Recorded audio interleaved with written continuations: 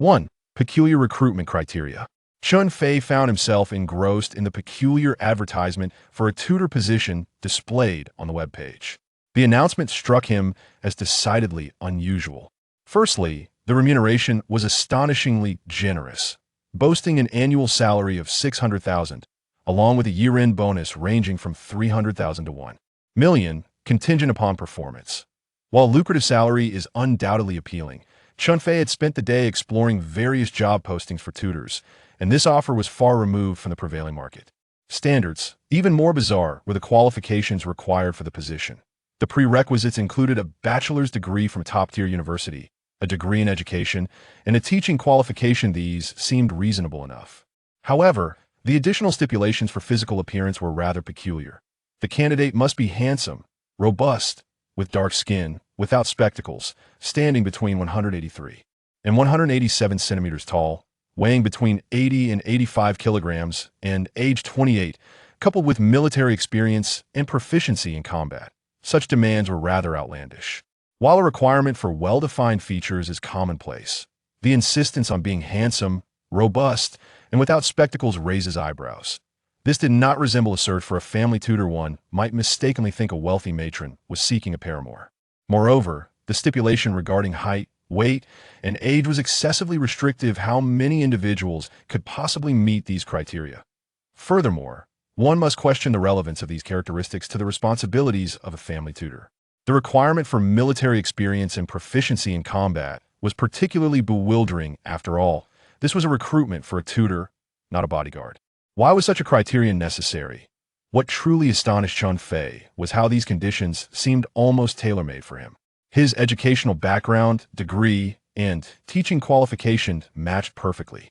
If one were to argue against his handsomeness, they would be met with dissent from many women. His muscular physique certainly qualified as robust, and while he might not possess dark skin, he was certainly not pale. Standing at 185 centimeters and weighing 83 kilograms, he had just celebrated his 28th birthday a few days prior, thus aligning seamlessly with the stated requirements. More importantly, he indeed had military experience and was adept in combat. Chen Fei's father had risen to the rank of regiment commander in the military, and Chen Fei, having lived with his mother on base for 6 years, underwent training akin to that of a soldier. His father often resorted to physical discipline, asserting that he would cease to do so only when Chen Fei could best him in a fight.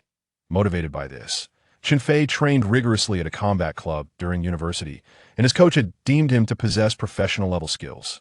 After perusing the recruitment announcement once more, Chen Fei felt an odd sensation, as though someone were playing a prank on him. He clicked on the webpage of the recruiting company, Tianxiao Group, and skimmed through the information. He discovered nothing particularly noteworthy, only that it was a diversified enterprise headquartered in Huaqing, engaged in various sectors including real estate development, property services, construction, hospitality, cross-border e-commerce, and equity investment, boasting an annual revenue exceeding $1 billion, with operations spanning both domestic and international markets. Tianxiao Group had never heard of such a company.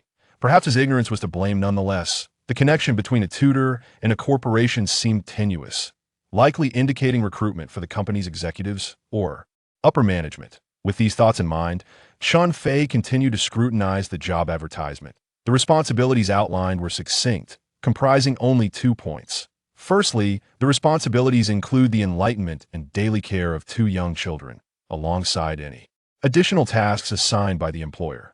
Regarding the benefits, there are 6 insurances and 1 fund, along with provisions for meals and accommodation, which are standard in most job postings. However, it is noted that the position requires a 24-hour work schedule without weekends or statutory holidays and only 15 days of annual leave. It is quite audacious for such blatant violations of labor laws to be stated so openly in a job advertisement. The employer displays a certain arrogance. Nevertheless, considering the offered salary, these demands do not seem excessive. Additionally, applicants are required to submit at least 3 recent photographs along with their resumes, with a specific note that the recruitment criteria are non-negotiable. Any applicant who does not meet these requirements should refrain from submitting a resume, out of mutual respect. Chen Fei carefully reviewed the job announcement multiple times and confirmed that he met the requirements. He then adjusted his resume accordingly and submitted it. After finishing, it was already early morning.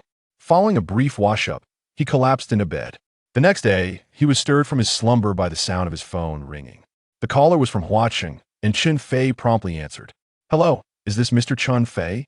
A melodious female voice echoed from the phone. "Yes, this is he. May I ask who is calling?" Chen Fei replied, still somewhat groggy. "Hello, Mr. Chen.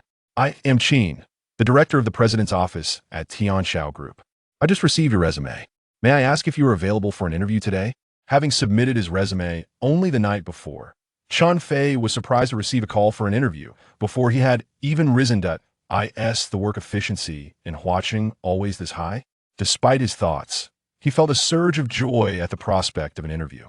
"I apologize, but I am currently not in Huaqing. I reside in Xinjiang and may not be able to make it today. Would tomorrow work instead?"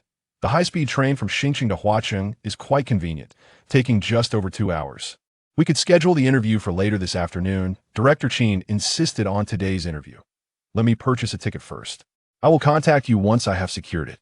"All right, I will send you the interview location and details shortly. If you have any questions, feel free to call me." After purchasing the ticket, Chen Fei called Director Qin to provide the train information, only to be met with her unexpected inquiry. "Why didn't you opt for the high-speed train?" "Mr. Chen, I forgot to mention that the company will reimburse your travel and accommodation expenses for the interview. Perhaps you should cancel your ticket and send me your ID number. I can book your ticket, and I can also arrange for a nearby hotel." Such treatment for an interview is quite generous of the company.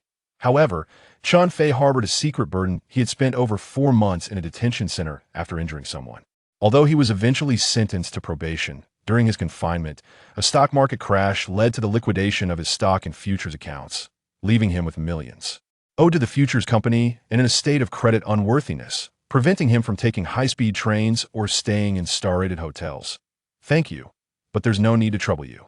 I actually have some matters to attend to today, and I have already booked a hotel," Chen Fei replied, feeling a wave of anxiety wash over him. "Since that is the case, very well. Let us schedule the interview for tomorrow afternoon at 2 o'clock. What do you think?" Director Qin said, not without a hint of regret. "All right, I will contact you by phone then." Chen Fei hurriedly hung up. Chen Fei booked a hotel online, but unfortunately, all the hotels around the company were of a star-rated caliber, making it impossible for him to secure a room. After much effort, he finally managed to reserve a budget hotel at a reasonable distance. Once everything was arranged, Chen Fei suddenly remembered that he was currently on probation and needed to report his out-of-province travel 3 days in advance. What should he do now? After contemplating various options and finding none feasible, he decided to seek assistance from his father, Chen Kai-shan. Having risen to the rank of regiment commander through military merit, Chen Kai-shan, upon his transition to civilian life, was only able to secure the position of chairman of a state-owned enterprises labor union due to a lack of connections. Nevertheless, being part of the system, he still had his fair share of contacts. After making a few inquiries with the director of the Judicial Bureau in Yuhu District, Chen Fei was finally relieved of his concerns regarding this matter. Chen Fei printed 2 copies of his resume, prepared his degree certificate, academic credentials, and teaching qualification certificate. He packed a few changes of clothing, ensured his phone was fully charged, and double-checked that his charger, ID card, and room key were all in his bag. With a sense of pride and anticipation, he set off towards the Star City train station, feeling as though he was embarking on a new chapter of his life. The next day at noon, Chen Fei took a taxi to the address provided by Director Qin, only to discover that the office building was named Tianxiao Building. He mused to himself about the magnitude of the company, noting that the structure must boast over 30 floors, seemingly all belonging to it. However, upon entering the elevator and glancing at the floor directory, he realized that was not the case. Tianxiao Group occupied merely the top 2 floors. Presumably, this building was developed by Tianxiao Group, given the company's involvement in real estate development. The elevator ride was swift, and before Chen Fei could fully contemplate his thoughts, he arrived at the 38th floor. The front desk attendant guided him to the director's office. While Director Qin's voice was soft and gentle over the phone, he was taken aback to find her demeanor starkly different in person. A commanding and capable professional woman. "Mr. Chen, I have been waiting for you all day." She extended her hand. Chen Fei had prepared himself for various opening lines from the interviewer, yet this was not what he anticipated. "I apologize for the delay," he replied awkwardly, shaking her hand. What was this situation? It hardly resembled a formal interview. Yet, Chen Fei was uncertain of what a proper interview entailed. As this was his first experience after graduating university and applying for a public teaching position, he handed over his resume. Director Chen took it, briefly scanning its contents before placing it on her desk. She then summoned her office staff to make copies of Chen Fei's identification, academic credentials, and teaching qualification certificate. Is all the information on your resume accurate? Director Chen inquired. What sort of question was that? Even if it were not accurate, an applicant could only respond affirmatively. Chen Fei maintained a calm exterior and replied, all of it reflects my actual circumstances. Would you mind if I measure your height and weight? Before Chen Fei could respond, Director Chen had already placed an electronic scale before him. He felt a bit uncomfortable, but obliged. Please remove your shoes, she politely requested. Chen Fei felt a twinge of annoyance, but complied. The scale displayed 83 kilograms. Director Chen seemed to exhale with relief upon seeing the number, then proceeded to measure Chen Fei's height. Lacking a height-measuring device in the office, she resorted to a measuring tape she had hastily purchased, taking some time to ascertain Chen Fei's height. After determining that he stood at 185 centimeters, she appeared quite satisfied. It was only then that she noticed Chen Fei's lingering displeasure and hurried to explain. Mr. Chen, I apologize for the inconvenience. This position is personally recruited by President Mu, and these are his stringent requirements. Chen Fei merely acknowledged with a soft O. As Director Chen noted that the measured weight and height precisely matched the information on his resume, her demeanor became even warmer. Mr. Chen, I see from your resume that you have been teaching in public schools since graduation, yet you claim to have a professional level of martial arts. Before she could finish her question, Chen Fei interjected, my father was a military officer. As a military dependent, I lived with my parents for 6 years, training alongside soldiers from an early age. After entering university, I underwent 3 years of professional training at a martial arts club. Oh, I see. Director Chen appeared quite pleased with this response, a smile gracing her face. Mr. Chen, that concludes our interview for today. Please wait for our notification. Is that all? Chen Fei instinctively uttered these words. It had scarcely been 10 minutes since he entered the Tianshao building. This was merely the first round. Should he pass, the company's human resources director would conduct a second interview, and if successful there, the final interview would be held by President Mu. Chen Fei felt somewhat relieved. This manner of proceeding seemed more legitimate. Otherwise, today's interview would have been rather trivial. Upon returning to the hotel, Director Chen called. Mr. Chen, congratulations on passing the first round. Tomorrow at 2 o'clock in the afternoon, Mr. Liao from the Human Resources Department will conduct your second interview. Please be punctual. Initially, Chen Fei had intended to research interview techniques online, but after the experience of the first interview, he deemed it unnecessary and decided to attend the second interview in a casual manner. Mr. Liao was a man in his early 30s, exuding an air of shrewdness, with piercing eagle-like eyes fixed intently on Chen Fei. However, Chen Fei remained indifferent. He thought, you may stare as you wish, but if you were a woman, I might feel a tad embarrassed. The second interview was not overly complex. Chen Fei briefly introduced his educational and professional background. Mr. Liao focused on 2 main inquiries. Why did you resign from the public school?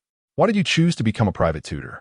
Chen Fei had been expelled from school due to a conviction, a fact he could not reveal to Mr. Liao. He genuinely appreciated this job opportunity and had come to realize that neither Director Chen nor Mr. Liao held the ultimate decision-making power. It was the interview with President Mu the following day that would be crucial.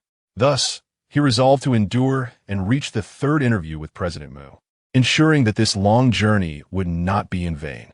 Consequently, Chen Fei refrained from disclosing his past legal troubles and instead emphasized his involvement in classroom reform, where he developed a comprehensive English-Chinese curriculum, effectively performing the duties of an English teacher, which had displeased his superiors, leading to his departure. Regarding his choice to become a private tutor, he cited not only the attractive remuneration, but also his deep-seated passion for family education. Chen Fei passionately recounted the emotional bond with his father, expressed his aspiration to be the ideal father, and shared his unique insights into education and early childhood development cultivated over the years since university. He stressed that despite his robust exterior, He possessed a sensitive inner self, shaped by his father's absence during his formative years.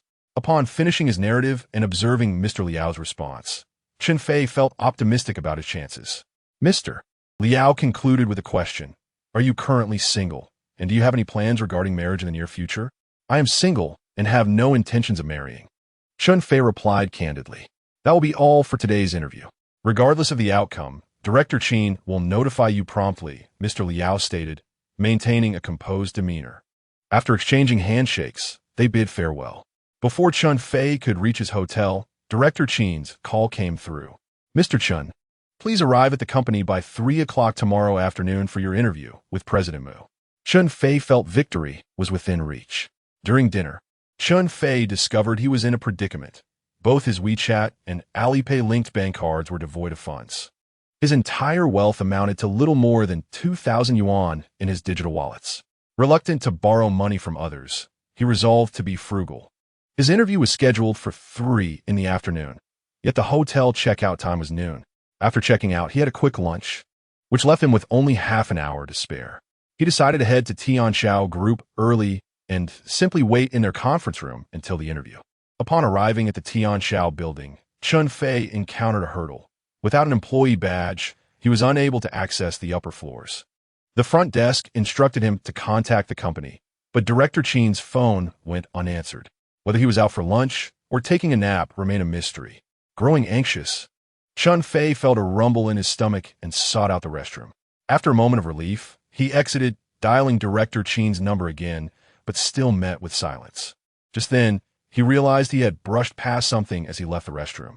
Turning back, he noticed a little girl, around 2 or 3 years old, standing at the entrance of the men's restroom, having just bumped into him. Chen Fei smiled gently at the child, puzzled by her presence in the office building. Just as he was about to walk away, the little girl rushed over and wrapped her arms around his leg, calling out, "Daddy, hold Nyonyo."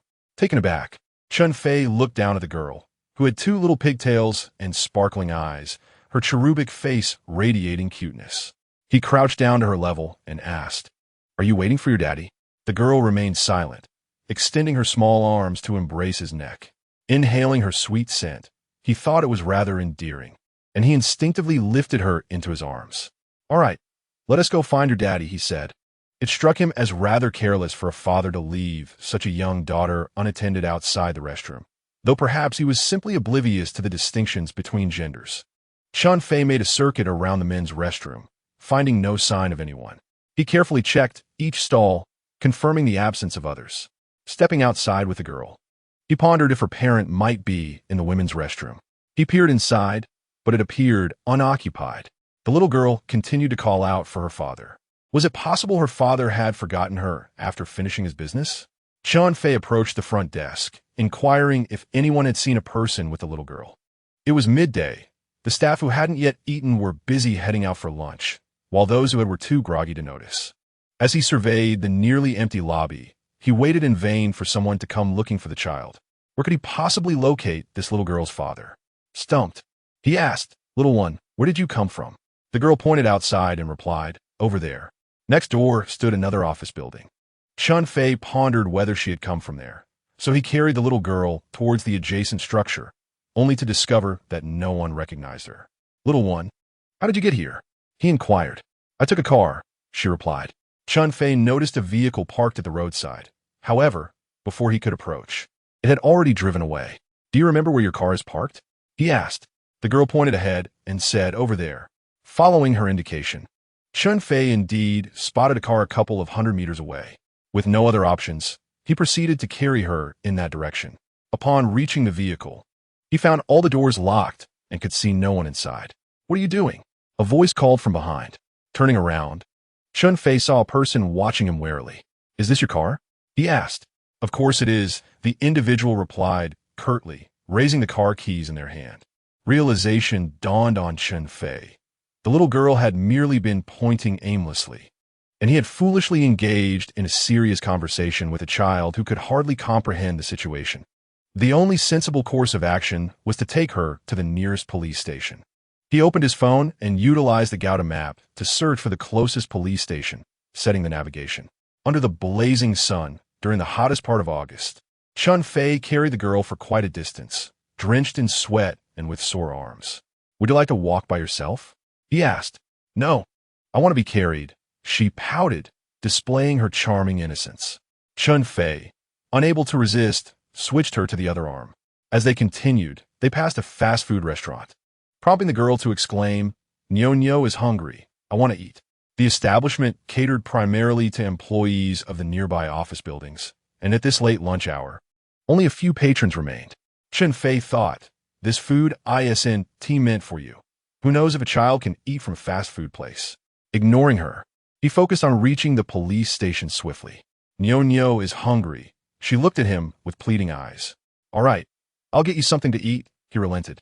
No, I want to eat here, she insisted, wriggling free from his grasp and heading into the fast food restaurant. With no choice, he followed her inside. The selection of dishes was limited, and the little girl, appearing quite sprightly, grabbed a tray and requested a bit of everything from the server. Then she called out, "Daddy, it's time to pay." Chen Fei felt a bit embarrassed by her proclamation and hurriedly paid with his phone, balancing the tray in one hand while holding the little girl with the other as they found a nearby table. It dawned on him that she had mistaken him for her father. Could a 3-year-old truly misidentify her own dad? Chen Fei found the situation amusing yet bewildering. As he watched her eat, the little girl adeptly handled her spoon, enjoying her meal with gusto. After a while, noticing Chen Fei's gaze, she suddenly extended her spoon towards him, saying, "Daddy, feed Nyo." Chen Fei took the spoon, placed her on his lap, and began to feed her slowly. Surprisingly, despite the mediocre food, the little girl had quite the appetite, finishing nearly half of the meal she had chosen.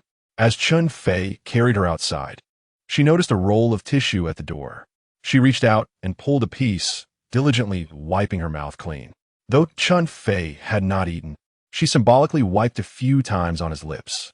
Amused and exasperated, Chen Fei thought to himself how forward she was, smearing her saliva all over him. After finishing, the little girl handed the tissue to Chen Fei and pointed to the nearby trash can, saying, "Daddy, throw it here." Well, you certainly know how to organize things, he thought. Chen Fei tossed the tissue into the bin. The little girl gave him a kiss on the cheek and giggled, "Daddy, you are so nice." At that moment, Chen Fei felt utterly captivated by her charm, pondering if his future daughter would be just as adorable. "Is your name Nyo?" he inquired. "Yes. Mommy said this name was given to me by Grandma." "What is your full name?" "What is a full name?" Chen Fei, realizing he had to concede, ceased his inquiries. "Daddy, can I sing you a nursery rhyme?" "You can sing?" Little Swallow, wearing flowered clothes. After finishing her song, Nyo eagerly asked, "Daddy, did I sing well?" "You sang beautifully. I can also sing English nursery rhymes." With that, she began singing an English Christmas carol. Before she could finish, Chen Fei erupted into applause, exclaiming, "Wow, you're truly amazing." The conversation between the two flowed effortlessly, and Chen Fei found himself unconsciously slowing his pace, reluctant to arrive at the police station too soon. Just as Chen Fei reveled in this enchanting encounter, a figure rushed towards him and slapped him hard across the face, snatching Nyo away. The unexpected blow left Chen Fei momentarily dazed. Although he was tough, his cheek burned with pain. Throughout his 28 years, he had endured many spankings from his father, mostly on his bottom and the back of his head, but he had never before received a slap across the face. The assailant was a woman, her arms swinging with force, marking his first real slap in life. Years of combat training instilled in him the instinct to retaliate when attacked. However, upon assessing his opponent, a tall, strikingly beautiful woman clad in a white professional outfit and donning sky-blue sunglasses, he hesitated. Having never encountered such beauty, he felt compelled to accept his misfortune. Before he could voice his grievances, a man behind the woman aggressively kicked at him. Seizing the opportunity, Chen Fei had intended to retaliate, executing a leg sweep to take the man down, but his peripheral vision caught sight of 2 uniformed police officers approaching. Daring to act out was no longer an option. He quickly shouted, "Officer, they are attacking me for no reason. You are the human trafficker." The white-clad woman rebuked. Upon closer inspection, Chen Fei realized she was indeed Nyo's mother. "Officer, it's all a misunderstanding. I'm not a trafficker. I was merely trying to help." Is this how you help others? The officer scrutinized him. The little girl was perfectly fine there. Why did you take her away? No, at that moment. I was thinking of bringing her to her family. Chen Fei pondered over the perplexing situation he found himself in. With the adults at home occupied in the restroom, why would one carry a child to the street instead of sending her to them? The woman in white, visibly irritated, remarked, Mr. Mu, we're going to miss our flight. The man who had struck someone whispered in her ear. Just as the woman in white was about to voice her concerns to the police, the child, Nianyo, in her arms began to protest, reaching out and crying for Chen Fei, calling out for her father. The woman's expression shifted dramatically, her demeanor turning serious as she asked, Nianyo, does he claim to be your father? Nianyo nodded emphatically, responding with a soft yes. Chen Fei was taken aback. Nianyo, we have only just met. Please don't put me in such a predicament. When did I ever claim to be your father? He turned to the police officer. This individual is likely a human trafficker. I implore you to investigate thoroughly. As Chen Fei was handcuffed and escorted to the police station, the woman in white, perhaps in a hurry to catch her flight, did not follow. All the while, Chen Fei desperately explained, Officer, do I look like a trafficker? I am a legitimate teacher. A teacher? You appear more like a trafficker. The officer retorted, noting Chen Fei's rather carefree demeanor, which did not align with that of an educator. Chen Fei was at a loss for words. Officer, I'm here for an interview. My academic credentials and teaching qualifications are in my bag. If you examine them, you will understand my situation. I am on the verge of being late. Could we skip the police station? I can leave my bag with you and return after my interview. Enough with the excuses. First, we go to the police station. Rest assured, the police do not wrongfully accuse. The officer remained unmoved. Upon arriving at the station, the officers, after reviewing Chen Fei's documents, softened their stance somewhat. However, upon checking his identification, they discovered he was currently on probation and their caution returned. These documents aren't forged, are they? Be aware that falsifying documents is a criminal offense, the officer warned. Chen Fei found the situation absurd. How could they be forged? If you doubt me, check my academic records online. Seeing Chen Fei's earnest expression, the officers began to inquire further. Chen Fei recounted the recent events in detail, yet the officers were skeptical. Your narrative lacks credibility. How could a 3-year-old mistake her own father?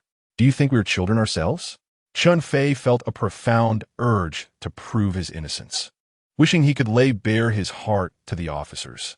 I assure you, everything I say is the truth. I too am perplexed. Could it be that I bear a striking resemblance to her father? Don't be absurd. If you resembled that girl's father, her mother would have recognized you immediately, they replied. Chen Fei, conceding this point, remained bewildered. But officers, truly, every word I utter is sincere.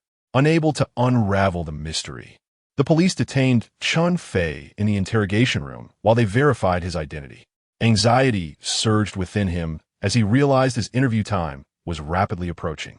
Officer, my interview is imminent. Please give me my phone. I can call my interviewer, who can vouch for me. At long last, the police returned the phone to Chen Fei. Upon inspecting it, he noticed several missed calls from Director Chen. He hurriedly dialed back, only to hear, hello, the number you have dialed is currently unavailable. What on earth was happening? Observing Chen Fei's futile attempts to reach the director, the officers furrowed their brows. Initially, they had not suspected him of being a trafficker. They merely sought to clarify a misunderstanding. However, after their interaction, Chen Fei exuded an air of peculiarity that compelled them to harbor doubts. Although the phone is off, I genuinely came for an interview for the position of a family tutor at Tianxiao Group. Since I cannot reach them, if it is not too much trouble, could you visit Tianxiao Group's office and inquire with Director Chen? I have been in contact with her, but her phone is now off. Why are you fabricating a story about an enterprise seeking family tutors? One officer retorted impatiently. I am not making anything up, Chen Fei replied, at a loss for words.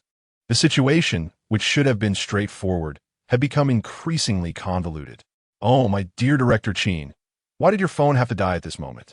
After a lengthy wait, a call finally came through. Chen Fei looked at the caller ID and saw it was Director Chen, feeling as though he had grasped a lifeline. Officer, this is Director Chen from Tianxiao Group's office, he informed the police. The officer gestured for him to answer. Mr. Chen, why have you not been answering my calls? Director Chen's tone bore a hint of displeasure. I was just about to ask you the same. Why did your phone turn off, leaving me in this predicament? My apologies. I encountered an unexpected situation that led me to the police station, Chen Fei explained. At the police station? Director Chen sounded taken aback. It's merely a misunderstanding. By the way, why did you turn off your phone when I needed to speak with you? I would appreciate your assistance in explaining to the police that I truly came for an interview at your company. Oh, I was on a flight earlier. I attempted to call you to inform you that I am out of town with General Mu for business, and the interview scheduled for this afternoon will have to be postponed. I will contact you once we have a definitive time. Postponed? Chen Fei was taken aback by the day's unexpected turns. Will be rescheduled. I cannot provide a specific time at the moment, but it will certainly not be in the near future. That is of little concern now. I must prioritize leaving the police station. Very well, Director Chen. The officer would like to speak with you. The police conversed with Director Chen for a while before concluding. All right, please send someone from your company to retrieve him, and ensure they bring a letter stamped with your company's seal. As Chen Fei was escorted out of the police station, it was already mealtime. Awaiting him was a secretary from Tianxiao Group's office, a young woman in her mid-20s. Chen Fei felt somewhat embarrassed. I sincerely apologize for causing you trouble, he said. Oh, you are too polite. This is simply part of my responsibilities. Office staff should be prepared to handle such matters. The young woman waved her hand dismissively. Chen Fei chuckled, remarking that amidst the myriad of tasks at hand, none were as peculiar as having to visit the police station to retrieve someone. As the lunch hour approached, he suggested, "How about I treat you to a meal?" The girl replied, "There's no need for such formality. In fact, I was eager to see you." She laughed lightly, and upon noticing Chen Fei's puzzled expression, she clarified, "I was the one who drafted that recruitment announcement at Mr. Mu's request. At that moment, I thought it would be quite challenging to find someone like you. I never anticipated that within a week of posting it, a catch like you would come along. Now, I must insist on treating you," Chen Fei said, having successfully navigated the first 2 rounds of interviews. "All that remains is to impress your boss, and I would like to gather some insights." He then pulled out his phone to search for nearby restaurants. "Isn't that tantamount to inviting trouble?" She replied with a laugh. "If I were to disclose company secrets and got caught, it wouldn't end well." Despite her playful banter, she felt no aversion to dining with Chen Fei, especially given that he met her boss's stringent criteria. "Forget about searching for a restaurant. Let's settle for a simple fast food meal," she suggested. "That won't suffice. We must find a proper dining establishment," he insisted. "I prefer fast food if we go to a restaurant, and I have nothing of value to report." "I fear you might use me as payment," she retorted. Seeing her steadfastness, Chen Fei relented, recognizing he was somewhat financially constrained, and appreciated her generosity. Once more, they found themselves at the same fast food restaurant. Chen Fei instinctively took the seat he had occupied earlier. The two soon engaged in conversation, during which Chen Fei learned that the girl's name was Wang Miao, hailing from Shuangyuan County in Hunan Province, which made them genuine compatriots, despite currently residing in Xinjiang. Chen Fei's roots were in Shuangyuan. They exchanged a few words in their native dialect, which further bridged the gap between them. "How did you end up at the police station today?" Wang Miao asked, her demeanor becoming more casual. She occupied the same spot where another girl had sat earlier, prompting Chen Fei to recall the moment he had fed her, causing a smile to unconsciously appear on his face. Noticing his silence, she waved her hand before him. "I'm asking you a question. Why are you looking at me with such a paternal smile?" "Goodness, Miao, your gaze is quite piercing," Chen Fei replied, regaining his composure. "What paternal smile? I certainly lack the capability to have a daughter your age." After a pause, he added, "As for how I ended up at the police station, you might not believe it, but I was mistaken for a human trafficker today." Wang Miao found this rather amusing. How does one go from a job interview to being accused of human trafficking? Chen Fei briefly explained the situation, and she burst into laughter, exclaiming, "Chen Fei, you should not be applying for a position as a tutor. You ought to consider being a stay-at-home dad. You possess a unique talent that most people lack. Dear compatriot, one must remain honest. Please don't tease me," Chen Fei replied. "Truth be told, I am quite interested in the tutor position at your company, but I am genuinely apprehensive. You must tell me more about your CEO." Is it our place to inquire about the leadership situation? Wang Miao chuckled. I find it curious how challenging it is to discuss serious matters with you. Please, just give me a hint. Any information would be appreciated. As Chen Fei broached the subject, Wang Miao ceased her playful banter and addressed each of his inquiries one by one. However, whether it was due to her withholding information or her limited knowledge, Chen Fei found little of value in her responses. He learned that the other party was called Mu Xiaoyan, the chairwoman and CEO of Tianxiao Group, astonishingly youthful at the age of 27, and strikingly beautiful, so much so that even Wang Miao, a woman, felt her heart flutter. Yet, Mu Xiaoyan possessed a cold, assertive demeanor and was a workaholic, creating significant pressure for those working under her. She was a single mother with a son and a daughter. The circumstances of her parenthood, whether due to bereavement or divorce, remained unclear. Additionally, she hailed from Xinjiang in Hunan province. Chen Fei was intrigued to understand why Mu Xiaoyan had established such peculiar recruitment criteria, seemingly tailored to her own specifications. Yet, Wang Miao, too, was left pondering this very question. After bidding farewell to Wang Miao, Chen Fei found himself unable to quell the unease that lingered within him.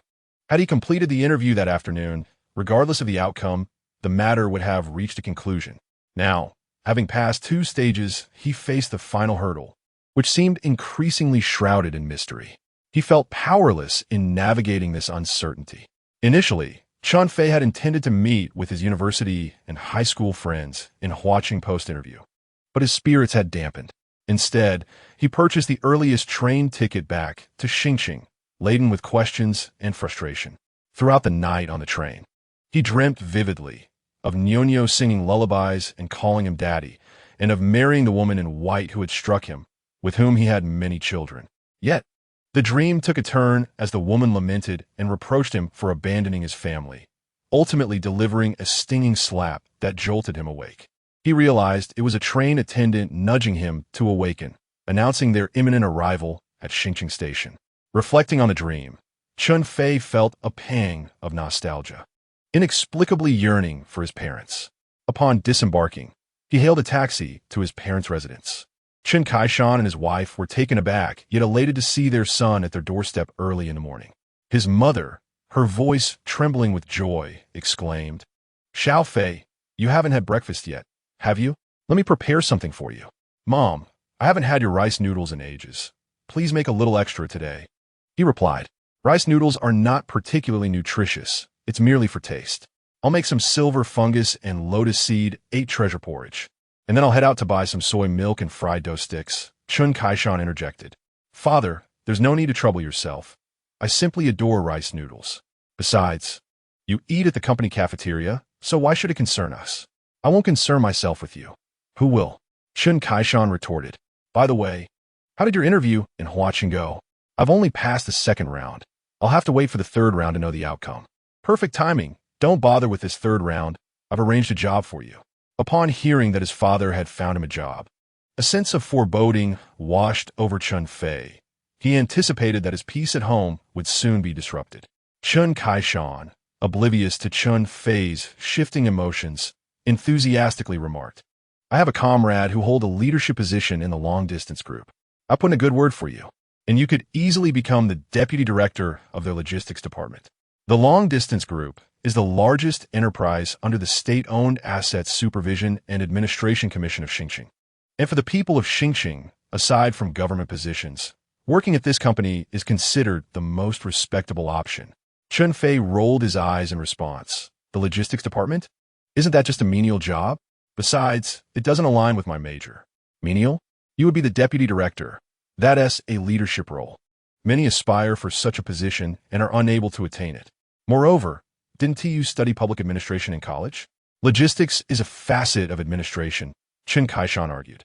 Chen Fei, utterly speechless, took a moment before responding. "Dad, I prefer to find a job on my own." "Find a job on your own? What position did you interview for in Huaqing?" "A tutor," Chen Fei replied candidly, yet Chen Kaishan's face contorted with disdain. "I expected something more significant. That is hardly a respectable job."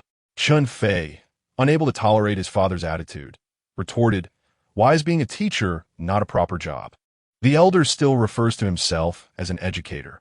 I aspire to be a good teacher as well. Is that the same? Furthermore, being a tutor offers neither financial stability nor growth opportunities. Have you lost your mind seeking out such a position? Chen Kaishan exclaimed, embodying the frustration of a father disappointed in his son. Dad, could you please understand the situation before making judgments? Who says it doesn't pay? The offered salary is $1 million a year. Chen Fei, your statements are becoming increasingly absurd. Last time you claimed to have made billions in stock trading. And now you say a tutor earns $1 million a year. Is it truly that easy to make money in your world? Although Chen Fei typically had a carefree demeanor and enjoyed jesting, he always spoke honestly when it mattered. Now, being perceived as a fabricator by his father, he considered pulling out the job listing to confront Chen Kaishan, but recalling the bizarre job requirements, he feared it would only reinforce his father's doubts about the position's legitimacy. Thus, he returned his phone to his pocket, exasperated, believe what you want. Seeing his son's attitude, Chen Kaishan felt his authority as a stern father was being undermined and continued to assert, even if it is $1 million a year, it's still a disgraceful job. Being a tutor is akin to being a servant to the wealthy. I have fought valiantly on the battlefield and earned several first-class honors. I am now the chairman of a labor union, and you want to go and serve others? I cannot bear such humiliation. Hearing his father speak in such a manner, Chen Fei felt a surge of anger and coldly retorted, Comrade Chen Kaishan, you were once a proud revolutionary soldier and now a state enterprise official. Why is your mind still filled with such feudal notions? Servants and slaves? In a socialist country, everyone is equal. We are all laborers, and laborers are the most honorable. How have I brought shame upon you? Chen Kaishan, infuriated, glared fiercely, and Chen Fei added, moreover, I haven't even been hired yet. Even if I were to serve as a tutor, the opportunity may not present itself. In a fit of rage, Chen Kaishan bellowed, how did I end up with such a rebellious son? Let me tell you, if you dare to take this job, you shall never set foot in this house again. Chen Mu, witnessing the escalating argument between the father and son, hurried over to mediate. You, a mere woman, know nothing. Focus on preparing breakfast, Chen Kaishan retorted, directing his frustration towards Chen Mu. Chen Fei could no longer tolerate his father's arrogant demeanor before his mother and exclaimed, do you think you are so formidable? Let me tell you, in the realm of parenthood, mother surpasses you by far. You are nothing but an incompetent father. Chen Kaishan, momentarily rendered speechless by the outburst, finally asked Chen Mu, which do you think is better, the job I selected for him or the one he chose for himself? Chen Mu, caught in a bind, did not respond directly, but instead plaintively questioned Chen Fei, Xiao Fei, why do you want to work in Huacheng? It is over 1,000 kilometers away. It will be difficult for me to see you. Mom, I just want to earn some extra money. Nowadays, with video calls so convenient, we can see each other every day. Besides, the high-speed train between Xingqing and Huacheng is swift. Even if I work there, I can return to see you every month. It would be best if you stayed in Xingqing. Moreover, you are approaching 30. It is time to consider settling down. You need not be anxious about earning money. We have already purchased a house for you. Your father and I have decent salaries. Even if you do not work, we can support your entire family. Then I will be living off my parents. What outstanding woman would want me then? Should I find you a daughter-in-law who is also a freeloader? Chen Fei jested. Rest assured, mother, I will not only excel in my work, but also find you the finest daughter-in-law in the future. Let's first finalize the job. Yes, you. Even if you do not join the remote group, do not consider becoming a tutor. After I finish work today, we shall discuss this matter thoroughly. The driver had arrived downstairs, and Chen Kaishan hurriedly departed for work. After finishing breakfast, Chen Mu prepared to leave for her own job. Originally, Chen Kaishan had arranged for Chen Mu to have a desk job at the District Women's Federation, but she was not accustomed to office work. Ultimately, she was reassigned to community work. The secretary of the street office, wanting to show Chen Kaishan some respect, had initially intended for Chen Mu to be the community director. But due to her nature, she was ill-suited for a leadership role. She held the nominal title of community secretary, but continued to handle the practical tasks. Although her days were filled with trivialities, she found joy in her work. Though Chen Mu wished to spend more time with her son, She was never late for work and reminded Chen Fei to take care of himself at home, asking him to let her know what dish he desired for dinner so she could pick it up on her way back. Chen Fei, while tempted by his mother's culinary skills, was preoccupied with the impending discussion regarding job hunting with Chen Kai-shan, which made him feel uneasy. He understood his father well. Chen Kai-shan was not one to be easily swayed. If he did not acquiesce, the evening would surely bring another heated argument, and he might even face the threat of severing their father-son bond.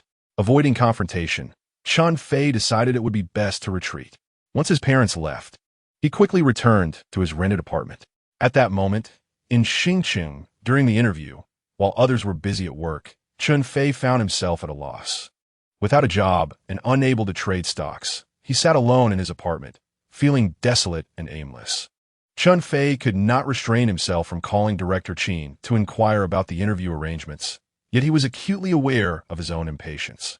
After all, the latter was away on a business trip in another province and would not return so swiftly.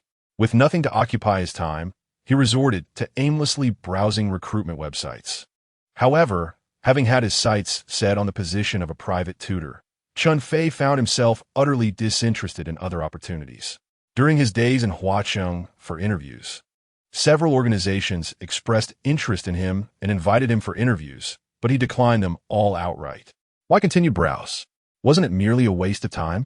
Chen Fei approached his bookshelf.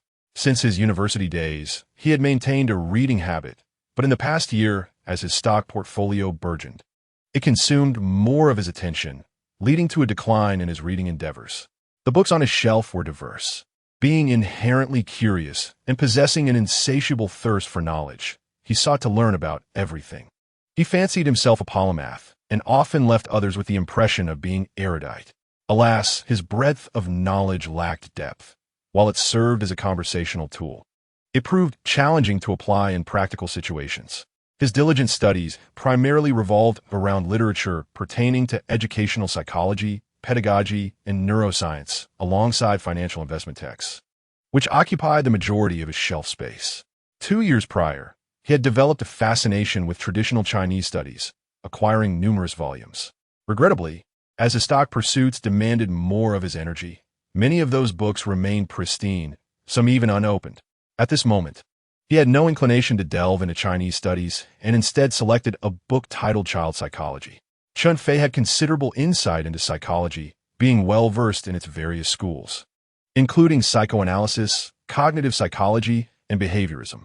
He was familiar with subdisciplines such as love psychology, abnormal psychology, social psychology, and educational psychology, the latter being a core subject in his educational studies, for which he had nearly achieved a perfect score. Furthermore, he was intrigued by practical techniques within Western psychology, such as dream interpretation, psychological counseling, and hypnosis, frequently volunteering to provide free consultations to classmates and friends. He had perused child psychology many years ago, but at that time, he had not contemplated becoming a private tutor.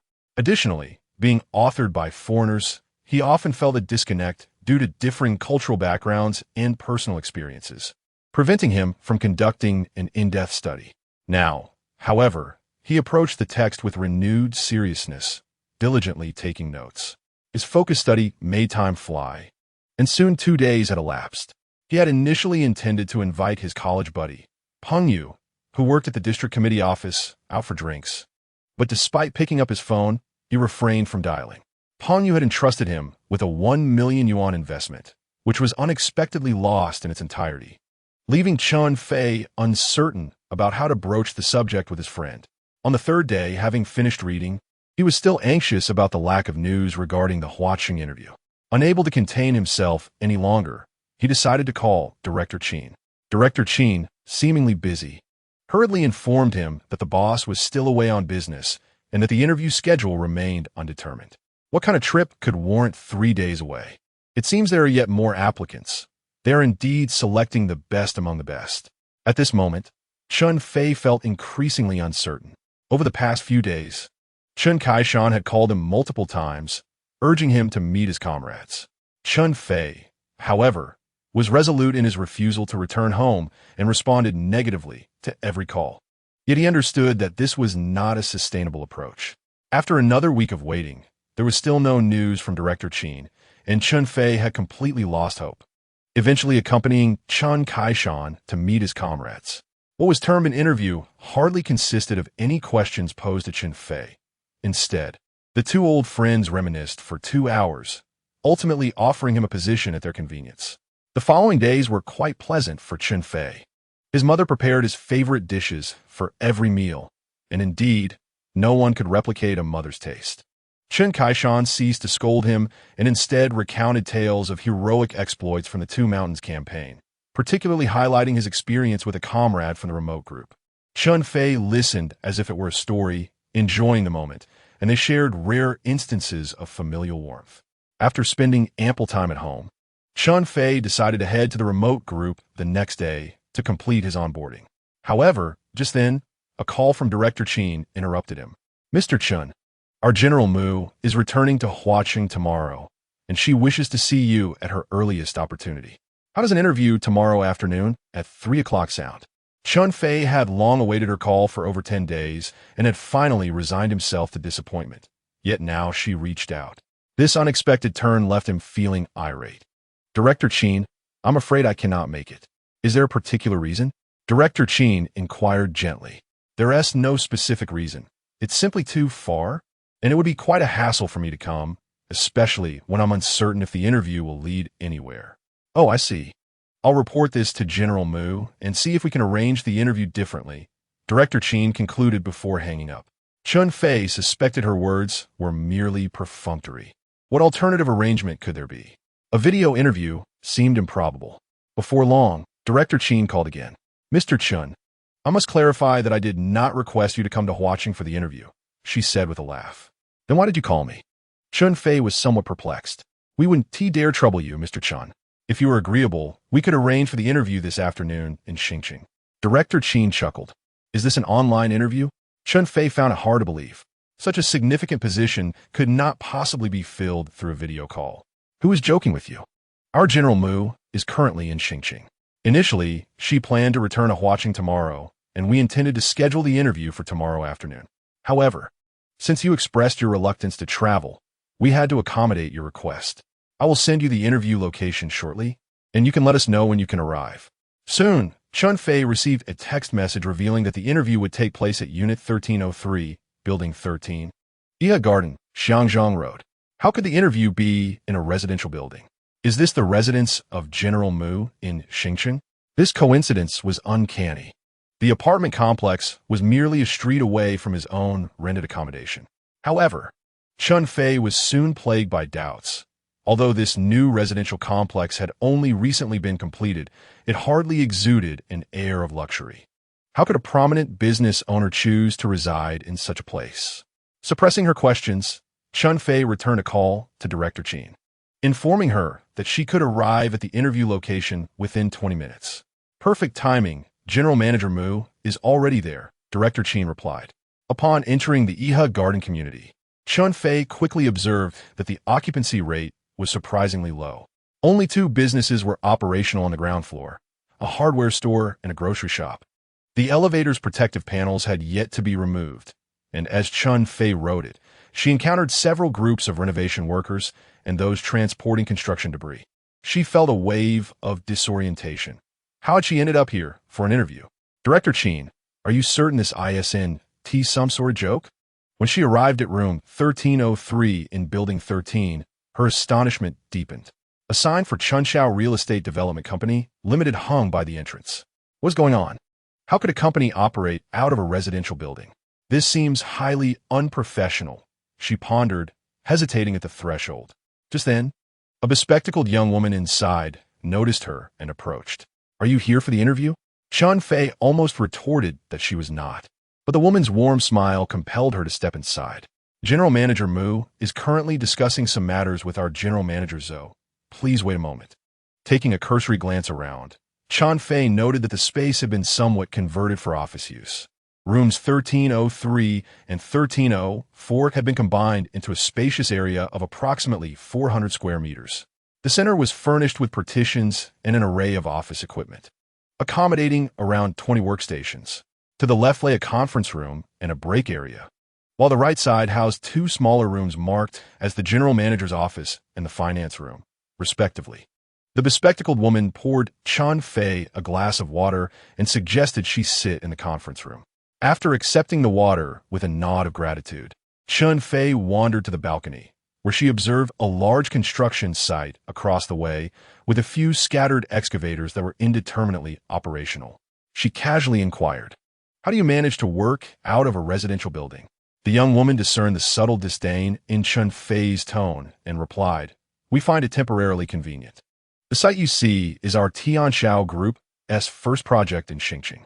Once the first building is completed next year, we will relocate our office there."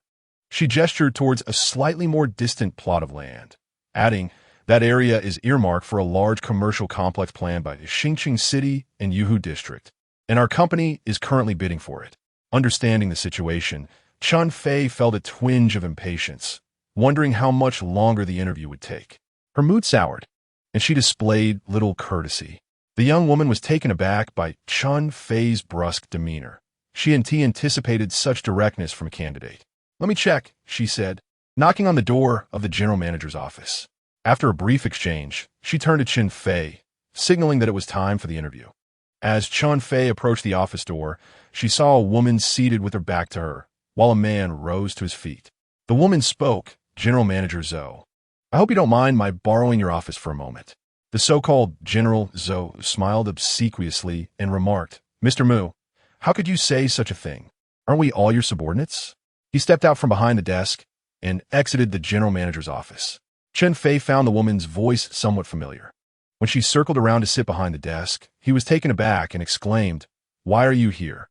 This was the very woman who had slapped him that day in Huaqin. Although she was dressed in black today, contrasting with her white attire from that day, and was not wearing sunglasses, her beauty and the fierceness with which she struck him were etched deeply in his memory, allowing him to recognize her at once. The woman, unfazed by Chen Fei's surprise, coldly replied, "Yes, it is indeed me." She gestured towards the chair she had just vacated and said, "Please take a seat." As Chen Fei complied, the woman continued, "You are Chen Fei, correct? I am Mu Xiaoyan, president of Tianxiao Group. The position of tutor was personally recruited by me." Mu Xiaoyan's voice remained icily detached, and on this sweltering day, it sent a chill through Chen Fei's heart. He had many questions swirling in his mind, but was at a loss as to how to begin, so he mechanically responded, "I am aware of all this. Regarding our previous encounter, I misjudged you, but the primary fault lies with you." Mu Xiaoyan's voice took on a tone of displeasure. Chen Fei felt a surge of anger. After being unjustly slapped and then handcuffed to be taken to the police station for an entire afternoon, it was clear she knew it was a misunderstanding. Yet she offered no apology. Instead, she seemed intent on holding him accountable. How could a person so arrogant run a company? Surely, she must be a rich heiress, living off the fortunes of her parents and ancestors. Despite the irritation Mu Xiaoyan's attitude stirred within him, Chen Fei quickly realized he was likely secure in this position. Even though she was not particularly likable, he wasn't working for her directly. He was to be a tutor, primarily interacting with her child. To be honest, he had been missing the little girl, Nyo, quite a bit. With that thought in mind, he refrained from retorting and said, "Indeed, I should have been more thorough in my considerations that day." At that moment, Mu Xiaoyan's phone rang, and without averting her gaze from Chen Fei, she slightly tilted her head and answered the call. What transpired next left Chen Fei astounded. The instant the call connected, Mu Xiaoyan's demeanor transformed. Her smile blooming like a flower. Her ability to switch expressions was akin to the art of face-changing in Sichuan opera. It must be said, Mu Xiaoyan was indeed beautiful when she smiled. However, this only fueled Chen Fei's ire further. He had thought she was incapable of smiling, yet her words intensified his frustration. "Yuan, I was just thinking about you when your call came through." This woman's audacity was infuriating, and Chen Fei could hardly tolerate her demeanor. "Is that so? It seems we share a telepathic connection." Although Mu Xiaoyan did not put the call on speakerphone, the office was small, and Chen Fei's ears were sharp. He recognized that male voice all too well. It was none other than Yuan Jiqiu, the vice principal of his former school, the very person responsible for Chen Fei's current predicament. Chen Kaishan was determined for his son, Chen Fei, to pursue a career in public service, compelling him to study public administration in college. However, Chen Fei, having grown discontent with his father's educational methods and weary of the rote learning prevalent in schools, aspired to become an esteemed educator. Alongside his primary studies, he independently delved into the realm of education. Upon graduation, he rejected his father's plans for him to take the civil service exam, securing a position as a Chinese language teacher at a prestigious public middle school in Xinjiang. Despite the ensuing discord with his father, Chen Fei found solace in his chosen profession. However, the situation took a dramatic turn when Yuan Jiqiu was appointed as the vice principal of teaching at their school. Yuan Jiqiu, the son of a prominent leader in Xinjiang, embodied the traits of a privileged youth, lacking substantial capability, and he developed an immediate disdain for Chen Fei, who in turn harbored a strong aversion towards him. Chen Fei endeavored to innovate in his teaching methods, occasionally pushing boundaries, which irked Yuan Jiqiu. Consequently, Yuan Jiqiu orchestrated Chen Fei's transfer from the teaching position to a role in logistics, thereby solidifying their enmity. In an attempt to contest this unjust decision, Chen Fei approached the principal, who, mindful of Yuan Jiqiu's father's influence, sided with him. Ultimately, due to Chen Fei's proficiency in writing, he was relegated to a position in the school office, tasked with drafting materials. Disillusioned with the educational institution, Chen Fei resolved to immerse himself in stock trading, aspiring to amass sufficient wealth from the financial markets to establish his own school. With a bold and audacious temperament, Chen Fei had embarked on stock trading during his university years, experiencing a tumultuous journey of gains and losses in the initial 7 or 8 years. Yet, in the past 2 years, he had finally found his footing, considering himself on par with professional investors in terms of consistent profitability and explosive growth. Over the last year, buoyed by a bullish market and his steadily improving trading skills, Chen Fei managed to grow his stock account to a staggering 100 million, creating quite a stir in a certain stock forum. Eagerly, he shared this achievement with Chen Kaishan, only to be met with skepticism and harsh criticism from his father. Chen Kaishan, with his conservative disposition, equated stock trading to gambling and illicit activities, vehemently disapproving of Chen Fei's endeavors.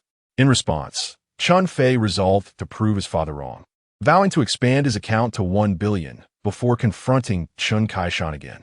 Consequently, after being reassigned to the school office, he relished the tranquility, opting not to take on a class. He entered into a financial management agreement with the office director, who provided him with 500,000 for investment, agreeing to a risk-free monthly return of 10%, allowing Chen Fei to trade stocks in peace from his rented apartment. Recognizing that the bull market was nearing its final acceleration, Chen Fei not only amplified his stock leverage, but also opened a futures account, rapidly escalating his holdings to approximately 600 million. Just as he contemplated resigning to establish his own school, an unexpected incident occurred. The school was preparing for an evaluation of teaching quality by higher authorities, and Chen Fei was summoned to the office several nights in a row to prepare materials. One evening, upon finishing his work, he encountered Yuan Jiqiu, who was inebriated and causing a scene outside a restaurant across from the school. After entertaining the inspection team, Yuan Jiqiu, fueled by alcohol, inappropriately advanced upon a rather attractive female teacher, leaving her visibly shaken and unable to voice her indignation. Witnessing this scene, Chen Fei felt compelled to intervene. Yuan Jiqiu, already harboring considerable resentment towards Chen Fei, seized a mop from the entrance of the restaurant and swung it at him. Chen Fei, consumed by rage, retaliated with a punch and a kick, displaying remarkable prowess. Yuan Jiqiu, however, was no match for him, as a single blow knocked out 4 of his front teeth, and a kick fractured 3 of his ribs. That very night, Chen Fei found himself incarcerated. Yuan Jiqiu initially aimed to escalate the charges from minor to serious injuries, hoping to see Chen Fei imprisoned for 3 to 7 years. Chen Kaishan exerted tremendous effort, navigating countless connections and ultimately compensating Yuan Jiqiu with 800,000. After 4 months of legal proceedings, he managed to secure for Chen Fei a suspended sentence. Yet, upon his release from detention, even graver misfortunes awaited him. The expulsion from school was merely the beginning. The subsequent months saw the management enforced deleveraging, triggering a stock market crash that led to the forced liquidation of Chen Fei's stock account and a complete depletion of his futures account, rendering him a subject of enforcement for dishonesty. The director of the school's administrative office approached Chen Kaishan with the investment agreement signed by both men, resulting in an additional 70,000 in losses for Chen Kaishan. Chen Fei's own trading accounts were no longer viable, and when he sought to borrow from his parents to continue trading, Chen Kaishan issued a stern warning that he would resort to drastic measures should Chen Fei engage in stock trading again, despite Chen Fei's desperate explanations. Witnessing his typically strong-willed father being driven to such despair, Chen Fei reluctantly abandoned his aspirations of trading. However, having created such a significant mess, he felt an urgent need to rectify it. Apart from repaying his parents and the futures company, he was also obliged to return the investment to his college friend Peng Yu. He applied for several well-paying positions at private schools in Xinjiang, all of which were sabotaged by Yuan Jiqiu, leaving him no choice but to seek employment in Huaqing. The job offered by Mu Xiaoyan was satisfactory in both content and compensation.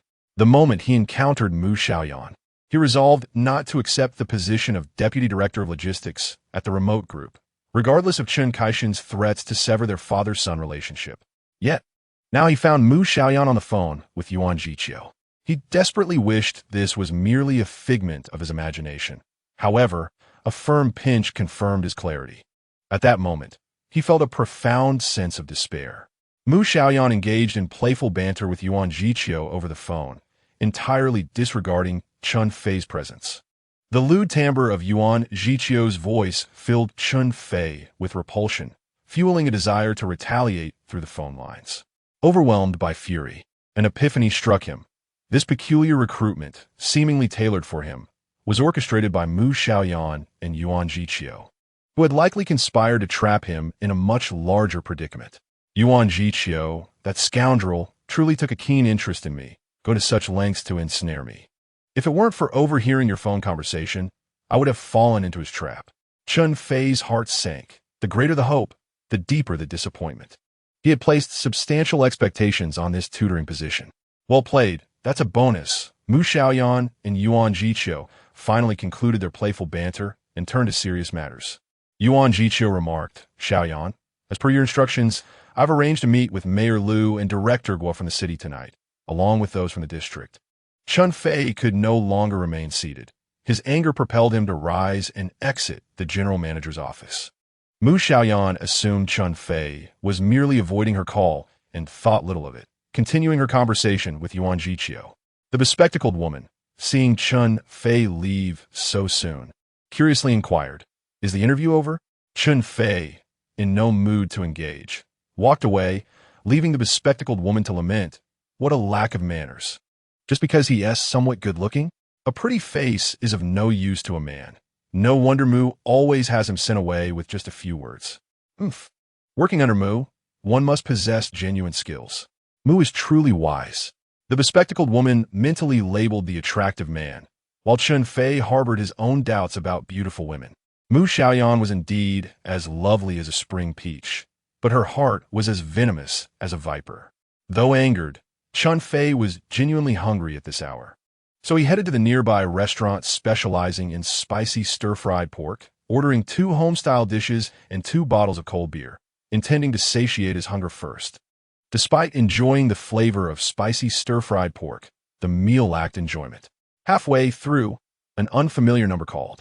Chen Fei answered curtly, "Who is this?" "Mr. Chen, why did you leave the interview midway?" It was the bespectacled woman. "I was hungry, so I went out to eat," Chen Fei replied casually. The bespectacled woman was astounded. Having gained new insight, it was indeed rare to encounter such an interviewee who would step out to dine in the midst of an interview. "Mu wants you back quickly. She still has questions for you." "Sorry, I can't come back." Chen Fei hung up, still seething. The bespectacled woman was left dumbfounded. She had just been reprimanded by Mu Xiaoyan, who had assumed Chen Fei had merely stepped out to avoid her call. When she learned that he had actually left, her fury ignited. "The interview isn't over. How could you let him go?" The bespectacled woman protested. "How was I to know the interview wasn't finished?" Mu Xiaoyan provided her with Chen Fei's number, instructing her to bring him back. However, Chen Fei was quite aloof and hung up after exchanging only a few words. Reluctantly, the bespectacled woman called again, now doubting Mu's earlier wisdom, realizing that good looks indeed afforded different treatment during interviews. "Mr. Chen, have you finished your meal? If so, please hurry back. Is your place my home? Just because I've finished eating, should I return?" Chen Fei found her words absurd. The bespectacled woman felt utterly overwhelmed, questioning why all the frustration was directed at her. "Mr. Chen, please consider it a favor for me," she nearly pleaded. Listening to the tone of the bespectacled woman, Chen Fei felt a pang of remorse, realizing that his treatment of a female candidate was indeed unjust. Earlier, during the interview, she had shown him considerable courtesy. "I am not angry with you. My ire is directed at Mu Xiaoyan. If you want me to interview, have Mu Xiaoyan give me a call. I am curious to see what schemes Yuan Jiqiu and you have been concocting." It took the glasses-clad woman a moment to comprehend that Mu Xiaoyan was indeed the name of their superior. What was this situation? She had directly invoked the boss's name. Clearly, there were unresolved grievances between them. "I must have left my luck at home today, while other colleagues have managed to escape unscathed. I have been caught in this predicament." Reluctantly, she reported Chen Fei's demands to Mu Xiaoyan. The latter's expression was as frosty as winter, and the bespectacled woman thought to herself that her fate was sealed. Fortunately, while Mu Xiaoyan was indeed fierce, she lacked the penchant for ruthlessly punishing her subordinates, allowing the woman to leave the general manager's office unscathed. Mu Xiaoyan, fuming, dialed Chen Fei's number. "Chen Fei, you certainly have a temper. I take a slightly longer phone call, and you storm out, making it impossible for me to bring you back. Mu Zong, I would never dare to display such insolence before you. That is your prerogative. I merely felt that the interview was futile and did not wish to squander time." Chen Fei, no longer inclined to flatter her, spoke with an edge in his voice.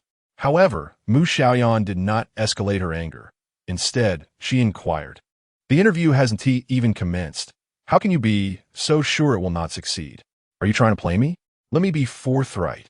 The issue lies with me." Chen Fei replied coolly. "What issue?" Mu Xiaoyan pressed. "I am a criminal," he stated, somewhat alarmingly, but nonetheless true. "A criminal? What crime have you committed?" Mu Xiaoyan was evidently taken aback. "Huh, you performed quite the act. Did your brother Yuan not inform you earlier? This is a personal matter of mine, and I see no necessity to divulge it to you." "Why would it not be necessary? I am hiring a tutor. If you are prone to violence, how could I possibly employ you? However, if there is a valid reason, I am not one to judge hastily," Mu Xiaoyan countered. "You still refuse to give up, do you? Are you determined to bait me? There is a scoundrel named Yuan Jiqiu whom I thrashed, and now I bear the consequences." Chen Fei named Yuan Jiqiu directly. "Let us see how you can continue to feign ignorance." "Why did you hit him?" Mu Xiaoyan inquired again. "Indeed, this woman is quite the actress. Why did I strike him? This wretch is lecherous and shameless. When I encountered him in his misdeeds, I had no choice but to act, to uphold justice and eliminate evil." The unspoken implication in Chen Fei's words was clear. "You are all cut from the same cloth. Should you continue to entangle with me, I will not hesitate to deal with you as well." Mu Xiaoyan chuckled coldly. "I did not realize you were a chivalrous hero." After a brief pause, she added, "Well done. That is indeed a commendable point." They had just stirred up quite a sensational story. Chen Fei mused that this woman's acting skills were truly profound. It would be a shame if she did not pursue a career in Hollywood. Observing Chen Fei's silence, Mu Xiaoyan continued, "You may return now. Let us proceed with the interview. Do you wish for me to walk into a trap?" At this moment, Chen Fei wished to disengage from Mu Xiaoyan's entanglement. He stated, "General Manager Mu, I appreciate your regard, but I am acutely aware of my own worth. The compensation you offer could incite a frenzy among many, yet I shall refrain from joining this commotion.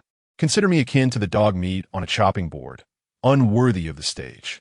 This matter is determined by my words, not yours." Mu Xiaoyan remained as unyielding and domineering as ever.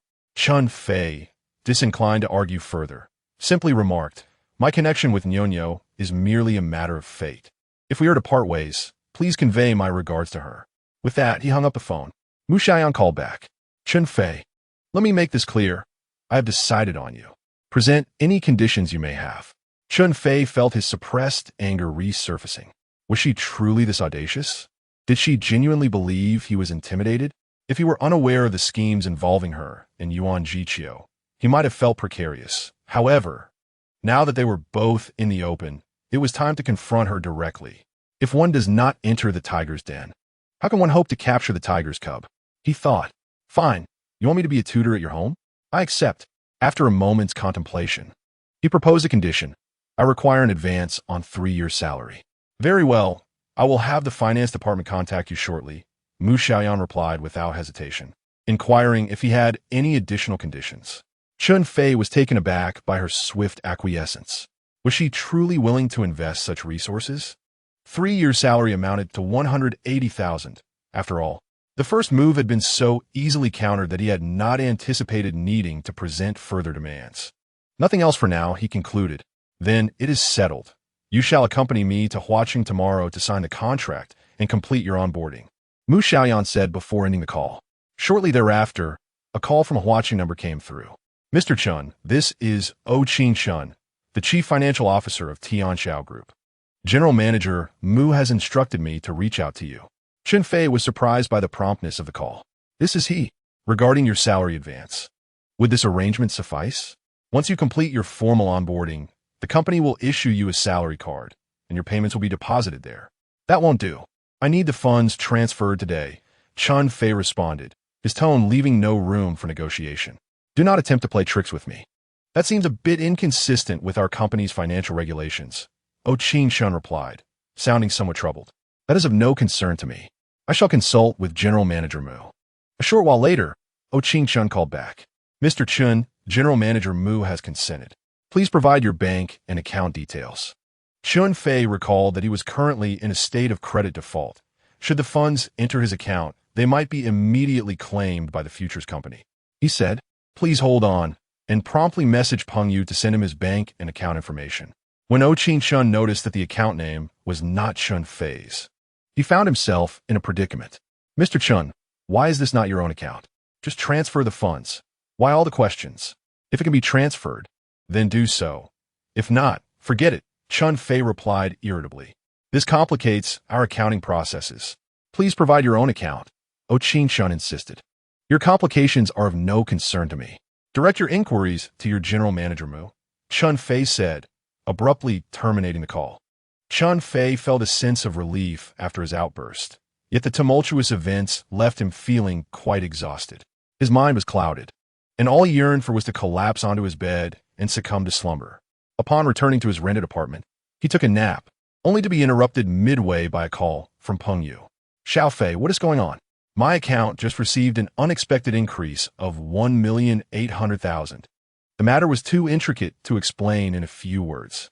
Let us discuss it over dinner tonight beside the district government. While enjoying some spicy stir-fried pork, he suggested. After hanging up, Chen Fei dialed his mother. Mom, please send me your bank account details. I will transfer 800,000 to you. Where did you get 800,000 from? Chen's mother inquired, her curiosity piqued. Chen Fei contemplated revealing the truth to his mother about having advanced 3 years' salary, repaying Peng Yu 1 million, and still having 800,000 left. However, he knew that his mother would inevitably inform Chen Kaishan. If Chen Kaishan learned that he had lost 1 million of his wife's dowry, even if it was now repaid, he would surely unleash a tempest of fury upon him. Why invite unnecessary distress upon himself? Thus, he replied to his mother, I found a new job and advanced a year as salary. Is the pay at the remote group really that high? They must offer excellent benefits, she assumed, thinking he referred to his job in Xingqing. Mom, it's not the remote group. I'll explain in detail when I return home tonight. Though she intended to ask further, her duties called, and she had to let the matter rest. Chen Fei then reached out to Peng Yu, asking him to transfer the 800,000 to his mother when convenient. Although the restaurant serving spicy stir-fried pork was nearby, Chen Fei chose to drive there. The Aurora was a car he had purchased 3 years ago, at a time when his earnings only allowed for such a vehicle.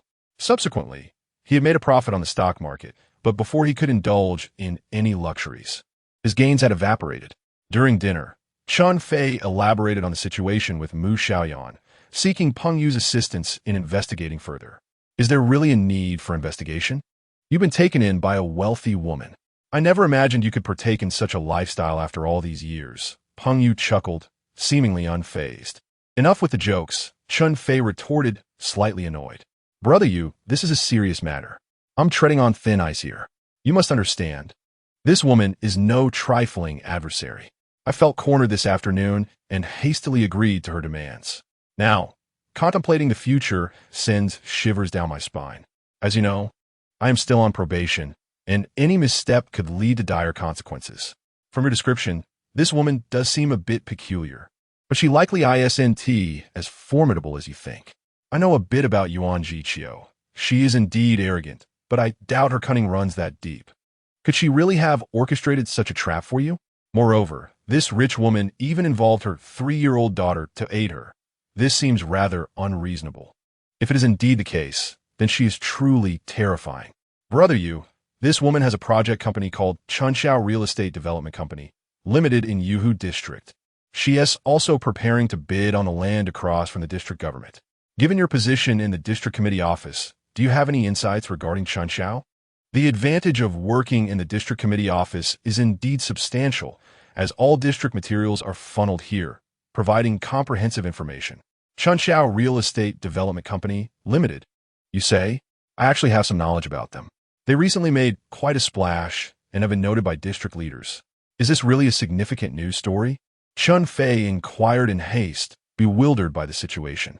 It's not anything extraordinary, merely the mundane troubles that real estate companies frequently encounter, Peng Yu elucidated.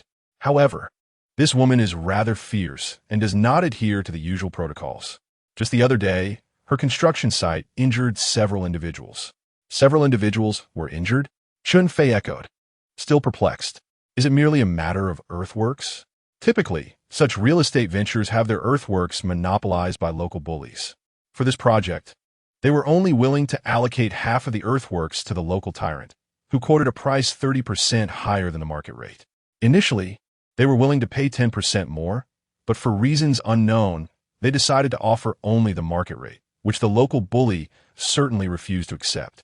This led to a violent altercation between the two parties, with injuries on both sides.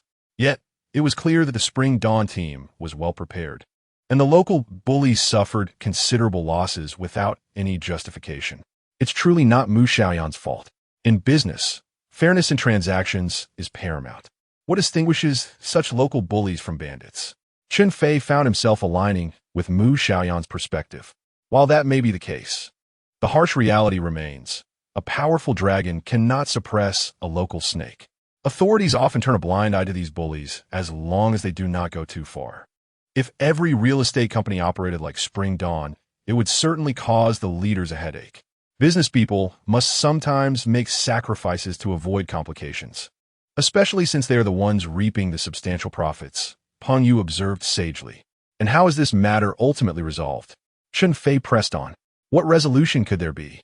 Publicly, the government will undoubtedly claim to act according to the law and protect the developers' interests, but in truth, they can only rely on private negotiations to resolve such issues.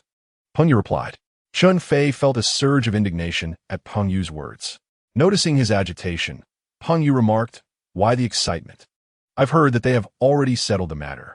Isn't Yuan Jiqiu known for her ability to navigate both sides of the spectrum? I suspect that is how she got involved with this situation. Of course, it's also possible they had previous acquaintance." Chen Fei pondered. Could it be that Mu Xiaoyan's extended stay in Star City was due to this incident rather than an intentional ploy to keep me in suspense? Yet, he quickly dismissed the thought, realizing that if she had come to Star City for this reason, there would have been no need to bring Nyonyo along. Nevertheless, this did provide him with some insight into her dealings with Yuan Jiqiu, offering him a sense of clarity. As they continued their idle chatter, indulging in food and drink, Chen Fei, feeling generous, handed his car keys to Peng Yu. "Here, take this car." "Why are you giving me your car?" Peng Yu inquired. "Warranty you, just saying, I'm now associated with a wealthy woman. Soon, I'll be cruising in luxury vehicles. And this old clunker is hardly befitting of my stature. It suits someone of your humble civil servant status far better." Chen Fei asserted with conviction. Understanding the unspoken bond between them, Peng Yu accepted, acknowledging that there was no need for excessive courtesy among friends. Very well. I look forward to the day you seize your wealthy lady's fortune, and I will bask in the glow of your success. As they departed from the stir-fried chili pork, the two shared laughter. Upon returning home, Chen Fei found his parents, Chen Kaishan and his wife, awaiting him with a stern inquiry. Chen Fei, what on earth is going on? Weren't you supposed to join the remote group? Why are you taking on the role of a tutor now? Chen Kaishan's voice was filled with intensity. As Chen Fei remained silent, his father's anger intensified. Didn't I tell you not to pursue tutoring? How can you be so unambitious? Feigning a pitiful expression, Chen Fei stammered, Dad, isn't it because of the mess I created that your savings have been depleted? As long as I haven't repaid you, I can't bear to face you. This job offers a good salary, so I never pressured you to repay me, Chen Kaishan interrupted, pulling out his phone. You should still go to the remote group. I'm calling your comrade right now. Terrified at the prospect of the call, Chen Fei hurriedly exclaimed, Dad, I've already signed a contract and received an advance. If I breach the contract, I'll owe 6 million in penalties. Chen Fei had no choice but to fabricate a lie, albeit one that was half-truthful. If he truly backed out, Mu Xiaoyan would undoubtedly pursue the matter. Chen Kaishan was furious, yet he recognized that 6 million was a substantial sum, not something he could dismiss lightly. Being a teacher isn't so bad. Xiao Fei is naturally a good teacher, Chen's mother interjected softly. What sort of good teacher? He is hardly competent, Chen Kaishan retorted, visibly agitated. Who says Xiao Fei isn't a good teacher? Chen's mother defended her son, a rare occurrence. If he were a good teacher, would he be offered an annual salary of 800,000? And that's just the advance. Chen's mother felt a swell of pride when she saw the 800,000 transfer in her account that afternoon. Chen Kaishan, as the chairman of the company's labor union, earned a modest 300,000 a year, far less than his son's potential earnings. Feeling the sting of his wife's rebuttal, Chen Kaishan redirected his frustration towards Chen Fei. Weren't you boasting about 1 million in annual salary? How is it only 800,000? Oh, that's the base salary. There is also a year-end performance bonus, which could add up to several hundred thousand. Rest assured, it will total 1 million or more, Chen Fei assured, determined to support his mother's rare display of assertiveness. Now the minority in his own family, Chen Fei sensed his father's temper dissipating. Xiao Fei, your mother just doesn't want you to go to Huaqing. It's so far away. If you catch a cold or fever, she won't be able to care for you. Chen Fei felt his eyes welling up. He was already an adult, yet his mother, now aging, still harbored concerns about caring for him. Xiao Fei, you've already received your salary in advance for the year. What will you do if you run out of money in Huaqing? Perhaps you should keep this bank card? Mom, there's no need. They provide meals and accommodation, plus bonuses. Besides, you know me, I only spend what I have. Just keep it safe for me. This is my dowry. I'm determined to work hard and marry.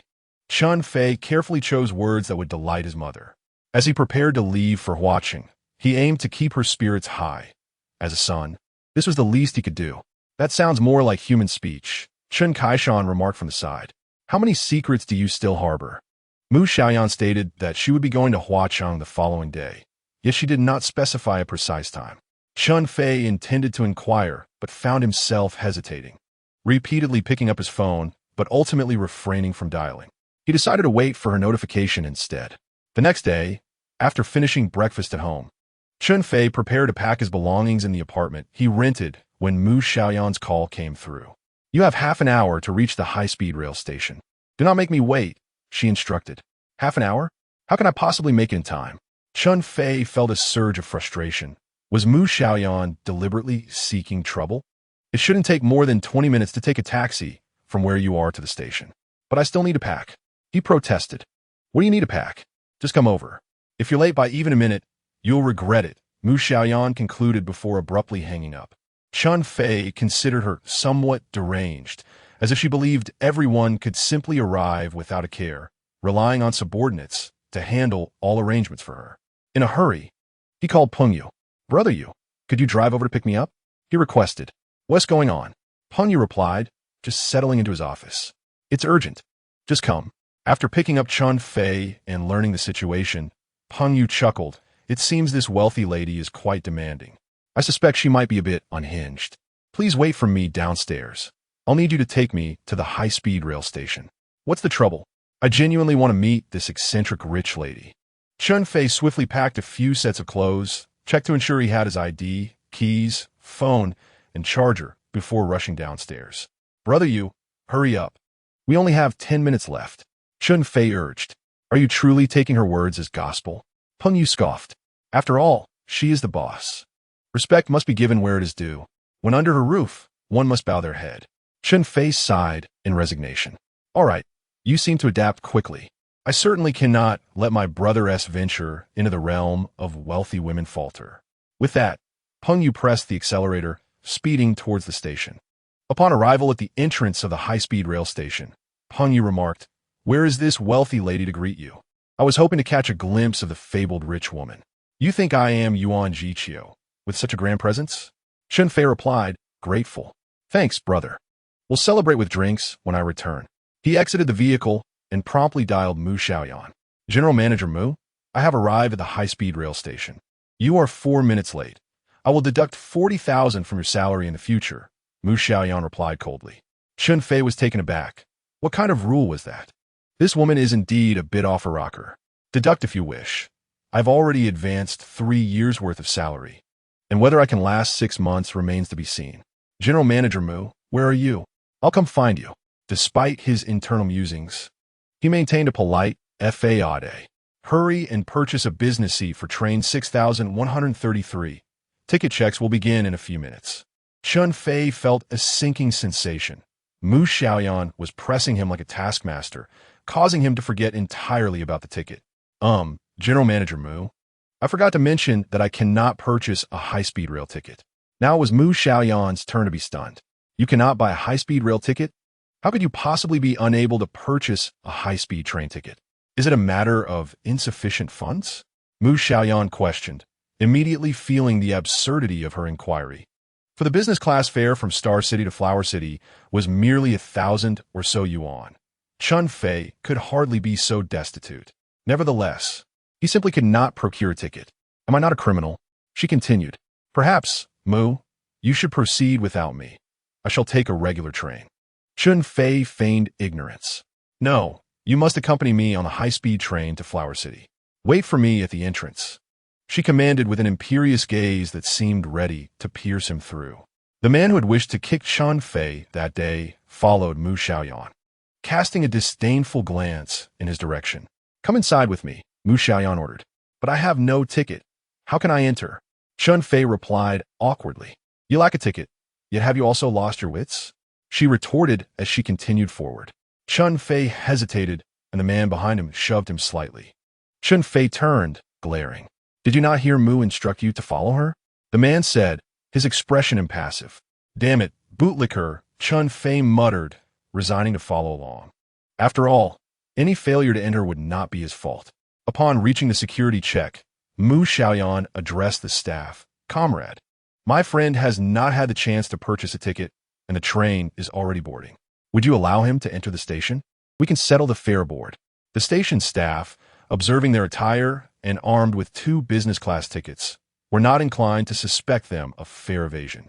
Mu Xiaoyan specifically approached a young male staff member, and the gentleman, taken aback by the beauty before him pleading softly, readily acquiesced. Chen Fei was astonished at how effortlessly he gained entry. At the ticket checking point, Chen Fei assumed Mu Xiaoyan would employ the same tactic, thinking it better to address the staff himself. It seemed Mu Xiaoyan had read his thoughts, shooting him a glance that instructed him to stand between her and the man, effectively slipping past unnoticed. Though he managed to enter, Chen Fei felt as though he had committed a theft and could not help but inquire, why not inform the staff? Am I supposed to simply speak whenever I wish? Mu Xiaoyan replied with an air of bravado. I had intended to speak for myself, you know. He decided it futile to reason with her. As the high-speed train began its journey, Mu Xiaoyan called for the attendant to assist with the fare. Chen Fei, bracing himself, presented his identification, but after much effort, the attendant politely responded, I'm sorry, but we cannot issue a ticket. What do you mean, cannot issue a ticket? Mu Xiaoyan asked, perplexed. I have never heard of a convicted individual being barred from purchasing a high-speed train ticket. The attendant explained, our system indicates that Mr. Chen Fei is a person of untrustworthiness, which prevents ticket purchase. The system outright rejects it. The attendant remained courteous, though a hint of disdain tinged their tone. Well, Chen Fei, you've truly outdone yourself. Mu Xiaoyan glared at him fiercely. Had her gaze been lethal, he would surely be in grave peril. Can I purchase a ticket using my identification? She inquired. That is not permitted. One identification can only secure one ticket per journey. Then what should we do? What can be done? Nothing at all. As the passengers boarded, there was no option but to refrain from leaving Chen Fei behind. The business class compartment was eerily vacant, and everyone present was seated. Once the crew had departed, a fire of indignation ignited within Mu Xiaoyan. How many unspeakable matters do you have? She inquired. I was drawn to your beauty, and thus I wish to work for you. This time, Mu Xiaoyan was genuinely furious, feeling as though she had fallen into Chen Fei's trap. It appeared this fellow had employed a strategy of retreat to advance. Faced with his numerous issues, he feared exposure during the interview. When I took a phone call that lasted a bit longer, he seized the opportunity to feign indignation at me. In the end, I asked him no questions at all, yet he was granted passage through the interview, as if I had been the one pleading for his presence. To add insult to injury, I even advanced him 3 years' salary. Qin Kiki, the office director, and Liao Qingmin, the human resources director, were mere ornaments in this affair. How had they managed the first and second rounds? It seemed I had always been the one in control, and now someone dared to turn the tables on me. Mu Xiaoyan was not one to concede defeat. If you wish to play mind games with me, wait and see how I will deal with you. Young man, you've gotten yourself into trouble. Unbeknownst to Chen Fei, Mu Xiaoyan's thoughts painted him as a despicable character, inciting his own fury. Is it merely because you possess a bit more wealth that you feel entitled to belittle others? Mu Xiaoyan, what sort of nonsense are you spouting? A true gentleman has nothing to hide. Chen Fei, in the presence of Ms. Mu, it will be wise for you to maintain your decorum and show some respect, warned a man accompanying her, upon hearing Chen Fei address Mu Xiaoyan by her name. Chen Fei dismissed him with disdain. What a sycophant! Mu Xiaoyan smiled coldly. No need for concern, Guiyong. Let us see how this gentleman justifies his actions. Chen Fei, please elucidate your status as a person subject to enforcement, she pressed. There's nothing to conceal.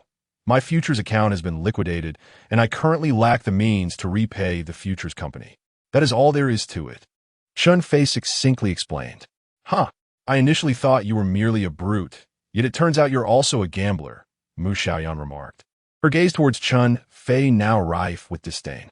Mu Xiaoyan, can you speak with any semblance of credibility? I'm not a brute. I struck Yuan Jiqiu because he deserved it. Did you not say yesterday that it was justified and a point in my favor? In a verbal confrontation, Chen Fei could wield his words with sharpness. Mu Xiaoyan, caught off guard by his retort, felt momentarily embarrassed yet refused to show weakness. Even if you're not a brute, your identity as a gambler is undeniable. Only those who dream of wealth without labor would engage in futures trading.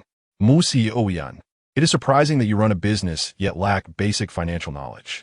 The fundamental function of the futures market is to assist enterprises in hedging and mitigating operational risks. Are all who participate in the futures market merely gamblers? Chen Fei replied, looking at her with contempt. It was all an act, as if no one else could play the game. Mu Xiaoyan sneered once more. Don't think you can intimidate me with grandiose claims. My closest confidant is the risk control director at a leading futures company in the country. You are not a hedging enterprise. You are merely a speculator. Someone who transfers risk to others. Aside from a select few professional investors and institutions, the futures market is akin to a meat grinder for participants. Statistics reveal that fewer than 1 in 1,000 can achieve long-term stable profits, while new entrants typically see their accounts wiped out within 3 months. How can you be so certain that I am not among that 1 in 1,000, a professional trader who consistently profits? Chen Fei retorted with a cold laugh. You think you're the only one capable of scoffing? I can too. Who is it that just lamented about their account being wiped out? Mu Xiaoyan fleshed a victorious smile. That was due to circumstances beyond my control. If it weren't for that scoundrel Yuan Jiqiu, who imprisoned me for over 4 months, my account would never have collapsed, Chen Fei replied, his tone brimming with confidence. Losers are adept at making excuses, Mu Xiaoyan asserted, her expression one of complete understanding, viewing Chen Fei as nothing more than a pitiful failure. Chen Fei, thoroughly incensed by her demeanor, felt compelled to boast about his past successes in the capital markets. Isn't it just that you think you possess some wealth? If it weren't for Yuan Jiqiu, my funds might even rival yours. Mu Xiaoyan remained silent, her cold gaze fixed on Chen Fei as if he were a mere jest. Do you have any idea of my fortune? Here you are, spouting nonsense, she remarked. Chen Fei was well aware of her thoughts and was determined to make her regret her arrogance. He logged into his stock and futures accounts on his phone, pulling up the historical funds curve for the first time since his release from detention. Previously, he had only checked his account balance and transaction history. He was astonished to discover that at one point, his 2 accounts had indeed surpassed $1 billion. Had he not been incarcerated during the stock market crash, with his market acumen, it was highly probable he would have shorted the market, potentially doubling or tripling that amount. Why should he let this woman provoke him? Yuan Jiqiu, mark my words, I will settle this with you. Chen Fei handed his phone to Mu Xiaoyan. Take a look for yourself. The funds curve and historical transaction records are right here. Mu Xiaoyan crossed her arms, her voice flat. I don't need to look to know you're just boasting. Chen Fei chuckled coldly. You're afraid to look, fearing you'll be proven wrong. Let us see whose face gets slapped, Mu Xiaoyan retorted, snatching the phone from him. Initially, she wore a disdainful smirk, but as she examined the screen, her expression shifted to one of disbelief. Guiyong, noticing the change in her demeanor, stepped back to observe as well. Do you comprehend now? Most of my transactions are short-term, built upon a stable compounding of tens of thousands. Not merely a stroke of luck from betting on a couple of stocks or capitalizing on a market trend, Chen Fei declared proudly. Mu Xiaoyan found herself momentarily at a loss for words. She was genuinely taken aback, realizing that this seemingly unimpressive individual possessed such remarkable skills. Moreover, her daily thoughts revolved around the pursuit of wealth and the art of making money. At that moment, a fleeting notion crossed her mind. Such a skilled operator is hard to find. Now that I have encountered one, I could invest in him and perhaps establish a private equity fund. No, stop right there. This change of face is too abrupt. Ms. Mu is concerned about her reputation. She then caught sight of Chen Fei, who was looking at her with a smug expression, as if to say, look, you've been slapped in the face. Mu Xiaoyan's temper flared once again. If you are so adept at investing, why are you working as a tutor? Pray tell, what is your true intention? Chen Fei was taken aback by Mu Xiaoyan's sudden outburst. This woman was truly unreasonable. I admire your beauty and simply wish to work for you. Is that so wrong? He retorted. So am I merely a tool in your hands? Mu Xiaoyan was acutely aware of her beauty and recognized that Chen Fei's words were laced with mockery. Having just barely managed to save face, she was now being verbally slighted by him. This was intolerable. Guiyong, give him a slap, she commanded. Guiyong was taken aback by Ms. Mu's directive, but soon resolved to comply. Chen Fei, witnessing Guiyong's readiness to act, inwardly cursed. What a sycophant. No, a mere eunuch. You truly treat Mu Xiaoyan like a queen. Though he had no fear of Guiyong, he was reluctant to engage in a brawl in front of Mu Xiaoyan. Rising to his feet, he raised his voice. Mu Xiaoyan, understand your position. You are merely a capitalist, not a queen. I am your employee, not your servant. How dare you order a slap for speaking my mind? Mu Xiaoyan feigned righteousness. All right, I was mistaken. I won't speak out of turn again, Chen Fei replied, genuinely intimidated by the woman's obstinacy. Now, answer my earlier question, she pressed on relentlessly. The answer was quite straightforward. My father forbids me from trading stocks. He insists that if I continue, he will jump off the roof of our building. What choice do I have but to comply? Mu Xiaoyan pondered over Chen Fei's father, deeming him rather unreasonable, and resolved to influence him when the opportunity arose. Could you not show him your account? If he knew how skilled you are, he wouldn't disagree, would he? Given that he is a first-class war hero, he would scoff at the meager profits I make. In his eyes, earning $1 billion through stock trading pales in comparison to holding a minor bureaucratic position within the system. Then why not operate in secret away from his scrutiny. You women truly lack principles. A man of integrity has nothing to hide. He must also uphold his word, especially to his own father. I have sworn an oath. Can I go back on that? Chen Fei expressed his exasperation at Mu Xiaoyan's incessant questioning, dismissing her with disdain. Very well. You are a man of integrity. Now that you receive my salary, you ought to devote yourself fully to your work. I insist that you accompany me on the high-speed train to Flower City, as I need to discuss some matters regarding your job. Finally, the conversation had reached its essence, and Chen Fei became wary, uncertain whether this job had any connection to Yuan Jiqiu. Rest assured, my professional ethics are undoubtedly above average, she reassured him. In my realm, there exists no concept of mediocrity. Even a perfect score of 100 is insufficient. You must present me with a level of 120. Mu Xiaoyan reverted to her domineering persona reminiscent of a powerful CEO. Do not attempt to intimidate me with grandiloquent words. If you are to work, you shall earn your keep through honest labor. Chen Fei was unimpressed by such bravado, feeling a twinge of aversion. This is the professional world, and, as a woman, she navigated these waters rather adeptly. Very well, your words suffice. My remuneration is quite generous, and, given Mr. Chen's professional ethics, it is evident how one ought to justify such wages without my further elaboration. Mu Xiaoyan smiled knowingly, exuding an air of control. That is indeed true. Chen Fei refrained from interjecting. Your primary responsibilities encompass two tasks, the first being to fulfill the role of my child's father. Wait, what is this? Wasn't I hired as a tutor? How did I become a father? Could it be true what Peng Yu suggested, that this wealthy woman intends to keep me? No wonder the job announcement was so peculiar, emphasizing handsome appearance and robust physique. No, I shall not sell my body. Yet, why am I entertaining such thoughts? Observing Mu Xiaoyan's demeanor, it was evident that there was more to this than meets the eye. I shall allow her to finish her explanation. Mu Xiaoyan continued. To say be a good father may not be entirely accurate. Rather, it is to impersonate or play the role of a good father to my child. They have never known their father since they could remember, and now they cry and demand a father daily. I have no choice but to resort to this desperate measure. This woman truly possesses an imaginative spirit. How can one impersonate a father? Or the child's biological father? Are you divorced, or is the child's father? Chen Fei hesitated to voice his inquiry regarding the father's fate, sensing it would be inappropriate. Mu Xiaoyan's expression shifted immediately, and she spoke sternly. I will divulge what you are meant to know. Do not ask foolish questions. Naturally, I must be informed. You wish for me to impersonate someone else. If the real father is still alive, I would be perpetually anxious as an impostor. Mu, I am far better suited as a tutor. No one can replace a child's biological father. You ought to consider your children and discuss matters with your ex-husband. He is deceased. Mu Xiaoyan abruptly interrupted. Upon witnessing her demeanor, Chen Fei concluded that her ex-husband was likely alive. If he had truly passed, all grievances should have been laid to rest, especially as he is the father of her two children. Women, after all, are often contradictory.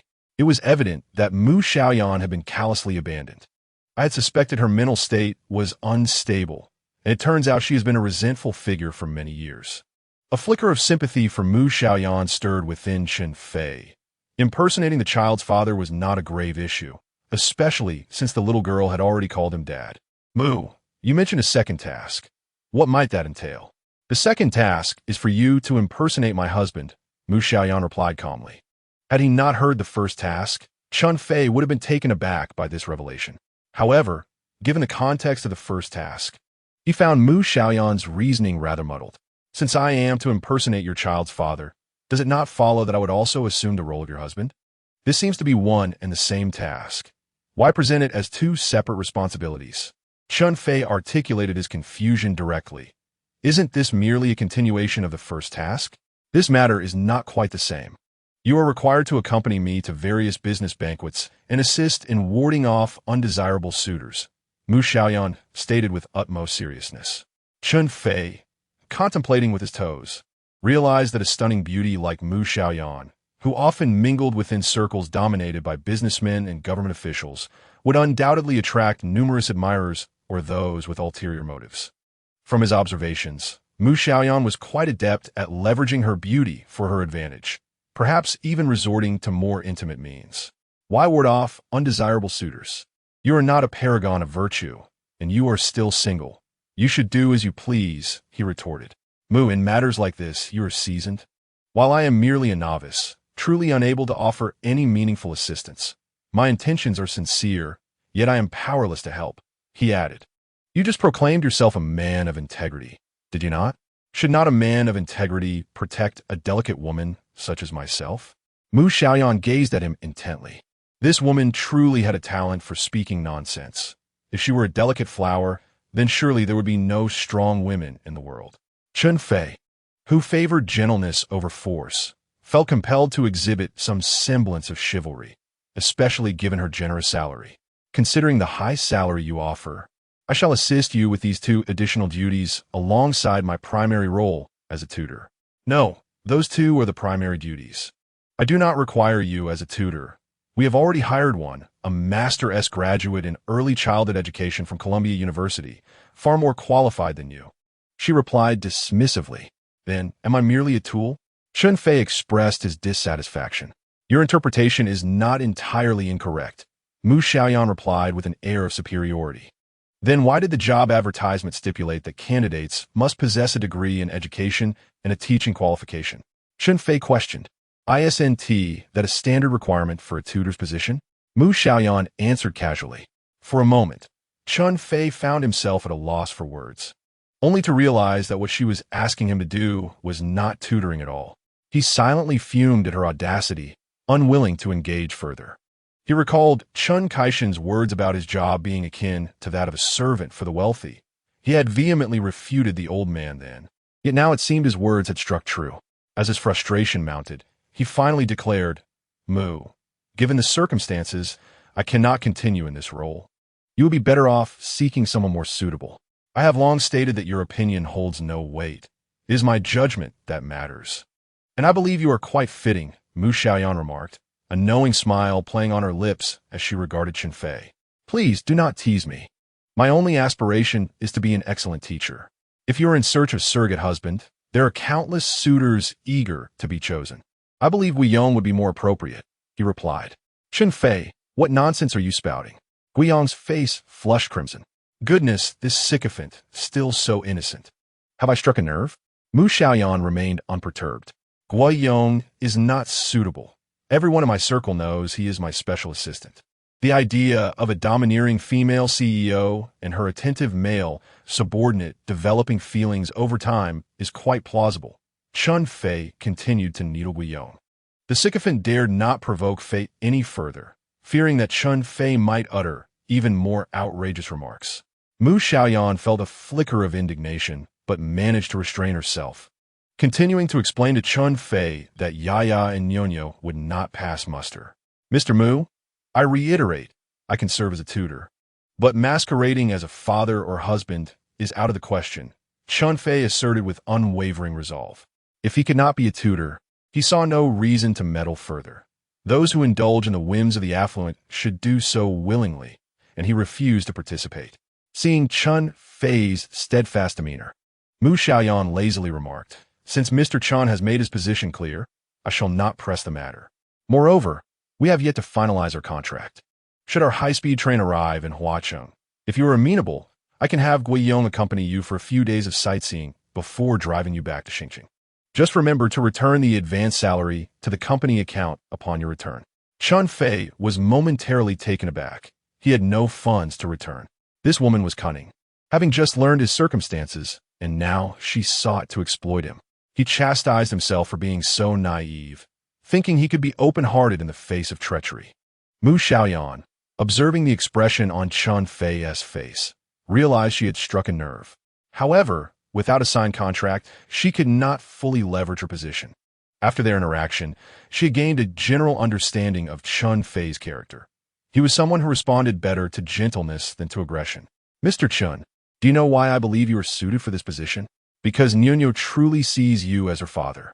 For the past few days, she has been incessantly asking for you.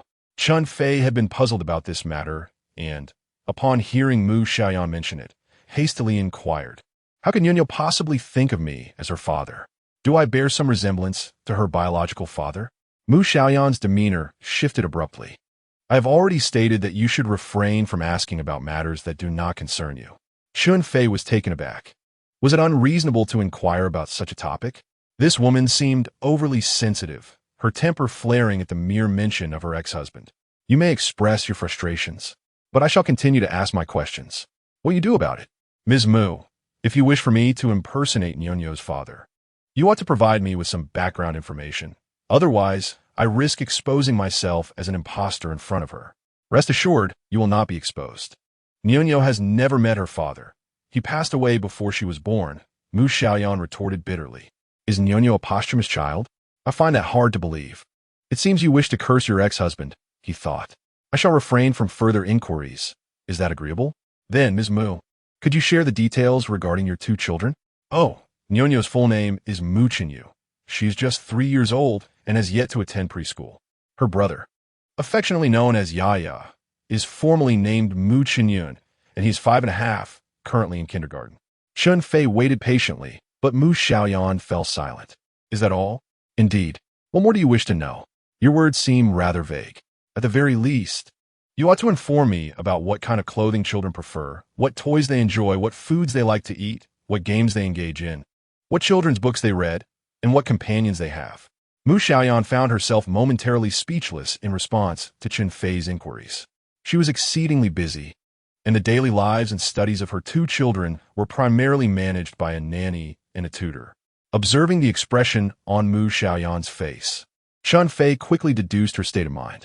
Do not tell me you are entirely oblivious to these matters. What kind of mother are you? Mu Xiaoyan felt a pang of guilt, and Chen Fei's blunt accusation provoked an immediate loss of temper. Why are you asking about this now? Once you arrive at my home and meet them, all will become clear. She shifted the conversation. Now, let's discuss your pretense of being my husband. Is there really a need for discussion? Come as you wish, he replied.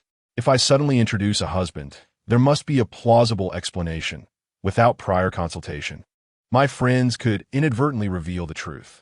So, you wish to craft a romantic love story for us? Chen Fei provocatively teased Mu Xiaoyan. To his surprise, she exhibited no annoyance. Instead, she replied precisely. I have already devised the narrative. Listen closely and remember every word. We met 2 months ago in Xingqing. My construction project encountered conflicts with local thugs over earthworks. Having failed to gain the upper hand, they sought revenge when I was alone, only to be heroically rescued by you, Chen the hero, who single-handedly faced 10 foes. I, Mu the beauty, was instantly smitten and pledged my heart to you. This trip to Xingqing is merely a formality, as we have already registered our marriage at the Civil Affairs Bureau. Wasn't the fight at your construction site just a few days ago? Chen Fei blurted out. How do you know that? Have you been investigating me? Who is investigating you? This incident has garnered quite the attention. The people of Yuhu District are well aware. A colleague from the district committee informed me that while your heroic shout against injustice may be exaggerated, your courageous battle against malevolent forces is indeed true. Chen the hero, you flatter me. I am unworthy of such praise, Mu Xiaoyan chuckled. Chen Fei realized that Mu Xiaoyan possessed a dual nature. In public, she was undoubtedly a master of charm, adept at navigating social situations, capable of making you feel as if you were basking in a gentle spring breeze. However, in private, particularly when dealing with her employees, she revealed an entirely different persona. Cold, fierce, domineering, and exuding an aggressive aura that could instill fear with a mere glance. Isn't this exhausting for you? Chen Fei mused, drawing from his psychological insights. Mu Xiaoyan was bound to experience a mental breakdown eventually. No, she was already exhibiting signs of a split psyche. This was indeed a manifestation of her mental turmoil. It was said that creative minds often belong to those with mental health issues. Such a woman would undoubtedly possess countless cunning ideas, making her a formidable opponent.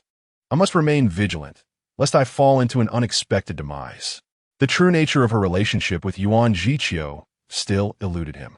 Indeed, Mu the heroine, I hold great admiration for you. So, does this imply that you have no objections to my work arrangements, and we may proceed to draft the contract? What can I do if I disagree? Who could have imagined that my lack of funds would lead me to dig my own grave? President Mu has crafted an image for me that is both chivalrous and tender, and I find myself thoroughly satisfied. I feel as though I am floating. You are indeed perceptive, Mu Xiaoyan remarked with a triumphant smile. Chen Fei felt a stir in his heart. Her smile was truly captivating. No, I must not be swayed by her beauty. This is merely an unfounded worry. Soon enough, she will adopt that expression as if everyone owes her a million. Sure enough, when silence fell between them, Mu Xiaoyan sat up straight, her signature cold demeanor instantly activated, exuding an air of aloofness. Yet, even so, she remained beautiful. I must be unwell. I keep observing her. Isn't the scenery outside worth my attention? Alas, it is not. The view outside is quite mundane. As we are soon to arrive at our station, as the trio approached the ticket-checking area, Chen Fei found himself in a dilemma. Was I truly going to evade the fare?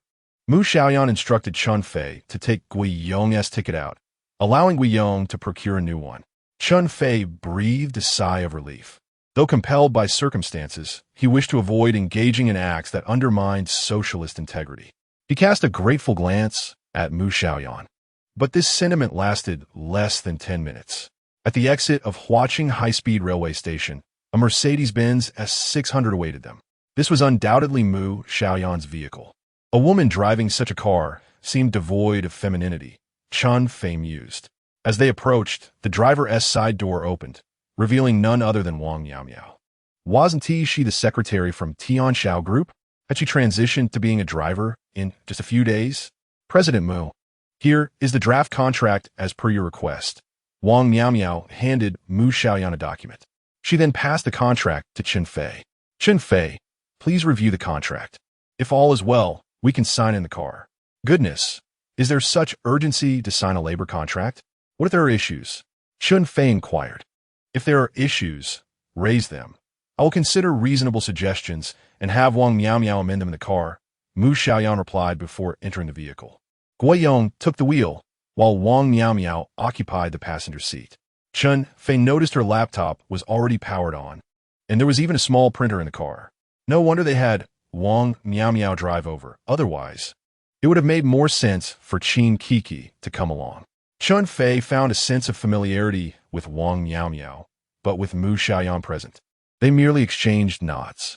He felt this was insufficient to convey his sentiments. Yet upon reviewing the draft contract Wang Miao had prepared, his composure swiftly unraveled. This was hardly a labor contract. It was more inequitable than an unequal treaty. Without delving into the formal clauses, the personalized stipulations directed at Chen Fei were utterly appalling. The first clause stipulated that Party B must unconditionally obey all work arrangements set forth by Party A. Am I to be a slave? Unconditionally obey all? What if you asked me to engage in illegal activities? The clauses laid bare Party A's oppression of Party B at every turn. For instance, it mandated that Party B's phone be on standby 24 hours a day, and that they must answer Party A's calls within 3 rings. Exceeding this limit would incur a penalty of 1,000 yuan, while missing a call would result in a deduction of 10,000 yuan. 3 rings? Are you training a dog? I can't believe you even conceived this. At the end of each month, 1 day off is mandatory, specifically at the month's end, with no possibility of rescheduling. During the Spring Festival, a 3-day break is granted. Yet, both New Year's Eve and the first day of the new year must be spent providing service at Party A's residence. All of Party B's time is to be allocated to Party A, prohibiting any form of part-time work, including on holidays. The contract term spans 3 years. Should Party B unilaterally terminate the contract before the 3-year period is fulfilled, a compensation of 10,000 yuan per day will be owed to Party A. If Party B is dismissed by Party A due to fault, the same compensation applies. Throughout the contract period, Party B is prohibited from engaging in romantic relationships and from bringing friends or relatives into the community where Party A resides. Additionally, Party B must not access the 3rd floor of Party A's home, as any breach of this rule will result in immediate contract termination. Chen Fei felt overwhelmed by these stipulations, wishing to throw the contract in Mu Xiaoyan's face. Such outrageous terms could only stem from an audacious mindset. Having advanced him 1,800,000 yuan in salary, it seemed he would end up paying her 18 million or more. Chen Fei's frustration extended even to Wang Miao, who had drafted the contract. Miao, it was your information that secured my employment. I followed your advice, and indeed, President Mu advanced me 3 years' salary and signed the contract. I truly owe you my gratitude. Chen Fei, what on earth are you doing? Joking has its limits. Are you trying to ruin me? When did I ever give you advice? Is it really a case of fellow villagers shooting each other in the back? What nonsense are you spouting? When have I ever taught you anything? Mu Xiaoyan, taken aback, interjected, how do you two know each other? President Mu, you must not be aware. Didn't Miao mention it? We've been childhood friends, Chen Fei mischievously teased. President Mu, Miao is indeed a rare talent. Not only adept at drafting contracts, but also intimately familiar with your needs, loyal and reliable, truly a valuable asset. Wang Miao finally grasped the situation, realizing the contract had drawn ire. President Mu, while the terms may be a bit excessive, you can't blame me. I'm merely an employee. I draft according to the boss's instructions. I say, Chen Fei, if you have issues with the contract, just bring them up directly. President Mu has said she will consider reasonable suggestions. You shouldn't put me in such a tough spot, especially since I was the one who helped you out of the police station that day. You can't repay kindness with malice. Just a joke to lighten the mood. Why are you so tense? President Mu surely trusts her employees completely, particularly those in the office. You're all her trusted aides, Chen Fei provocatively remarked, glancing at Mu Xiaoyan. Chen Fei, if you continue to speak so recklessly, I won't hesitate to slap you, Mu Xiaoyan warned with a fierce glare. Is it only you who can speak freely, while I am to remain silent? Chen Fei retorted. Who is speaking freely? Aren't the terms of this contract a bit too much? If I were to sign this, it will be no different from being a sacrificial pig. Don't flatter yourself. At least a sacrificial pig has some meat on its bones. What do you have? Why would I bother to butcher you? Just tell me, which clause do you take issue with? I have numerous objections. In a company of your stature, is it too much to expect a standard contract? Do not tell me that your employees sign such contracts. To be precise, you are not an employee of the company. You merely operate under its name, yet you are my private hire. When hired privately, one need not adhere to the rules, correct? Thus, it is acceptable to disregard national laws and regulations. Let me be unequivocal. If you insist on strictly following the labor law, then this position is not meant for you. Both parties remain obstinate, locked in a stalemate. Mr. Mu, Chen Fei, arguing like this is futile. It would be more productive to address each point individually. Cautiously suggested Wang Miao. I do not have the time to go through each detail with him, Mu Xiaoyan retorted, pausing before turning to Chen Fei. Chen Fei, please specify which clauses you absolutely cannot accept. Very well, let us deliberate. Firstly, the stipulation that Party B must unconditionally comply with all work arrangements from Party A is untenable, Chen Fei asserted. What do you propose as a suitable alternative? The contract delineates the job responsibilities, does it not? I am only accountable for matters within my jurisdiction. Beyond that, I reserve the right to refuse your directives. This is unacceptable. The role lacks established protocols. The tasks listed in the contract are merely what I could think of at the moment. Adjustments will undoubtedly be necessary as circumstances evolve. Then simply note that in the contract. Why include such a catch-all clause? Do you assume I am uneducated? This arrangement may simplify things for you, but it leaves me in a constant state of anxiety. What if one day you whimsically assign me tasks that are illegal? What then? Do you truly think so poorly of me? Let's not be overly familiar. For now, I must assume the worst. You may keep this clause, but at the very least, it must specify that I cannot be assigned illegal tasks or those that demean my dignity. Additionally, any responsibilities beyond my role must be mutually agreed upon. It cannot simply be your prerogative. Ensuring no illegal or demeaning assignments is acceptable, but requiring consultation on work arrangements is not my style, nor do I possess the inclination or energy to engage in such discussions with you. This woman is indeed domineering. Chen Fei realized. It was unlikely he could alter her established mannerisms with mere words. He decided to let this clause slide for the time being. Let us also discuss the matter of answering calls. I find this provision to be insulting. I am neither your servant nor your pet. I am amenable to being on standby, but the phone should not ring more than 3 times. Do you not find that excessive? This is a standard requirement for all employees, Mu Xiaoyan replied, feeling justified. If that is the case, I cannot continue as your employee, Chen Fei asserted firmly. Very well. Then we shall not sign this contract. I reiterate, you may return to Xingqing and transfer your advance salary back to the company account. If you wish to leave Huacheng, I can have Guiyong escort you back immediately, Mu Xiaoyan proclaimed from her lofty position. I do not require your escort. Stop the vehicle now. I wish to disembark. Chen Fei harbored an intense aversion towards those in positions of authority who held themselves in elevated regard. He found it utterly unacceptable that Mu Xiaoyan treated her employees in such a manner, and he had no desire to collaborate with her, let alone work under her supervision. Now, with Mu Xiaoyan mentioning the advancement of wages, his disdain only deepened. Have you thought this through? Mu Xiaoyan inquired, her tone laced with a veiled threat. Guiyong, stop the car. I wish to disembark, Chen Fei bellowed. This woman, who would flaunt her authority at the slightest provocation, truly believed that he was dependent on her financial support. He could always seek assistance from Peng Yu and his parents, even if it meant losing face. It was far preferable to enduring her arrogance. Wang Miao was taken aback by Chen Fei's sudden outburst.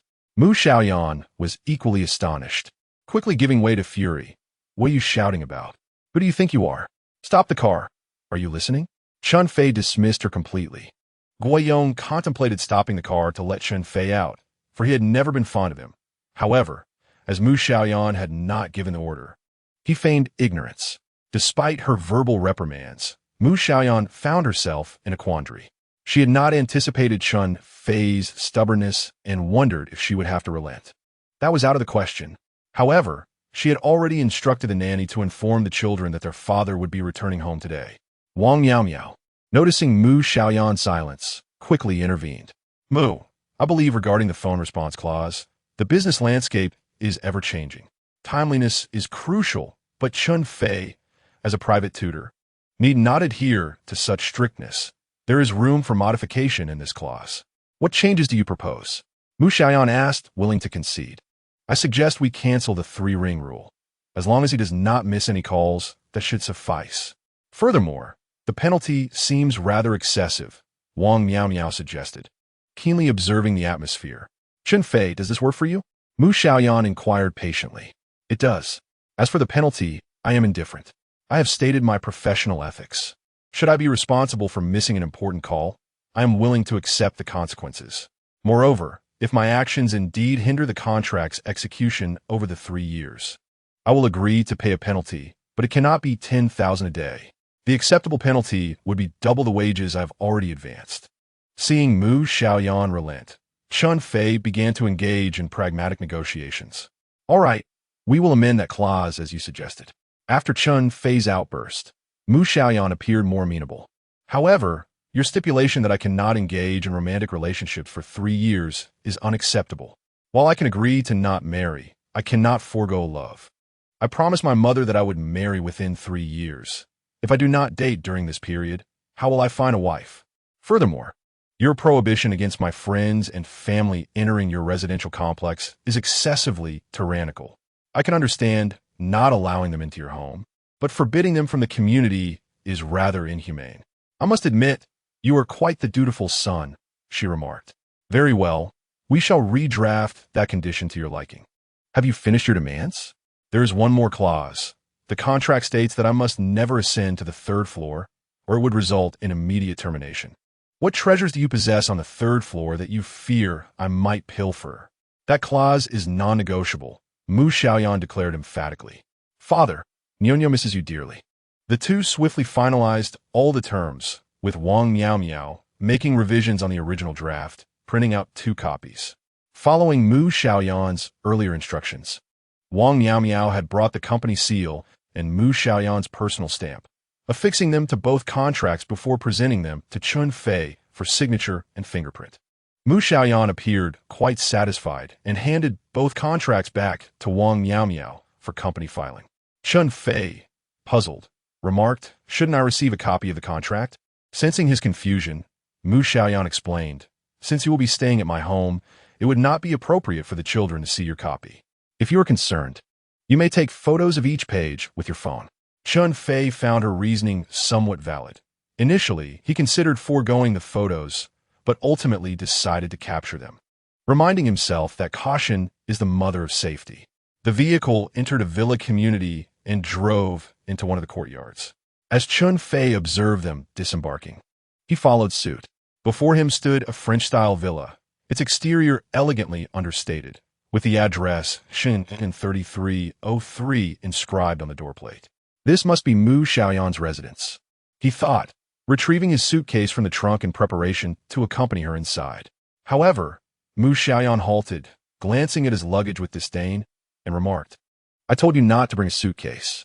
Why did you not heed my advice?" Chen Fei replied with resignation, "I must at least bring some change of clothes." "That is unnecessary. If you have any important documents in that suitcase, take them out quickly. I only have my ID, which is in my pocket." Then toss the suitcase into the outdoor trash bin. "Why should I throw away my perfectly good suitcase? Besides, all my clothes are inside."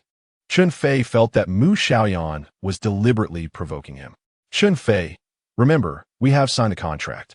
You are now officially my employee, and from now on, my word is law. You are to comply with my instructions." Mu Xiaoyan's gaze was sharp, her demeanor resolute. "That suitcase is not permitted in my home." Though Chen Fei had owned the suitcase for several years and seldom used it, he had always considered it relatively new. Now, placed at the entrance of the villa, he realized it appeared somewhat worn, not befitting the surroundings. "So you to stay in my old suitcase? You could have mentioned it sooner." While he still found Mu Xiaoyan overly particular, he could at least comprehend her sentiments. Chen Fei opened the suitcase to retrieve his clothes, intending to discard the suitcase afterward. "What are you doing? Do you not understand simple instructions? I told you to dispose of the suitcase." Mu Xiaoyan was clearly infuriated. "I'm going to throw it away, but I must first remove my clothes." Chen Fei found Mu Xiaoyan utterly unreasonable. "Those filthy clothes should be discarded as well. What shall I wear then? Please provide your clothing and shoe sizes to Qin Kiki, and she will procure new items for you." "Isn't that an extravagant waste of money? My clothes are perfectly fine." "Chen Fei, my patience has its limits. If you dare to retort again, you may as well slap yourself." Seeing Chen Fei's defiant expression, Mu Xiaoyan commanded Guiyong, "Dispose of his suitcase." Guiyong stepped forward, snatched the box, and strode directly out of the villa's courtyard. "Damn it, you pathetic lackey. Once Qin Kiki brings the new clothes and shoes, don't forget to throw these away," Mu Xiaoyan remarked before turning to head toward the villa's entrance. Chen Fei, feeling as though his clothes had been stripped away by Mu Xiaoyan, was seething with anger. He silently cursed behind her, making exaggerated gestures as if he were about to strike Mu Xiaoyan. Wang Miao Miao, observing the scene, found it amusing and struggled to contain her laughter. Just as Mu Xiaoyan was about to push the door open, it swung open from the inside, and Niu came rushing out. Upon seeing Mu Xiaoyan, she joyfully exclaimed, "Mommy, you're back." "Yes, Mommy is back. Were you a good girl today, Niu?" Mu Xiaoyan smiled warmly at her daughter, crouching down to lift her up. At that moment, Niu spotted Chen Fei behind Mu Xiaoyan and quickly dashed around her, running to Chen Fei with open arms, saying, "Daddy, I miss you so much. Where have you been these days?" Chen Fei scooped Niu into his arms, and she planted a hearty kiss on his cheek. For an instant, he felt a strange daze, pondering if Niu could truly be his biological daughter. However, upon noticing Mu Xiaoyan's incredulous and jealous expression nearby, he quickly returned to reality. Dismissing the notion, there was no way Mu Xiaoyan could be my wife.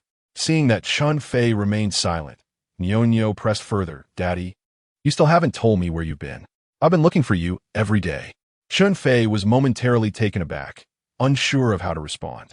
He stammered, I was in Xingqing, but I was in Xingqing a few days ago too, and I didn't see you," Niu replied, her eyes sparkling with innocence.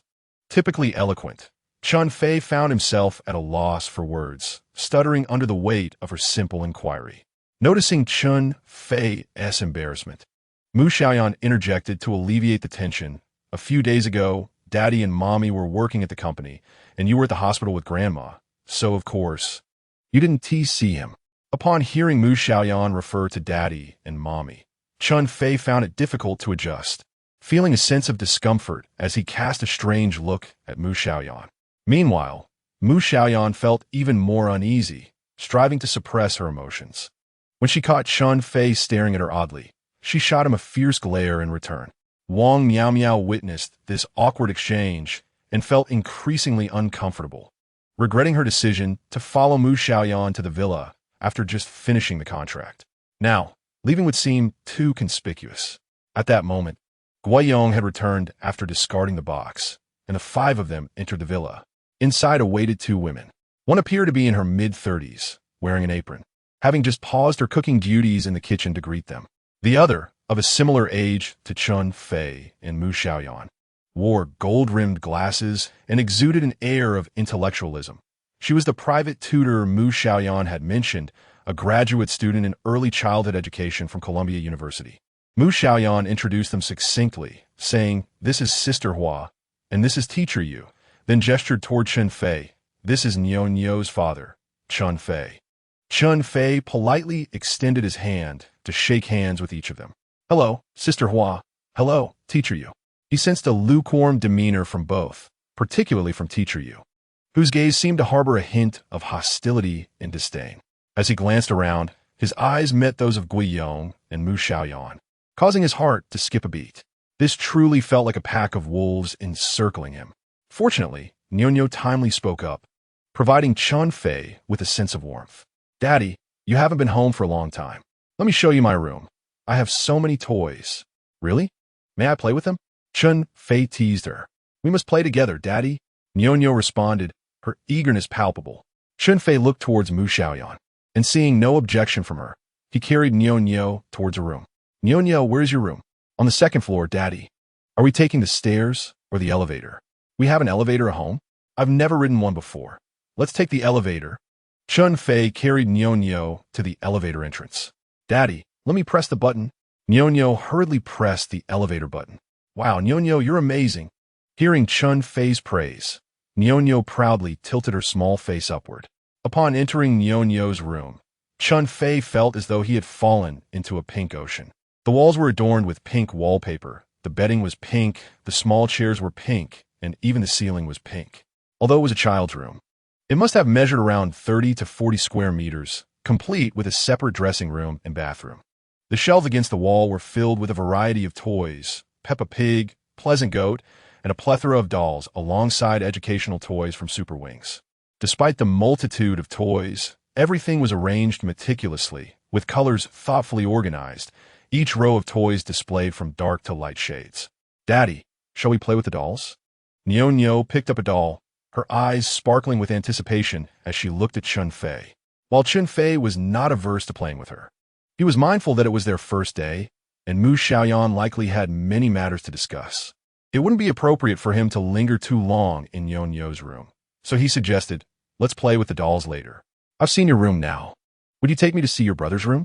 Chen Fei took the doll from Nyo's hands, placing it back in its original spot, and carried Nyo out of her room, opening the door to the adjacent one. "This must be your brother's room," he remarked. It was a quintessential little boy's chamber, with a bed shaped like a spaceship and filled with various Ultraman and Spider-Man figures. "Daddy, this room isn't fun at all. Let's go to Mommy's room. Mommy's room has so many fun things, and there's an enormous bathtub that's even bigger than my bed," Nyo exclaimed, pulling Chen Fei towards the third floor.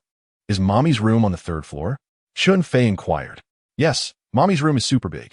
Nyo's voice brimmed with longing, eager to explore her mother's room. No wonder Mu Xiaoyan insisted on including a clause in the contract forbidding him from going to the third floor. He had thought there might be some treasure there, but it turned out her bedroom was located upstairs. "Do you think you're some kind of fairy? Why would I be so enamored with you?" Nyo persistently tugged at Chen, urging him to ascend to the third floor. Chen, however, was apprehensive, having just signed the contract. He feared being dismissed on his very first day. He intended to address Mu as Director Mu, but deemed it inappropriate, thus opting instead to call out, "Mu Xiaoyan, we are heading to the third floor." Understanding Chen's intention, Mu Xiaoyan promptly approached, her expression stern as she admonished Nyo. "What do you intend to do on the third floor? Did Mother not instruct you that without her permission, you're not allowed to enter her room?" "It is Father who wishes to take a look," Nyonyo interjected, attempting to shift the focus to Chen while casting him knowing glances. Indeed, I am quite curious. Chen replied, playing along. No one is allowed to go, Mu Xiaoyan declared, then called downstairs, Teacher Yu. Please show Chen around the house so he can familiarize himself with the surroundings. Nyonyo eagerly chimed in, I will accompany father. You are not permitted to go. I know your intentions. You just want to enter Mother's room. Nyonyo pouted, shaking Chen's hand as she pleaded. Father, please let me accompany you. Of course. Chen agreed, lifting Nyonyo as they followed Teacher Yu. Aside from the third floor, Teacher Yu guided Chen through the first and second floors, the basement, and the garden. This tour left Chen utterly astonished. He felt as though he had been blinded by the opulence of a wealthy lifestyle.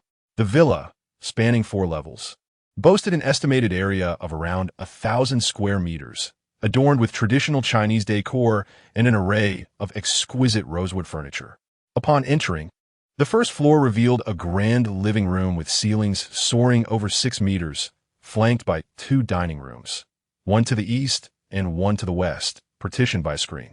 The kitchen mirrored this arrangement, filled with culinary equipment Chen had never encountered before. The first floor also contained 2 bedrooms, one for guests and another designated for elders, which happened to be Chen's assigned room. The second floor featured 2 children's rooms, an elder's room, while the basement housed a maid's quarters. Each room was equipped with its own en-suite bathroom. The basement resembled a private club. Stepping out of the elevator felt akin to entering the lobby of a 5-star hotel. With ample space to accommodate 20 to 30 guests and a plethora of functional rooms, including a wine and cigar lounge, a sunlit tea room, an exhibition space, a reception area, a family media room, and an opulently furnished gym. Both the first floor and basement each boasted gardens of approximately 100 square meters, flourishing with rare saplings, and the basement even featured a small private swimming pool. Chen pondered the absurdity of such an extensive collection of rooms. Yet the absence of a study perplexed him. The study is located on the 3rd floor, Teacher Yu remarked nonchalantly. Cursed Mu Xiaoyan. Why must she deny me access to the 3rd floor? It is the study that I yearn for most, as I am curious to see what this luxurious residence study looks like, wondering if it would offer a more profound reading experience. Chen contemplated inquiring about the villa's price, but hesitated, sensing it might be inappropriate. Yet, he mused that regardless of the cost, if he were not financially constrained, he could afford it. Reflecting on the mansion that should have belonged to him, now rendered a mere illusion due to Yuan Jiqiu, a pang of sorrow pierced his heart. This marked the first time Chen had experienced such a yearning for wealth. What has come over me? Master Ming taught that a true gentleman should not be swayed by wealth, while Confucius proclaimed that a noble man remains steadfast, even in poverty. Yet, after merely visiting the lavish villa of a wealthy individual, I find myself so unsettled. This cannot be. I must not become a petty person who forsakes righteousness for profit. How can I serve as a role model for others? Chen Fei felt a wave of shame wash over him. Mu Xiaoyan's voice broke through his thoughts. Nyonyo, call your father. Let's go pick up your brother for dinner. Nyonyo cheered. Oh, we're going to get brother. I told him I found dad, but he didn't believe me. Let's see if he believes it now. Chen Fei inquired. Does the kindergarten not provide lunch? Do you usually bring him home to eat? Yaya and Nyonyo have specially prepared meals 3 times a day. Teacher Yu is not only an early childhood educator, but also a professional nutritionist. She oversees all of this. Mu Xiaoyan replied nonchalantly. Oh, I see.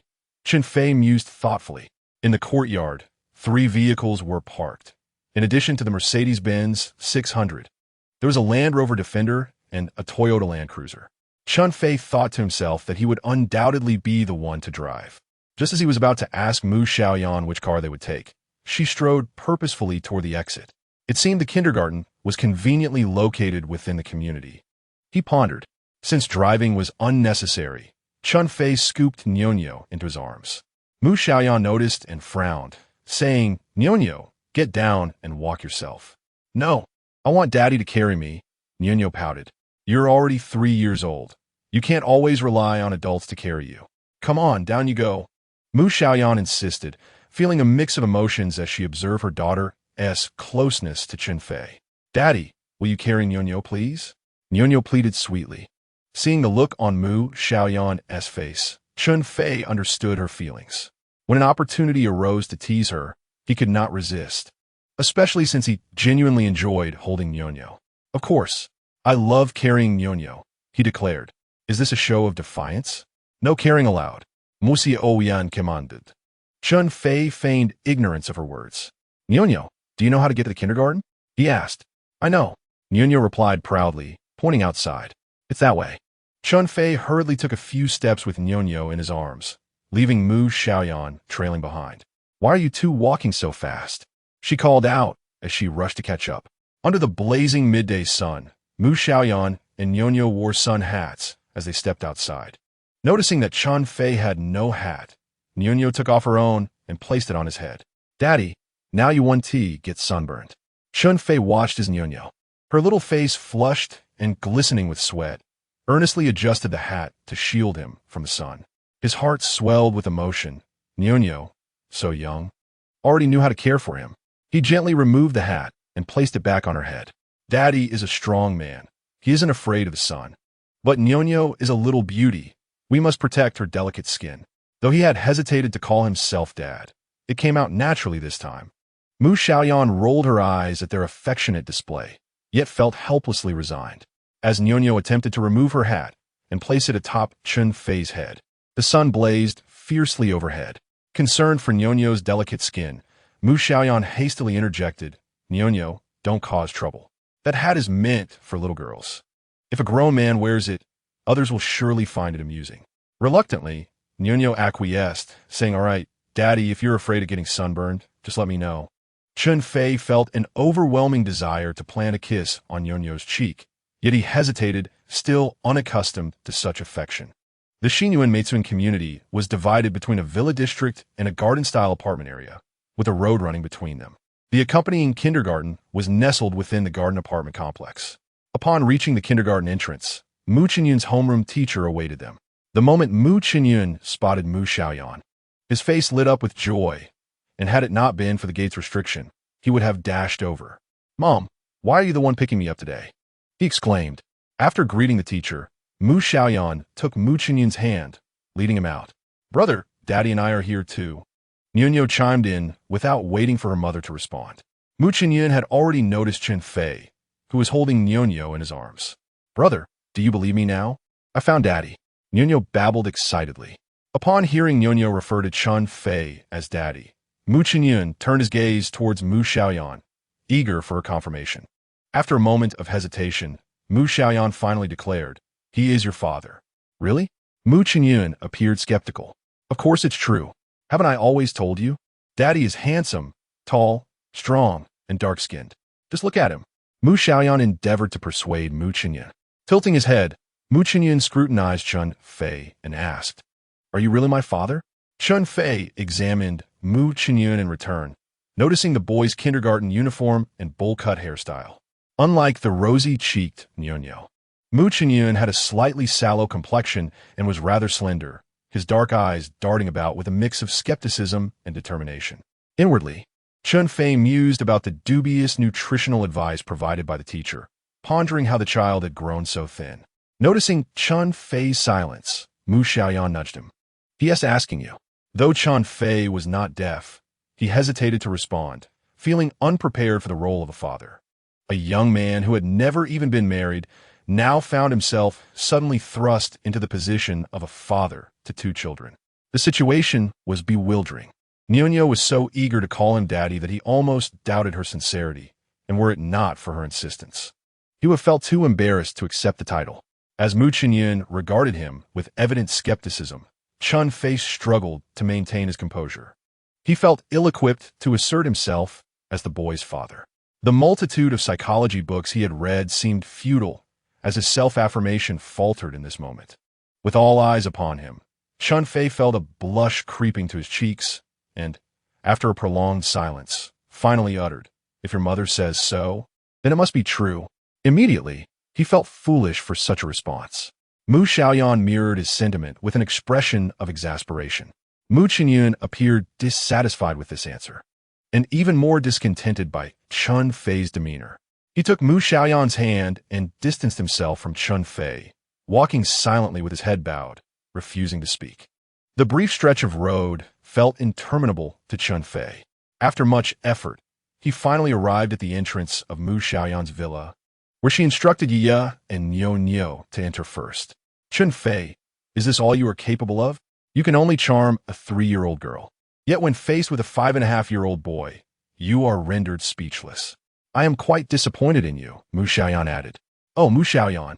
Just a moment ago, when I shared a tender moment with Niu, you were consumed with jealousy, and now, when you see me not being affectionate with your son, you berate me for my inadequacies. This is quite the challenge, Chen Fei thought to himself. However, he dared not retort, recognizing that his earlier performance was indeed lacking, and he deserved the reprimand. Mu Zong, I'm still adjusting my mindset. You know the peculiarities of this position, and there was no pre-job training. Surely, you can grant me some time to acclimatize, he pleaded. Let me assure you, first impressions are crucial. You must enter and perform admirably.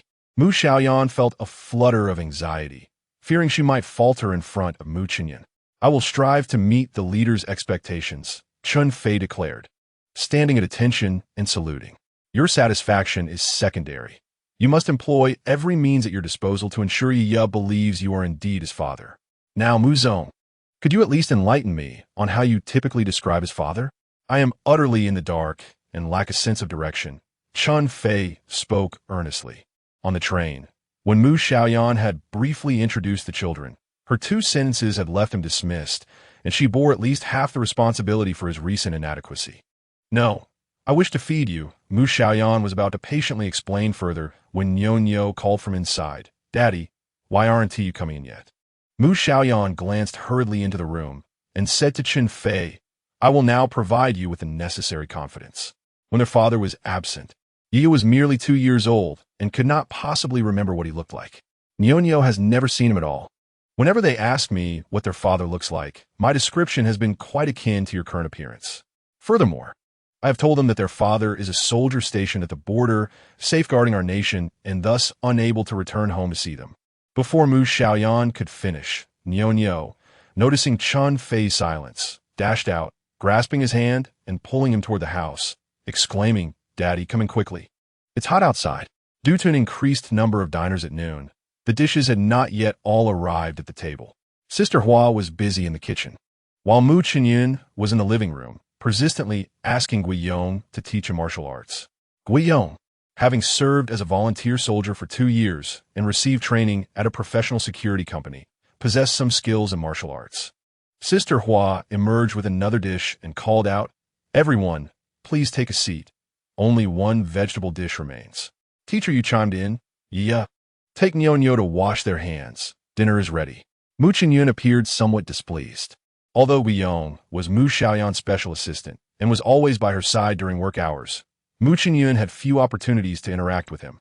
The young child both admired and felt a sense of closeness to Guiyong, who had military experience and martial arts skills, and he wished to seize this rare opportunity to learn more from him. Noticing this, Mu Xiaoyan said, Yeah, your father is also a soldier and knows martial arts. Let him teach you. Mu Qianyan looked at Chen Fei with a mixture of skepticism and curiosity, asking, Really? Then can you fight? Chen Fei understood that Mu Xiaoyan was giving him an opportunity to showcase his skills. He thought to himself that, of course, he knew how to punch. After all, during his training in combat sports, he had repeated straight punches, hooks, and jabs countless times. However, little Mu Qianyan had no comprehension of this, and his understanding of boxing was likely limited to the visually appealing routines which he could not perform. An idea struck him. He could demonstrate a set of military boxing techniques. This was something Chen Kaishan had taught him in his teenage years, and although he had practiced it daily, he had seldom engaged in it since entering university. Prepare for combat, Chen Fei declared, striking a pose in the living room. Mu Qianyan, intrigued, widened his eyes and hurried over, while the already seated Niu also approached. He initiated with a bow stance and a thrusting punch, followed by a throat strike and a side kick, all while calling out the names of the techniques. His punches flew like the wind, showcasing a vigorous display. However, having not practiced in quite some time, he stumbled after the initial 8 moves, his momentum faltering. Mu Qianyan pouted, clearly dissatisfied. Chen Fei felt a twinge of embarrassment and hastily muddled through the remaining moves before concluding the demonstration.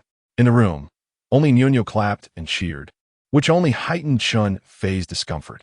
Having previously seen Guiyong perform this set of military boxing moves, Mu Xiaoyan had even learned a few from him, and now he began to practice on his own, saying, "Uncle Guo, teach me again today."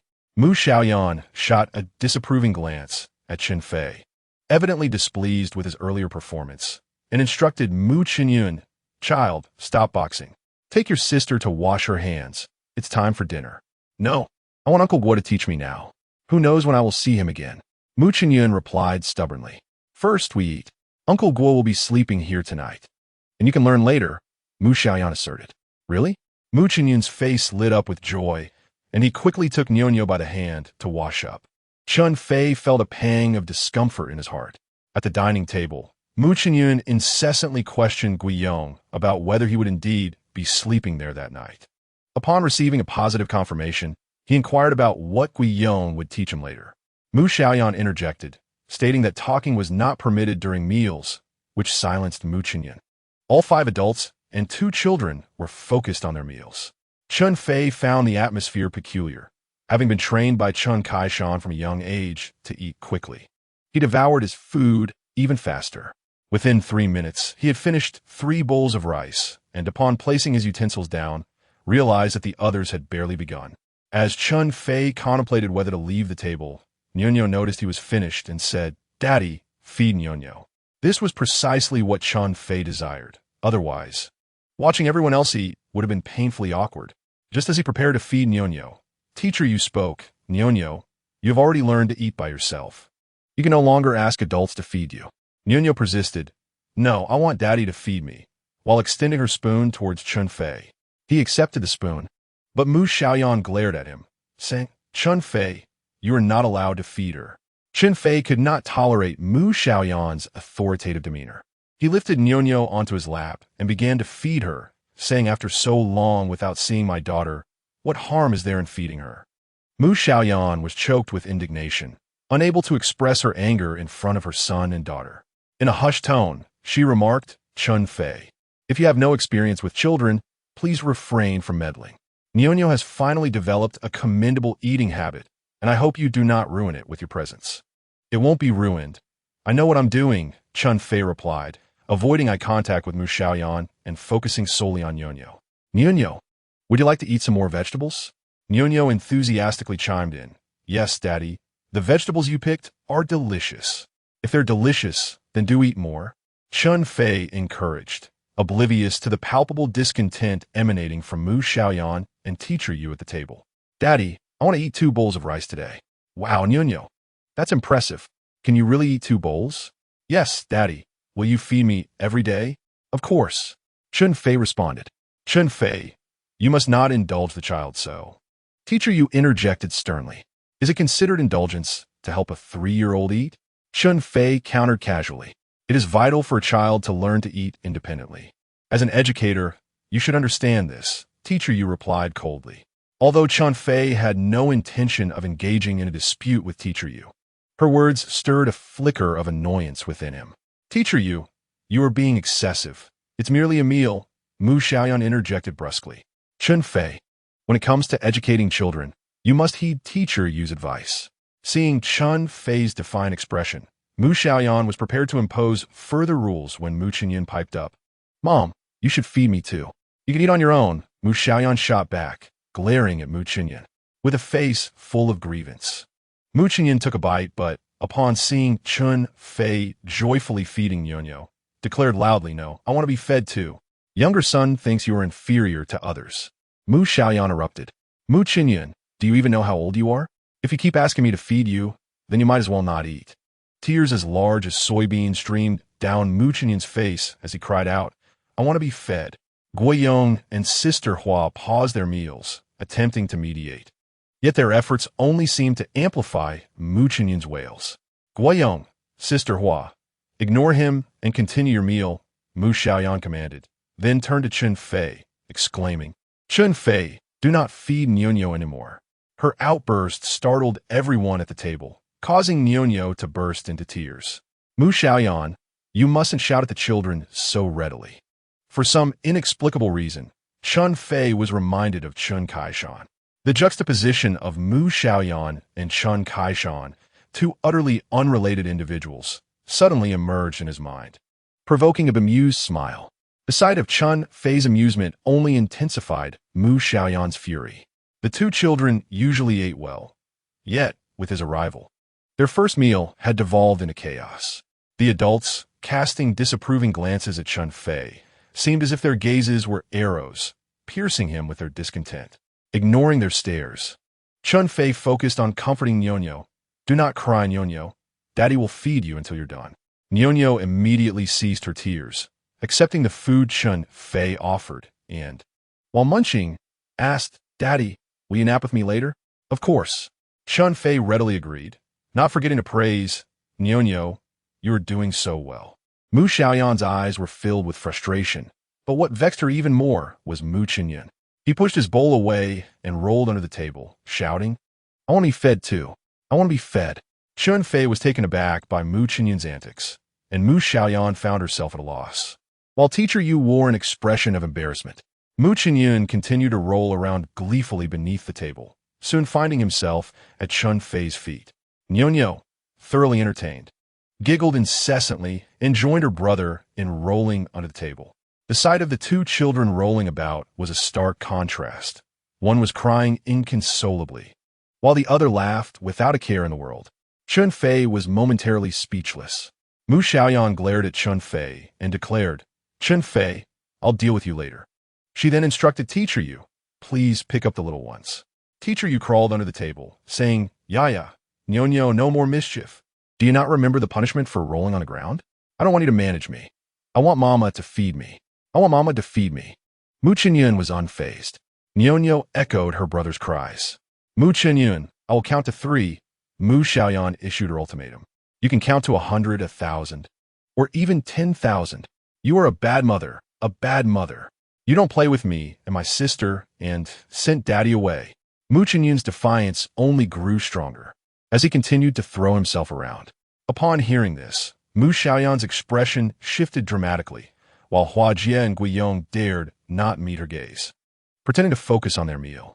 Teacher Yu turned to Chen Fei and said, Chen Fei, please pick up Nianyo. Chen Fei lifted Nianyo and said, Nianyo, Daddy doesn't like you rolling on the ground, so you mustn't do it anymore. But brother is rolling too. Nianyo pointed at Mu Qianyan, her expression reflecting her discontent. Don't imitate your brother. Imitate Daddy. Look, Daddy doesn't roll on the ground, does he? Okay, then Nianyo won't roll on the ground anymore. Good girl. Let's finish our meal quickly. Meanwhile, Mu Qianyan continued to wail beneath the table. Bad mother, bad mother. Brother, hurry up, or Daddy won't like you anymore. Once Nianyo finished her meal, she reached out her tiny hand to pull Mu Qianyan. I don't care if he likes me. No one likes me anyway. Mu Qianyan responded, growing increasingly hysterical. Mu Xiaoyan could no longer contain herself. You little rascal, what nonsense are you spouting? Who said no one likes you? Doesn't Grandma love you enough? Mama loves Yaya and Nianyo the most. All right. Mama was wrong. Yaya, get up quickly. Mama will feed you. Teacher Yu called out Mu Zong, hesitating to continue. Mu Xiaoyan did not respond, instead crouching down to pull Mu Qianyan out from beneath the table. Mama loves you the most. Look, you haven't eaten anything for lunch. Let Mama feed you, eat more, okay? Chen Fei found the scene amusing, thinking to himself, so Mu Xiaoyan could be soft too. I must find a way to bring Mu Qianyan to my side. This could be a powerful tool against Mu Xiaoyan. Mama, are you going to work today? Mu Qianyan asked, gazing intently at Mu Xiaoyan. Of course, I have to go to work. After your nap, Mama will take you to kindergarten, and then I must go to the company. Can you come home early today? Mother, please try to return early. If it is 10 o'clock in the evening and you haven't come back yet, you should go to bed without waiting for me, all right? Mother, will you come back before I sleep? Is that okay? All right, I promise you. Mu Qianyan finally smiled happily. The dining table was filled with warmth and harmony at last. After dinner, Chen Fei accompanied Nianyo for a nap, while Mu Qianyan requested Mu Xiaoyan to stay with him.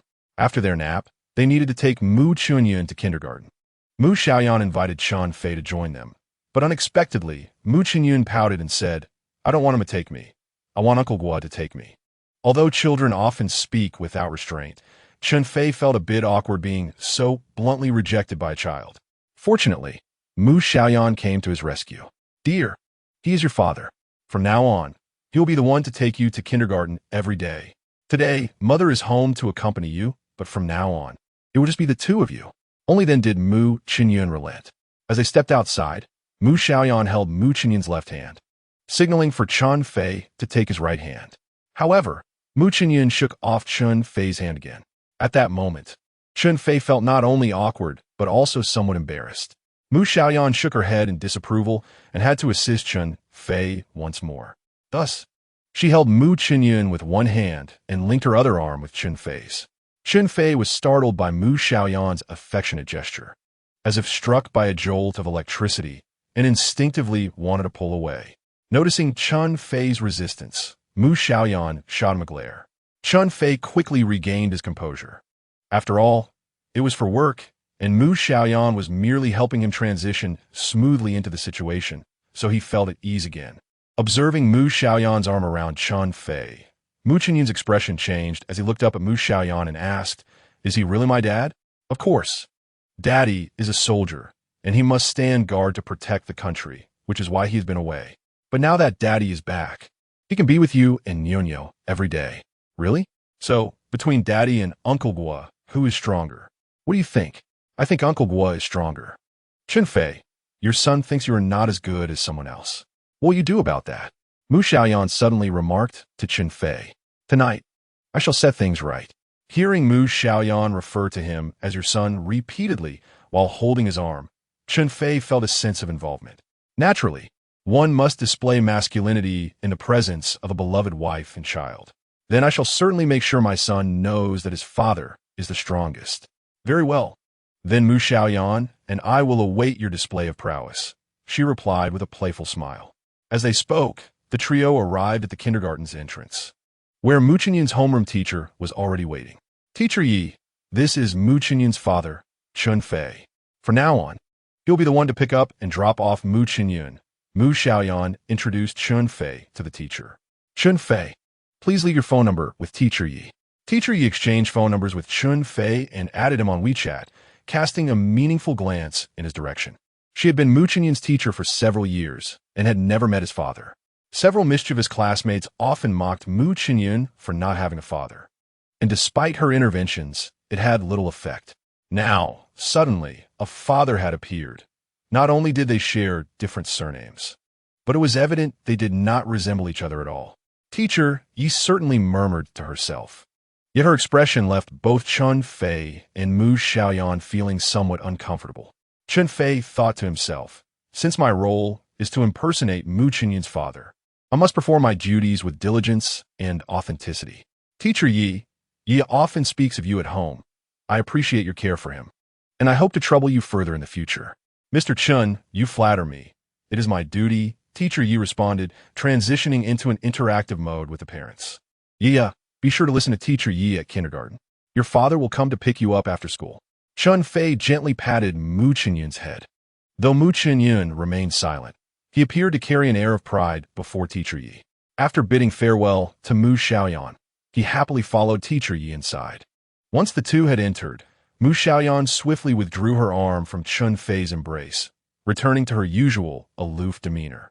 Chen Fei, your performance has improved, but I must tell you that your conduct during lunch today left me quite displeased. We shall convene this evening. Certain rules need to be established. Chen Fei inwardly chastised himself for his foolishness. Having just been drawn in by Mu Xiaoyan's touch, he had momentarily lost his composure. He had long known that Mu Xiaoyan was adept at acting. How could he have so easily immersed himself in emotions? Unlike Mu Xiaoyan, who could seamlessly transition between roles, Chen Fei took a while to gather his thoughts before replying, Ms. Mu, I did not intend to disrupt during lunch. It was all in the name of work. For the sake of work? I am well aware of your tendencies. You pander to the children without principles. You see how close Nyonyo is to you, and you become reckless. Mu Xiaoyan recalled the incident at lunch and felt a surge of irritation. Ms. Mu, in matters of childcare, I possess more expertise than you realize. I'm quite aware of what I am doing. Chen Fei endeavored to assert his position. Expertise? Mu Xiaoyan scoffed in disbelief. You, a single man who has never even been married, dare to claim superiority over me, a mother of two? While I may not have married or born children, I have not lived in ignorance. I've been a teacher for 5 to 6 years, interacting with dozens of children daily. Furthermore, I have a natural affinity for children, constantly pondering such matters. Despite your experience as a father of two, how many days have you truly cared for them? Mu Xiaoyan felt vulnerable as Chen Fei struck at her weak point. In her mind, he was merely a subordinate, and no subordinate had ever spoken to her in such a manner, leaving her momentarily flustered. Chen Fei, if I recall correctly, you're a middle school teacher. Your expertise lies elsewhere. Caring for preschool children is not your specialty, is it? Teacher Yu is the true professional. Managing mealtime for children is inherently a challenge for adults. Yet Teacher Yu has trained both Yi and Nyo exceptionally well. You were the one who disrupted everything upon your arrival. Trained exceptionally well? Chen Fei exaggeratedly echoed Mu Xiaoyan's words, then continued. Do you think caring for children is akin to training monkeys in a circus?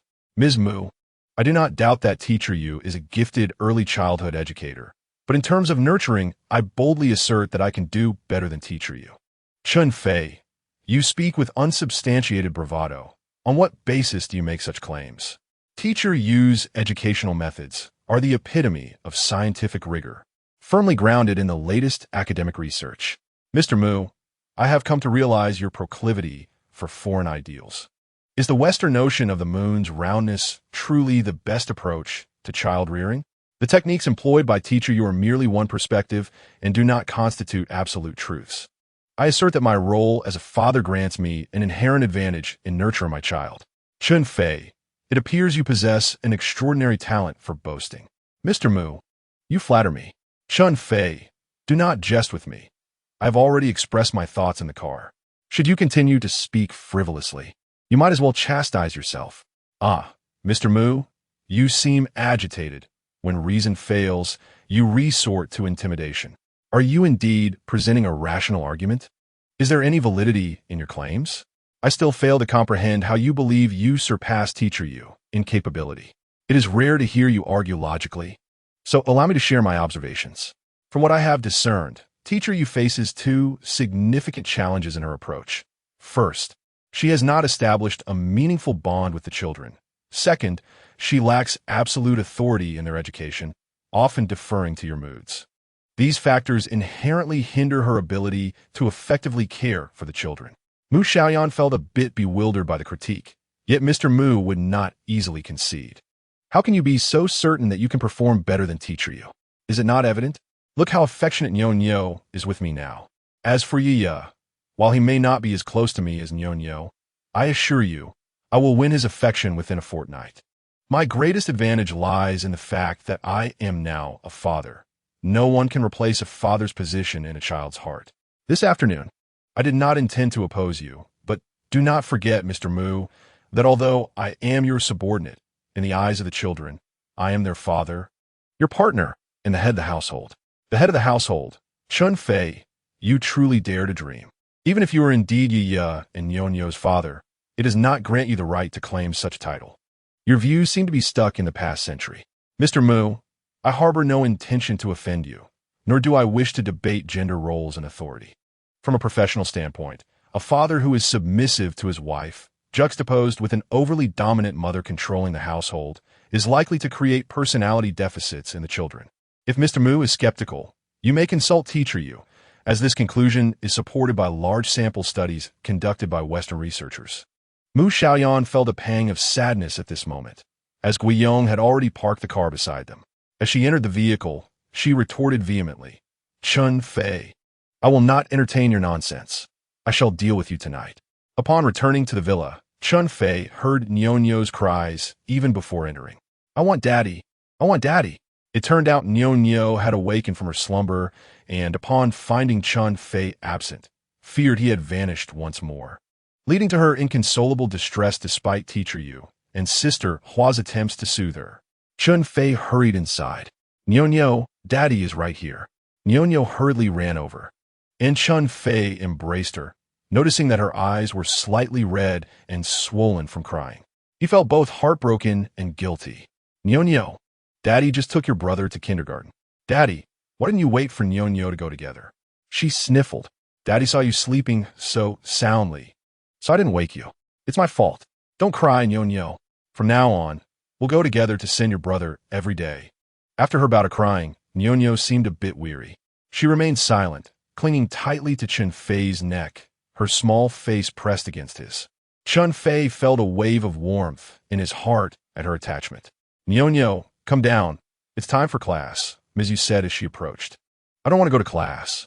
I want to play with Daddy, Nyo shouted, turning her face away in defiance. Observing her recent tears, Chen Fei addressed Mizu. Could we wait a moment longer? Mizu, visibly displeased, responded, Nyo has a strict schedule every day, as required by Mr. Mu. It's time for class now. I'm not going to class. I refuse to go. Daddy, can we go outside to play? Chen Fei pleaded with Mizu. Is it really necessary to be so strict with a 3-year-old? Today is my first day. Let me take Nyo to play, and we'll follow your schedule starting tomorrow. Do you have any idea how much effort we put into establishing Nyo's routine? Please don't disrupt it. Ms. You replied, her dissatisfaction evident. Is this how you handle everything, with such rigidity? Chen Fei countered without directly addressing her complaint. Ms. Yu's hostility escalated. I truly doubt you've ever been a teacher. On what grounds do you say that? Chen Fei felt that those around Mu Xiaoyan were rather unreasonable. After stating this, he decided to ignore Mizu and asked Nyo, where do you want to play, sweetheart? Daddy will take you. I want to play outside. All right, let us set off now. Chen Fei lifted Nyo and headed for the door. Just as they reached it, Mizu called out, Chen Fei, stop right there. Chen Fei turned back. What is it, Mizu? She handed him her phone.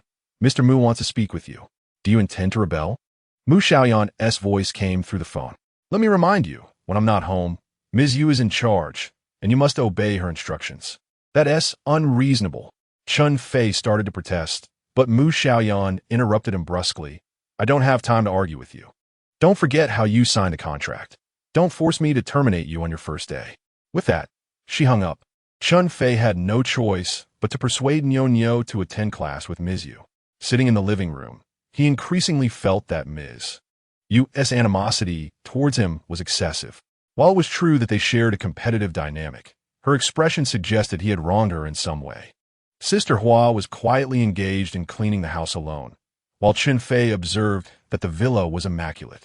Nevertheless, Sister Hua continued to wipe surfaces meticulously with a cloth. Though her demeanor was somewhat aloof, it lacked the overt hostility characteristic of Teacher Yu, prompting Chen Fei to approach her. Sister Hua, may I assist you? No need, she replied. This requires a delicate touch, something a man like you wouldn't manage. I assure you, I am quite meticulous in my work. Truly unnecessary. President Mu has a penchant for cleanliness, and even with your help, I would have to redo everything. Chen Fei sighed inwardly, finding Sister Mu Xiaoyan rather demanding. Not particularly fond of household chores himself, he decided to change tactics. Sister Hua, your culinary skills are extraordinary. Surely you must have trained under a master? Master?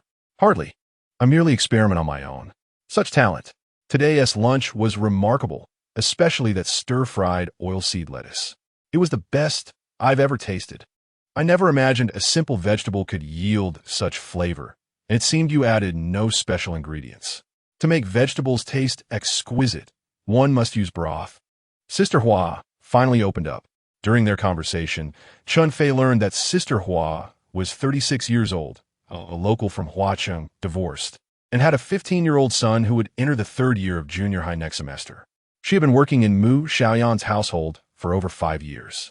Chen Fei expected Sister Hua to inquire about his background, but whether she had already gleaned some information from Mu Xiaoyan or simply lacked curiosity, she did not ask a single question. While her demeanor was somewhat warmer, it remained limited to brief responses to Chen Fei's inquiries. Perhaps it was normal for her to maintain such distance during their first encounter, especially given his unique circumstances. Nonetheless, Chen Fei wished to glean more about Mu Xiaoyan and Teacher Yu, so he attempted another approach. Sister Hua, Teacher Yu just suggested that she suspects I am not a teacher but I truly am, albeit merely a junior high teacher." Before Chen Fei could finish, she interjected, "Do not take Teacher Yu's words to heart. She has always been rather haughty." Chen Fei felt a surge of satisfaction, realizing that Sister Hua did not wholeheartedly align with Teacher Yu. "I understand that Teacher Yu has studied abroad and looks down upon someone like me, a humble junior high teacher. However, Sister Hua, I am not boasting when I say I consider myself an excellent language teacher. My classes have consistently ranked first in the school during examinations." He was not exaggerating. Prior to his reforms in classroom instruction, he had indeed achieved several first-place rankings. "Is that so? My child struggles with language and English, though he excels in the sciences. Sister Hua, why not bring your child to me for tutoring? I can guarantee significant improvement in his language skills within a year or so." "That would be wonderful." Sister Hua beamed at him with genuine warmth. "You mentioned your child's difficulties with English. Teacher Yu, having studied abroad, must be proficient. Have you not sought her assistance? If only Teacher Yu were as easy to talk to as you. Is Teacher Yu not approachable? I assume she treated everyone this way. I find myself questioning whether I have wronged her in any way." "Indeed, you have," Hua Jie replied with a smile. "Xiaoyan, why are you still not back?" Chen Fei said, utterly baffled. "You may not have met her, but you allowed President Mu to withhold her performance bonus for a whole year, which must amount to several $100,000. It is only natural for her to be angry with you," Hua Jie stated calmly. Chen Fei was increasingly perplexed. He could not fathom how he had inadvertently caused President Mu to penalize Teacher Yu's performance bonus. Was it possible that Mu Xiaoyan orchestrated this to create an enemy for me? If so, she certainly possesses a knack for manipulation. Yet, how could she fabricate a pretext to place the blame on me? It was only after Hua Jie finished speaking that the pieces fell into place, unraveling many of the mysteries that had lingered in his mind. On the day Chen Fei visited the Tianqiao group, Mu Xiaoyan's mother in Xingqing suffered a sudden heart attack and was rushed to the hospital, concerned about not returning. She insisted that Mu Xiaoyan bring both of her children home. Teacher Yu hurriedly picked up Mu Qinyun from kindergarten, neglecting to eat, and took a taxi to Tianqiao group. However, upon entering the office building, Mu Qinyun fell ill, necessitating a trip to the ladies' restroom. Nyo was also in the restroom, but, finding her brother's mess unpleasant, exited and inadvertently encountered Chen Fei. During those days, both Nyo and Mu Qinyun had been clamoring for their father, and Mu Xiaoyan, unable to resist their pleas, issued a bizarre recruitment announcement. When she learned someone met the criteria, she simply told the children that their father had returned and was now at the company, promising he would be home in a few days. Consequently, Nyo unhesitatingly accepted Chen Fei as her father. Mu Qinyun's distress lasted quite a while in the restroom, and by the time Teacher Yu emerged with him, Chen Fei had already taken Nyo out of the office building. This frightened her greatly, prompting her to inform Mu Xiaoyan, who was equally alarmed. She first reviewed the building's surveillance footage and then checked nearby cameras at the police station. Suspecting Chen Fei's actions to be highly dubious, genuinely believing they had encountered a child trafficker. Ultimately, it was a false alarm, but Mu Xiaoyan deemed it a significant error on Teacher Yu's part, leading to the deduction of her performance bonus for a year. In retrospect, it appeared that Mu Xiaoyan was not in league with Yuan Jiqiu to conspire against him, at least not entirely. Chen Fei felt a twinge of remorse for having misconstrued Mu Xiaoyan's intentions.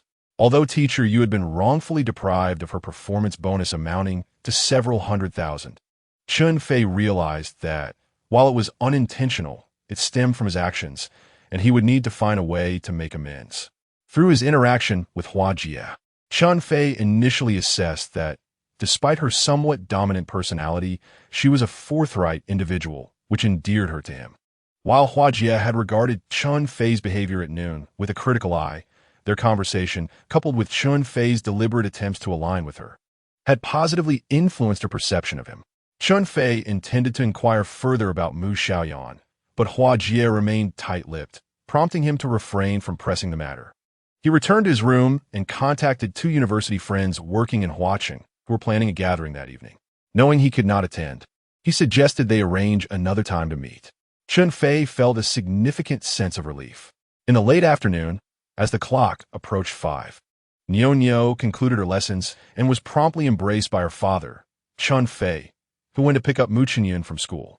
The kindergarten entrance buzzed with activity, bustling with parents arriving to collect their children, predominantly grandparents at this hour. Upon spotting Mu Xiaoyan, Niao joyfully exclaimed, "Brother, hurry out. Dad and I have come to fetch you." Teacher Yi escorted Mu Xiaoyan to the entrance, where Chen Fei signed for him.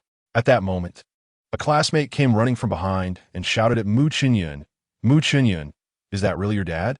Where did this rascal come from?" Chen Fei noted that this boy towered over Mu Xiaoyan by half a head and was sturdier than his peers. His tone was decidedly unfriendly, and he cast a provocative glance at Mu Xiaoyan after speaking. Mu Xiaoyan seemed intimidated, ignoring the taunt and simply grasping Chen Fei's hand as they began to walk away. This marked the first instance of Mu Xiaoyan proactively holding Chen Fei's hand. Chen Fei regarded the troublesome boy and caught a glimpse of Teacher Yi, who wore an apologetic expression. She addressed the boy, saying, "Lu Haopeng, if you continue this behavior, I will inform your mother when she arrives." To Chen Fei's surprise, Lu Haopeng showed no fear and defiantly declared, "Mu Xiaoyan is a little liar." This audacious boy was quite bold. Before Chen Fei could react, Niao, indignant at her brother being bullied, chimed in, "Dad, help brother deal with this little rascal." Chen Fei narrowed his eyes and sternly commanded, "You, come here." Lu Haopeng exhibited a slight hint of trepidation, but quickly turned to Teacher Yi, saying, "Teacher Yi, he is bullying a child." This boy was quite audacious. Chen Fei, however, knew better than to engage in a quarrel with a child, especially with so many parents present.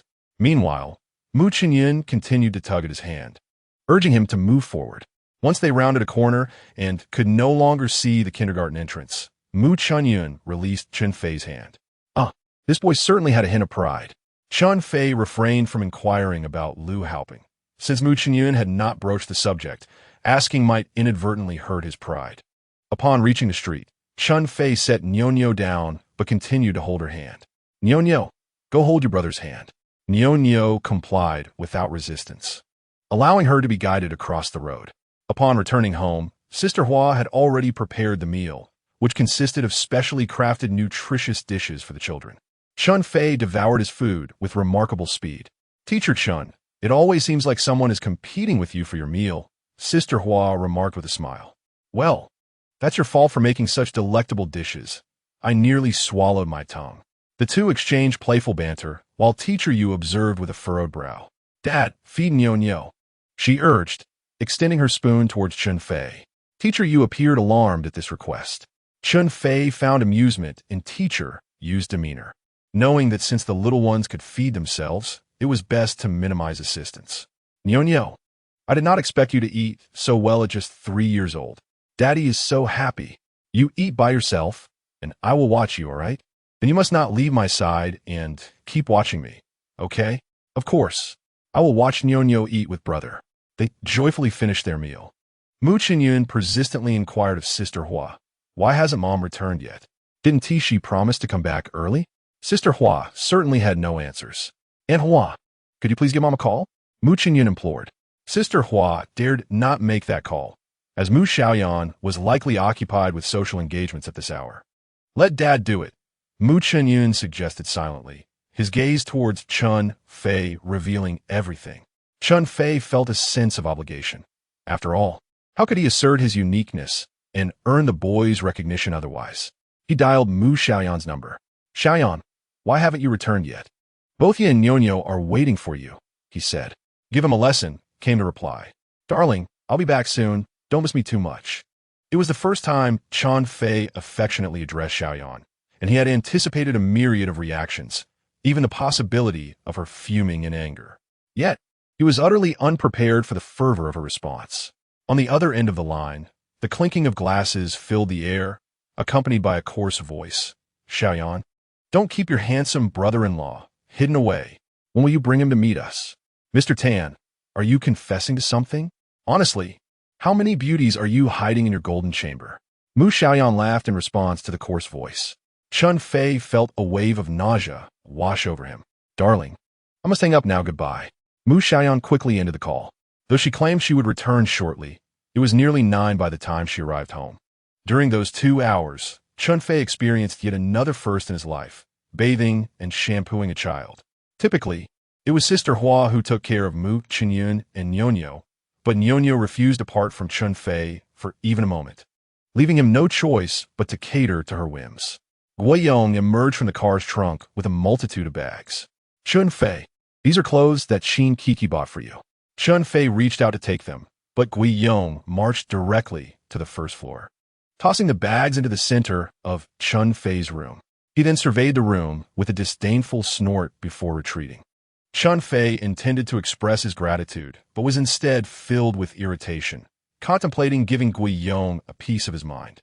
After a long day of shuttling between Star City and Flower City under the blazing sun while escorting Mu Xiaoyan, Chen Fei was drenched in sweat. He had planned to take a shower and change clothes, yet Guiyong had thrown his garments away.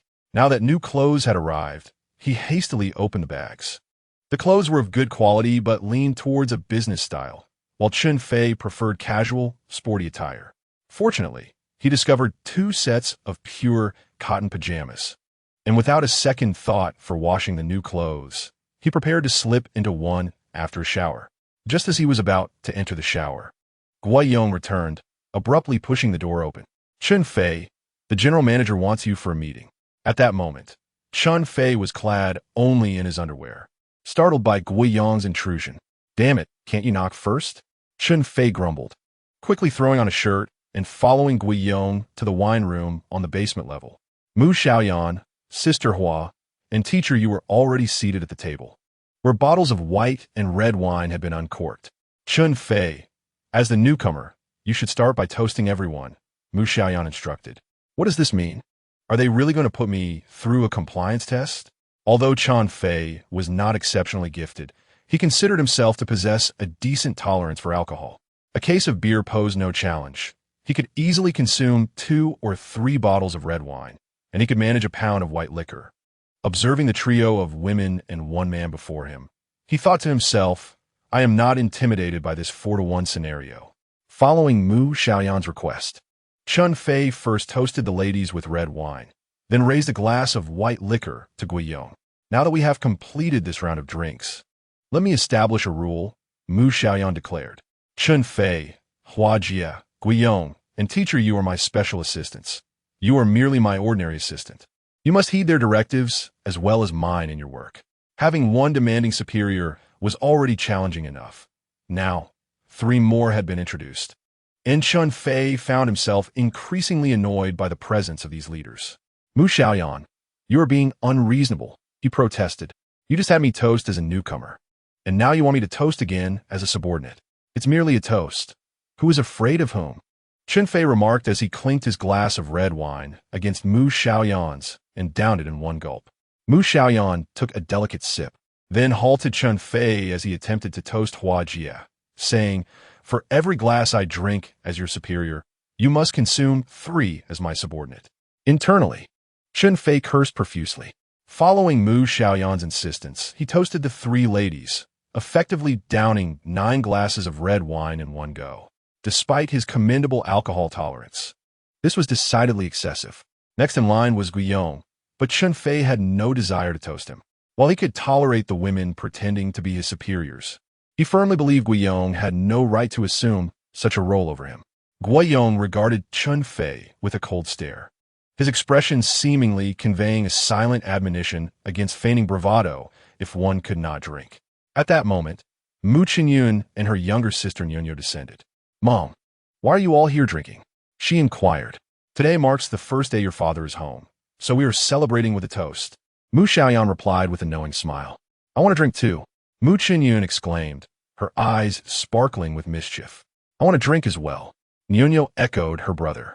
Children should not be drinking. Hurry and take your sister back to bed, Mu Xiaoyan insisted, with the presence of the 2 little ones. She found it difficult to fully reprimand Chen Fei. Uncle Guo promised to teach me martial arts tonight, Mu Xiaoyan said, tugging at Guiyong's arm. You must keep your word, Uncle Guo. Guiyong had indeed made that promise during lunch, and now he looked to Mu Xiaoyan, awaiting her response. Chen Fei, already harboring disdain for Guiyong, was aware that Guiyong did not typically reside here. His presence today was solely due to Chen Fei's arrival, prompting Mu Xiaoyan to arrange for his stay. Chen Fei understood the rationale behind it. After all, a strange man had moved into a house filled with women and children, and it was only sensible for Mu Xiaoyan to take precautions. However, Guiyang's watchful gaze, which seemed to scrutinize him as if he were a potential threat, was exceedingly irksome. With a few drinks in him, Chen Fei felt emboldened to confront Guiyang and, in the process, undermine Mu Xiaoyan's smug demeanor. He knows nothing of martial arts. My father could easily defeat 3 or 5 of him without breaking a sweat. Mu Xiaoyan, while skeptical, was nonetheless thrilled by Chen Fei's declaration. Is that true? You aren't just boasting, are you? Whether he is boasting or not, you'll know once I engage him in a fight. The only question is whether he possesses the courage to face me, Chen Fei provocatively remarked, his gaze fixed on Guiyang. Since their first encounter, Guiyang had harbored a desire to teach Chen Fei a lesson, and now, upon hearing his taunts, he could hardly contain himself. However, out of respect for Mu Xiaoyan's presence, he refrained from acting rashly. What nonsense are you talking about, Chen Fei? Always talking about fighting.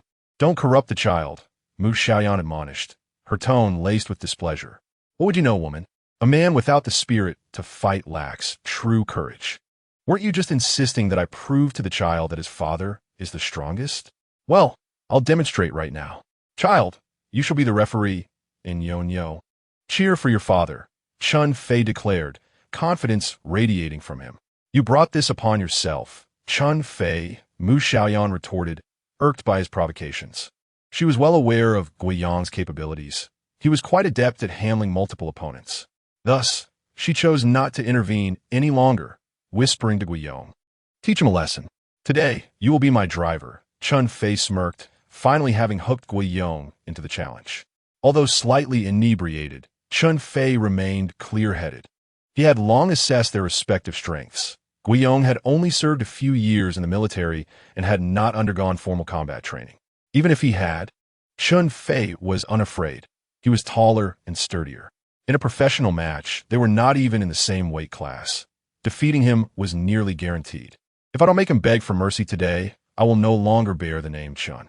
They arrived at the gym.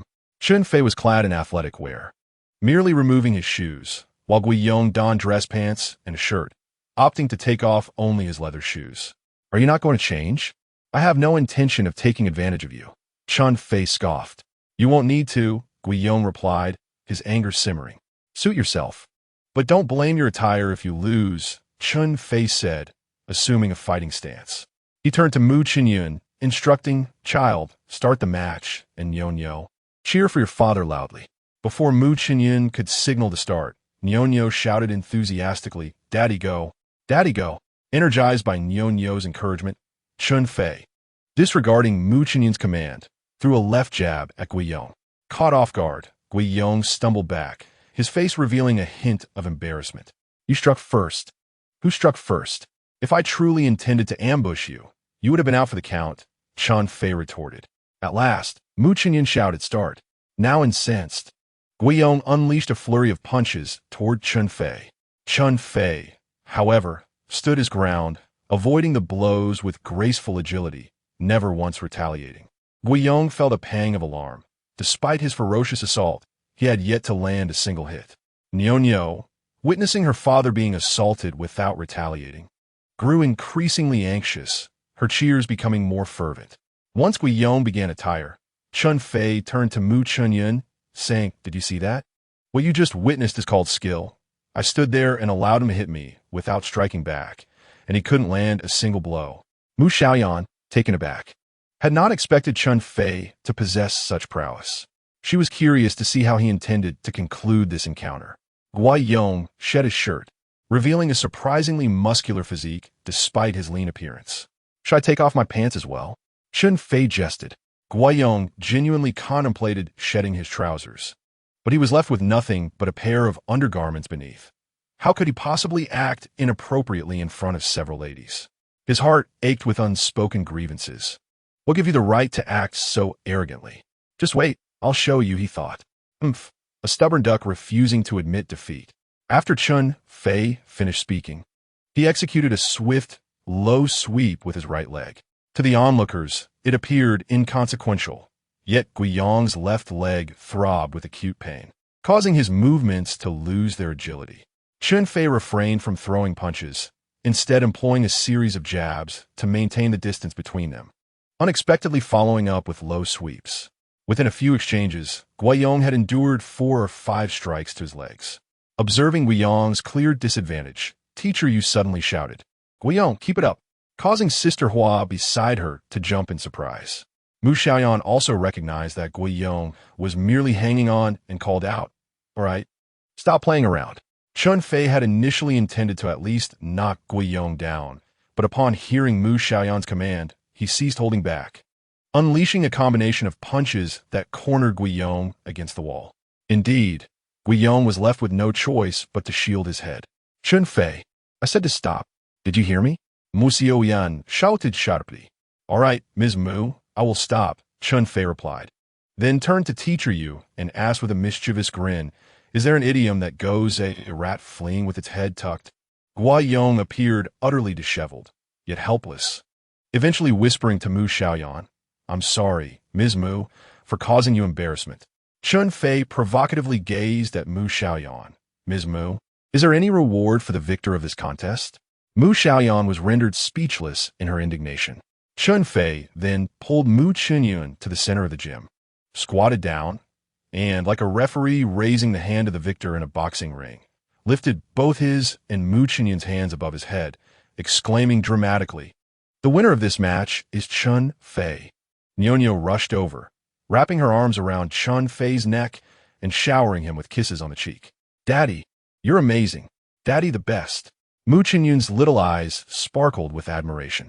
Mu Xiaoyan turned on her heel and left, followed by Teacher Yu and Sister Hua. Guiyong also wished to make a hasty exit, but his legs betrayed him. To avoid limping, he slowly made his way out. Chen Fei, cradling a child in his arms, laughed heartily and followed suit. He returned Mu Qinyun and Nyonyo to their respective rooms and began the delicate task of lulling Nyonyo to sleep. However, Nyonyo remained buoyed by excitement, giggling incessantly, which prompted Mu Qinyun to curiously peek over. "Chen Fei, stop teasing her," Mu Xiaoyan admonished, pulling Mu Qinyun back to his own room. After much effort, Chen Fei finally managed to lull Nyonyo to sleep. He returned to his own room, took a refreshing shower, donned his pajamas, and fell into a deep, sweet slumber. The following morning, Chen Fei rose early, completed his workout at the gym, and after showering, headed to Nyonyo's room, where she was still fast asleep. He sat by the bed for quite a while, silently observing the slumbering Nyonyo, whose dimpled smile seemed to carry traces of joy even in dreams. Unable to resist, he tenderly caressed her little face. Nyonyo, still drowsy from sleep, noticed Chen Fei sitting on the edge of the bed. Without uttering a word, she extended her arms, and Chen Fei lifted her onto his shoulder, where she soon dozed off again. Glancing at the clock, Chen Fei saw it was already 7:15, so he began to walk around the room, cradling Nyonyo in his arms. Before long, she was completely awake. Chen Fei took Nyonyo to wash her face and brush her teeth. Meanwhile, there was sound coming from Mu Qinyun's room next door. When Chen Fei emerged from the bedroom with Nyonyo, Sister Hua was also leading Mu Qinyun out. As Sister Hua prepared breakfast, Chen Fei engaged Mu Qinyun and Nyonyo in a game of horseback riding in the living room. Teacher Yu had also risen, intending to lead the 2 children in some exercises. Nyonyo was having a delightful time playing with Chen Fei, but the eldest was reluctant, prompting Chen Fei to join them in the activity. Although Chen Fei was not particularly adept at it, he exaggerated his movements for comedic effect, causing Nyonyo to giggle incessantly, while Mu Qinyun occasionally succumbed to laughter as well. As Chen Fei entertained the 2 children, they waited for Mu Xiaoyan to join them for breakfast, but she was yet to make an appearance. Sister Hua remarked, "You should eat quickly. President Mu usually rises quite late." Chen Fei then took Mu Qinyun to preschool and wandered outside with Nyonyo. Upon their return, Mu Xiaoyan had just come downstairs. Wishing to avoid the cold demeanor of Mu Xiaoyan, Chen Fei intended to take Nyonyo to the yard to play. However, Mu Xiaoyan called out to him, "Chen Fei, you are driving for me today." "Me? What about Guiyong?" Chen Fei inquired. How can you still ask? Who told you to be so rough last night? Guiyang's legs are swollen beyond recognition. How can he drive?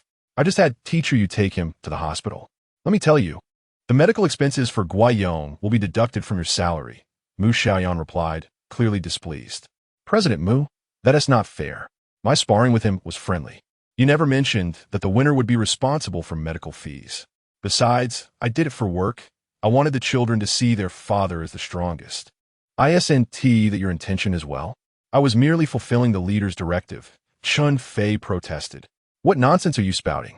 Mu Xiaoyan interrupted him, glancing at Nyonyo. Chen Fei realized his mistake. Although Nyonyo was only 3 years old, she was perceptive enough to grasp much of what was said. And discussing such matters in her presence was inappropriate. After finishing breakfast, Chen Fei left with Mu Xiaoyan, but Nyonyo insisted on accompanying them. After much effort, they managed to persuade Sister Hua to carry Nyonyo back. Chen Fei started the car, familiarized himself with its condition, set the navigation system, and then set off. Mu Xiaoyan sat in the back seat. Chen Fei had hoped to take advantage of their time alone to converse with Mu Xiaoyan and gauge her feelings. But seeing that she did not sit in the front passenger seat, he refrained from speaking, choosing instead to focus on driving. After several minutes of silence, Mu Xiaoyan suddenly spoke. Chen Fei, prepare yourself. This evening, I will introduce you to 2 of my close friends. Your friends? In what capacity? Chen Fei asked, feeling a bit apprehensive. Do you remember the lines I taught you on train? Use those as your guide, Mu Xiaoyan replied, her expression unchanging. They are your friends. Yet you expect me to fool them? Chen Fei questioned, perplexed. Chen Fei, where do you get so many questions? Do not make me reiterate. You shall do as I say. Do you understand? Mu Xiaoyan exhibited a hint of impatience. No, Ms. Mu, what I mean is, they are your close friends and are certainly well acquainted with your personal affairs. I fear I may easily betray my identity. Perhaps we could postpone the meeting with your friends? Chen Fei was reluctant to immerse himself in a crowd of women, and he was still unfamiliar with Mu Xiaoyan, uncertain if this gathering of friends might harbor pitfalls for him. If you maintain your utmost composure, you will not falter. Chen Fei wished to inquire further about Mu Xiaoyan's friends, but her phone began to ring incessantly. The calls were from friends arranging meals or gatherings, alongside subordinates seeking work-related guidance. Upon arriving at Tianxiao Group, Mu Xiaoyan was still engaged on the phone. Ms. Mu, should I return first and come back to pick you up after work? Chen Fei inquired as Mu Xiaoyan exited the vehicle. You will accompany me to the company. Chen Fei had no choice but to follow her inside. Along the way, everyone they encountered greeted Mu Xiaoyan respectfully, casting various glances at Chen Fei. Mu Xiaoyan walked straight to the president's office, and Chen Fei followed, initially thinking he might have the opportunity to explore her office. However, upon reaching the door, Mu Xiaoyan instructed, go find Qin Kiki and ask her to arrange a resting place for you. Reluctantly, Chen Fei made his way to Qin Kiki's office. Director Qin, thank you for purchasing the clothes for me yesterday. I truly appreciate your kindness. Why thank me? You should express your gratitude to Ms. Mu. I merely acted on her instructions, Qin Kiki replied with a professional demeanor. Oh, by the way, here is your employee badge. Qin Kiki handed him an employee badge. Upon examining it, Chen Fei was astonished to find his position listed as vice president of Tianxiao Group. He assumed Qin Kiki had made an error, yet the photograph and name were indeed his. Director Qin, have you promoted me? Could you enlighten me on the matter? Ms. Mu instructed it this way. If you have any questions, you may inquire with her directly. Qin Kiki clearly preferred not to engage in lengthy conversation with Chen Fei. Chen Fei, you may wait in my office for a while. After saying so, Qin Kiki exited the office. Left alone, Chen Fei found it rather dull and decided to leave, heading to Wang Miao Miao's workstation. Miao Miao, hello. Chen Fei greeted her with a smile, attracting the attention of all nearby colleagues. Wang Miao Miao shot him an angry glare, still miffed about the previous incident when he had joked inappropriately. Chen Fei, do not address me so affectionately. We are not that familiar. Isn't it true that the first time is a stranger, the second time is an acquaintance? This is our third meeting. Is that not enough familiarity? Chen Fei remained undeterred, continuing his playful banter. Wang Miao Miao sighed, exasperated. I truly have no way to deal with you. Chen Fei, I am at work and have no time for idle chatter. Director Qin may reprimand me soon. Very well, I shall not disturb you. I know you are a diligent employee of the company. I will now go to Ms. Mu to request recognition on your behalf. After finishing his sentence, Chen Fei walked towards Mu Xiaoyan's office. He knocked on the door, which was opened by Director Qin. Chen Fei, why have you come here? Did I not ask you to stay in my office? I have matters to discuss with Ms. Mu. May I enter? Without waiting for Qin Kiki and Mu Xiaoyan to respond, Chen Fei stepped inside. Mu Xiaoyan's office was indeed spacious, measuring no less than 200 square meters, adorned in a minimalist yet stylish decor. The panoramic floor-to-ceiling windows offered a breathtaking view of the entire business district. The office was divided into various sections: a workspace, a reception area, a tea corner, and a fitness zone, all tastefully dotted with potted greenery. On the wall behind the desk hung an ancient sword, which caught Chen Fei's eye more than once. Let us get to the point. Why are you idly gazing around? Mu Xiaoyan thought, feeling quite displeased with Chen Fei's uninvited presence. Mu, I don't have much to attend to at the company. I should head back to pick up Mu Xiaoyan, and I can come back for you later tonight, Chen Fei suggested. Mu Xiaoyan can be picked up by Teacher Yu. You are my driver today. What should I do if I need the car? Mu Xiaoyan countered. We just agreed that I would pick him up every day. It's only the second day. It wouldn't be right to go back on my word, he replied. But you don't need the car right now. Even if you did, it's just half an hour from home to the office. If you call me in advance, I can be there in no time. And it won't interfere with your plans, Chen Fei reasoned. Mu Xiaoyan was momentarily at a loss for words. Assuming she had acquiesced, Chen Fei promptly headed downstairs to retrieve his car. Upon arriving at the community, he found it was the perfect time to pick up Mu Xiaoyan and drove to the kindergarten entrance. Mu Xiaoyan, surprised to see Chen Fei driving Mu Xiaoyan's car, inquired, "Why are you here? Your uncle Gua is quite frail. He went to the hospital for treatment today. I had to step in as your mother's driver for the day," Chen Fei quipped, not missing the chance to poke fun at Guillaume. "Then why are you still here to pick me up?" Mu Xiaoyan asked. "I told you I would be your driver every day. A man's word is his bond, especially to a young lad like you," Chen Fei replied. Mu Xiaoyan got into the car with a stoic expression. "You're being rather ungrateful. I was coerced into being your mother's driver today, yet here I am picking you up. How can you treat me like this?" Chen Fei teased him. "That's because you hurt Uncle Gua," Mu Xiaoyan retorted, maintaining his pride. Despite the child's words, Chen Fei recognized that Mu Xiaoyan was not genuinely upset about the incident. "All right, I won't tease your Uncle Gua anymore. Now, could you at least smile for me?" "Childish." Mu Xiaoyan turned his head away. Being labeled childish by a kindergarten student surprisingly pleased Chen Fei. Previously, Mu Xiaoyan never spoke to him, but they had finally broken the ice. Interacting with children proved to be far simpler. Mu Xiaoyan was much easier to handle than Mu Xiaoyan. The afternoon unfolded with the same routine: lunch, a nap for Nyonyo, and returning Mu Xiaoyan to the kindergarten. Chen Fei was curious to observe how Teacher Yu conducted her lessons with Nyonyo, but was met with a firm refusal. Teacher Yu even suggested that Chen Fei leave, claiming that his presence distracted Nyonyo. Worried that Teacher Yu might call Mu Xiaoyan, Chen Fei retreated to his own room to rest, contemplating the dinner plans with Mu Xiaoyan's friends that evening. Later that afternoon, Mu Xiaoyan informed him via phone that she had gone to Junya Hotel with her friends and instructed him to pick her up directly from the hotel after collecting Mu Xiaoyan at 5:30. She also sent him a location via WeChat. Chen Fei checked the map and found that Junya Hotel was conveniently located near Mu Xiaoyan's office. At 5:30, Chen Fei arrived punctually to pick up Mu Xiaoyan. Just as he reached home, a call from Mu Xiaoyan came through. The conversation commenced with an endearing "dear," sending a shiver down Chen Fei's spine. He had no choice but to oblige over the phone, though he couldn't bring himself to utter "dear." Instead, he said, "Xiaoyan, I've just returned with the child. Dear, do hurry over. Li Jie and Jiao Jiao are eagerly waiting to see you. Please share the room number with me," she urged sweetly. Chen Fei walked outside while continuing the call. "Call me when you arrive. I will come down to meet you." Mu Xiaoyan's tone was especially gentle. Nyonyo, noticing Chen Fei preparing to leave, followed him, asking, "Daddy, where are you going?" "Daddy and Mommy are going out for dinner. Be a good girl and stay home to eat," waiting for Daddy and Mommy to return. "Daddy, take Nyonyo with you." Chen Fei, seeing the hopeful expression on Nyonyo's face, found it hard to refuse her. He too wished to bring Nyonyo along, especially since she could be a source of protection for him in critical moments. Xiaoyan, may I take Nyonyo with me? What do you need a child for during adult meals? Mu Xiaoyan lowered her voice deliberately, but Chen Fei could detect her displeasure. I want to go too, chimed in Mu Xiaoyan.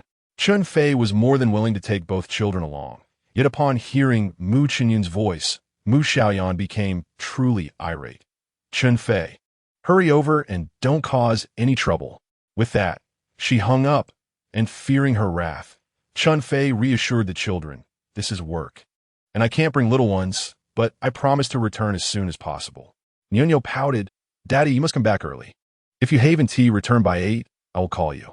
Chen Fei parked his car at the entrance of the Junior Grand Hotel, where a staff member approached him. Mr. Chen, President Mu asked me to wait for you here.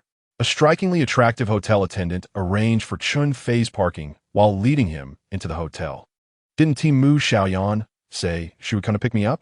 I wanted to have a few pleasant words with her first, he thought, feeling somewhat exasperated as he followed the attendant. Aren't we taking the elevator? He noticed the elevator to the left of the lobby, yet the attendant guided him in the opposite direction. Mr. Chen, we are indeed heading for the elevator.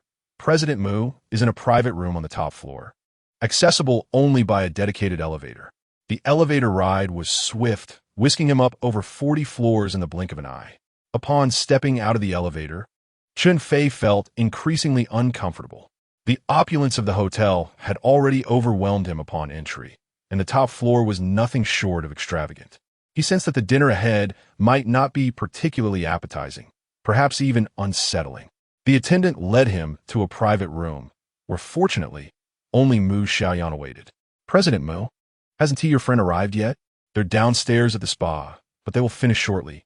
Please tell me more about your friend. I am quite anxious. Look at you, so timid.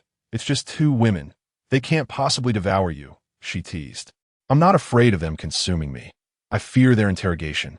If I accidentally let something slip, please don't deduct my salary. Deductions are inevitable if warranted.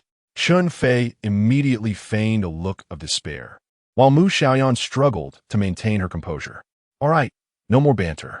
Aware of your fragile mental fortitude, I thought it best for you to meet my close friends first. Even if things go awry, it won't be a significant issue, though, naturally, avoiding any mishaps would be preferable. One of them, Wei Li, is my senior, currently serving as the risk control director at a futures company. The other, Lin Jiao, is a wealthy second-generation heiress. Who is the wealthy second generation? A voice, both haughty and delicate, interrupted Mu Xiaoyan. Chen Fei turned to see a woman entering the room, her voluminous, wavy hair cascading down, clad in ultra-short denim shorts and a tank top, presenting an alluringly cool appearance. She was petite, even more so than Mu Xiaoyan, yet her figure was voluptuous and striking. Speak of the devil, and she shall appear. This wealthy second generation you mentioned, Mu Xiaoyan chuckled. I am not merely a wealthy second generation. I am a super wealthy second generation, Lin Jiao declared with exaggerated flair, pointing at Chen Fei. So, you're Chen Fei? Having never encountered a woman of such character before, Chen Fei, who had also not interacted with someone like Mu Xiaoyan, found himself disliking Lin Jiao even more. Hello, he said, suppressing his annoyance and extending his hand. Lin Jiao merely pinched a few of his fingers, offering a perfunctory handshake, and remarked to herself, you seem rather unremarkable, yet you managed to win over Xiaoyan. Then, she locked eyes with Chen Fei and asked, so, do you possess some extraordinary talent? Are you particularly skilled in bed? This girl seemed even younger than Mu Xiaoyan, and her boldness left Chen Fei somewhat flustered. A dog cannot spit out ivory, he thought. Darling, ignore her, Mu Xiaoyan said, guiding Chen Fei to the sofa. Are you not both married? Why pretend to be innocent before me? Lin Jiao retorted, her expression dripping with disdain. Chen Fei felt that the two friends were rather peculiar. Moments latte, billionaire, clad in a knee-length beige skirt paired with a tailored blazer. She epitomized the image of a professional woman. Compared to Lin Jiao's eye-catching attire, Wei Li was a sight for sore eyes. Mu Xiaoyan introduced them. Chen Fei, an independent investor, Wei Li, Risk Control Director at Chongwei Futures. I believe you will find common ground. Upon hearing the introduction, both women's expressions shifted slightly. Chen Fei was not surprised that Mu Xiaoyan had suddenly labeled him an independent investor. Rather, he was astonished to learn that Wei Li worked at Chongwei Futures. Previously, Mu Xiaoyan had mentioned that her best friend was the risk control director at a futures company, but he never imagined it would be Chongwei Futures. Chen Fei had an account at Chongwei Futures, and with Wei Li as the risk control director, it meant that his holdings had been forcibly liquidated by her. You may liquidate my assets, but why did it end up as a margin call? I used to trade daily, but after being detained, I ceased all transactions. I am certainly a major client of your company. Such an obvious account anomaly should have been detected promptly. Your capabilities as a risk control director are indeed questionable. Chen Fei faced a disheartening setback in the capital market, initially harboring disdain solely for Yuan Jiqiu. However, upon encountering Wei Li, another source of irritation emerged in his mind. Contemplating this, Chen Fei's gaze drifted towards Lin Jiao. In comparison, Lin Jiao, despite her glaring flaws, appeared somewhat more palatable. Yet, he couldn't afford to linger on her. A moment's distraction could lead his eyes to inadvertently behold her partially revealed bosom. Within the confines of this private room, Chen Fei felt increasingly uncomfortable. Wei Li, too, was in a state of unease. Upon hearing Mu Xiaoyan introduce her new partner as Chen Fei, she initially assumed it was merely a case of sharing the same name. However, when Mu Xiaoyan elaborated that Chen Fei was an independent investor, she wondered if it could indeed be the same individual. This Chen Fei had once boasted an account peak nearing a 10-digit figure, allowing him to somewhat match Xiaoyan's economic standing. But now he was in dire straits, having incurred debts of several million to their company. It appeared that Xiaoyan remained oblivious to these circumstances. What a coincidence it was. Their company had previously dealt with another prominent client named Chen Fei, who unfortunately had also suffered losses during the stock market crash. Wei Li contemplated giving Mu Xiaoyan a knock. Chen Fei, fully aware of Wei Li's insinuations, felt a surge of irritation. Is she really going to pursue me for debts today? He mused. Why put on a fade? Why not speak plainly? Mu Xiaoyan's expression shifted subtly. During her last review of Chen Fei's futures account, she had been too focused on the trading records to notice that the account was held at Wei Li's firm. Aware that Wei Li meant well, she felt no need for the advice and replied, "What a coincidence. However, today we should indulge in merriment and refrain from discussing such topics." Indeed, you two seem to share quite the common ground. Lin Jiao interjected with a hint of sarcasm. Chen Fei shot her a disapproving glare. What was wrong with this Lin Jiao? Chen Fei, did you fail in your investments and now seek the company of wealthy women? Lin Jiao chuckled gleefully. One could say so. Nonetheless, I have standards. I would gladly align myself with a wealthy woman as exquisite as Xiaoyan. However, should it be a wealthy woman of your countenance, Miss Lin, I would prefer to face the consequences of debt rather than endure such a fate. Chen Fei had grown weary of sparring with Lin Jiao. Infuriated, she acknowledged that while she may not rival Mu Xiaoyan in beauty, she was still quite attractive. Chen Fei's blunt comparison struck a nerve, touching upon her sensitivities. A parasite, Lin Jiao muttered, her frustration palpable. Mu Xiaoyan hadn't anticipated that upon their first meeting, Chen Fei would clash with both her close friends. This was not the narrative she had envisioned. At that moment, dishes began to arrive at the table, and the red wine had been allowed to breathe. Mu Xiaoyan beckoned the three to take their seats. The waiter poured them wine. Mu Xiaoyan raised her glass, saying, "Li Jiao, you are my dearest friends. Chen Fei, you are my beloved. I hope you can also become good friends. I propose a toast to friendship." The four clinked their glasses, and Chen Fei took a casual sip. Lin Jiao shot him a disdainful look, disapproving of how a man could drink so ineffectively. Chen Fei, uninterested in engaging her, downed the contents of his glass. Mu Xiaoyan said to Chen Fei, "Sister Li is a prominent figure at our school. When I was in college, I was her little fan. She has always taken care of me, and I have great respect for her. I hope you can respect her just as I do. Jiao and I have been friends for 6 or 7 years. although she appears boisterous. She possesses a kind heart and adores Yi and Yuanyou. I hope you can become good friends as well. Chen Fei, please raise a toast to these two ladies. Hearing Mu Xiaoyan speak in this manner for the first time, Chen Fei felt it was rather peculiar. However, he understood that he was merely a tool in this situation. Since Mu Xiaoyan requested a toast, he complied without hesitation. Mu Xiaoyan then addressed Wei Li and Lin Jiao, stating, Chen Fei is the most outstanding man I have ever met. He is a genius trader, possesses a noble spirit, and shows immense affection towards children. Yi and Yuanyou now regard him as their father. Although Chen Fei was aware that Mu Xiaoyan was an absolute performer, her sincere praise still brought him joy, significantly diminishing the lingering resentment in his heart. At that moment, seated between Lin Jiao and Wei Li, Chen Fei found Mu Xiaoyan somewhat endearing. In stark contrast, Lin Jiao exhibited an entirely different reaction. With each compliment Mu Xiaoyan bestowed upon Chen Fei, her skepticism deepened. When she heard Mu Xiaoyan mention that Yi and Yuanyou regarded Chen Fei as their father, she erupted in disbelief. Impossible. Absolutely impossible. How could Yi and Yuanyou possibly hold him in such regard? Chen Fei was perplexed by Lin Jiao's exaggerated reaction. While Mu Xiaoyan appeared unfazed and solemnly warned, Jiao, you know how much Yi and Yuanyou yearn for paternal love. It is a rare opportunity for Chen Fei to assume the role of a father. Please do not shatter this for us, as it would jeopardize our friendship. I refuse to believe that Yi and Yuanyou would acknowledge him. Lin Jiao, slightly subdued by Mu Xiaoyan's seriousness, soon redirected her anger towards Chen Fei. Chen Fei, are you trying to deceive the children? Chen Fei was uncertain if his actions could be deemed deceptive and was disinclined to respond to such inquiries. He found it difficult to comprehend Lin Jiao's reasoning. What does it matter to you? Mu Xiaoyan, their actual mother, has no objections.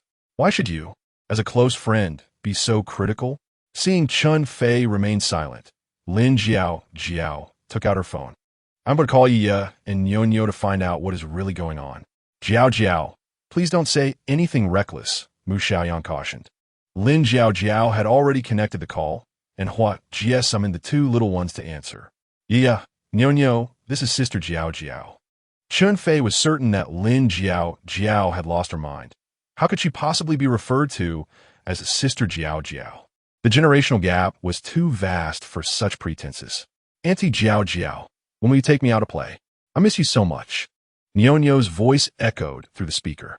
Hearing Yuanyou express her longing for Lin Jiao, Chen Fei felt a twinge of jealousy. I am not Auntie Jiao. Call me Sister Jiao. Lin Jiao insisted, fixating on the title. There's still a program later. Jiao, stop fooling around and hang up the phone. Otherwise, you will be punished with a drink, Mu Xiaoyan interjected, visibly displeased. Lin Jiao disregarded Mu Xiaoyan and continued, speaking in her phone, Yi and Yuanyou, I'm having dinner with your mother. Can you guess who else is here? I know, Daddy. Daddy said he would come to dinner with Mommy. Lin Jiao's expression darkened slightly. Daddy, are you there? Hurry back, please. Yuanyou misses you. Yuanyou, Daddy will come back with Mommy after dinner. Chen Fei's voice was raised as the phone was placed a distance away. Daddy, can you eat faster, please? All right, I'll listen to Yuanyou. Yuanyou, do you miss Auntie Li? Bailey interjecta. Auntie Li, you're here too. When will you come to my house to play? Can you tell Daddy to eat faster? Before Wei Li could respond, Lin Jiao ended the call. She poured herself a generous glass of red wine, fuming as she said, if it's punishment, then so be it. With that, she downed the glass in one gulp, then glared at Chen Fei. I was on the phone, and you butted in. You should drink as punishment too. Is this the behavior of a rich second generation? If Lin Jiao were a man, Chen Fei would have likely already given her a thrashing. Chen Fei continued to eat, reminiscing about the spicy stir-fried pork from Star City, finding little satisfaction in the flour snail, foie gras, lobster, and shark fin before him. He still believed that a few simple dishes paired with bowls of rice were the best meal. Seeing Chen Fei ignoring Lin Jiao, Mu Xiaoyan suggested they all raise their glasses for a toast. Lin Jiao persisted in provoking Chen Fei. Chen Fei, Xiaoyan says you're a trading genius. I already have a sense of your capabilities. Xiaoyan also mentioned that you have a chivalrous spirit and that you helped her fend off a dozen ruffians. Are you really that capable? If you were a man, you'd know the answer immediately. Chen Fei had no intention of indulging this rich heiress. What's wrong with being a woman? Do you look down on women? What kind of man makes threats in front of a woman? If it weren't for Xiaoyan, if you acted so arrogantly in front of me, I'd have someone take care of you outside. Lin Jiao spoke menacingly, her expression fierce. Are you a rich second generation or a black second generation? Chen Fei replied nonchalantly. Lin Jiao did not expect Chen Fei to be so disdainful. Wei Li found it somewhat amusing. She often found Lin Jiao's spoiled demeanor unbearable, and seeing her humbled before Chen Fei brought her secret delight. Xiaoyan, are you really married to him? I can hardly believe it. Lin Jiao sought to find a weakness in Mu Xiaoyan, unable to gain any advantage from Chen Fei. Is there a fake marriage? Do you want me to show you the marriage certificate? Mu Xiaoyan remained unflustered. Yes. Show me. Lin Jiao reached out toward Mu Xiaoyan. Mu Xiaoyan did not expect Lin Jiao to be so shameless. I can't be bothered with you. There is certainly nothing there. Tell me, what schemes are you hiding? Lin Jiao felt like a detective on the case. Jiao, you must not have had enough punishment wine just now. Chen Fei poured Jiao another glass. Mu Xiaoyan thought it might be best to simply intoxicate her. Chen Fei's toasting was contingent upon the individual present. As for Lin Jiao, she was to be exempted. He poured a glass of wine, lifted it towards Wei Li, and proclaimed, Sisterly, I raise a toast to you. Once the distractions fade away, I would like to seek your guidance on some professional matters. Initially, Wei Li harbored some resentment towards Chen Fei, believing he had deceived Mu Xiaoyan. However, upon hearing Chen Fei openly clarify the situation, it became evident that Xiaoyan was already aware. Consequently, she found no reason to harbor animosity towards him. In fact, due to her prior misunderstanding and Chen Fei's impressive retort directed at Lin Jiao, she developed a newfound appreciation for him. With enthusiasm, Wei Li raised her glass, downed the contents, and reciprocated the toast. You are truly a practitioner of your craft. Should the opportunity arise, I would like to invite you to participate in our company's investor salon, where I hope you can share your insights on investments. Chen Fei exchanged pleasantries. When Lin Jiao interjected sarcastically, aren't you concerned he might lead your investors to ruin? With that, she cast a challenging look at Chen Fei. Chen Fei, disinterested in engaging her further, summoned the waiter. Please bring some rice and a couple of dishes to accompany it. Having been at the table for some time, he felt he had yet to consume anything substantial, leaving him discontented.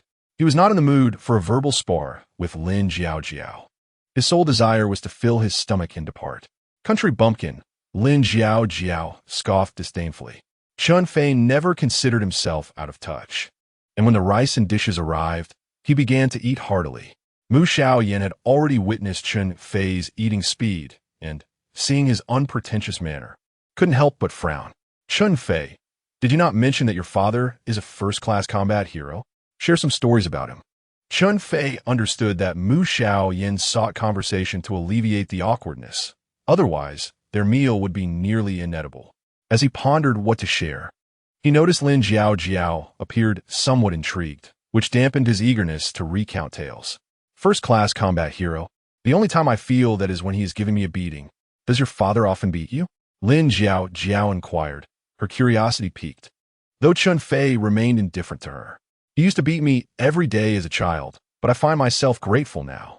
I've realized that some people who are never disciplined in youth grow up to be particularly unruly. Lin Jiao, momentarily taken aback, failed to catch the insult, while Wei Li could not suppress a chuckle.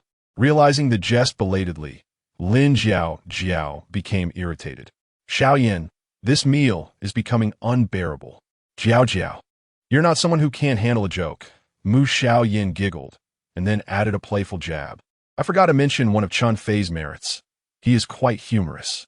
To his surprise, Chen Fei found Mu Xiaoyan somewhat endearing today. No, it had to be an illusion. Humorous? This soft-handed fellow is merely a chatterbox. Lin Jiao fumed silently. Having finished 3 bowls of rice, Chen Fei felt satisfied. At that moment, his phone rang. a call from the landline at Mu Xiaoyan's villa. Elated, he quickly switched to speaker mode.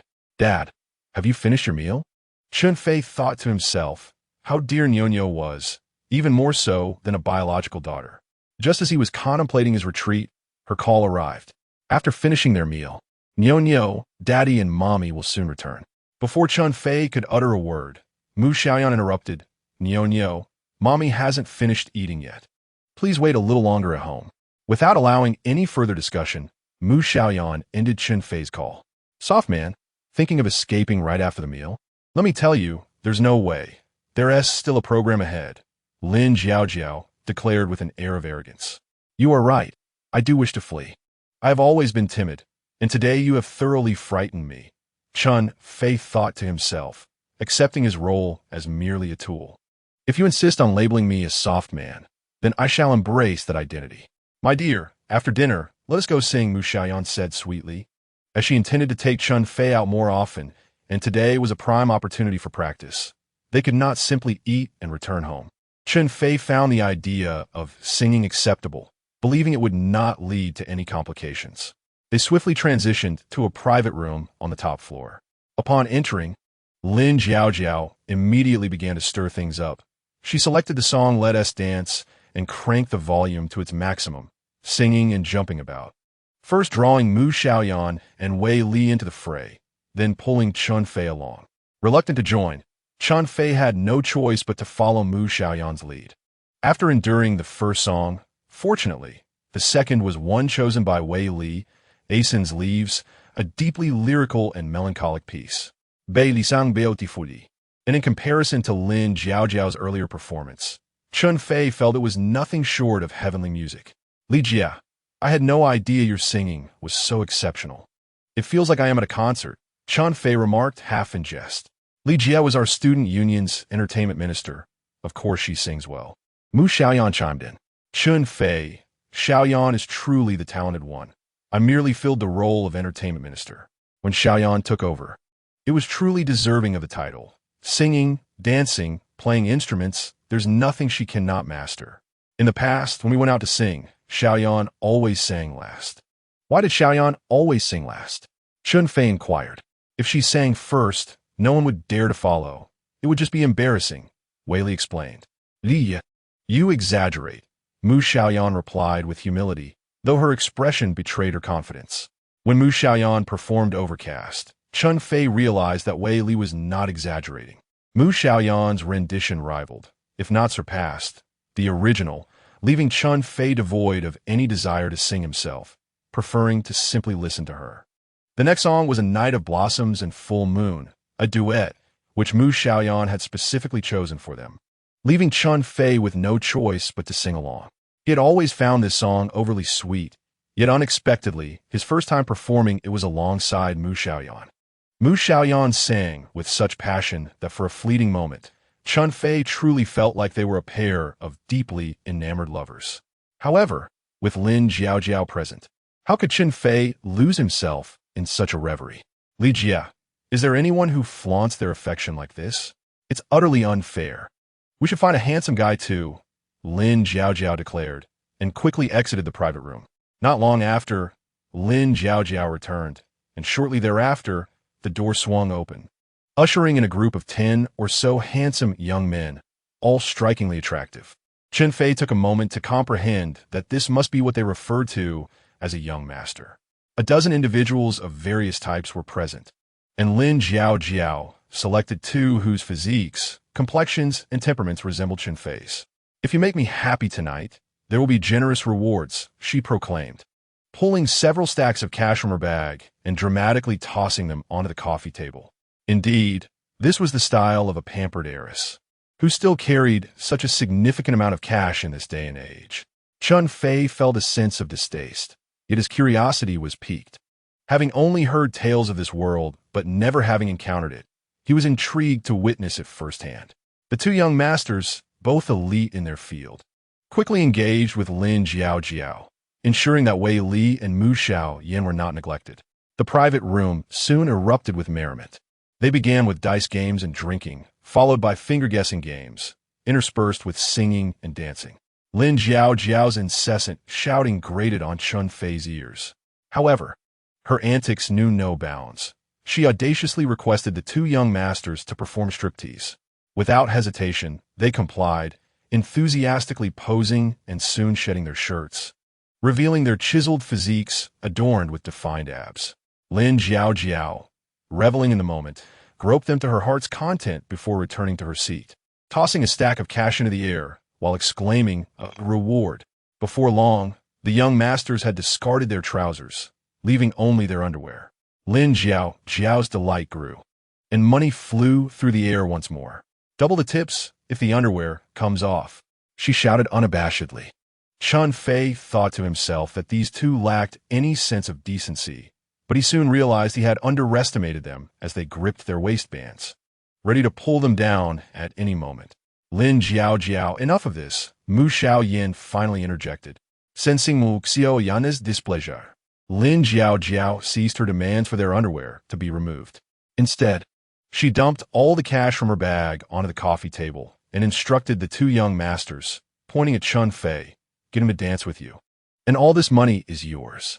The young master's eyes sparkled with excitement as they approached Chen Fei. He glared at them, but they were unperturbed, even encouraging him, "Brother, you must be new to this line of work. Being so reserved won't do. We must satisfy the client's desires." Chen Fei felt a surge of anger rising within him. Lin Jiao approached with a smug expression. "This rookie is rather slow on the uptake. You should teach him how to behave." Lin Jiao's boredom was palpable. Was this truly entertaining? Chen Fei found it incomprehensible how she had become Mu Xiaoyan's close friend, and he was eager to see how Mu Xiaoyan would respond. Yet, she remained silent, while the two young masters continued to educate Chen Fei. Lin Jiao seized several stacks of cash and stuffed them into their trousers. Chen Fei, observing their disgraceful antics, felt his fists clenching tightly. Suddenly, one of them jumped, hastily pulling down his underwear. For Lin Jiao had taken advantage of the moment to dump a cup of ice cubes into his trousers. The sudden chill was unbearable. Both Mu Xiaoyan and Wei Li wore expressions of disgust, and Chen Fei finally erupted, seizing one of them and commanding, "Get out, both of you." He unceremoniously expelled them from the room. "Xiaoyan, what kind of friend is this? I forbid you from associating with her any longer." Chen Fei, in a fit of anger, deliberately intensified his emotions, seizing Mu Xiaoyan's hand and leading her away. Mu Xiaoyan, surprisingly compliant, did not resist, but turned back to Wei Li and Lin Jiao, saying, "You have been drinking. It would be inconvenient to drive. You should stay here tonight." As they entered the elevator, Mu Xiaoyan released Chen Fei's grip and spoke in a low voice. "What prompted you to act this way?" Chen Fei chuckled awkwardly. "Hey, President Mu, I was just getting into character." Mu Xiaoyan, no longer angry, replied coldly, "In the future, do not take matters into your own hands. Whatever you do, you must first consult me." "All right, President Mu. May I inquire if I should call for a designated driver?" Chen Fei feigned obedience. "No need. I will have the hotel arrange for a driver," Mu Xiaoyan stated. "Does this hotel offer such excellent service?" Chen Fei was taken aback. "This is my own hotel. Such service is merely standard," Mu Xiaoyan retorted with an air of aloofness. It dawned on Chen Fei that this hotel belonged to Mu Xiaoyan. Initially, his attitude towards her had improved, but recalling the two young masters from the private room, his newfound goodwill soured into intensified disdain upon realizing the nature of her establishment. "President Mu, isn't what transpired today somewhat questionable?"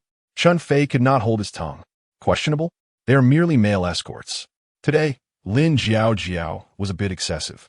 Mu Xiaoyan dismissed him with disdain. Chen Fei found himself at a loss for words, though frustration lingered. "With so many handsome men at your beck and call, isn't it easy for you to procure a tool? Why seek me out?" "Your words are quite harsh, Chen Fei." Mu Xiaoyan was on the brink of fury, but the elevator doors opened, forcing her to restrain herself. "They are not hotel staff. They operate their own company and merely collaborate with the hotel. In my establishment, they serve as legitimate public relations representatives. As for what occurs outside, the hotel has no jurisdiction," Mu Xiaoyan asserted, revealing her blatant audacity. In the car, Chen Fei preferred to remain silent, and with a driver present, Mu Xiaoyan felt no desire to converse either. Thus, They returned home in an uneasy silence.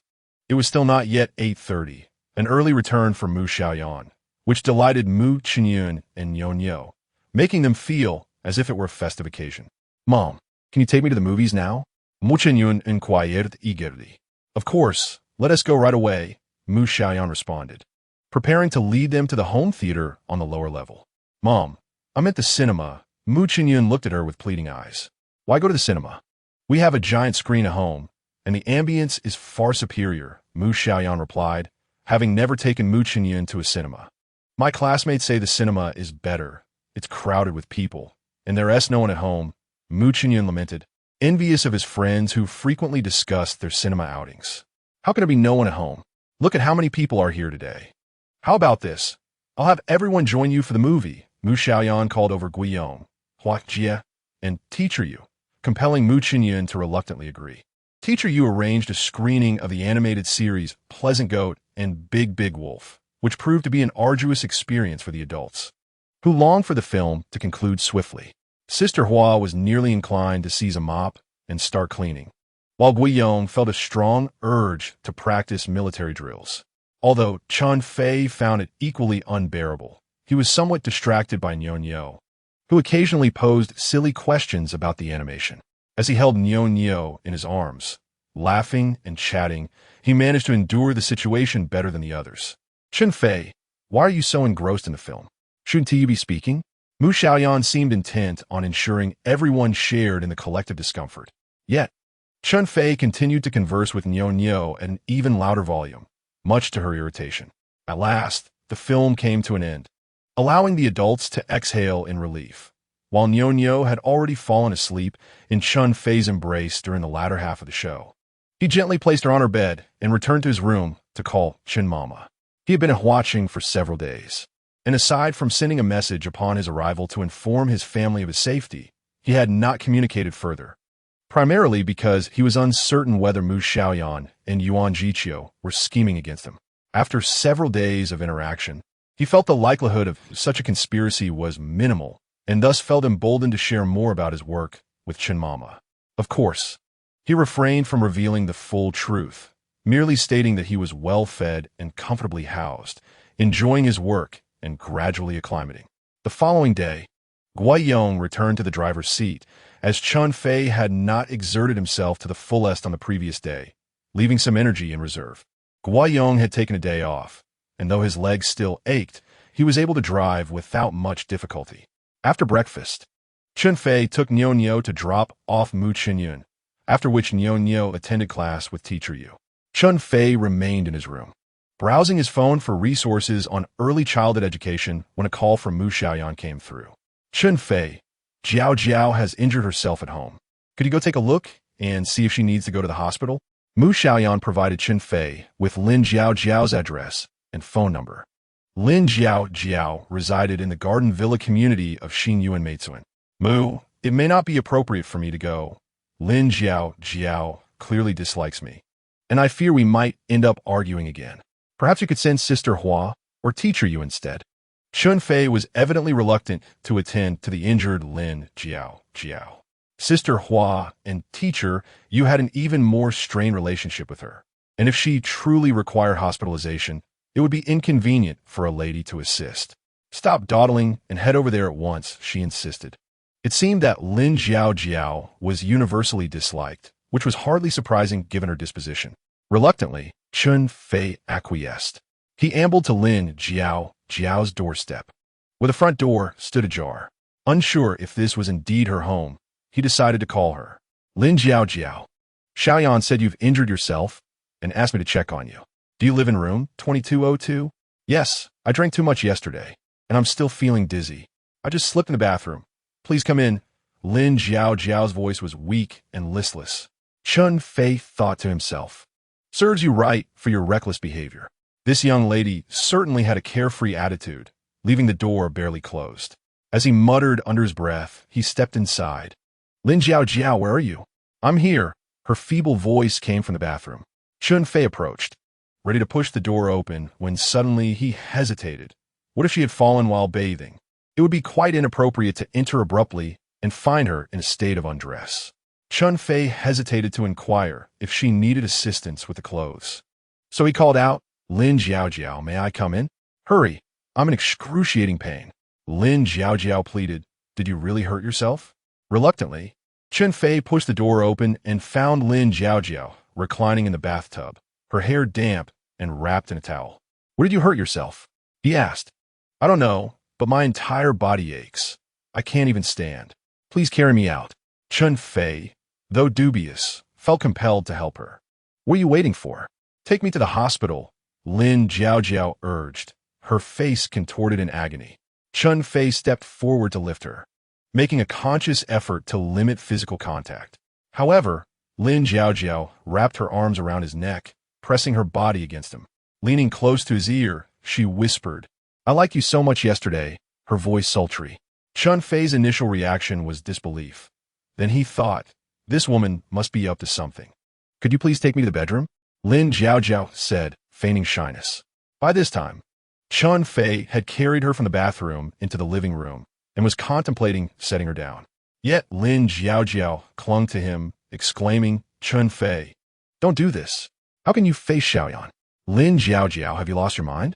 Chen Fei shouted in frustration. As she kicked her legs wildly but held onto him tightly, she cried out, "Help! Someone! Save me! Assault! Rape!" Fearing that he might inadvertently dislodge her towel. Chen Fei struggled to detach her from him. "What kind of act is this?" he questioned. "Listen, I have cameras in this living room. If you think you can assault me, I will call the police." Chen Fei's mind raced. Could it be that Mu Xiaoyan and Lin Jiaojiao had conspired against him? Having only been there a few days, was it possible they were already plotting? Under normal circumstances, he would confront her slander at the police station. But now, being on probation, the implications of such a situation could be dire. Chen Fei was uncertain whether Lin Jiaojiao's antics were merely the result of her spoiled temperament or if Mu Xiaoyan and Yuan Jiqiu had indeed set a trap for him. "Lin Jiaojiao, please act your age. Do you want Xiaoyan to sever ties with you?" Lin Jiaojiao replied, "Fine, even if I don't call the police. I'll show the surveillance footage to Xiaoyan to reveal your true colors." From Lin Jiaojiao's tone, it seemed that Mu Xiaoyan was not in collusion with her. "Do as you please," Chen Fei muttered, eager to escape this predicament and discern Mu Xiaoyan's stance. Just as he was about to leave, Lin Jiaojiao insisted, "Promise me one thing, and I want to tell Xiaoyan." Chen Fei had no desire to engage further with her, and hurriedly departed. Once downstairs, he called Mu Xiaoyan. "Mu." Lin Jiaojiao didn't hurt herself at all. "What's going on? Are you at her house?" "I was there, but I've just left. She is completely fine, and I'm utterly confused." Alas, that Lin Jiaojiao, so impulsive and capricious, perhaps it is best to disregard her. After Mu Xiaoyan concluded her statement, she abruptly hung up the phone.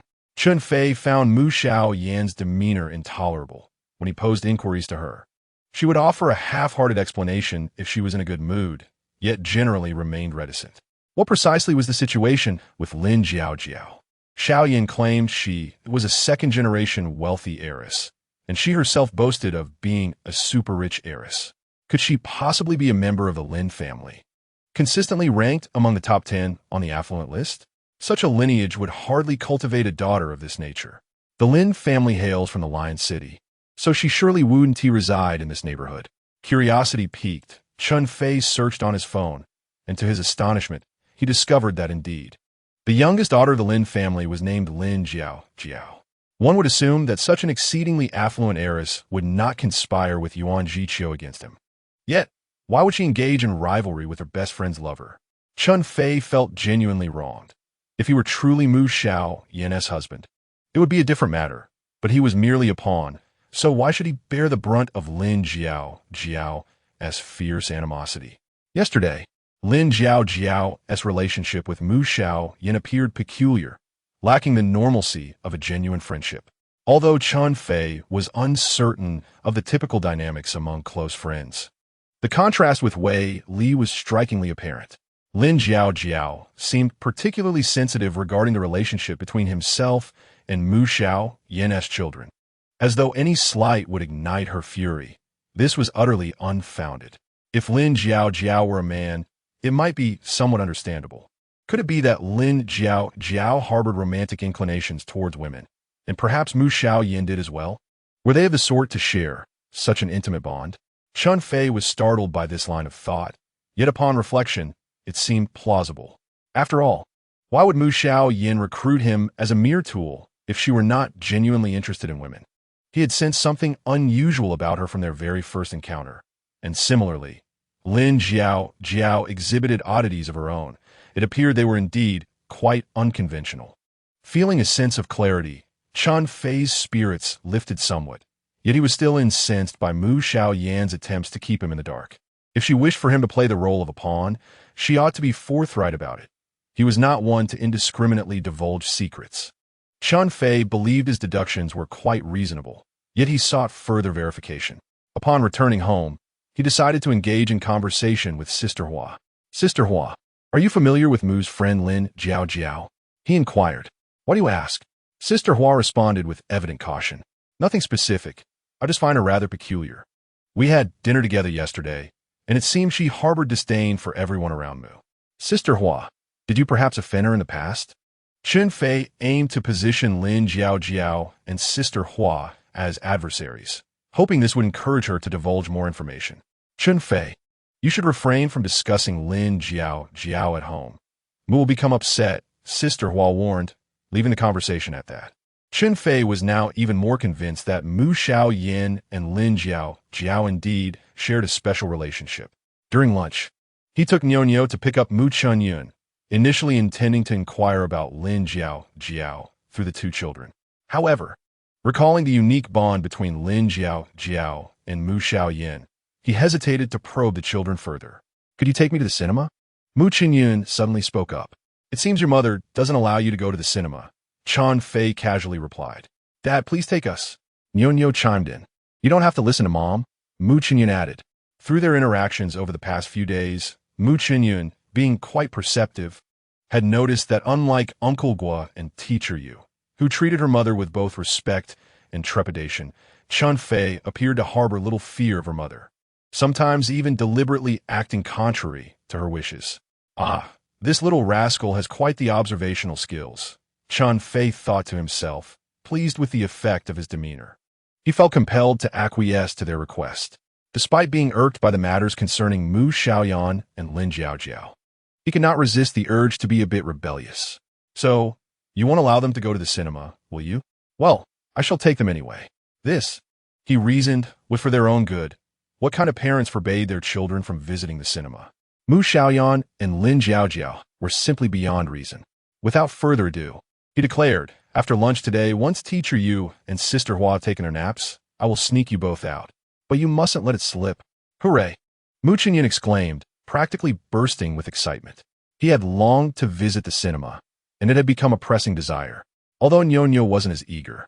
Seeing her brother, so animated, made her believe that the cinema must be incredibly fun. She showered Chen Fei with affectionate kisses, exclaiming, Dad, you're the best. During lunch, Teacher Yu felt rather unwell.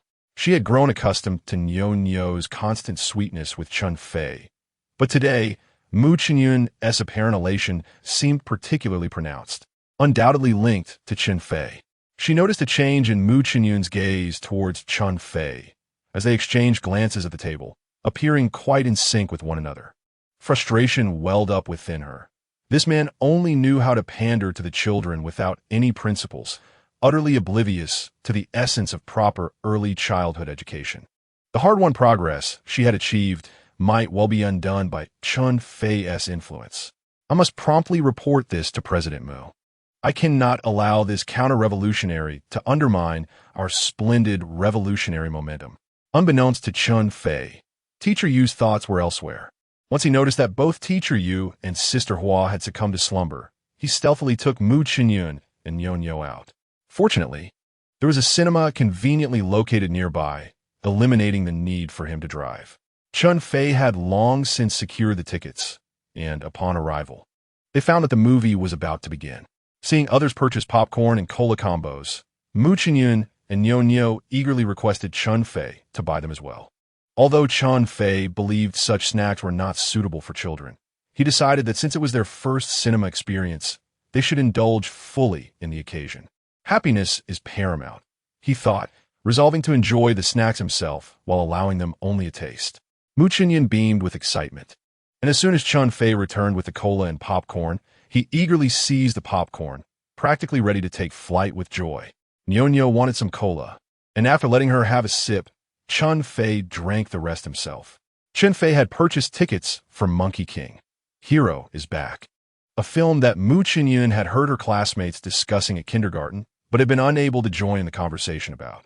Thus, she was adamant about watching this particular movie. In the bright midday sun, on yet another day of leisure, the cinema was sparsely populated, not significantly more than the number of individuals who had watched films at home the previous night. However, Mu Xiaoyan was in no way discontented by the lack of patrons. His emotions surged and ebbed in tandem with the cinematic visuals, leaving one to wonder if he truly comprehended the film. Nyo, on the other hand, was utterly bewildered, incessantly inquiring about the whereabouts of the great sage, Qi Tian de Sheng. Before the legendary figure could make his grand return, Nyo succumbed to slumber in Chen Fei's arms. Chen Fei found the animated feature to be rather enjoyable, far superior to the previous night's Pleasant Goat and Big Wolf, rendering it a rather delightful cinematic experience. As the film concluded, despite the limited audience, the collective exodus created a slight congestion. Chen Fei, cradling Nyo while holding Mu Xiaoyan's hand, was apprehensive about losing them in the crowd. While descending in the elevator, the initial surge of people deterred Chen Fei from taking the children into the throng. Thus he opted to wait for the next lift. The subsequent ride was marginally better, albeit still a bit cramped, with Chen Fei positioning himself and the two children at the rear of the elevator. During the descent, Chen Fei sensed a pressure from the individuals ahead, and being taller, he discerned that there was indeed some space in front. Perplexed by their pushing, he lowered his gaze and was appalled to witness an inappropriate hand groping a young woman's chest. What the hell? Who dares to act so brazenly? He bellowed. Nyo, still drowsy, was startled by her father's outburst, but refrained from crying upon recognizing him. Observing her slight distress, Chen Fei quickly endeavored to soothe her. Upon reaching the ground floor, as the crowd began to disperse, Chen Fei noticed a group of several rather ostentatious individuals. What era are we in, that such flamboyant styles persist? 4 of these individuals were engaged in a shoving match, and one of them collided with 2 girls, brazenly attempting to grope once more. You shameless ruffians, do you seek your demise? One of the girls, pulling her companion behind her, glared fiercely at the group. Chen Fei noted that this girl was tall, likely no less than 7 meters, clad in athletic wear, her hair tied back in a ponytail, exuding an air of formidable presence. The group of ostentatious individuals, taken aback by her fierce demeanor, momentarily faltered. With determination, the girl extended her arms to block the exit, declaring, "No one is leaving," and Ning, call the police. It was then that Chen Fei became aware of the girl, named Ning, behind her. Ning, of similar stature to her companions, had long hair cascading down to her waist, dressed in a fitted orange floral dress that accentuated her figure. Chen Fei, being a normal man, found his gaze lingering on her for a few seconds. Upon further inspection of her face, he felt a stir within, though her features were not extraordinarily striking. They were complemented by a demeanor that invited warmth. A 7 out of 10 in appearance, combined with a 12 out of 10 in gentleness, rendered her equal to a perfect beauty. Suddenly, the phrase gentle as water came to Chen Fei's mind, and he understood why Chao Shuoqin described women as being made of water. In the presence of a Ning, he found the old sage's words to ring true.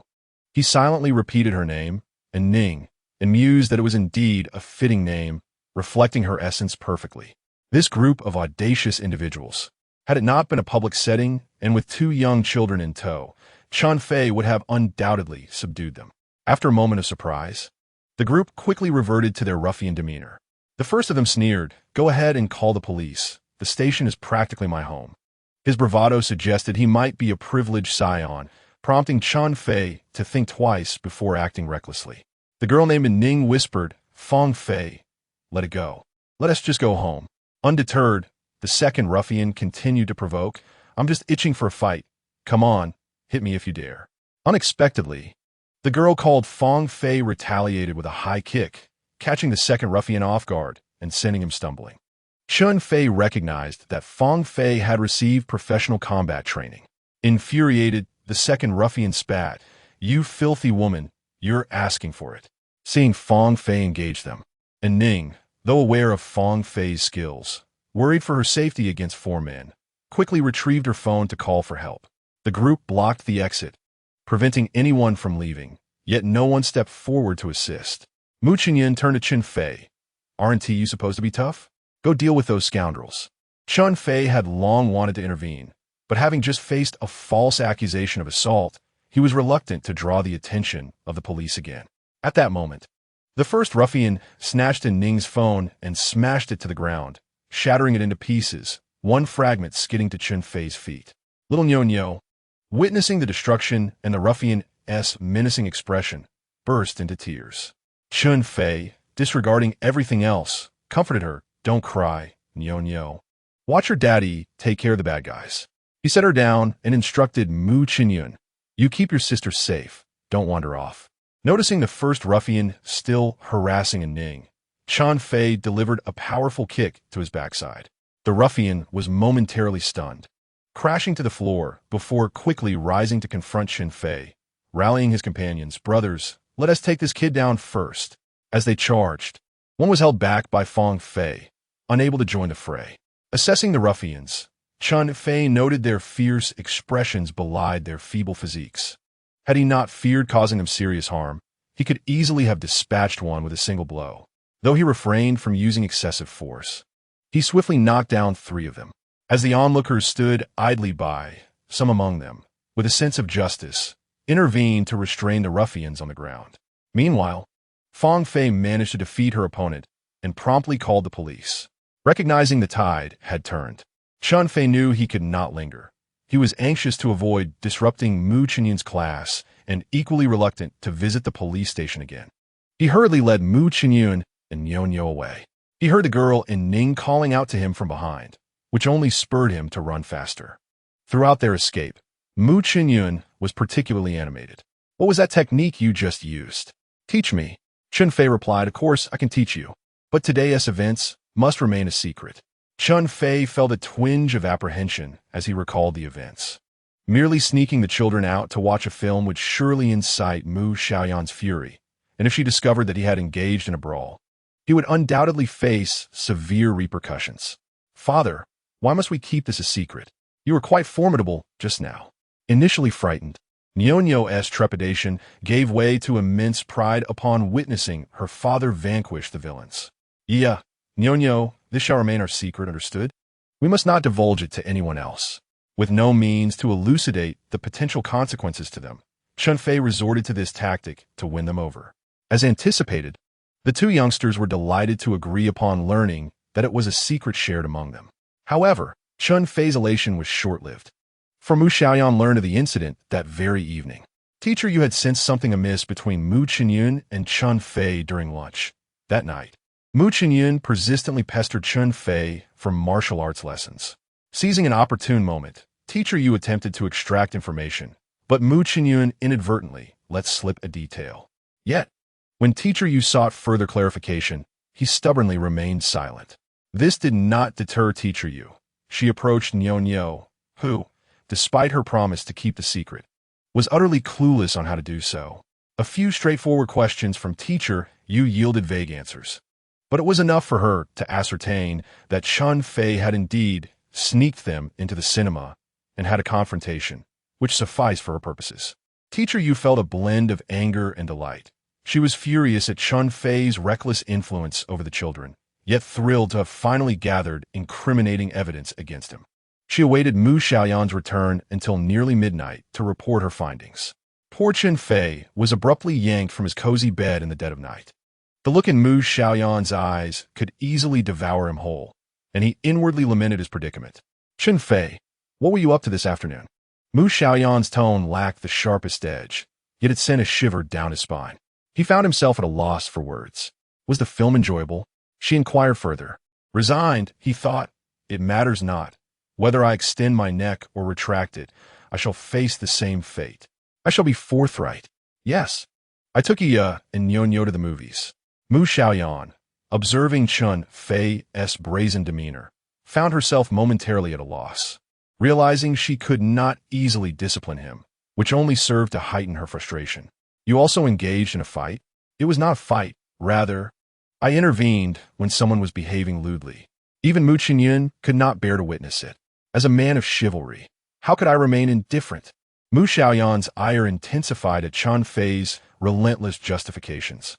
According to their agreement, his actions warranted dismissal, yet to do so now would jeopardize her plans, leaving her with no explanation for Yiya and Nyonyo. How could she punish him in a way that would truly sting? When it came to discipline, Mu Xiaoyan proved to be quite astute and quickly devised a plan. Chen Fei, your actions constitute a public altercation. As your employer, I cannot shield you. I must report this to the authorities. This revelation struck Chen Fei with dismay, as it laid bare his vulnerabilities.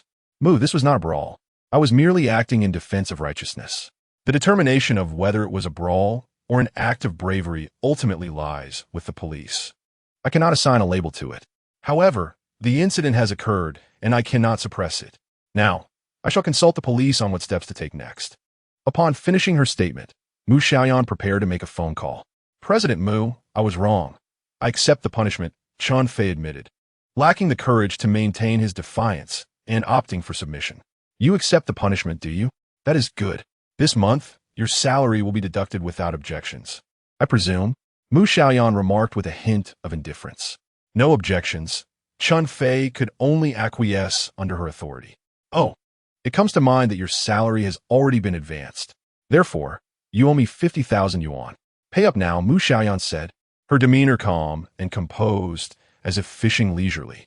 Chen Fei found himself in a dilemma, unable to produce even 5,000 yuan at this moment. Teacher, you felt a twinge of discomfort. This fellow's monthly salary was actually 50,000, surpassing her own by 1,000. How did he merit such a high wage? President Mu, how can you treat me this way? What's this? You hesitate to pay? Mu Xiaoyan President. President Mu, I've already been transparent about my situation. You need not make this so difficult for me. Chen Fei continued to plead for leniency. Mu Xiaoyan was fully aware that Chen Fei could not produce the funds and lacked the humility to ask others for assistance. Satisfied with his response, she relished in the fact that he was clearly out of his depth. Very well, I shall grant you an extension of 1 month. However, do not think for a moment that I will let you off so easily. If I do not have you firmly in my grasp this time, you will find it impossible to repay me in the future. Furthermore, Chen Fei, remember this, you must cease acting independently. Report everything immediately, in my absence. Teacher Yu is your direct superior. You will follow her directives without question. Do you understand? I understand, Chen Fei replied, feeling a sense of gloom. Teacher Yu, on the other hand, felt a flicker of happiness, which quickly faded. How is it that my salary is less than that of my subordinate? President Mu, shouldn't my salary be increased? Teacher Yu thought to herself, but did not dare voice it. Mu Xiaoyan, meanwhile, was also troubled. Although she had managed to gain the upper hand over Chen Fei this time, it was not a sustainable strategy. What if he reverted to his old ways? Was it necessary to ensnare him in something illegal to ensure his compliance? How ruthless President Mu is. Fortunately, Chen Fei lacked the ability to read minds. Otherwise, he would surely lose sleep over this predicament. Chen Fei awoke at dawn, troubled by the thought of how to repay Mu Xiaoyan the 50,000 yuan in a month. Asking his parents or borrowing from friends were not options he was willing to consider. Yet, he could not take on a part-time job. After pondering for the entire morning, he was still at a loss for a solution. After dropping Mu Xiaoyan off at kindergarten, Chen Fei could not help but lament, Mu Xiaoyan, you are quite inconsiderate. I took the risk of taking you to the cinema yesterday, and we agreed it would be our little secret. How could you betray me within a day? You little traitor. I didn't tea. I knew teacher you was trying to extract information from me. I told her nothing. Nyonyo is the real traitor. Mu Xiaoyan asserted, convinced of her loyalty, as she believed traitors were inherently bad. Nyonyo, hearing herself labeled a traitor, was on the verge of tears. Daddy, Nyonyo is not a little traitor. Teacher Yu is the real traitor. Chen Fei could hardly bear to blame Nyonyo, quickly comforting her. Nyo is certainly not a little traitor. She is Daddy's little darling. Teacher Yu is not just a little traitor. She is a great traitor. From now on, Nyo must protect Daddy and not let the great traitor bully him. All right? Nyo nodded vigorously. I will protect you too. Mu Xiaoyan interjected from the side. That's more like it. All right, we're good friends again. Chen Fei felt quite pleased with Mu Xiaoyan's attitude. After sending Mu Xiaoyan back to the villa, Nyo spotted Teacher Yu and pouted, You are a great traitor. I will ignore you. Teacher Yu was nearly fuming, clearly exasperated by Chen Fei's antics. As a result of Teacher Yu's anger, Chen Fei was expelled from the villa, and he was forbidden from returning until Nyo finished her classes. Wandering aimlessly around the community, Chen Fei sought a way to earn some money. After some time, he arrived at the community clubhouse. Having been there for a few days, he was unaware of the clubhouse's existence and felt compelled to explore. However, he was stopped at the entrance, as the staff had never seen him before and requested a membership card. Lacking one, Chen Fei inquired, Can I apply for one now? I'm sorry, sir, but the clubhouse membership is exclusive to property owners, the staff member replied politely. Chen Fei contemplated returning to ask Teacher Yu if she had a membership card but hesitated. Just then, a woman in the clubhouse waved at them. Let him in. He is my friend. Although Chen Fei was certain he did not know this woman. The prospect of avoiding Teacher Yu's unpleasant expression in order to enter the clubhouse was appealing. It was only a little past 8 in the morning on a weekday, so the clubhouse was rather empty. As Chen Fei intended to casually browse the various facilities, the woman who had invited him beckoned again. Hey, handsome, come join us for a cup of coffee. Having just accepted her assistance, Chen Fei felt it would be impolite to decline the invitation, so he approached. Inside the CF sat 3 women, all impeccably made up, adorned in luxurious attire, and possessing striking appearances. None appeared particularly old, with the eldest perhaps in her 30s. The woman who had called him over, and another one seemed to be around his age. Feeling somewhat out of place, Chen Fei realized he was clearly not in the same league as them. He was merely a visitor while they were either wealthy heirs or affluent ladies. The 3 women scrutinized him with casual glances. What is your name? One of them inquired. Chen Fei found the question a bit impolite, but replied nonetheless, Chen Fei. What do you do for a living? Came a next question, equally blunt. Chen Fei was reluctant to engage, but the query struck a chord. He pondered whether he could honestly claim to be a tutor. After all, how many residents in this villa community might be acquainted with Mu Xiaoyan? What identity should he adopt in their presence? He truly needed to consult Mu Xiaoyan about this. Seeing Chen Fei hesitate to answer the question about his occupation, the women, observing his physique and appearance, and noting his aimless wandering early in the morning, began to speculate about him in a rather suggestive manner. Unbeknownst to Chen Fei, the women had misinterpreted his presence, assuming he was just like Lin Jiao, arrogant and aloof. Several women ordered a cup of coffee for Chen Fei. Although he had no desire for coffee that early in the morning, curiosity compelled him to observe how these affluent ladies led their lives. So he settled down in the CAF. During their casual conversation, he learned that the woman who had greeted him was Mrs. Liu, the younger one was Mrs. Chow, and the elder was referred to as Sister Bao. From their discourse, it was evident that Mrs. Liu and Mrs. Chow were pampered socialites, lacking depth and worldly wisdom, while Sister Bao appeared to possess a more calculating nature, though her reasons for associating with the other 2 remained ambiguous. As they grew slightly more acquainted, Mrs. Liu inquired, Do you play mahjong? A little, Chen Fei replied. Perfect. We are 1 player short. Why not join us? Who has the inclination to play mahjong with a group of women so early in the day? To avoid their persistent entreaties, Chen Fei promptly stated, I have no money. His admission of being broke only intensified the women's disdain for him and solidified their assumptions regarding his profession. That's all right. Consider yourself a partner. Any winnings are yours, and losses are on me, Mrs. Liu proclaimed with bravado. The allure of the game was undeniable, and Chen Fei found himself tempted. He was in need of a way to repay Mu Xiaoyan the 50,000 he owed. Perhaps this was fate intervening. Yet, he feared they might be gambling addicts who would not allow him to leave the table, especially since he needed to pick up Mu Xiaoyan later. I can't play for long. I have something to attend to, Chen Fei clarified at the outset. You won't need to play for long. One of our regulars is delayed, but will arrive shortly. Once she does, you can leave, they assured him, easing his apprehensions. As the game progressed, Chen Fei quickly discerned that Mrs. Liu was a novice with a pronounced addiction, and Mrs. Chow was no better. They were wagering substantial amounts, with the stakes reaching several $100,000 in mere half an hour. Sister Bao seemed to be the only one profiting, while Chen Fei remained neutral, and Mrs. Liu and Mrs. Chow were losing considerably, yet remained in high spirits. After some time, Chen Fei noticed something amiss. Being somewhat knowledgeable in various subjects, he observed that Sister Bao was cheating by switching tiles. This was beyond reasonable. Not only was her skill superior, but her dishonesty was appalling. No wonder he was struggling to maintain a balanced outcome despite his efforts. Recognizing the situation, he decided to abandon decorum. Seeing that Sister Bao's methods were not particularly sophisticated, he too decided to take a risk.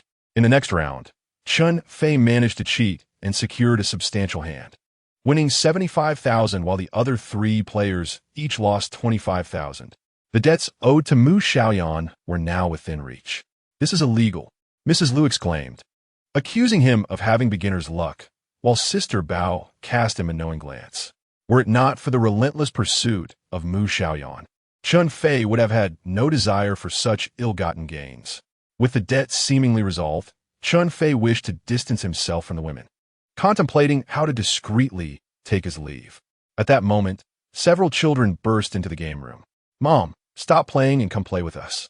For children entered, two boys who appear to be around 7 or 8 years old, and two younger girls, roughly the same age as Nyonyo.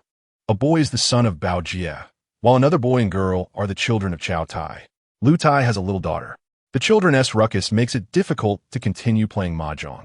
In his heart, Chen Fei scoffs at how incompetent these women are as mothers, so engrossed in their game that they abandon their children.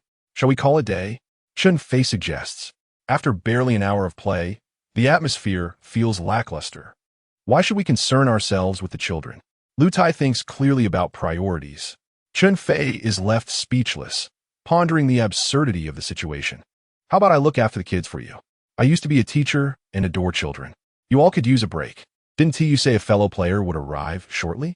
We can resume once she is here." Lu Tai, intrigued by Chen Fei's offer, is skeptical of his ability to manage the children, saying, "Can you really handle it? Our nannies struggle to keep them in line. They're always causing a ruckus. Do you think you can manage?" Before Chen Fei can respond, Lu Tai calls another player. "Have you arrived? We've been waiting for you." After hanging up, she informs Bao Jie and Chao Tai. "She'll be here soon." Chen Fei remarks, "Then I suppose I've completed my task. Shall we settle the bill?" They have been using chips for transactions, but Chen Fei cannot use chips to settle his account with Mu Xiaoyan. The women express their disdain for Chen Fei's effeminate demeanor, but he remains unfazed, receiving the transfer via WeChat and leading the children outside. As Chen Fei exits the gaming room, he unexpectedly encounters the arriving player. She appears to be a university student, even younger than Fong Fei and Ning, whom he met previously. Such youth wasted, Chen Fei sighs. As he takes charge of the 4 children, he feels a twinge of anxiety. To hasten his departure, he had claimed to the wealthy ladies that he was a teacher who adored children. While it is true he was once a teacher, his fondness for children is not easily articulated. At just 28, he realizes he had little inclination to care for kids when he was younger. This is not to say he dislikes children. Rather, he seldom encounters them. Since meeting Nyonyo, his affection for her has grown uncontrollably. When Mu Xiaoyan invited him to be a tutor, Chen Fei became determined to pursue a career in early childhood education. He has been contemplating theories and ideas about early childhood education since Qin Kiki informed him about the interview.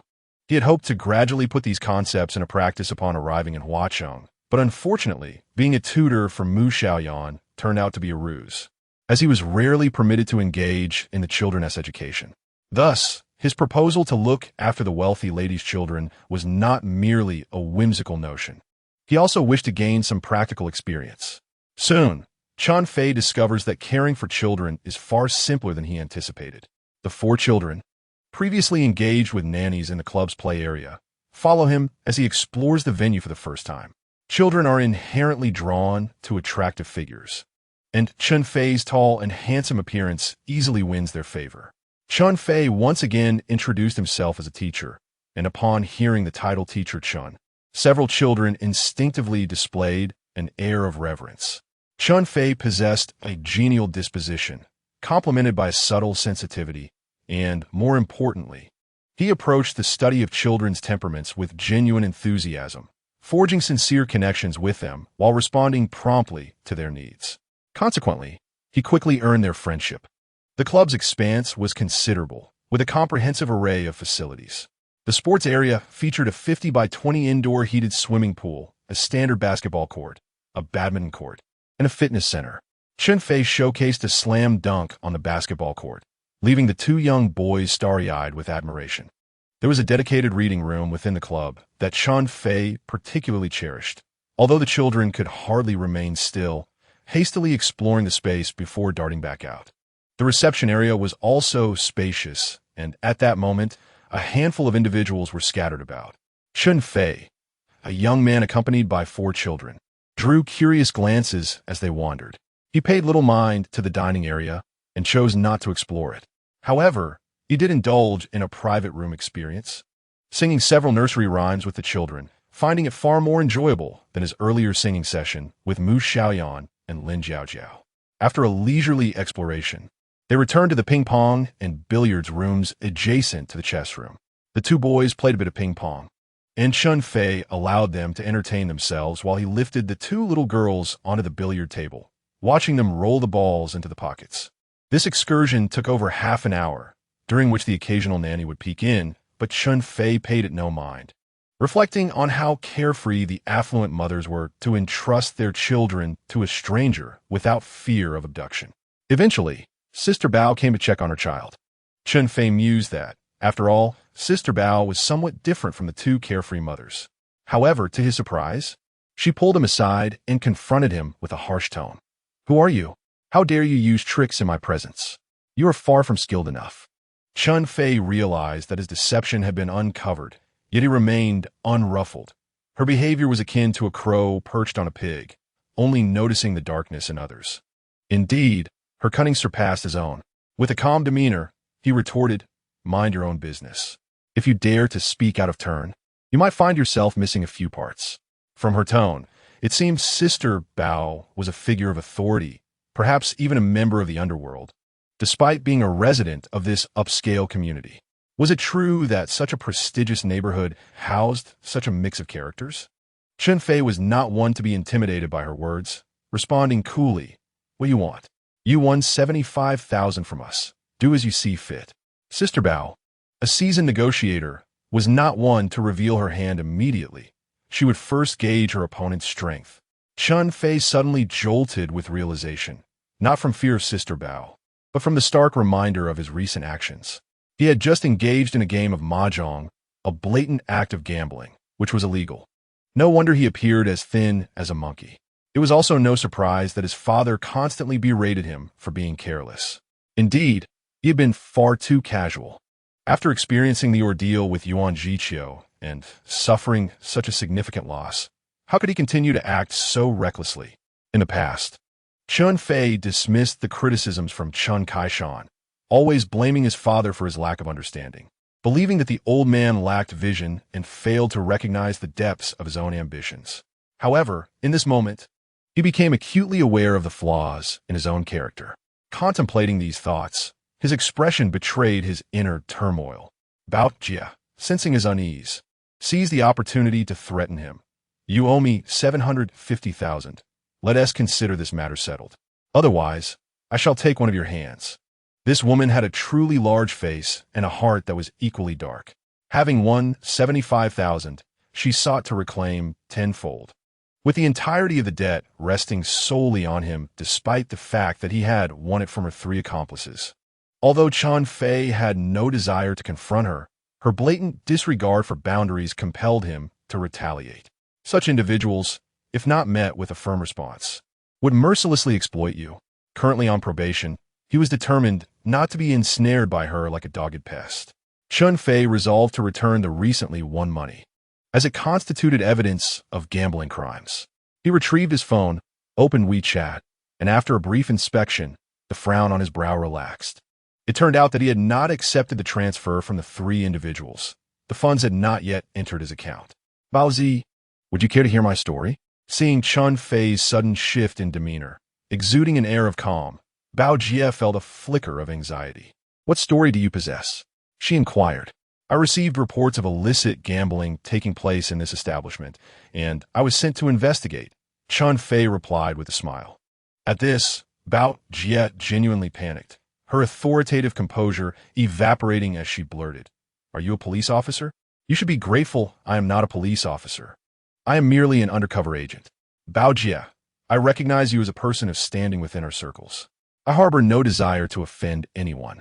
So let us regard today's events as though they never transpired. What do you think?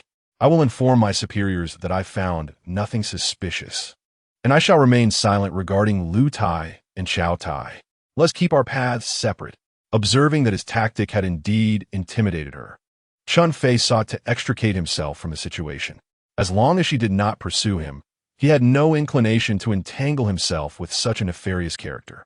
Bao Jie, encouraged by Chen Fei's words, responded, "Keeping our paths separate sounds agreeable, but you still took our 75,000. Ah, Bao Jie, you misinterpret my intentions. I am here to apprehend gamblers. Why would I participate myself? Have I accepted your transfer?" She checked WeChat and, to her astonishment, found that he spoke the truth. Internally cursing her oversight, she recognized that this cunning individual had managed to gather evidence while deftly avoiding entrapment. Finally convinced by Chen Fei's narrative, she felt a wave of relief. Had she not attempted to swindle him, she might have found herself in serious trouble. "Very well, since you are a principled man, I too shall be magnanimous. Let us consider this a fortuitous meeting." Chen Fei, inwardly cursing his misfortune, smiled amiably. "It is truly my honor to befriend someone like you." Baozi, they reached a mutual understanding, and Bao Jie returned to her pursuits, seemingly having failed to squeeze Chen Fei for profit, instead seeking recompense from Lu Tai and Xiao Tai. Although Chen Fei had defeated Bao Jie, he could not find joy in his heart, for the debt he owed to Mu Xiaoyan remained unsettled. Having explored the club thoroughly, he had seen all there was to see, and after this unexpected interruption, he felt little desire to linger any longer. Ignoring the time constraints imposed by Teacher Yu, he decided to return home and address matters later. Once Teacher Yu had finished her morning class with Nyo, Chen Fei inquired about the membership card. The card was in Teacher Yu's possession, and whether she would allow Chen Fei to use it required consultation with Mu Xiaoyan. Chen Fei had anticipated this response and did not press the issue further. Instead, he picked up Nyo to fetch Mu Xiaoyan. Upon seeing them, Mu Xiaoyan dashed out, running eagerly, though he still refrained from calling Chen Fei dad. Nonetheless, he willingly took Chen Fei's hand and shared snippets of his kindergarten experiences. Chen Fei was confident he would soon have another ally. He found himself quite adept at engaging with young children. During his teaching days, he was well liked by his students, and now he perceived preschoolers as even easier to connect with the middle schoolers. Previously, Wang Miao had teased him about possessing the qualities of a nurturing father, and now he found himself embracing that sentiment. He chuckled inwardly, determined to eventually seize the reins of education from Teacher Yu. "Dad, what are you laughing at?" Nyo inquired. "Oh, did I laugh? It must be a laugh of victory," Chen Fei replied, though he did not elaborate, allowing his smile to widen. Nyo joined in with her own giggles, and although Mu Xiaoyan was initially puzzled, he soon succumbed to the infectious laughter. Mu Xiaoyan had begun to cling to Chen Fei, especially in the evenings, when Chen Fei felt compelled to teach him martial arts. Chen Fei regarded this as mere childish play, choosing to engage in light-hearted antics rather than formal training, fearing that rigorous discipline might alienate the boy. Yet, Mu Xiaoyan was convinced that mastering martial arts was just around the corner, brimming with enthusiasm each day.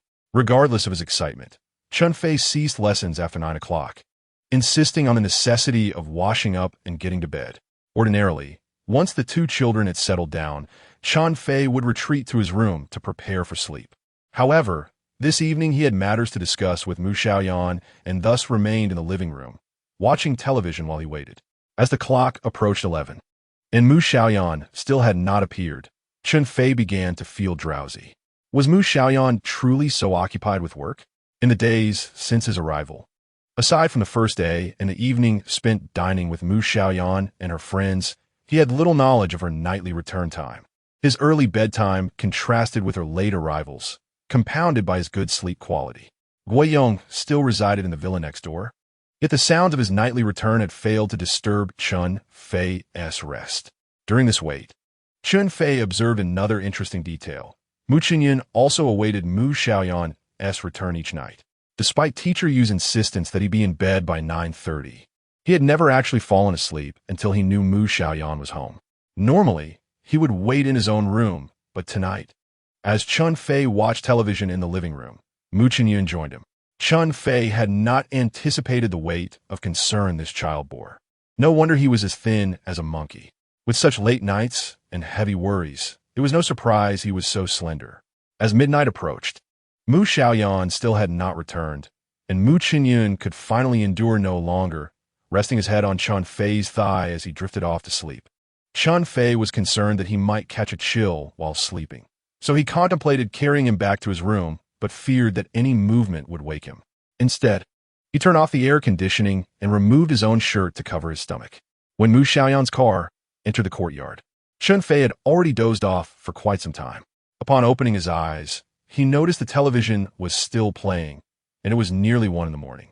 The sound of the door startled Mu Xiaoyan, who abruptly sat up. Mu Xiaoyan, entering the room, was equally startled to find the living room illuminated, the television on, and both Chen Fei and Mu Xiaoyan sitting on the sofa, still bleary-eyed, with Chen Fei bare-chested. Mu Xiaoyan's anger surged instantly. Mu Xiaoyan, appearing particularly aggrieved, rushed over to hug Mu Xiaoyan's legs and exclaimed, "Mom, why did you come back so late?" Mu Xiaoyan felt that Chen Fei had crossed a line, yet it was late at night and in front of Mu Xiaoyan, making it inappropriate for her to unleash her fury. She scooped up Mu Xiaoyan and managed to squeeze out a few words. "Chen Fei, you've gone too far." If she had shouted at him, Chen Fei would have taken it in stride, accustomed as he was to her outbursts. However, he had never seen her in such a state, and it unnerved him. He felt wronged and was at a loss for words. Not only had Chen Fei never witnessed Mu Xiaoyan like this, but Guiyong, who had been by her side for many years, had also never seen her in such a rage. Watching Chen Fei provoke her to this extent, he felt a strong urge to confront him, but knowing he couldn't overpower him, he held back, ready to defend Mu Xiaoyan at her command. Mu Xiaoyan chose to ignore Chen Fei further and took Mu Xiaoyan upstairs. Chen Fei sensed the calm before the storm, dressed himself, and quietly awaited the inevitable confrontation on the sofa. After about 5 or 6 minutes, Mu Xiaoyan returned downstairs, and Guiyong, hearing the commotion, followed her into the living room. Chen Fei stood and greeted her, "Mu Zong." A resounding slap echoed through the room as Mu Xiaoyan struck Chen Fei across the face, followed by her furious shout, "Chen Fei, you will leave tomorrow." If the atmospheric pressure in the room hadn't been so low, Guiyong would have applauded. Initially intimidated by Mu Xiaoyan's expression before she ascended the stairs, Chen Fei's bewilderment dissipated with the slap. Suddenly, he realized that he had no reason to be timid. He had done nothing wrong that evening. His temperament, which typically responded to softness rather than aggression, now flared up, and he retorted, "Mu Xiaoyan, are you out of your mind? Do you think I want to work for you?" With that, he turned to retreat to his room to sleep. "Get out now." Mu Xiaoyan had not anticipated that Chen Fei would also retaliate, and her fury surged, wishing to tear into him. "Fine, as you wish," Chen Fei shot back. Turning towards the door, Mu Xiaoyan trembled with rage, and Guiyong, having been with her for so long, quickly intervened, "If you are to leave, you must first explain yourself to Mu Zong and apologize before departing." "I have nothing to explain to this lunatic," Chen Fei insisted, pushing past. Guiyong, unable to tolerate Chen Fei's second insult towards Mu Xiaoyan, threw a punch. "Watch your mouth." Chen Fei dodged and retorted, "Do you want to get hit?" Guiyong, give him a good beating. Mu Xiaoyan had already been driven to the brink of madness by Chen Fei, momentarily forgetting that she could not match Guiyong in a fist fight. Are you going to spar again? Came the voice of Mu Xiaoyan, who had been lightly sleeping and was disturbed by the ruckus in the living room. Upon seeing her son, Mu Xiaoyan regained a semblance of composure. Child, what time is it? Hurry back to bed. I can't sleep. I wanted to keep me company, Mu Xiaoyan whined. Be good, stop fussing and go to sleep. Mu Xiaoyan felt somewhat fatigued. Mu Xiaoyan disregarded her words and pointed at Chen Fei, saying, You come with me. Without waiting, he walked over and pulled Chen Fei upstairs.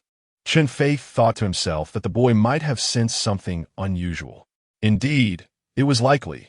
This little rascal was cunning and had a complex mind, far from that of an ordinary 5-year-old. Feeling somewhat guilty, he was led away by Mu Xiaoyan in a daze. Naturally, he did not wish to end up sleeping on the streets. He had merely been irked by Mu Xiaoyan, and now, with Mu Xiaoyan offering him a way out, he willingly accepted. Mu Xiaoyan was taken aback by Mu Xiaoyan's behavior, her fury dissipating slightly. She followed them to Mu Xiaoyan's room. Both Mu Xiaoyan and Chen Fei sat on the edge of the bed, not leaving until Mu Xiaoyan was sound asleep. With a heavy heart, Mu Xiaoyan appeared contemplative, prompting Chen Fei to think that, after all, she was a woman, and he should take a step back. Mu, I apologize, but tonight's events are not as you perceive them. Mu Xiaoyan remained silent, moving towards the living room, and Chen Fei understood that she was open to listening to his explanation. I know you believe I disrupted the schedule set by Teacher You for the children by allowing him to watch television at this late hour. However, if we are to assign blame, it is more appropriate to direct it at you. Blame me? Mu Xiaoyan showed signs of anger once more. Do you know? Mu Xiaoyan actually hasn't been falling asleep each night. He waits for you. Only when he hears you return does he feel secure enough to drift off. That's impossible. I check on him and Nyonyo every night when I come home. They are both sound asleep. Mu Xiaoyan firmly dismissed Chen Fei's claims. Nyonyo is truly asleep, but Mu Xiaoyan is merely pretending.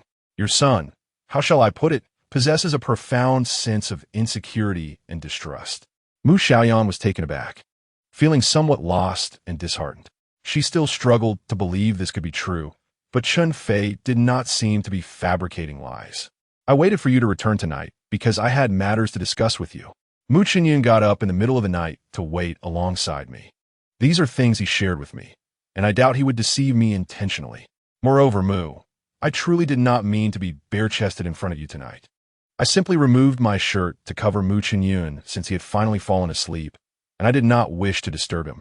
Before Chen Fei could say more, Mu Xiaoyan interrupted him. It's quite late. You should go to bed. We can discuss everything tomorrow.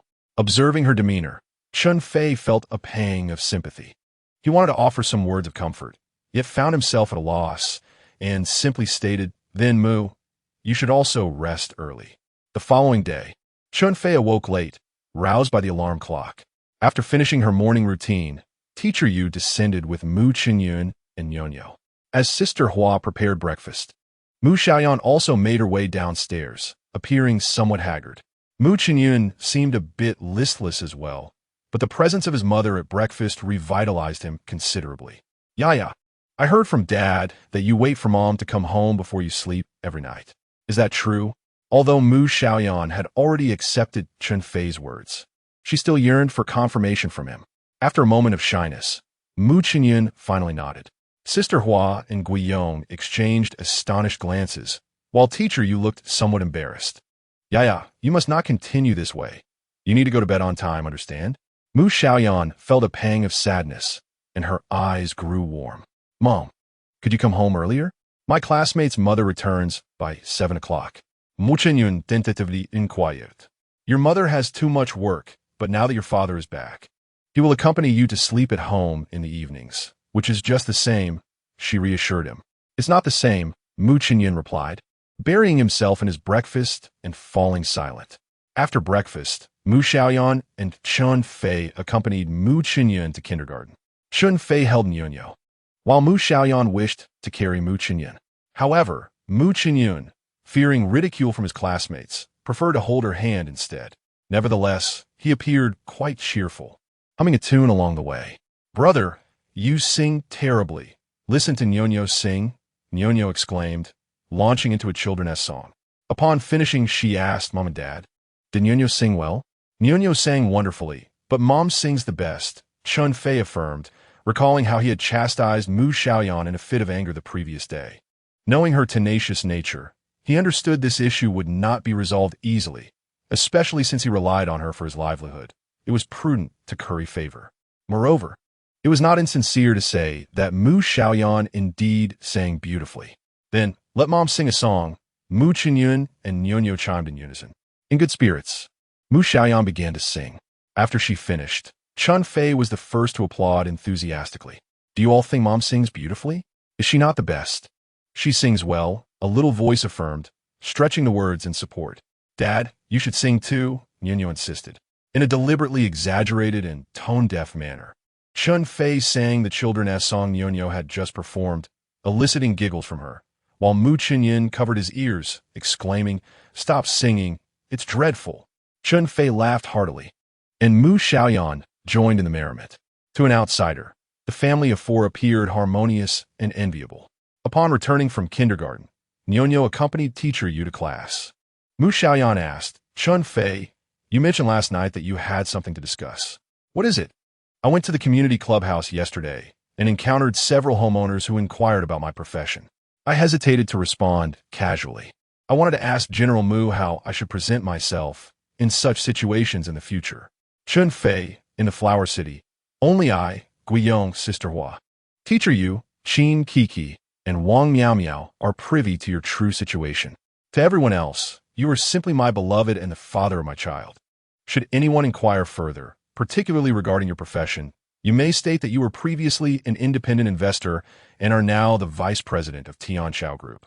As you gradually become acquainted with the circumstances, you will eventually partake in the management of the company's investment department. Oh, that gives me some assurance. I also wish to inquire whether I can utilize the membership card for the community clubhouse. May I take Nyonyo there to play? I noticed that Nyonyo spends most of her time at home, and aside from her brother, she lacks playmates. Shouldn't she engage with other children as well? Feel free to use the membership card. However, you must obtain Teacher Yu's consent before taking Nyonyo out to play. Oh, understood. One last matter, General Mu. Could you provide me with a laptop? I wish to document some work insights, as using a mobile phone is rather inconvenient. Chen Fei hopes to systematically articulate his thoughts on early childhood education, and it is indeed quite challenging without a computer. Just contact Qin Kiki, and she will arrange one for you. Chen Fei had posed 3 questions, and Mu Xiaoyan was remarkably accommodating, which left him somewhat unaccustomed, prompting him to consider a hasty exit. Chen Fei, don't leave just yet. We still have matters to discuss, Mu Xiaoyan called out leisurely. Chen Fei sensed that this was a sign of impending trouble. Where fortune may come, misfortune often follows. General Mu, do you have any directives? Does a lunatic have the right to issue instructions to Mr. Chen? Mu Xiaoyan's tone gradually grew stern. This woman truly held grudges. If she did not, she would not be Mu Xiaoyan. General Mu, these were merely words spoken in the heat of the moment. You are magnanimous, so let us not dwell on it. Chen Fei, we are all adults here. We must learn to be accountable for our words. I have warned you countless times. I am your superior, and what I say goes. You are to comply obediently. If you understand, execute accordingly. If not, strive to comprehend before carrying out my instructions. You have never truly heeded my words. This time, we shall proceed as per the contract. Is it acceptable to deduct a month's salary from you? Chen Fei was already troubled by the salary deduction this month, and now another one loomed ahead. At this rate, he would be paying Mu Xiaoyan to work for her every month. No, he must assert his case. General Mu, the contract stipulates that the party cannot demean the dignity of the other. You slapped me upon our first meeting. What does that constitute? Speaking of which, when I spoke up about you last night, you returned the favor with 2 slaps. Shall we consider that settled? A woman striking a man does not constitute an insult. Being slapped by a beauty, such as myself, is a privilege. Many seek my attention, yet I have no inclination to grant it. Mu Xiaoyan argued vehemently. So, General Mu holds me in such high regard. In that case, might you consider waiving my punishment this time? Chen Fei resorted to flattery. It is impossible to waive it. However, I shall provide you with an opportunity. If your performance improves moving forward, I may offer you an additional reward. General Mu, that is a different matter altogether. It is rather unkind to take advantage of an honest person, don't you think? You are an honest individual. If that were the case, the world would be filled with honest people. Enough of the trivialities. Have you forgotten what I just told you? I am the boss, and what I say goes. If you continue to prattle on, be wary of having your salary docked for another month. Can a woman truly be unreasonable? This is the anguish cry of Chen Fei's soul. Unfortunately, the reality is that women can indeed be unreasonable, especially the beautiful ones. What options does Chen Fei have now, other than to concede? He must improve his conduct and strive for a reward. However, whether he can secure such a reward remains uncertain, as it entirely depends on Mu Xiaoyan's whims. Chen Fei does not wish to be at her mercy. He must seek a lucrative opportunity. Yet the contract forbids part-time work. After some contemplation, he devised a plan. Chen Fei approached Teacher Yu to obtain a membership card and ambled into the club. Teacher Chen, it was Ning Yandong, the son of Sister Bao, calling out to him as he sprinted over. Chao Kafa, the son of Teacher Chao, also rushed up, followed closely by his sister, Chao Kursin, and Lu Yilin, the daughter of Teacher Lu. Chen Fei felt a surge of excitement, believing his plan was feasible. Where are your mothers? He inquired deliberately. They're playing cards. The children replied in unison. Take me to see. What's so interesting about playing cards, Teacher Chen? Come play with us. Ning Yandong, often the leader among the children, insisted. If you wish to join me, your mothers must agree. They've all agreed.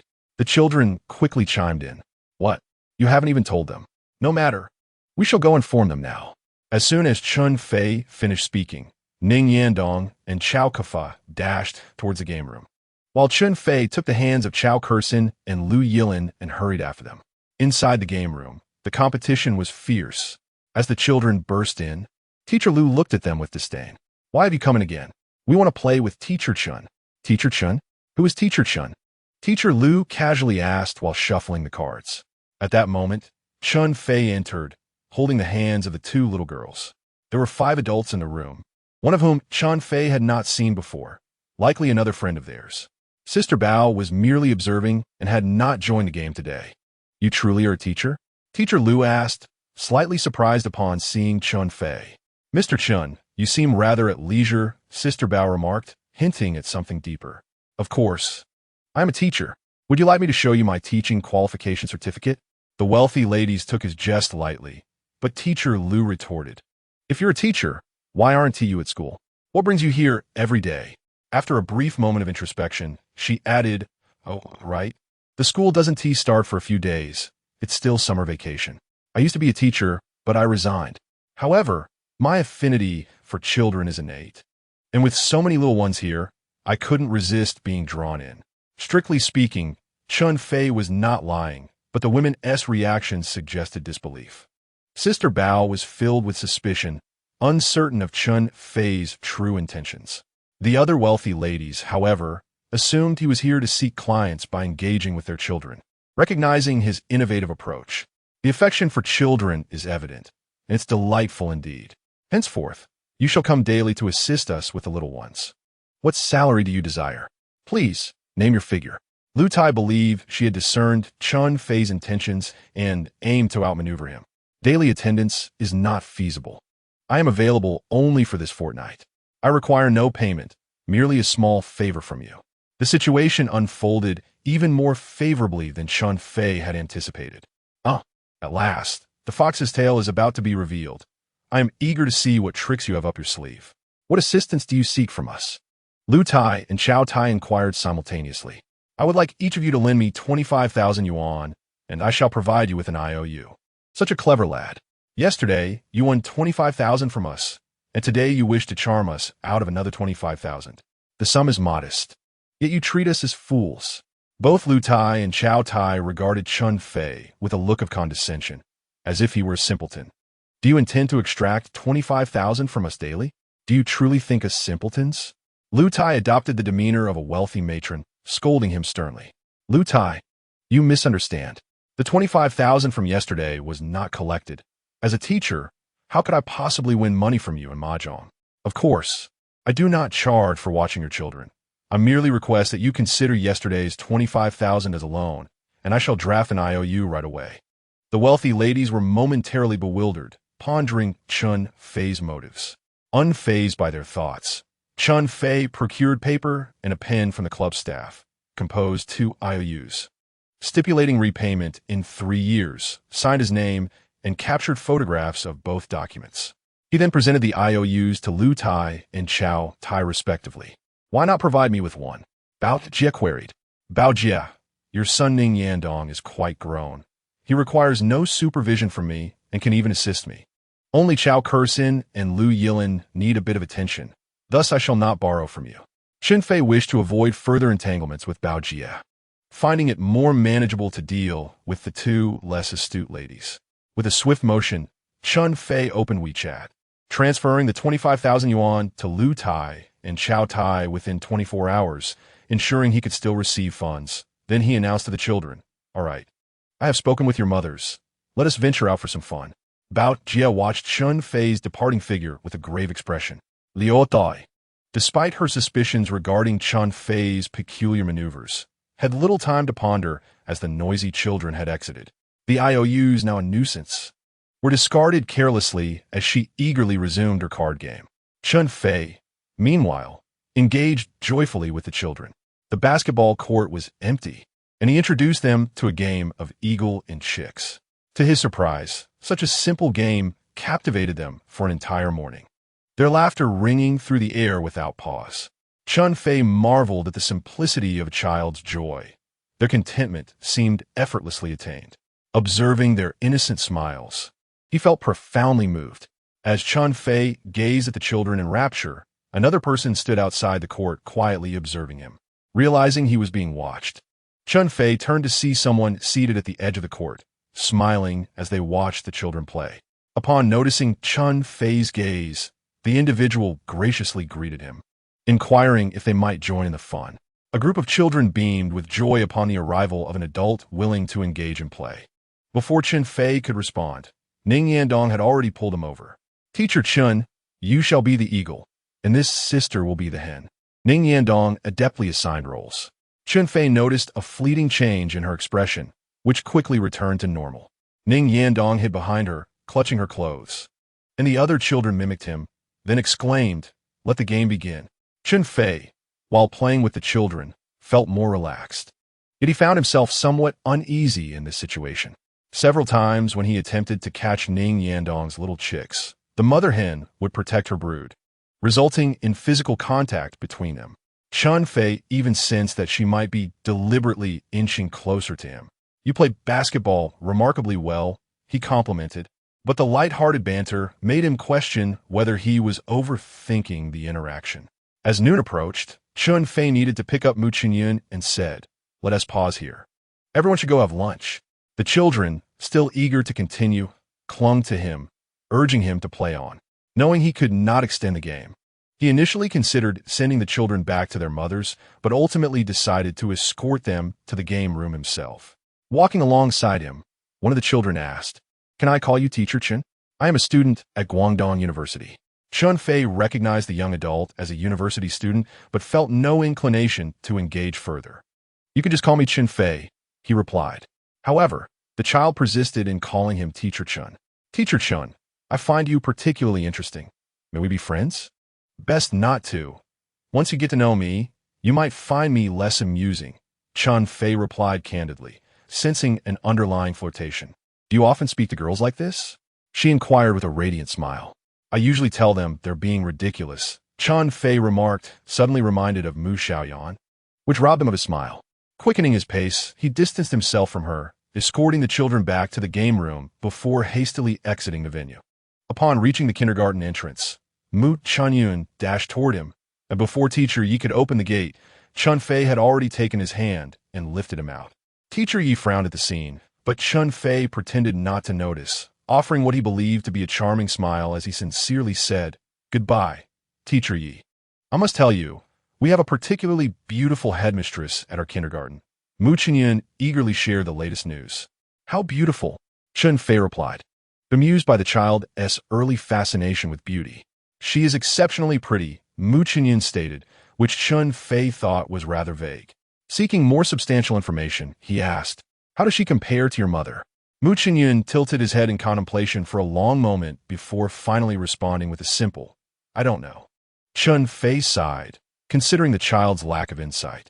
Mu Xiaoyan was undeniably a stunning beauty, and for a child to hold the headmistress in such high regard suggested she might rival Mu Xiaoyan.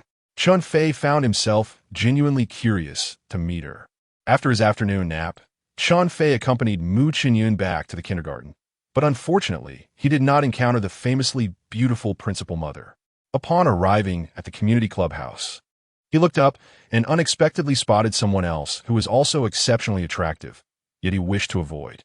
A group of children were playing in the children's entertainment area, and as soon as Chen Fei entered, he was greeted with loud shouts of welcome from them.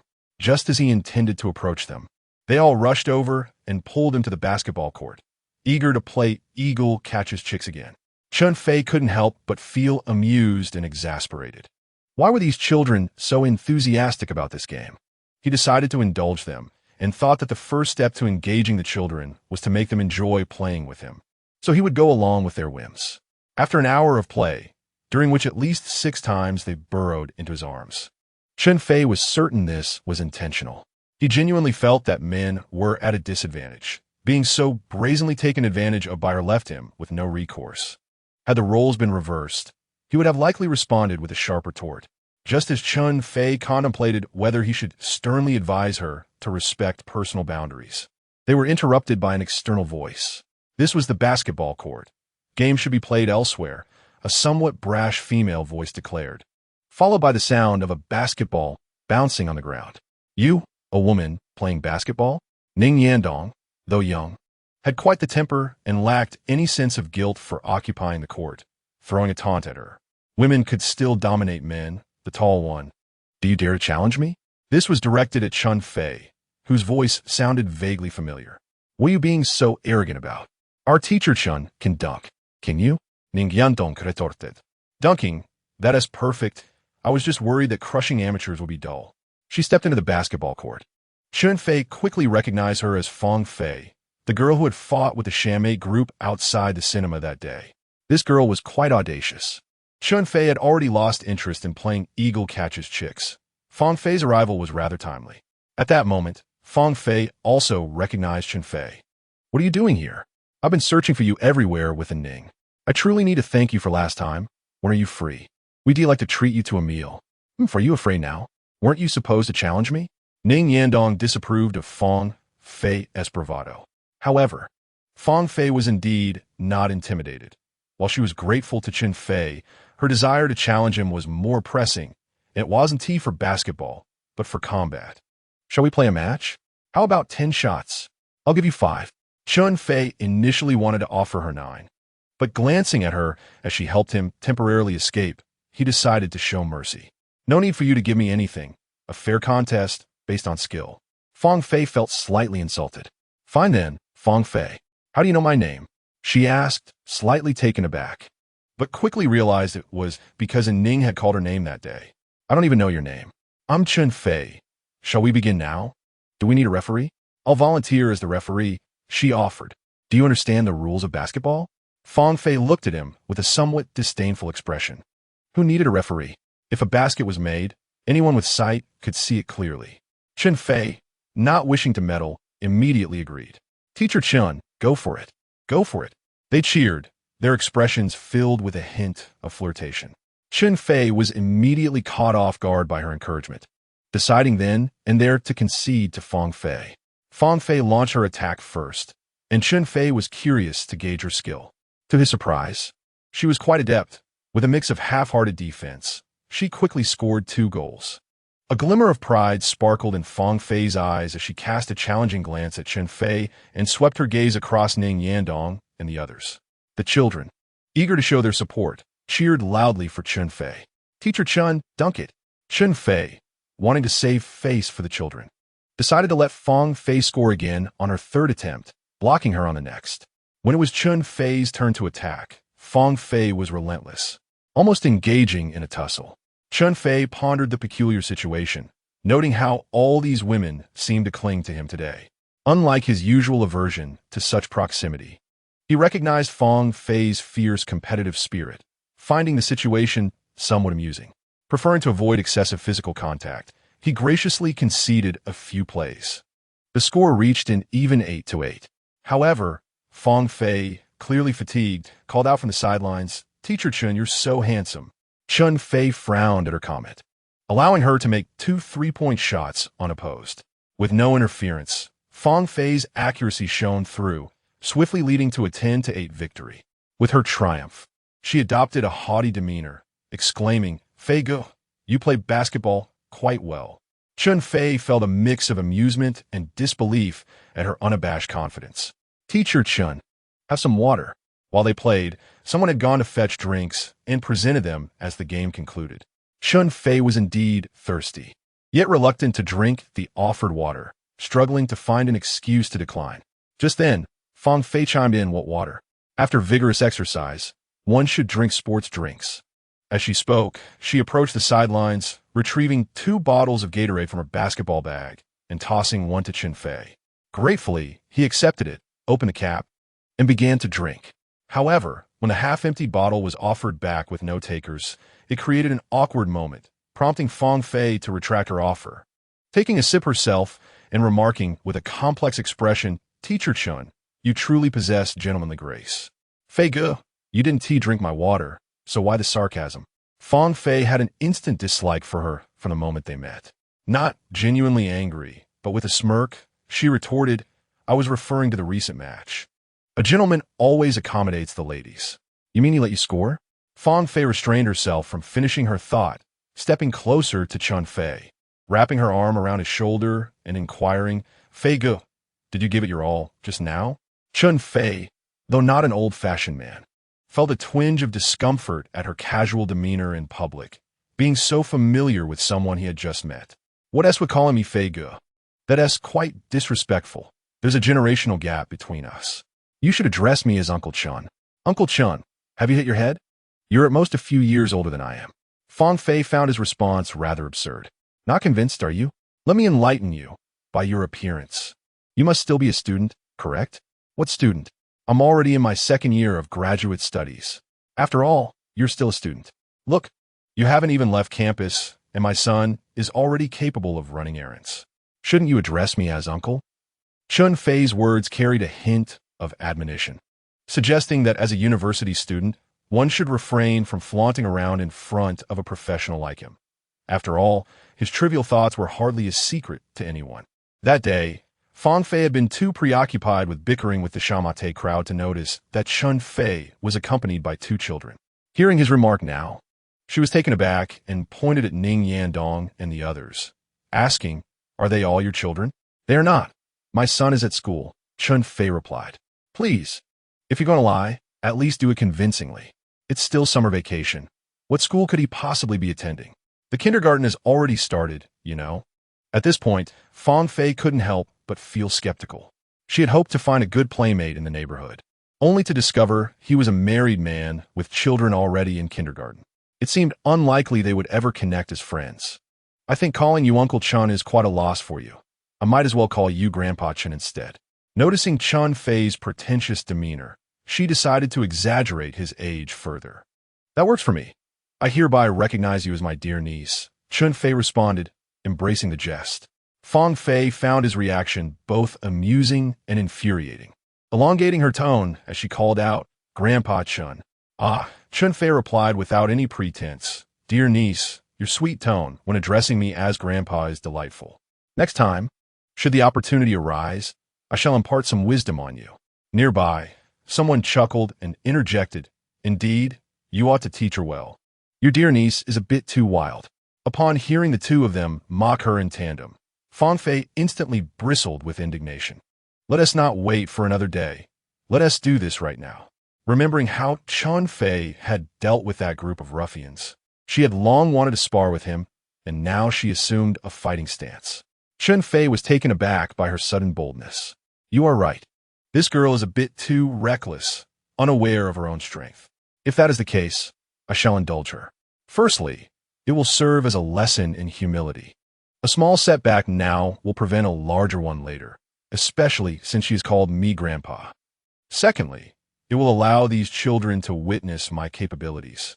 I understand that the first step in winning a child's affection is to make them like you. However, mere fondness is insufficient. They must also admire you. Children naturally gravitate towards strength. I had intentionally let Chen Fei win during basketball, which diminished my standing in the eyes of those kids. It is time to rectify that. Lastly, I must also astonish Bao Jie and the others, demonstrating my prowess, lest they perceive me as an easy target. Engaging with you would be unfair. Here's the deal. I shall stand here unmoving, and you can strike me with all your might for 3 minutes. If you manage to land just one solid punch, you win. Chen Fei felt a surge of indignation at Chen Fei's dismissive attitude, determined to teach him a lesson. Be careful not to end up with a swollen face. You lack the skill for that, Chen Fei retorted disdainfully, then turned to say, this time, you shall be our referee. It's simple. Just keep track of the time. When 3 minutes are up, give us a signal. Agreed, she replied cheerfully. No need for 3 minutes. You'll be on the ground before then. Chen Fei huffed, fuming. Merely speaking without practice is nothing more than empty rhetoric. Let us see the true skill beneath the surface. Chen Fei made a gesture that signified a challenge. Chen Fei, unable to endure such disdain, disregarded any notions of straight punches or hooks, and unleashed a flurry of blows towards Chen Fei's head with all her might. This was precisely the reaction Chen Fei desired. Her anger fueled each punch, making it easier for him to evade. In terms of strength and speed, there exists an inherent gap between the sexes, and Chen Fei found Chen Fei to be more manageable than Guiyong. He simply needed to keep a keen eye on her movements and dodge in the direction of her strikes. Each of Chen Fei's punches nearly grazed his scalp, and as he observed the subtle smile curling at the corners of his lips, she felt an urge to land a blow that would mar his expression. Yet she found herself unable to connect. As the 3 minutes elapsed, a voice called out from the sidelines. Chen Fei, startled, lost her balance and stumbled into Chen Fei's embrace. Regaining her composure, she was taken aback. Has it really been 3 minutes? She exclaimed, raising her phone to display the timer, her eyes brimming with mockery. Are you convinced now, dear niece? Chen Fei teased. Not at all. We haven't truly fought yet. Let me stand still while you attack, and perhaps you won't even hit me. Chen Fei retorted, her competitive spirit undeterred. However, with her stubbornness, Chen Fei found himself at an impasse. He could not genuinely comply with her suggestion. After a moment's thought, he replied, very well, prepare yourself. I am ready. Chen Fei declared defiantly. Chen Fei stepped closer and lifted her effortlessly into his arms. What are you doing? Chen Fei exclaimed, her expression one of shock. Ignoring her protest, Chen Fei secured her clothing with one hand and her trousers with the other, shouting up, as he hoisted her above his head. Are you convinced now? Let me down this instant. Chen Fei shouted, her voice filled with urgency, yet her body remained still, fearing a careless move might cause her to fall. Observers like Ning Yandong erupted in laughter at the scene. If you still refuse to concede, I shall drop you to the ground, and I assure you, it will be quite disorienting. Fine, I yield, she admitted, suspended in midair without any support. Regardless of her usual bravado, she felt a sense of trepidation. Chen Fei gently set her down, casting a cautious glance her way, wary of inciting her ire. Fei Gu, your skills rival those of professional fighters, she remarked with ease, revealing no trace of anger. Address me as granduncle, for this lesson was a gift. Chen Fei now felt entitled to a modicum of pride. Very well, Granduncle Chen. She complied. I mean it. Even our coaches at the fighting club would struggle against you. Dear niece, spare me the flattery. I am merely an amateur. Any coach from your club would undoubtedly best me. Why such humility, Granduncle? Most of our coaches cannot defeat me, she countered. Chen Fei mused that the coaches were eager to collect tuition fees, and no one would dare to openly triumph over her due to her fierce nature. I wonder how you would fare against our head coach. He once led the Guangdong Province Sanzhou team and was the provincial champion in the 85-kilogram category. When you have time, I shall take you to our club, and you can spar with him, Chen Fei suggested, her heart unexpectedly filled with anticipation. Dear niece, must you be so mischievous? The elder won against you once, and you dare to scheme against him? Am I truly inviting trouble? Although Chen Fei is not a professional fighter, he understands the essence of professionalism. One must not use personal hobbies to challenge another's livelihood. Who is scheming against you? I speak sincerely. You insist on being genuine? No, I must keep my distance from you. Chen Fei had a quarrel with him throughout the afternoon and guessed that Mu Xiaoyan would soon finish school, so he cracked a joke and departed. However, upon seeing Mu Xiaoyan, he lost all inclination for humor. Mu Xiaoyan's left eye was bruised, clearly the result of a punch. Teacher Yi followed closely behind, repeatedly apologizing. Mr. Chun, I sincerely apologize. Our teacher was inattentive, and Mu Xiaoyan ended up like this. When we inquired who hit him, he stubbornly claimed he fell. Child, what happened? Chen Fei inquired. I just fell, Mu Xiaoyan insisted. I know you must have lost the fight and are too embarrassed to admit it. No, this is a matter between children. It cannot be shared with adults. Chen Fei thought to himself, this kid has some spirit, adhering to the unspoken rules of the streets. Fine, if you choose not to disclose, I will make my own deductions. Was it that Lu Haoping from the other day? Mu Xiaoyan remained silent. Teacher Yi, could you kindly summon Lu Haoping? Chen Fei requested. The kindergarten dismisses at 5:30, and since Chen Fei does not work, he arrives punctually every day to pick up Mu Xiaoyan, while many parents who have jobs arrive later. The children awaiting their parents congregate in the cafeteria on the first floor, where Lu Haoping also was. Teacher Yi was uncertain of Chen Fei's intentions. Although she felt this approach was inappropriate, having spoken, she had no choice but to comply and call Lu Haoping over. Upon seeing Chen Fei, Lu Haoping displayed no fear. Instead, he shouted, Mu Xiaoyan, you little mutt, if you can't win, you run to adults to complain? I did not complain, Mu Xiaoyan retorted, though his voice was barely above a whisper, indicating he was somewhat intimidated by Lu Haoping. Chen Fei thought to himself, I deduced it. You are quite the bully, daring to torment my son. It was evident that Lu Haoping was the kindergarten's tyrant, and Mu Xiaoyan's stubbornness likely led to frequent encounters with him. The last time Lu Haoping provoked him, Chen Fei had issued a warning, which now appeared to have had no effect. This time, Chen Fei resolved to be firmer. Mr. Chen, Teacher Yi addressed him, clearly displeased with his manner of speaking. Lu Haoping, emboldened by Teacher Yi's presence, continued to mock Mu Xiaoyan. Is that the extent of your skills? They are utterly pathetic.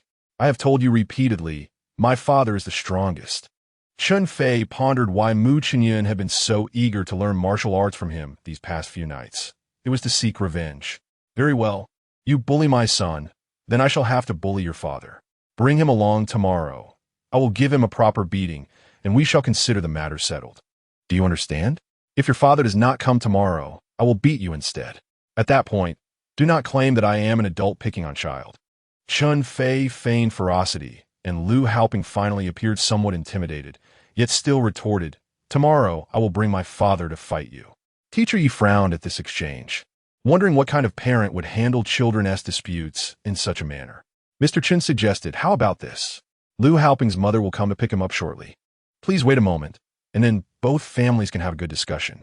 Chen Fei thought to himself, given Lu Haoping's character, explaining anything to his mother would be futile. Without some stern measures, as long as Lu Haoping was around, Mu Xiaoyan's days in kindergarten will be far from easy, and it might even become a shadow over his childhood. A grown man, like me, cannot communicate effectively with a woman. Thus, Chen Fei effectively declined Teacher Yi's proposal. Teacher Yi, being a woman herself, felt that she could not communicate with someone as blunt as Chen Fei. Kid, remember to bring your dad tomorrow, or else I will give you a good beating. Chen Fei threatened Lu Haoping once more, disregarding Teacher Yi, and took Mu Xiaoyan home. Initially, Mu Xiaoyan had been avoiding Chen Fei due to a bruise around his eye, but after Chen Fei's antics, he felt closer to him again. How is it that I have learned martial arts, yet cannot defeat him? Is mastering martial arts truly that difficult? You have no idea the hardships I endured while training. I cannot ascertain your capacity for hardship, hence I have not taught you the real skills. Chen Fei slowly lured Mu Xiaoyan into his scheme. Of course, I can endure hardship, Mu Xiaoyan replied without a second thought. Have you ever truly suffered? You are merely boasting. If you can endure a month of my rigorous training without complaining, then I shall believe you can withstand hardship. Chen Fei continued to bait him. It's a deal. Mu Xiaoyan replied in a tone mimicking that of an adult. The fish was easily hooked, and Chen Fei felt quite satisfied. Although he had already formed a plan on how to handle the situation, he still needed to consult Mu Xiaoyan. Otherwise, he would end up toiling for nothing and ultimately facing a salary deduction for a month. Remembering the potential salary deduction, he quickly transferred 50,000 yuan from his WeChat account to Mu Xiaoyan, fearing that if he delayed any longer, Longway Futures might pursue him for repayment. After completing the transfer, he initiated a voice call to Mu Xiaoyan. As soon as the call connected, before Chen Fei could utter a word, Mu Xiaoyan inquired, "Where did you get the money?" "You needn't concern yourself with the source of my funds, as long as it's in renminbi and the amount is correct," Chen Fei replied, feeling slightly guilty. "No, I will not accept money of uncertain origin." "Miss Mu, must you disparage me in this manner? Why must my money be labeled as of dubious origin? You are a convicted criminal. I must exercise caution in all monetary dealings with you." Mu Xiaoyan persisted relentlessly. Chen Fei found himself at a loss for words. "All right, I concede. I borrowed this money." Fortunately, he had left himself a way out. Mu Xiaoyan was indeed difficult to deal with. "Borrowed? From whom?" "You, Chen Fei. Do not strike me as someone who borrows money from family or friends." "The way you speak, it seems you know me well," Chen Fei replied, though inwardly he lamented how accurately Mu Xiaoyan had discerned him. "Enough of the chatter. Quickly tell me from whom you borrowed it." Mu Xiaoyan sensed that Chen Fei was hiding something. "Miss Mu, I swear on my life that this money is genuinely borrowed. Can you allow me a modicum of privacy regarding who I borrowed it from? I have no time to pry into your private matters. I merely wish to remind you not to forget that you are not permitted to hold a second job. I shall never forget, General Mu. You must trust in my professional ethics. Can we refrain from entangling ourselves in monetary matters? Your diversion nearly caused me to forget the pressing issues at hand." Chen Fei was eager to conclude the discussion about borrowing money. "What pressing issue? Is your pressing matter not merely the payment of fine? What about your son's predicament? What has happened to him?" Thus, Chen Fei divulged to Mu Xiaoyan that Mu Xiaoyan had a bruised eye and had possibly been bullied by a classmate. Upon hearing this, Mu Xiaoyan fell into silence.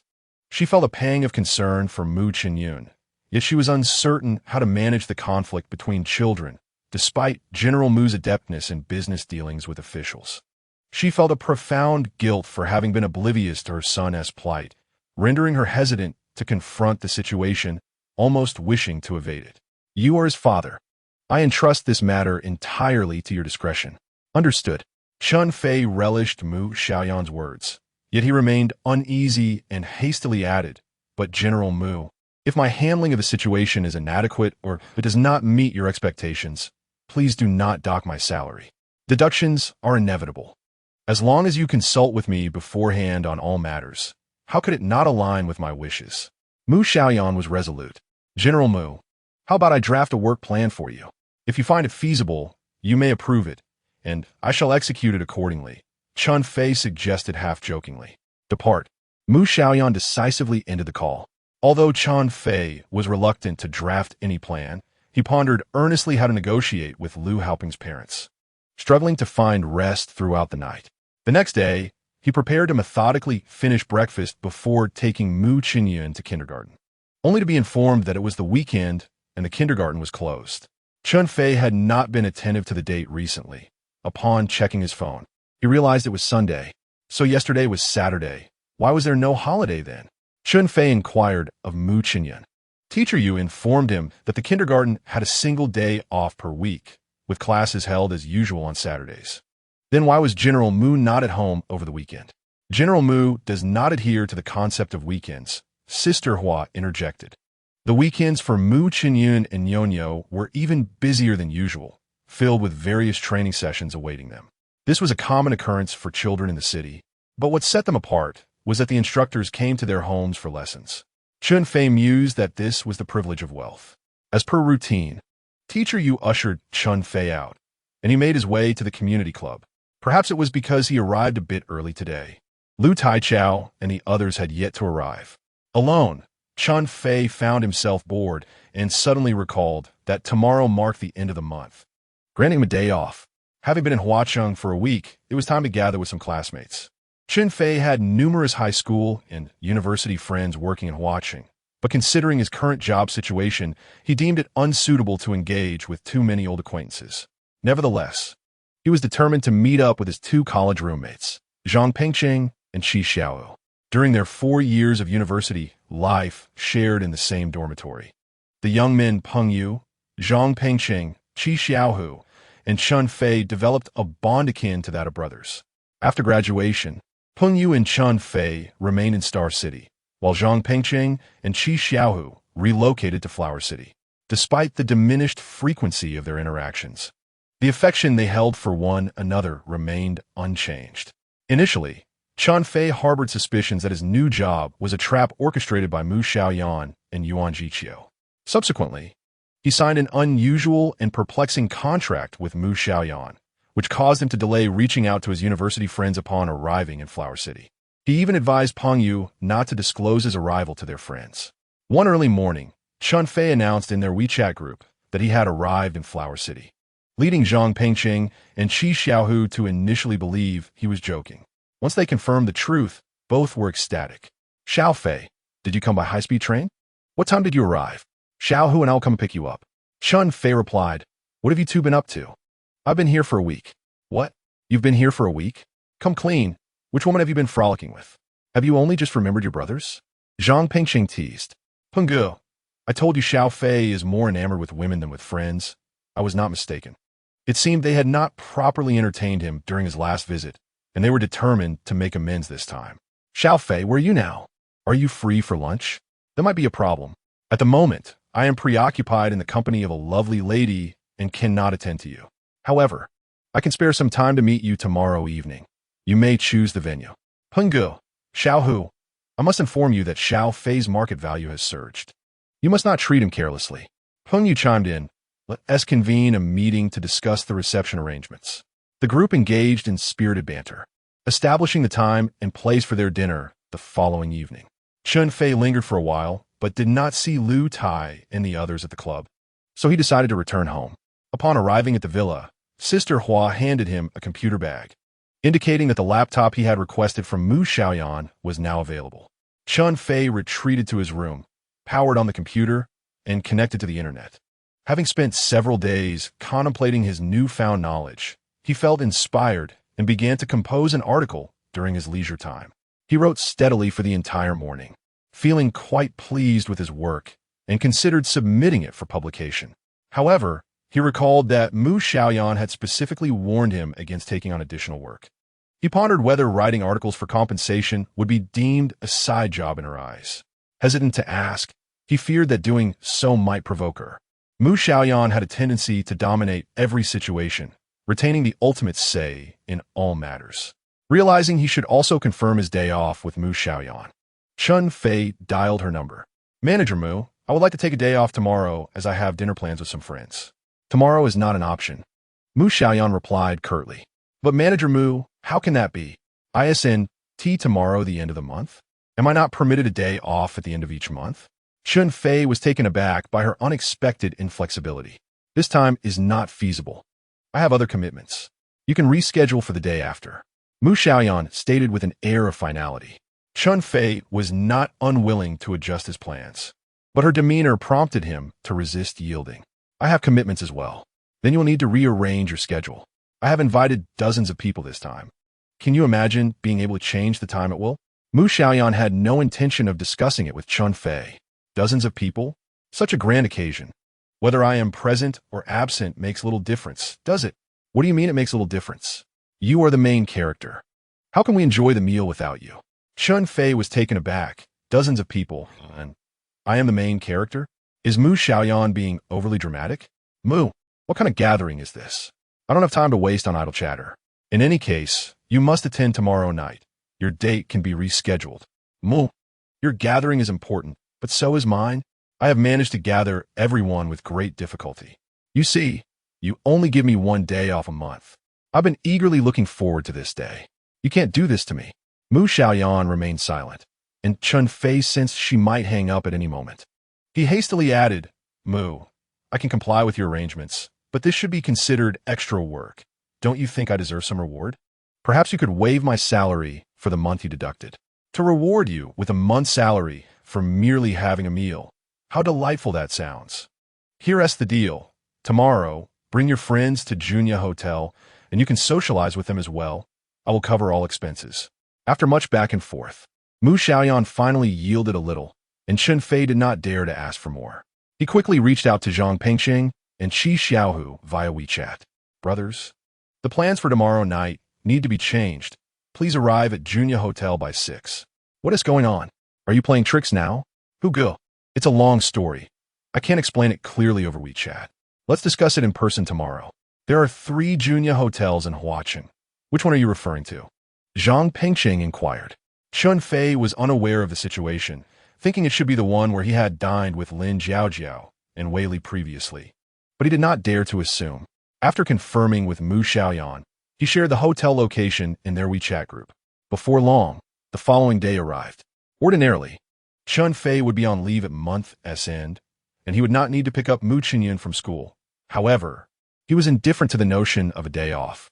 As he was gradually getting to know and grow closer to Mu Xiaoyan, he did not wish to abruptly halt their routine. Furthermore, he still needed to handle matters concerning Lu Haopeng. So despite Mu Xiaoyan's insistence that he arrive early at Junya Hotel, he insisted on waiting for Mu Xiaoyan to finish school before heading over. In the end, Mu Xiaoyan relented. Chen Fei's intimidation tactics had indeed proven effective, as Lu Haopeng's parent arrived early today, though it was not his father but rather his mother. As soon as Chen Fei arrived at the kindergarten entrance, before even spotting Mu Xiaoyan, he noticed Lu Haopeng pointing at him and saying to the woman beside him, "Mom, he bullied me." Lu Haopeng's mother had been prompted by teacher Yi to come early, as Lu Haopeng had been bullying classmates at kindergarten but dared not disclose it to his parents. Teacher Yi informed Lu Haopeng's mother that her son had hit a classmate and that the classmate's parents were quite upset, necessitating a meeting between both sets of parents to resolve the matter. Although teacher Yi found Chen Fei's previous remarks quite outrageous, she refrained from sharing those indiscretions with Lu Haopeng's mother. Before Chen Fei arrived, Lu Haopeng's mother noticed that Mu Xiaoyan's eye was swollen and bruised from an altercation with Lu Haopeng. She had already compelled Lu Haopeng to apologize to Mu Xiaoyan.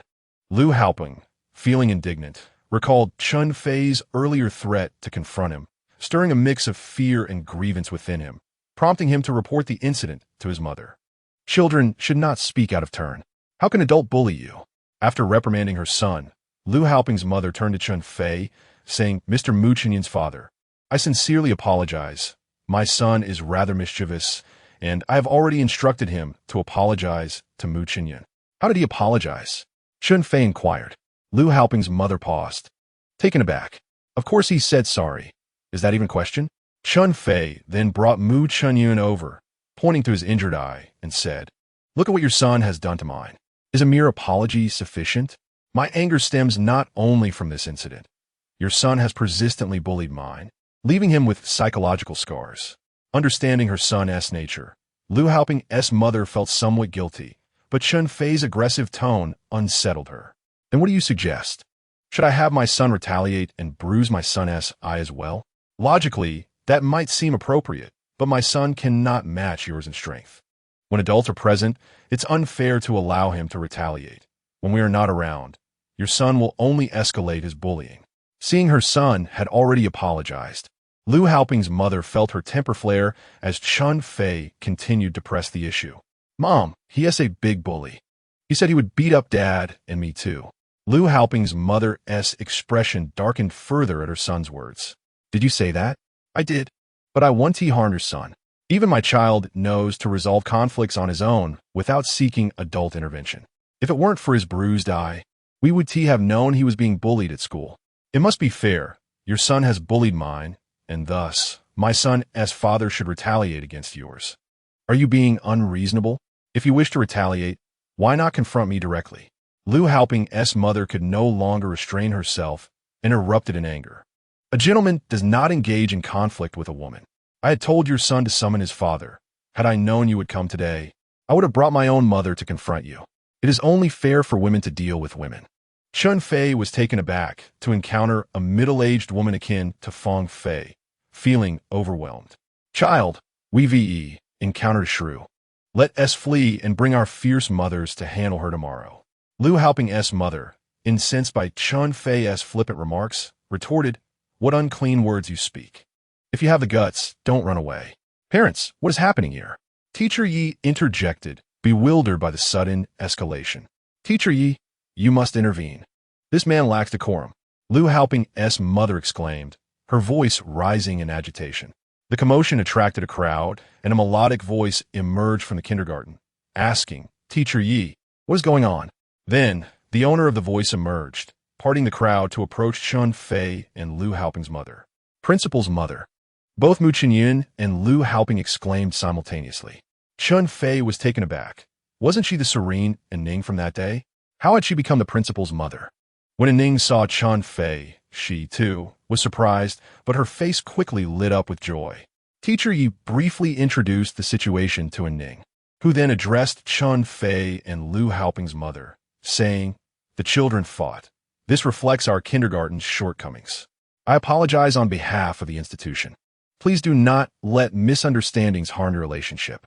If there are issues, let us discuss them in my office." Lu Haoping's mother, still fuming, thought the person lacked basic decency and felt there was nothing worth discussing with her.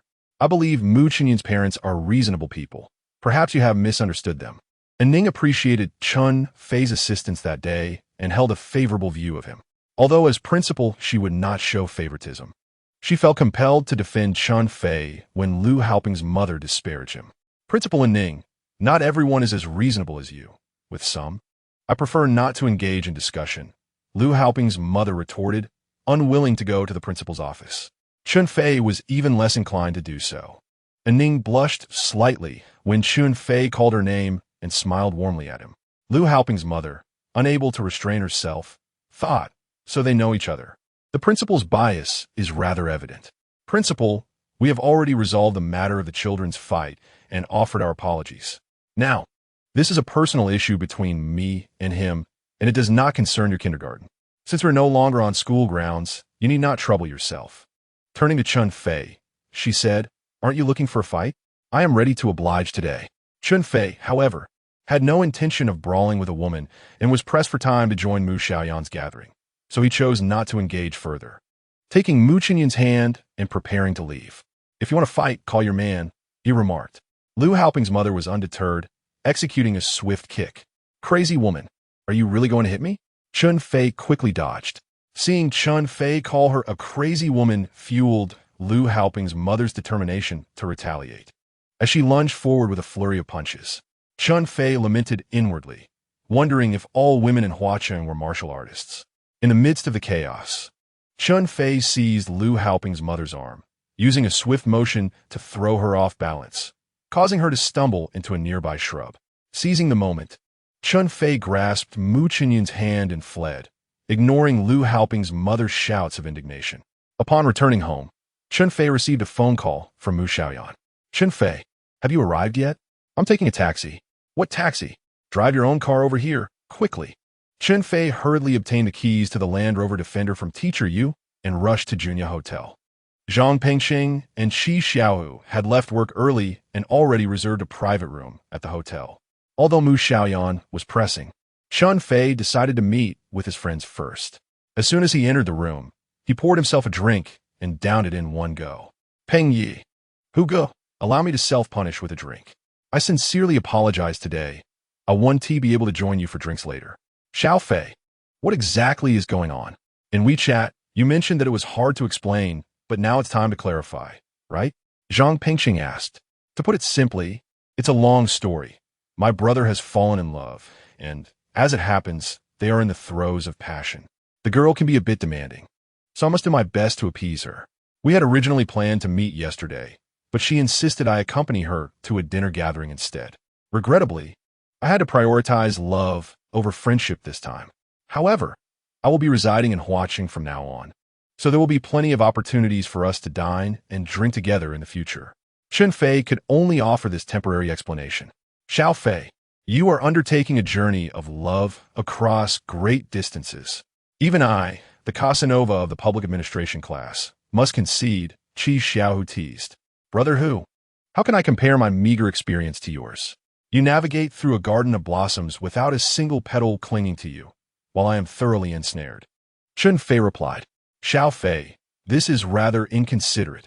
Now that you are in a relationship, you must bring your partner to meet your elder brothers. They urged. Among the four in their dormitory, Chen Fei was the youngest, while Zhang Pengcheng was the eldest, followed by Peng Yu, and then Qi Xiaohu. Brothers have their unspoken struggles. This partner is exceptionally hard to please. I'll explain more once I manage to sort things out, Chen Fei said, disregarding the disdainful looks from Zhang Pengcheng and Qi Xiaohu. I really don't have time to chat now. I'll treat you both to dinner today, and I hope you can forgive me for my absence. Amidst their reproachful remarks about prioritizing romance over friendship, Chen Fei hurriedly departed, making his way to Mu Xiaoyan's private room. Upon entering, he was momentarily taken aback. It was a vast private room featuring an enormous round table surrounded by over 20 chairs. The guests had yet to arrive, and Mu Xiaoyan was engaged in tea and casual conversation with several ladies on the nearby sofa. Seeing Chen Fei arrive, Mu Xiaoyan eagerly beckoned him over. Sisters, this is your brother-in-law, Chen Fei. Wow, what a handsome young man, one exclaimed. Xiaoyan, your taste is truly impressive. The brother-in-law's taste is even better, chuckled another. Chen Fei could only smile in response. Mu Xiaoyan introduced him to a few more sisters. This is Sister Lu, this is Sister Hong, and this is Sister Mei. Hello. Sister Lu, Sister Hong, Sister Mei, Chen Fei greeted each in turn. Gradually, more individuals entered the private room, and soon there were over a dozen people, all women except for Chen Fei. The cycle of introductions and greetings continued, and Chen Fei felt he had never greeted so many sisters in his life. Counting the seats, he noted there were a total of 24, wondering if they were all women. He discreetly inquired with Mu Xiaoyan, who confirmed that he was indeed the sole male presence today. 22 women? This is quite exaggerated, Chen Fei whispered in astonishment. What is so exaggerated? There are many more who simply couldn't make it today, Mu Xiaoyan remarked, looking down upon Chen Fei's navette. Ms. Mu, where did you gather this legion of sisters? He asked. Some are the wives of business partners, and others are the spouses of high-ranking officials in the industry. Mu Xiaoyan explained, observing Chen Fei's bewildered expression. So, it was a gathering of affluent ladies and wives of officials. Chen Fei looked at the chattering women, feeling overwhelmed and utterly perplexed by Mu Xiaoyan's intentions in dragging him to such a dinner gathering. Chen Fei initially believed, based on Mu Xiaoyan's words, that he would be attending a gathering of several dozen people predominantly composed of men, and he thought Mu Xiaoyan would be enlisting his help to fend off unwanted romantic advances. As the day approached, he felt increasingly anxious. However, upon witnessing the scene before him, he mused that he would have preferred to assist Mu Xiaoyan in her endeavor. As the attendees finally gathered, the banquet commenced in earnest. Mu Xiaoyan raised her glass and stood, prompting Chen Fei to rise as well. She formally introduced him and recounted the romantic tale she had concocted. So, you two experienced love at first sight. A flash marriage, is it? When will the wedding take place? Share a kiss. Chen Fei felt overwhelmed, particularly when the suggestion arose for him to kiss Mu Xiaoyan. He couldn't help but feel a sense of schadenfreude as he covertly observed how she would respond. Ladies, Chen Fei is rather shy. Please don't put him on the spot during his first meeting. Mu Xiaoyan attempted to deflect. One of the more mature women interjected. The young man has a youthful visage. He certainly doesn't resemble you seasoned women who are indiscriminate. This remark allowed them to move past that moment. Surely, sharing a cup of wine together is not too much to ask. One of them inquired. This was not an unreasonable request, and Mu Xiaoyan proactively extended her hand, with Chen Fei cautiously reciprocating. Chen Fei had thought himself indifferent to such rituals of wine sharing, which, due to the proliferation of drinking culture, had lost their initial sanctity and devolved into a commonplace method of lightening the atmosphere. There are not only small exchanges of wine, but also the more intimate act of intertwining arms, and the grander form of sharing involved embracing as they drank. Although Chen Fei had never partaken in the latter, he had seen it often enough. However, when sharing the cup with Mu Xiaoyan, their arms entwined and the faint fragrance of her presence lingering, he felt an unexpected flutter within him. After they drank, Mu Xiaoyan appeared completely at ease, leaving Chen Fei to ponder his own navette. Xiaoyan, Why not let your brother-in-law introduce himself? Suggested one of the women. Chen Fei had assumed he would merely play the role of a supportive companion, smiling and toasting alongside Mu Xiaoyan. But now he found himself expected to introduce himself. He pondered what he could possibly share about himself. It wouldn't do to recount his entire life story. Yet, fabricating a tale proved challenging.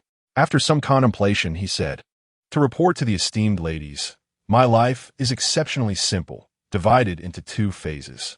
The first half was as plain as a blank sheet of paper, following a predictable path of education and then entering a stable job. Upon meeting Xiaoyan, my life entered a new chapter. I resigned from my job and came to Huaqing with her, where she's now my leader, orchestrating all aspects of my existence." While Chen Fei's self-introduction revealed little, it did not seem out of place to those present. They interpreted it as a roundabout declaration of affection. "Brother-in-law, what did you do before?" one inquired. "I was a teacher," Chen Fei began, but Mu Xiaoyan interjected. "Chen Fei is actually an independent investor. He's quite remarkable. If any of you ladies have investment queries, feel free to approach him." Chen Fei shot her a glance. "You truly dare to boast about me. What investment questions could anyone possibly ask me? Do you think I'm Warren Buffett?"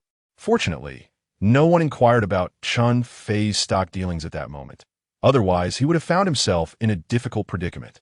Guiding others in stock trading is an arduous and thankless task, where insiders and outsiders often speak entirely different languages. Subsequently, Mu Xiaoyan led Chen Fei in toasting each of the sisters one by one. Chen Fei truly admired Mu Xiaoyan, who had a unique sentiment for each individual, focusing on the insights and support they had provided her during their interactions, evoking her deep emotions and unforgettable memories. Her sincerity was not only heartfelt, but also remarkably natural. After completing a round of toasts, Chen Fei's admiration for Mu Xiaoyan grew. With 22 individuals toasted, that amounted to 22 cups of liquor. Although Mao Tai is relatively smooth, it is still a potent spirit at 53 degrees. By the end of the round, Chen Fei was already feeling the effects, while Mu Xiaoyan appeared completely unfazed. He noted that she consumed each drink in earnest, exceeding his own intake by a considerable margin. This woman possessed an unfathomable capacity for alcohol. Indeed, Mu Xiaoyan's ability to hold her liquor was a significant asset in her dealings within the corridors of power and business. When it came to drinking, Mu Xiaoyan could start with 3 kilograms of white liquor, and once she was warmed up, 5 kilograms was not a challenge for her. She could genuinely claim to be impervious to inebriation. This remarkable tolerance not only provided her with considerable advantages in business, but also served as an effective deterrent against unwelcome advances. In situations where someone sought to take advantage or harbored ulterior motives, Mu Xiaoyan would leverage her feminine charm, cleverly cornering them into a drinking contest, resulting in a swift defeat for the aggressor, who would subsequently have no choice but to concede. Her second significant asset was her approach as a lady of influence. This was another advantage she possessed as a female entrepreneur. By expressing genuine care and attentiveness, she could effortlessly forge friendships with her targets. Once she befriended their spouses, the ease of conducting business was self-evident. Even if someone were to covet her beauty, they would have to abandon such thoughts. Her third invaluable resource was the Junia Grand Hotel. Mu Xiaoyan would arrange most of her business meetings at this venue, where she enjoyed a distinct home field advantage. Access to the top floor of the hotel club required a gold card, which cost 500,000 annually. Yet she generously provided these cards to her sisters at no charge. In such an environment, Mu Xiaoyan thrived, while Chen Fei found it increasingly overwhelming. After they had completed a round of toasts, the sisters naturally reciprocated, which meant another 22 cups for Chen Fei. At this point, he struggled to keep pace. He felt on the verge of collapse, mustering all his strength to endure, though his mind was becoming hazy, and he could no longer distinguish one sister from another. The only ones he remembered were 4 individuals, Hong Jie and Min Jie, who sat closely beside him, and Mu Xiaoyan. Hong Jie, in her 40s, was the wife of the president of Huaqing Bank, while Min Jie, in her 50s, was the spouse of the vice-governor of Guangdong Province. Opposite him sat Pei Jie, whom he recalled because she was not affiliated with anyone as a spouse. She was the director of the Huaqing Housing and Urban Rural Development Bureau, Chen Fei's college friend. Qi Xiaohu worked as the office director in the Xiuzhou District Housing Bureau, which fell under Huaqing's jurisdiction. Lastly, there was Lu Jie, the wife of Mu Xiaoyan's business partner. But she herself was a teacher, sharing the same profession as Chen Fei once did, which he remembered. As the alcohol flowed and spirits lifted, the conversation became increasingly casual, prompting some to begin asking Chen Fei about stocks. Chen Fei promised Chen Kaishan not to engage in stock trading.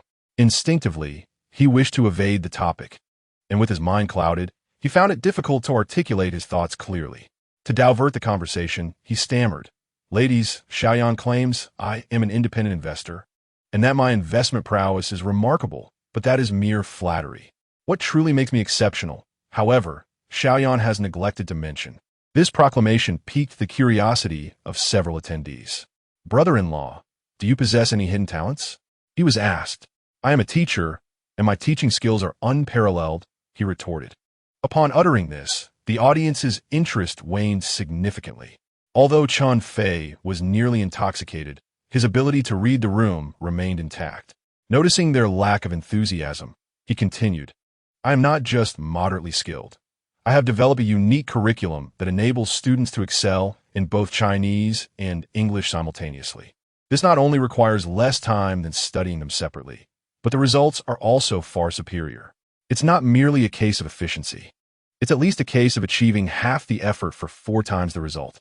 As the alcohol took hold, Chen Fei spoke without concern for humility or appropriateness. His bold declarations, while failing to capture the interest of most, resonated with 2 individuals. Hong Jie had been troubled by her son's dismal English and Chinese grades. With her son entering his 2nd year of high school, his science scores were acceptable, yet his performance in language studies was abysmal despite numerous tutoring sessions with esteemed instructors, which only seemed to exacerbate the situation. Despairing over her son's prospects of gaining admission to a reputable university in China, she found herself anxious. While her husband and son remained indifferent, having agreed that if he could not succeed domestically, they would consider studying abroad. Hong Jie was reluctant to send her son overseas, not only because of her attachment, but also due to her second marriage. Her husband's first wife had a son whom she felt her husband favored. The prospect of her son studying abroad for an extended period only heightened her fears of estrangement between father and son. The other individual stirred by Chen Fei's boast was Lu Jie, a distinguished high school English teacher who had taken on the role of executive vice principal for several years, diverting her focus from teaching.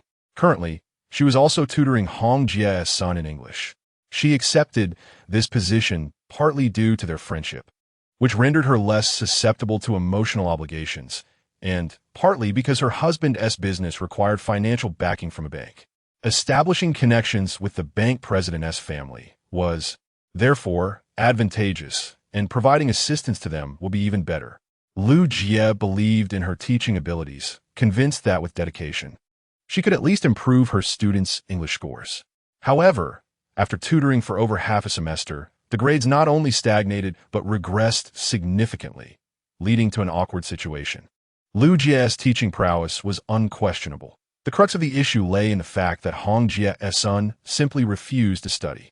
The pressure to perform only resulted in passive-aggressive resistance, risking a transformation from teacher-student rapport to animosity. Hearing Chen Fei's boast felt like a lifeline to Lu Jie, presenting her with an opportunity to shift blame. She noticed that Hong Jie appeared intrigued by Chen Fei's words, yet out of respect, she refrained from expressing her enthusiasm too overtly. At this moment, Sister Lu was no longer concerned about face. Her sole desire was to swiftly relinquish responsibility. "Sister Hong, I believe we could allow Teacher Chen a chance. Your son is quite unconventional, and traditional teaching methods may prove ineffective. Teacher Chen's approach might just resonate with him. Additionally, being younger, he shares more common ground with the students, facilitating easier communication. Xiaoyan, how about having your Teacher Chen tutor my Suji Xuan?" With Lu Jie's tacit approval, Hong Jie felt unburdened and readily spoke up. However, Xiaoyan held no faith in Chen Fei's boastfulness. She had researched him and found he was merely a middle school Chinese teacher. How could he possibly teach high school English? Moreover, his teaching was becoming increasingly erratic. His focus seemed to have shifted towards stocks and futures rather than education. A student who could not be managed even by a top-tier high school English teacher would surely mislead under Chen Fei's tutelage. Sister Hong, no problem, you can trust me. Chen Fei volunteered before Xiaoyan could respond. Observing his tipsy demeanor, Xiaoyan felt an urge to slap him once more. Sister Hong, he*s just drunkenly bragging. He was merely a middle school language teacher, far inferior to Lu Jia. He won tea suffice. Xiaoyan, how can you disparage your own man? Chen Fei, though slightly inebriated, remained confident in his teaching abilities, unwilling to accept any doubt from others. The sisters erupted in laughter. Sister Hong, you're something else. This young couple is so inseparable. And you wish to borrow him. Would Xiaoyan agree to that? I believe Chen Fei isn't incapable. In fact, he is remarkably competent. Xiaoyan wouldn't want to part with him. Once a middle-aged woman revved up, her enthusiasm was undeniably formidable, with her driving style as varied as it was spirited. Chen Fei, in a daze, failed to grasp the underlying meaning of their words, merely exclaiming, "It's the sisters who truly understand me." For language teaching, I declaimed second place. No one dares to claim the first. Another wave of laughter ensued, prompting Xiaoyan to pinch Chen Fei sharply in frustration. Sister Hong, however, remained serious. Xiaoyan, when can teacher Chen make time? Let him have a chat with my Suji Xuan. Faced with Hong Jia's earnestness, Xiaoyan found it difficult to refuse and nodded in agreement. Sister Hong, I'm available every day. You set the time, and I'll be there at your beck and call. Chen Fei was eager to commence lessons immediately. After all, Xiaoyan had always looked down upon his professional skills, and he was determined to astonish her. Yet, Xiaoyan harbored a different thought. This fellow couldn't hold his liquor, and his drinking habits were far from commendable. He tended to boast when intoxicated, so she would need to be cautious next time. In another private room, Zhang Pengqing and Qi Xiaohu felt something was amiss while drinking. They WeChatted Chen Fei to inquire about his whereabouts, and without much thought, he replied casually. Shortly thereafter, Zhang Pengqing and Qi Xiaohu entered the room. Taken aback by the assembly of women within, clearly exceeding their expectations, Qi Xiaohu quickly composed himself. Seeing so many women, even if they were older, invigorated him immensely. Xiaofei, no wonder you abandoned us, surrounded by such a bevy of beauties. We understand you, brother. Mu Xiaoyan realized that these were Chen Fei's friends. She was taken aback that Chen Fei had invited them over, feeling a sense of displeasure. However, given that they were dining in the same hotel, it was entirely reasonable for friends to greet one another, so she had no choice but to be polite. Dear, I didn't expect you to have so many friends in Flower City. Why don't you introduce us? Upon seeing them enter, Chen Fei felt a jolt of anxiety, his previous inebriation dissipating somewhat. He truly wished to avoid any intersection between his friends and Mu Xiaoyan and her companions. Introduce? They are nothing but a bunch of rascals. Is this really a place for you two rough fellows? Don't scare the beautiful ladies away. Hurry up and leave, he said, casting furtive glances at them. Qi Xiaohu ignored Chen Fei and continued. Xiaofei, it seems that since you found a girlfriend, you've forgotten about your brothers. He then turned to Mu Xiaoyan and said, This must be your sister-in-law, right? Xiaofei, your ancestors must be smiling down. How did you manage to find such a wonderful wife? Allow us to introduce ourselves. I am Qi Xiaohu, and this is Zhang Pengqing. We are brothers who shared a dormitory with Chen Fei during college. Although this guy prioritizes romance over friendship, we cannot overlook etiquette. Since we've encountered each other here at the hotel, we must raise a toast. Qi Xiaohu and Zhang Pengqing called the waiter for glasses and poured drinks, first toasting to Mu Xiaoyan and Chen Fei.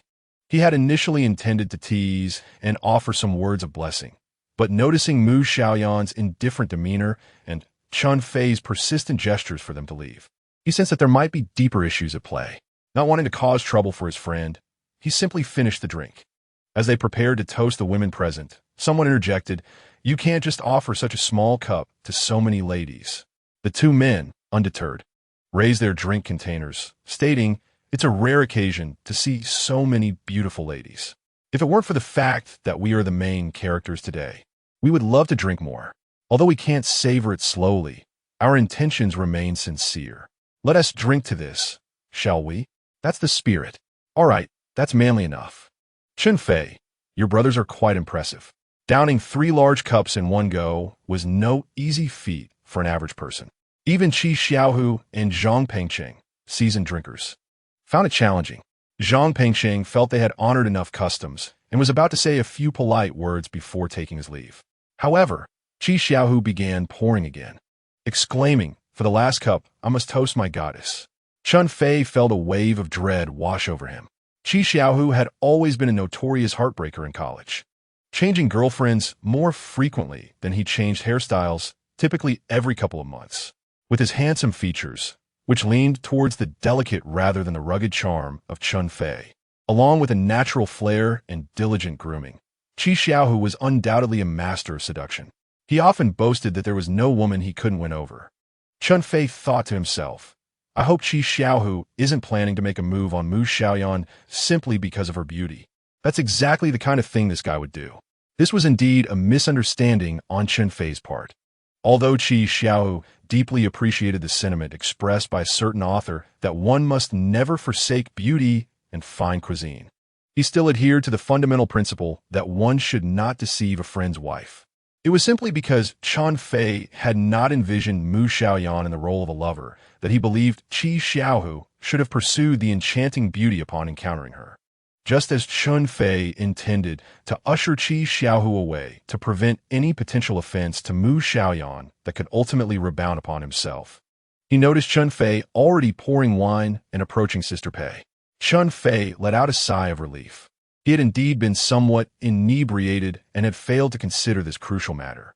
Sister Pei, the director of the Housing and Urban Rural Development Bureau of Huacheng, and Qi Xiaohu, the director of the Office of the Housing and Urban Rural Development Bureau of Xiuzhou District, had fortuitously crossed paths today, and it was only natural for him to seize the opportunity to curry favor with a superior. Sister Pei, I am Qi, the director of the Office of the Housing and Urban Rural Development Bureau of Xiuzhou District. In the Huacheng housing system, you are universally acknowledged as a goddess. It is exceedingly difficult to raise a toast to such a goddess, but today, thanks to Chen Fei, I shall muster the courage to address you as sister. Sister, I raise my glass to you, Qi Xiaohu declared, downing his drink with great flair. Being complimented by a young and handsome man in the presence of other women certainly pleased Sister Pei, who smiled as she sipped her drink. Jinxiu, your charm is truly exceptional, Sister Pei remarked, teasingly referring to Pei Jinxiu, the wife of the vice-governor. Jinxiu and Xiaoyan are indeed a pair of radiant stars. Captivating these 2 young gentlemen, the vice-governor's wife quipped, prompting others to chime in. That is quite different. This young man, Chen Fei, is merely infatuated with beauty. My admiration for Sister Pei stems entirely from her leadership abilities and professional acumen, Qi Xiaohu earnestly asserted. Jinxiu, this young lad has great potential and deserves careful nurturing. Sister Pei observed with a smile. Indeed, he should be nurtured well, Pei Jinxiu echoed with a grin. Qi Xiaohu, sensing the moment was right, withdrew gracefully with Zhang Pengcheng. Subsequently, Chen Fei was persuaded to consume more alcohol, and surprisingly, Mu Xiaoyan not only refrained from intervening, but actually encouraged him to drink. Chen Fei became utterly inebriated, forgetting how he would return home. However, being young and healthy, he soon recovered after a restful sleep, feeling revitalized. Ironically, the alcohol had enhanced his sleep quality, and the next morning, he awoke on schedule as usual, engaged in his morning exercise routine, took a shower, had breakfast, and then escorted Mu Xiaoyan to kindergarten. Daddy, why did you have Uncle Wu carry you last night? Niao suddenly inquired, out of the blue, on their way to kindergarten. Chen Fei felt somewhat embarrassed, realizing he had indeed been carried home by Guiyong after getting drunk the previous night. Oh, Daddy was drunk last night, so we must thank Uncle Wu, he replied. But you don't like Uncle Wu, do you? Niao's astute observation struck Chen Fei. Although he was not fond of Guiyong, he did not dismiss him entirely. Chen Fei believed that as Mu Xiaoyan's special assistant, Guiyong was quite dedicated. Despite their lack of common interests and occasional disputes, often exacerbated by Mu Xiaoyan's involvement, they had always moved past their disagreements without harboring resentment. Wow, Niao, Your observation skills are quite sharp.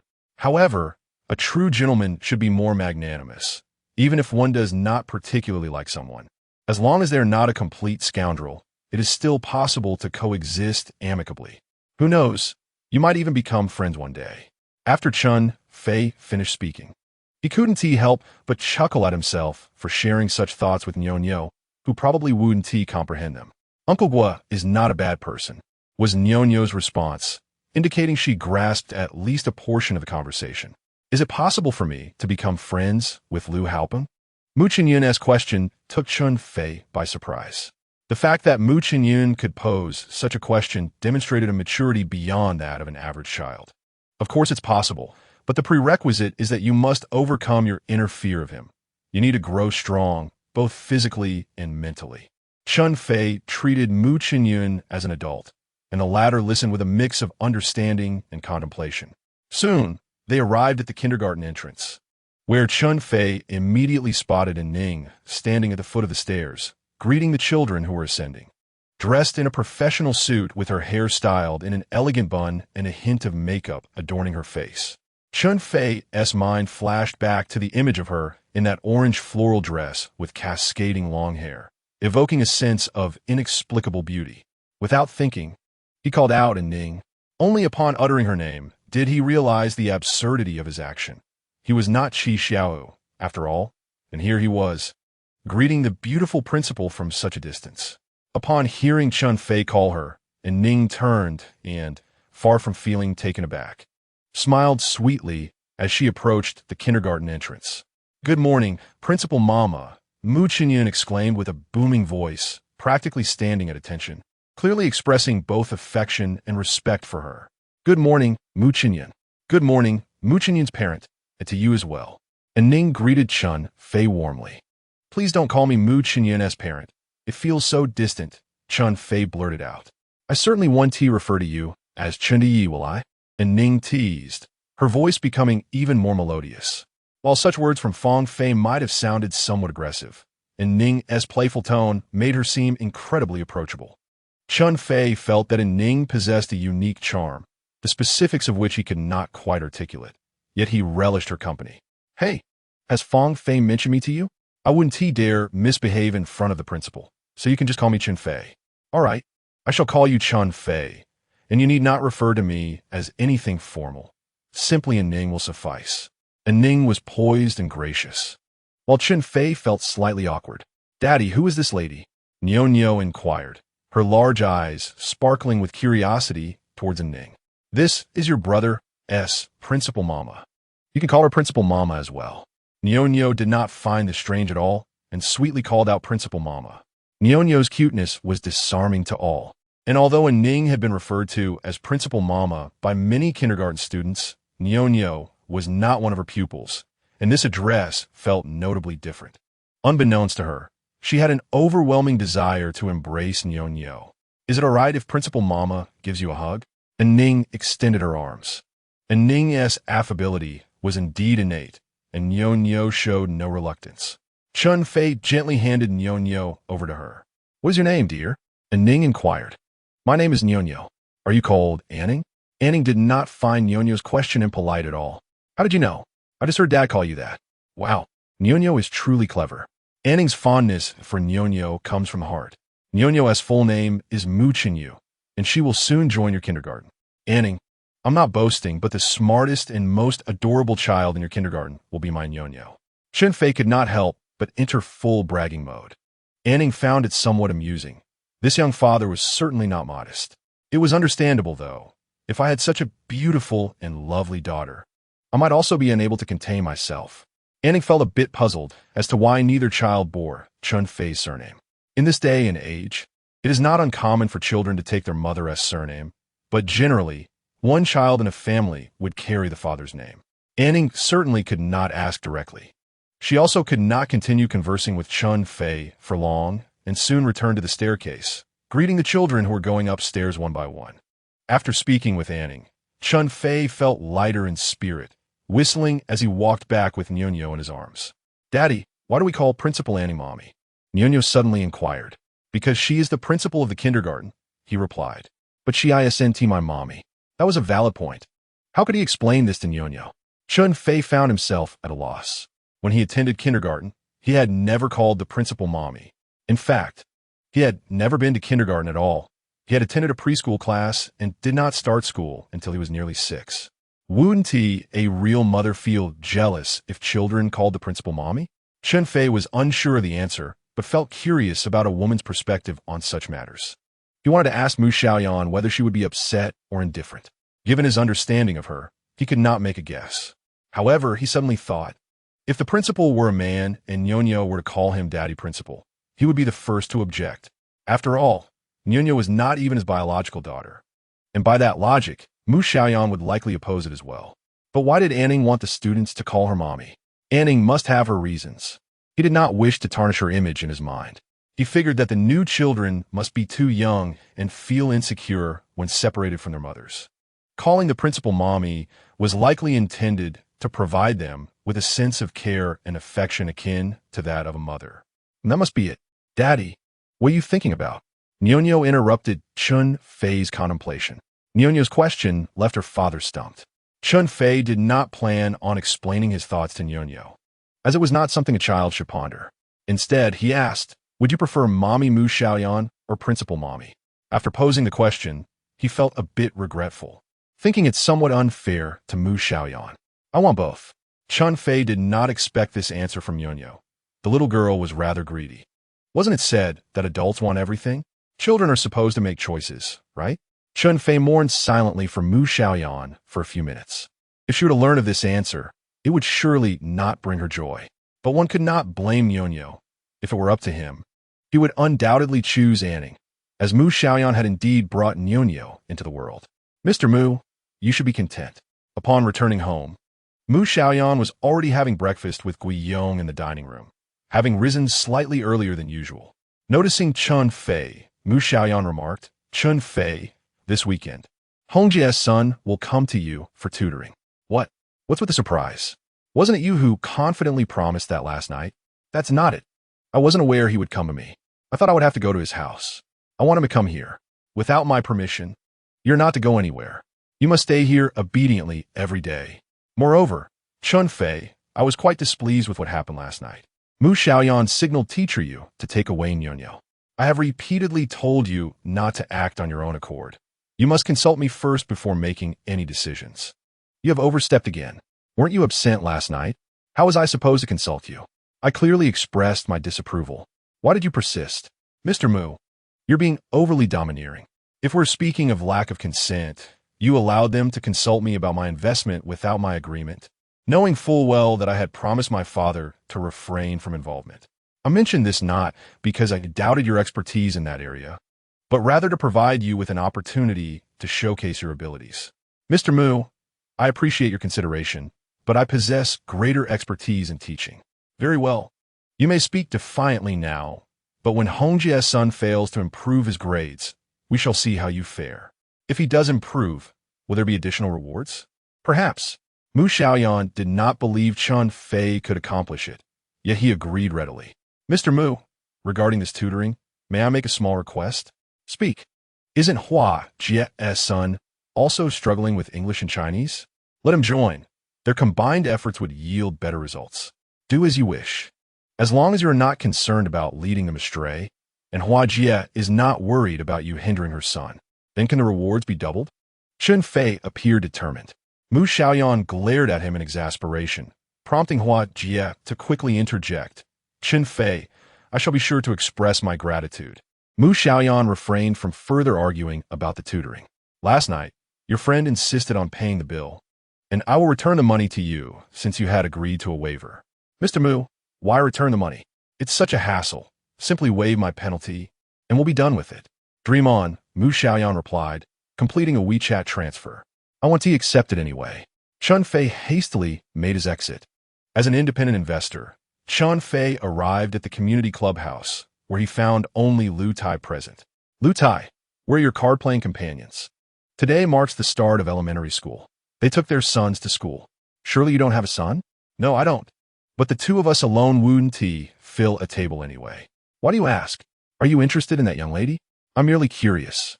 How does a university student spend her days playing mahjong with you all? As a teacher, aren't you also idling about here all day? Finding little to gain from this unproductive conversation, Chen Fei chose not to pursue it further. At that moment, Lu Yilin, accompanied by a nanny, spotted Chen Fei in the children's play area and dashed over. "Mommy, teacher Chen, will you play with me?" Lu Tai, engrossed in a game of mahjong on her phone, replied, "You can play by yourself. Mommy has matters to attend to." Chen Fei now comprehends why these children beam with delight upon her arrival. Their mothers seem utterly preoccupied, lacking the patience to engage in play. While the nanny is ever vigilant, she does not genuinely partake in their games. "Yilin, shall I take you to play?" Lu Yilin had not harbored high hopes for her mother's involvement, but upon Chen Fei's invitation, she eagerly took her hand and ventured toward the play area. "Teacher Chen, may we slide down the slide?" "Of course." After several exhilarating descents, Lu Yilin pointed to a higher slide nearby and said, "I wish to try that one." "Certainly, but you must let me carry you." Lu Yilin, somewhat apprehensive of heights, hesitated to go alone. Despite her own reluctance, Chen Fei, moved by Lu Yilin's eager expression, effortlessly lifted her and ascended, sliding down in unison. This experience proved unexpectedly delightful for Chen Fei, reinforcing the adage that a man remains a boy at heart. The duo, one large and one small, reveled in their joyful antics. Chen Fei mused about the possibility of bringing Nyonyo and Mu Xiaoyan along next time, as this larger slide was far more entertaining than the one at their home. After tiring of the slide, Chen Fei led Lu Yilin to the trampoline. Standing still, Lu Yilin was playfully bounced around like a bean in a pod as Chen Fei exerted rhythmic force. Once they had sufficiently exhausted themselves on the trampoline, they moved on to the ball pit. After their time in the ball pit, Chen Fei felt utterly spent. "Yilin, let us go check on your mother." Upon seeing them approach, Lu Tai exclaimed, "Yilin, why have you come back again?" Chen Fei felt a wave of exasperation. They had been playing for 2 hours already. It has only been 2 hours?" Lu Tai responded, a hint of embarrassment in her voice. Chen Fei longed to admonish her, questioning how one could be so inattentive as a mother, yet she refrained, as it was not her nature to speak too candidly with acquaintances. "Chen Fei, do all individuals in your profession share your fondness for children?" Lu Tai inquired, noticing her daughter's apparent affection for Chen Fei. Mistakenly interpreting the question as pertaining to the teaching profession, Chen Fei replied, "Not all share such an affinity for children." She recalled some former colleagues who lacked genuine passion for education, particularly a few female teachers in the office, who seemed more invested in managing their husbands than nurturing their students, perceiving the latter as mere adversaries in a game of wits. "Does taking care of children assist you in your work?" Lu Tai probed further. "Not really. We are not a private institution and do not require business development. Colleagues in private organizations do indeed face such pressures. Is there a distinction between public and private sectors within your field?" Chen Fei pondered whether Lu Tai was out of touch with current societal norms, given the prevalence of private educational institutions. It is not the era of planned economy anymore. The existence of private entities is rather commonplace, is it not? I meant to ask how there could be public institutions. Chen Fei thought Lu Tai's perspective was rather misguided, but recognized the misunderstanding regarding her profession. "I once was a teacher. What do you perceive my current role to be?" "I know you are a teacher. Nowadays, everyone claims to be a teacher. Aren't those entertainment stars referred to as such as well?" She added, "I merely did not expect you to identify as a teacher too." Then a whimsical thought crossed her mind. Could it be that you were still a little star? Chen Fei was convinced that Lu Tai had lost her senses. "Liu Tai, do you truly fail to comprehend human language? Or is my expression lacking clarity? I am merely a language arts teacher at a public middle school. What exactly are you insinuating?" Chen Fei spoke thus, which only served to infuriate Lu Tai further. "Aren't you a gigolo?" Chen Fei felt no indignation. Instead, he found the situation utterly absurd. What on earth was this woman thinking? "Lu Tai, how depraved must your thoughts be to arrive at such conclusions? Who is the depraved one here? A young man like you, parading around this upscale neighborhood with your slick-back hair and made-up face. What else could you possibly be doing?" Chen Fei had not anticipated that one day he would be associated with such terms, yet he paid little heed to the woman's words. What truly vexed him was the realization that she presumed him to be of such a profession, and yet she had no qualms about allowing him to entertain her daughter. Lu Tai, allow me to offer you a piece of advice. Play less mahjong and devote more attention to your children. Why do you have to say such things? How do you know I do not care for my children? Lu Tai's face flushed, clearly struck at her core. You suspect me of such a profession for the sake of your gambling, yet you trust me to watch over your child? Is that the mark of a responsible mother? What do I have to fear? In this establishment, what mischief could you possibly engage in? Are you not simply trying to swindle some money? I have plenty of money. Who wishes to deceive you?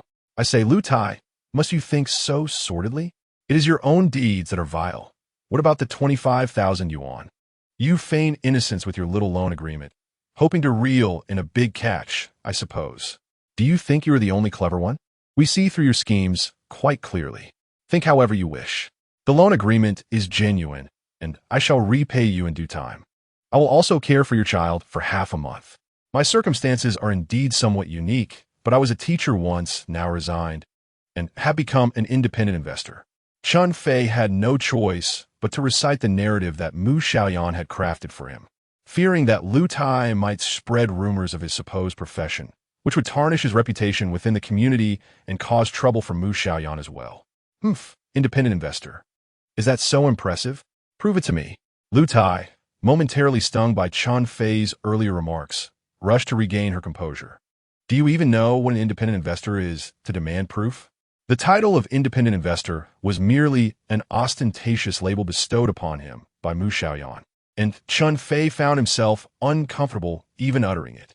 At that moment, he wished to avoid further entanglement with Lu Tai, opting instead to take Lu Yilin to the children's reading room for some story time. Despite Lu Tai's earlier fierce demeanor, she felt an unsettling insecurity creeping in, and thus made no attempt to impede Chen Fei, lost in her own thoughts. For a fleeting moment, Lu Tai began to reflect upon herself, even finding her own demeanor distasteful, yet ultimately decided to redirect her anger towards Chen Fei. Independent investor. How remarkable can that be? I am determined to discover what an independent investor truly does. Lu Tai began to search on her phone, gaining a rough understanding of the concept. Isn't it merely a profession of stock speculation? I had expected something more sophisticated. By that logic, I too could be considered a professional investor. Lu Tai recalled the devastation of her account during the stock market crash. She needed to borrow money from me and Chow Tai, undoubtedly having lost everything in this recent downturn. As Lu Tai pondered this, her confidence surged, and she eagerly approached Chen Fei. Chen Fei, I almost fell for your ruse. Independent investor? ISNT, that just stock trading? Honestly, have you lost everything? Chen Fei had indeed lost all, though not in the manner Lu Tai imagined. He opted for silence rather than explaining himself. Observing his reticence, Lu Tai's conviction in her assumptions only deepened. You've made a mess of things. By what right do you claim I am incompetent? Does my competence as a mother relate to your failures? Are you suggesting that only the successful can point out my shortcomings? Besides, which of your eyes has seen my chaos? Then show me your capabilities. Chen Fei understood Lu Tai's relentless insistence stemmed from her insecurity. Though she appeared brash and confrontational, deep down, she harbored self-doubt.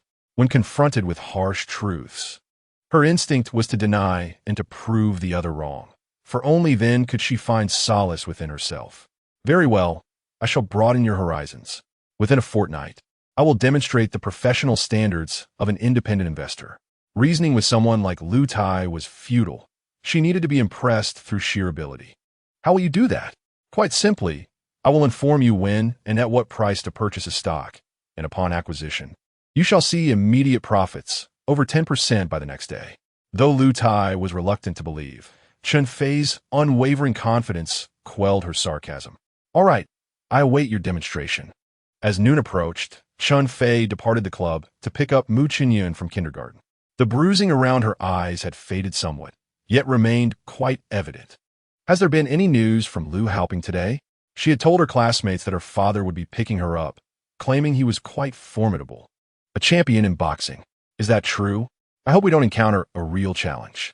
Judging by the prowess displayed by Lu Haoping's mother, undoubtedly a professional. It was plausible that her husband was also an athlete. Chen Fei mused that this might work in his favor.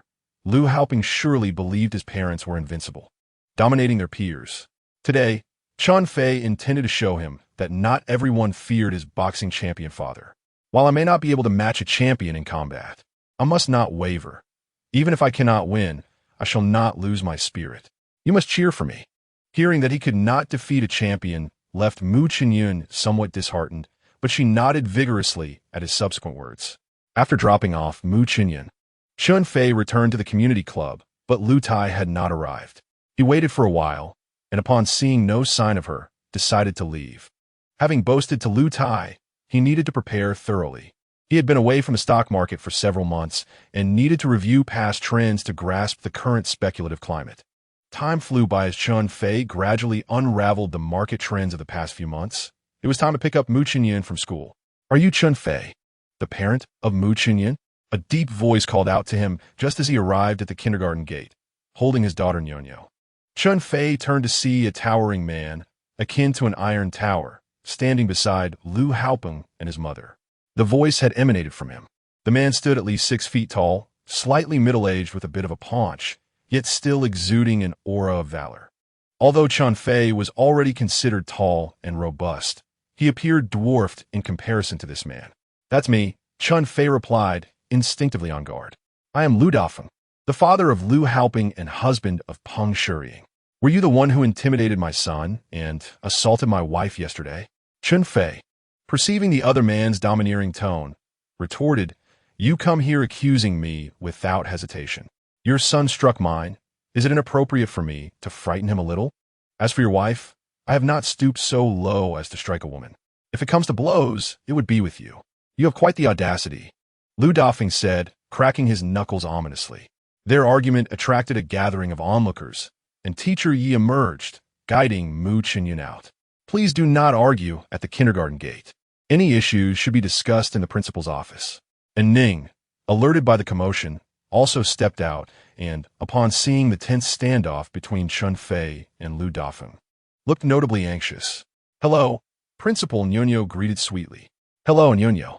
Please persuade your father not to fight," and Ning urged. "Rest assured, teachers, we will not brawl at the kindergarten gate," Lu Dafeng chuckled. "Fighting anywhere else is equally unacceptable," and Ning insisted, hoping to mediate. Peng Shiying whispered to Lu Dafeng that Ning was the principal and acquainted with Chen Fei. "What the principal says is true. We are civilized individuals. Surely we would not resort to fighting," Lu Dafeng continued. "Chen Fei, I hear you're also skilled in martial arts. How about we settle this at the boxing club?"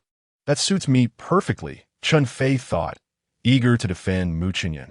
A confrontation seemed inevitable. "All right, I will send you the address of the boxing club. But I must inform you, I own it.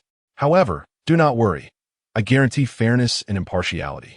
Lu Dafeng added Chen Fei on WeChat and shared the location. "I trust you, but I request that our sons witness this bout as spectators." Agreed. Lu Dafeng resided in a villa in Xinyuan Meitsuan and, having concluded the conversation, returned home with his wife and son to drive to the gym. Chen Fei hesitated to drive back, fearing that if Teacher Yu spoke with Mu Xiaoyan, she might disapprove, rendering his efforts futile. He opted for a taxi. However, bringing Nyonyo to the gym posed a dilemma. Not only would Mu Xiaoyan likely erupt in anger, but he also felt uneasy about leaving Nyonyo unattended while he fought. Conversely, sending her back would risk exposing his plans. "And Ning, could you do me a favor? Do you want me to accompany you? Is that possible?" "Well, I have no choice. After all, I owe you a favor." Chen Fei summoned a taxi, with Ning taking the front passenger seat, while he, along with Mu Xiaoyan and Nyonyo, settled into the back. Chen Fei made a phone call to Sister Hua, informing her that the kindergarten would let out later than usual today, and he would be delayed in returning home for dinner. It was the peak hour for getting off work, and the traffic was a continuous stop and go, taking nearly 20 minutes to cover just a few kilometers. Upon entering the fighting club, they unexpectedly encountered Fang Fei exiting the premises. "What brings you here?"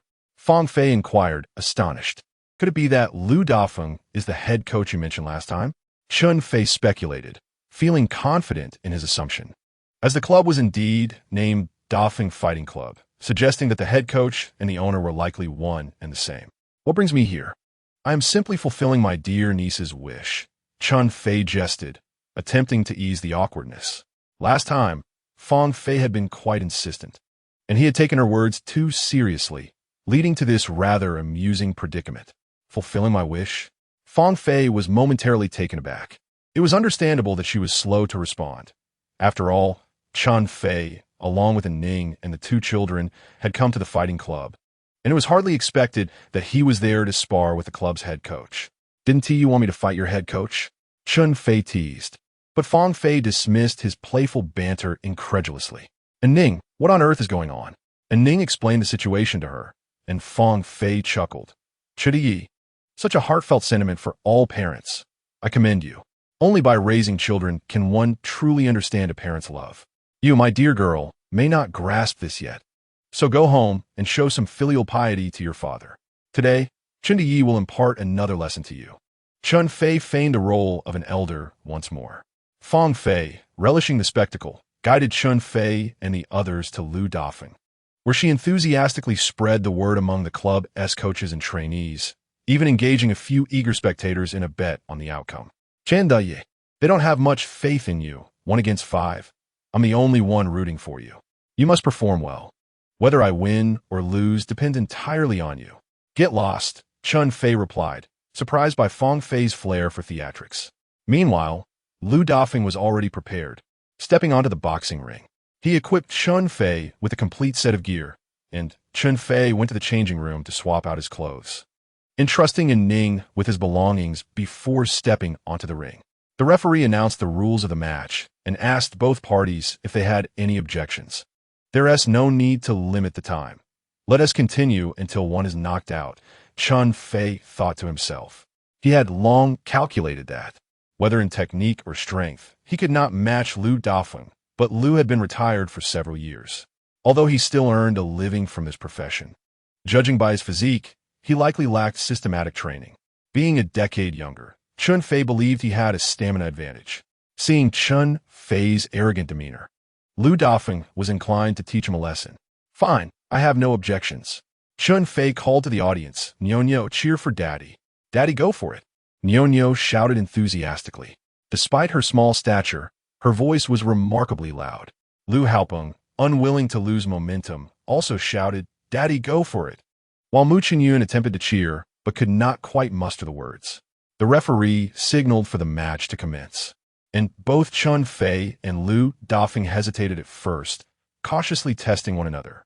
Chen Fei observed that while Lu Dafeng's punches were heavy, they were not as swift as he had anticipated, and his legwork seemed somewhat out of practice. Chen Fei contemplated that perhaps it would be better to conclude this swiftly and return home sooner. With a newfound determination for a decisive victory, he initiated an aggressive assault, forcing Lu Dafeng into a corner.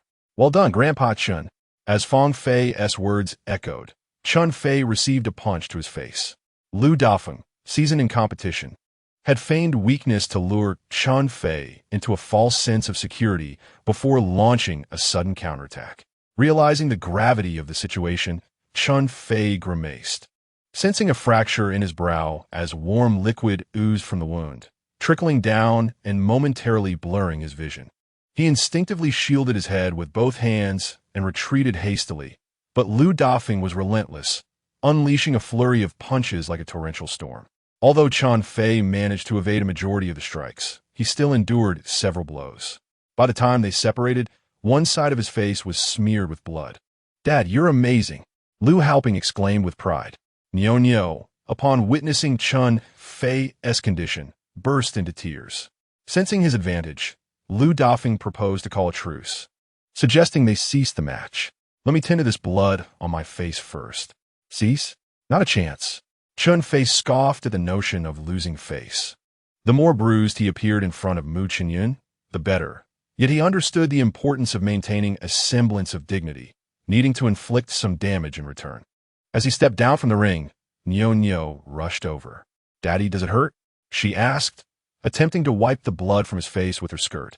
Chen Fei quickly stopped her, as Ning produced a tissue to clean his wounds. However, just as the blood was wiped away, it surged forth again, prompting Chen Fei to press a tissue against the injury.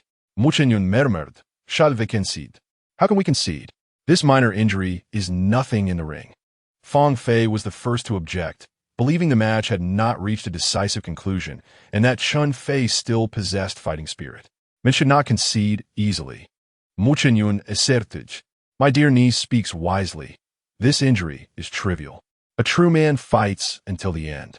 This isn't a battlefield for honor or glory." And Ning cautioned, observing the continuous flow of blood from Chen Fei's wound, which had completely soaked the tissue. "You must see a doctor, Dad.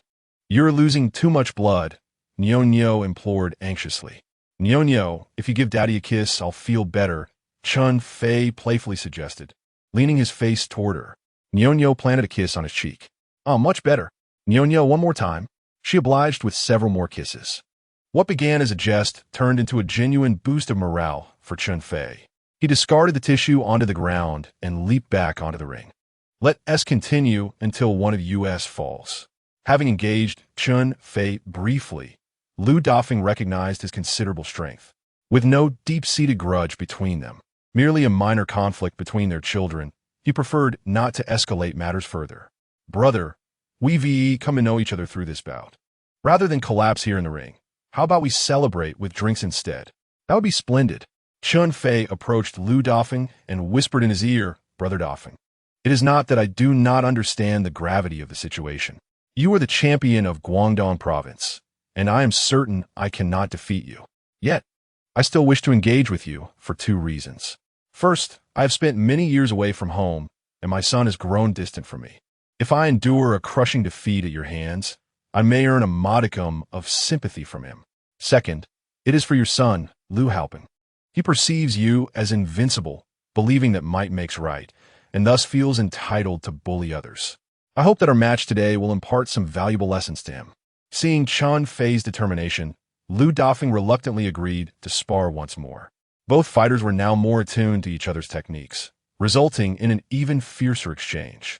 Anning watched the two men on stage with bated breath, when suddenly, Chen Fei's phone began to ring. The caller ID displayed Mu Xiaoyan's name. "Dad, go for it." Anning thought of calling out to Chen Fei, but hesitated, fearing that even a momentary distraction might lead to injury. She contemplated answering the call, but deemed it inappropriate. As her uncertainty lingered, the ringing ceased, and she exhaled in relief, only for Mu Xiaoyan to call again moments later. Anning turned to Fang Fei and said, "Someone is trying to reach Chen Fei. Perhaps you should call him down." Fang Fei, engrossed in the thrilling match, noted that Chen Fei's physical prowess was becoming evident, and he was holding his own against Lu Dafeng, who relied on solid techniques and extensive experience. "How can we interrupt such an exhilarating contest? Just answer the call," she insisted. Anning remained apprehensive. "Is that really appropriate? Then don't answer it. Wait until the match concludes, and he can return her call," Fang Fei suggested. Just as the ringing ceased once more, the phone rang for a third time. "Fang Fei, do you think Mu Xiaoyan has something of great importance to discuss with Chen Fei?" Fang Fei's eyes remained glued to the boxing ring, anxious not to miss a moment of the action. Growing impatient, she casually swiped Chen Fei's phone and answered the call. Anning held the phone to her ear, but before she could speak, a woman's voice erupted from the receiver. "Chen Fei, do you really think I wouldn't dare to dismiss you? Hurry and bring the kids home." It turned out that Chen Fei had not yet returned home, although he had informed Teacher Yu that there was a last-minute issue at the kindergarten and he would be late. She had waited for over half an hour without seeing him. Concerned, she called Teacher Yi, only to discover that Chen Fei had taken the children to a boxing club. Teacher Yu promptly reported this to Mu Xiaoyan. Despite having previously entrusted Chen Fei with handling the matter, she never anticipated he would take their children to a boxing venue. Her frustration with Chen Fei's unilateral decision escalated further since he had not answered her two previous calls. Anning, taken aback by Mu Xiaoyan's sudden outburst, was bewildered by the situation. "Chen Fei, are you playing deaf? Speak." Mu Xiaoyan shouted again. "It is not convenient for him to take your call right now. I will ensure he returns your call when he is able," Anning replied. "Who are you? How do you have Chen Fei's phone?" Mu Xiaoyan, startled by Anning's voice, grew even more irate. "I am a friend of Chen Fei. He is currently engaged in a match. Once it concludes," Anning began, but was abruptly cut off by the sound of a dial tone. Mu Xiaoyan had already hung up. With a resigned smile, Ning observed the two fighters in the ring. Chen Fei had cornered Lu Daifan, who was now defensively shielding his head, devoid of any capacity to retaliate. Lu Daifan, being significantly older and having not undergone systematic training for many years, found his physical endurance faltering as time passed. Nyo incessantly cheered for her father, "Go, Daddy!" Influenced by her fervent cries, Mu Xiaoyan glanced at Chen Fei in the ring. Although he currently held the upper hand, blood continued to seep from the wounds on his face, staining half of it crimson, and his body was marred with bloodstains. At that moment, free from any reservations, he instinctively called out, "Daddy, go!" Once the first shout escaped his lips, the subsequent cheers flowed more smoothly and grew louder. Upon hearing Mu Xiaoyan proclaim him as Daddy, Chen Fei noticed the several bumps forming on Lu Daifan's forehead from his punches. Meanwhile, Lu Haoping in the audience appeared tense and anxious. Contemplating that the desired outcome had been achieved, he ceased his attacks and stepped back. "Brother Daifan, shall we call it a draw today?" Although Lu Daifan had been somewhat battered, Chen Fei was equally bloodied, making it a fair conclusion for both. "Very well, we have forged a friendship today. I have made a friend, and so my son should too, right?" Chen Fei approached the edge of the ring and lifted Mu Xiaoyan up, while Lu Daifan hoisted Lu Haoping onto the platform. Chen Fei, with his arm around Lu Daifan's shoulder, addressed the two children. "We have fought and become acquainted. We're now friends. Have you two already settled your differences? Are you willing to be friends now? Yes or no?" "Why the hesitation, gentlemen?" Lu Daifan playfully nudged Lu Haoping's backside. "I am willing to be your friend. Although I cannot defeat you now, I will train diligently with my father, and one day I will catch up to you." Observing Chen Fei's remarkable comeback, Mu Xiaoyan fully embraced the notion of having this man as his father, an indomitable spirit rising within him. "Chen Fei, your son is impressive, truly a young man," Lu Daifan commended Mu Xiaoyan, while also subtly encouraging Lu Haoping. "I did not intend to inform the adults or cry, and I too wish to be your friend," Lu Haoping finally spoke. The two children shook hands under the adults' watchful eyes. "Chen Fei, ordinarily, since you have visited my club during mealtime, it would be my obligation to host you. However, you ought to tend to your wound and visit the hospital promptly. Consider this meal on credit, and we shall arrange another meeting." Lu Daifan's words prompted Chen Fei to hurry back, as he dreaded facing Mu Xiaoyan if he delayed. After descending from the ring, he requested tissues from Ning to clean the blood from his face and body before changing in the locker room. Ning returned Chen Fei's phone to him. "Chen Fei, a woman named Mu Xiaoyan called you earlier." Mu Xiaoyan, what did she say?" Chen Fei thought to himself, "That surely. Teacher, you must have complained to Mu Xiaoyan, and he would have to confront a storm upon his return. She said she wants to expel you. Is Mu Xiaoyan your boss?" "Mu Xiaoyan is my mother," Nyo proudly interjected upon hearing her name. And Ning, noting the tone and content of Mu Xiaoyan's words, surmised that she was indeed the mother of Mu Xiaoyan and Nyo, but the way she spoke to Chen Fei did not resemble that of a married couple, leaving her quite curious. Indeed, what one fears often comes to pass. "Anning, dear niece, I must make haste to return. I am truly grateful to you all today. Another time, I shall treat you to a meal." Upon finishing his words, Chen Fei reached for his phone to summon a ride. "Uncle Chen, wait. There is no time like the present. It's rare for the three of us to be gathered together, and it's just about mealtime. Anning and I should be the ones thanking you, as you have helped me win money today. Allow me to treat everyone to a grand feast," Fang Fei suggested. Receiving unanimous agreement from Mu Xiaoyan and Nyo, the two children seldom dined out, making today's opportunity a coveted one.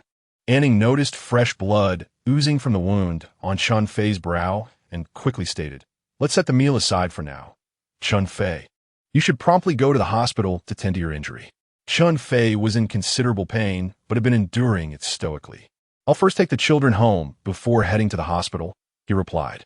It was only then that Fang Fei began to pay attention to Chen Fei's injury.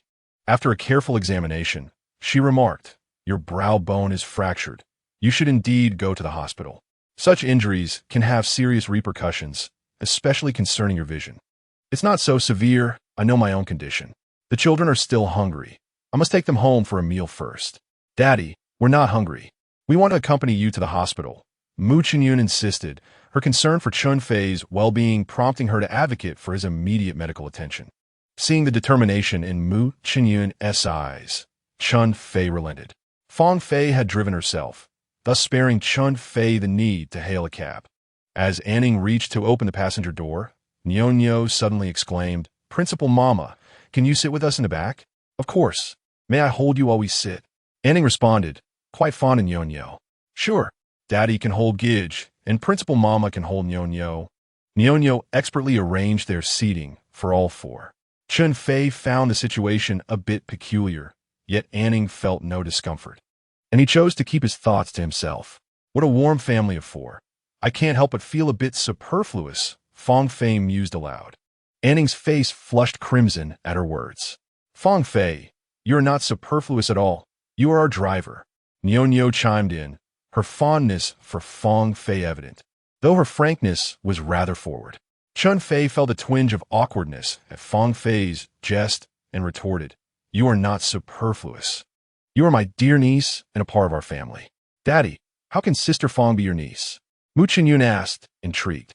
"If you call her sister, then she becomes my niece, does she not?" Chen Fei wished to swiftly conclude this familial discourse. "All right, let us all refrain from chatter. I need to send a message."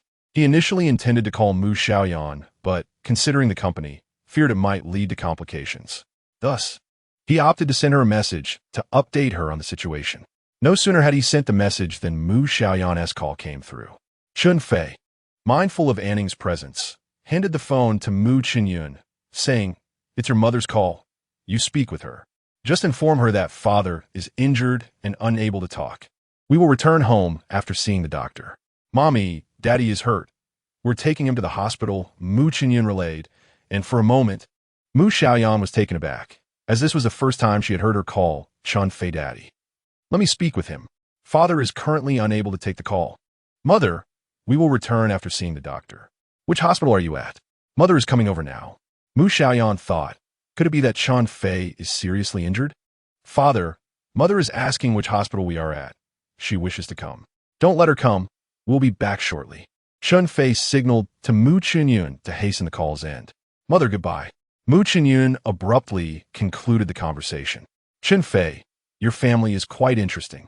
I might just pay you a visit at home," and Ning remarked with a smile. Chen Fei was at a loss as to the meaning behind Ning's words. He found it difficult to respond. "Principal Mother, what is a home visit?" With Nyonyo present, there was no fear of an awkward silence. "A home visit is when Principal Mother comes to your house as a guest. Would you welcome that?" And Ning replied to Nyonyo's inquiry while her gaze remained fixed on Chen Fei. "How wonderful. You should come to my house for a home visit today." Nyonyo clapped her hands in delight.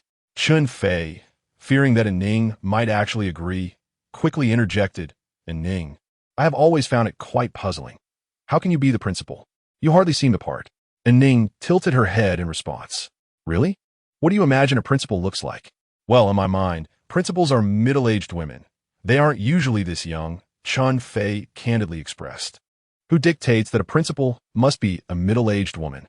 "Chindiyi, your perspective is rather limited," Fang Fei interjected from the front. "Do you think I could effectively serve as a principal?" And Ning continued to inquire. "That is a question I can only answer once I have a deeper understanding of you," he replied as they arrived at the hospital. In the interest of time, Chen Fei proceeded directly to the emergency room. Following a doctor's examination, it was confirmed that he had a fracture in his brow bone.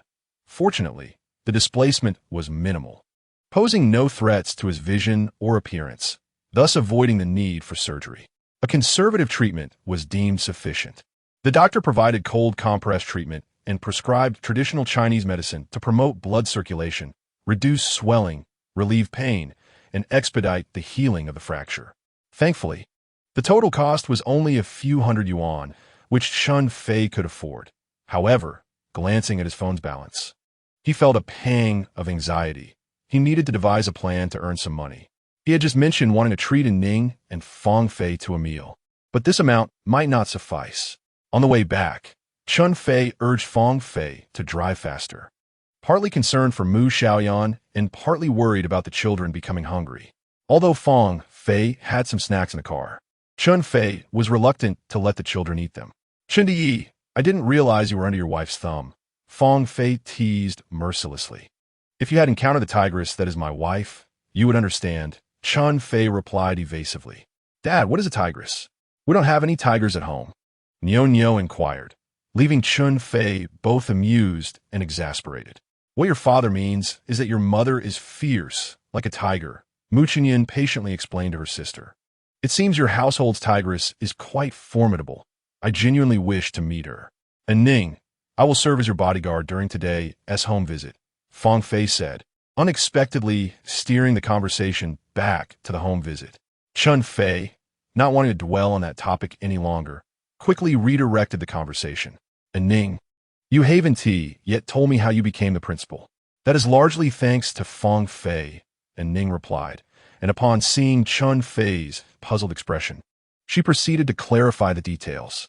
Originally, Fang Fei's family owned a brand of chain kindergartens, and the kindergarten in this neighborhood belonged to her family. And Ning and Fang Fei were not only high school classmates, but also alumni of Lingnan University. Currently, Ning is pursuing a master's degree in preschool education at Lingnan University, eager to integrate theory with practice. Thus, she thought of interning at Fang Fei's kindergarten. To her surprise, Fang Fei, the capitalist, was quite audacious and appointed her directly as the principal. I had initially intended to serve as the vice principal, assisting the head, but Fang Fei adamantly refused. I had no choice but to accept the situation, yet my role as principal was merely nominal. The true management of the kindergarten still rested with the original leadership team. Chen Fei suddenly understood. This made sense. Why don't I take the position of vice principal? My dear niece, can you arrange that? Chen Fei half joked, half serious. He also desired to hold the title of principal, brimming with thoughts on education. Previously, he felt stifled in public schools and had hoped to establish his own school after making a fortune in the capital market. But alas, fate did not favor his ambitions. After finally securing a position as a private tutor, he found that Mu Xiaoyan would not allow him to interfere in the children's education. Absolutely not, Fang Fei responded decisively. Why not? Although Chen Fei spoke in jest, he did not expect Fang Fei to reject him so firmly. You are not there for work. You are there for my dear Ning. How could I let you succeed? Fang Fei remarked with a mischievous grin. Fang Fei, please don't joke around. The children are here, and Ning whispered. Ah, my dear niece, consider this a lesson from your uncle. Chen Fei sighed helplessly. As they bantered, the car entered the Xinyuan Meitsuan community, where Fang Fei resided, and she navigated effortlessly. After Chen Fei provided the house number, she quickly parked in front of Mu Xiaoyan's villa. Chen Fei got out of the car with Nyo and Mu Xiaoyan, repeatedly expressing gratitude to Ning and Fang Fei. He felt a sense of relief that Ning did not insist on visiting the house, but also felt somewhat ashamed for not inviting them inside, which seemed quite impolite. Principal Mama, Sister Fang Fei, come play at my house. Nyo, displaying admirable manners, made the invitation. However, Chen Fei felt troubled.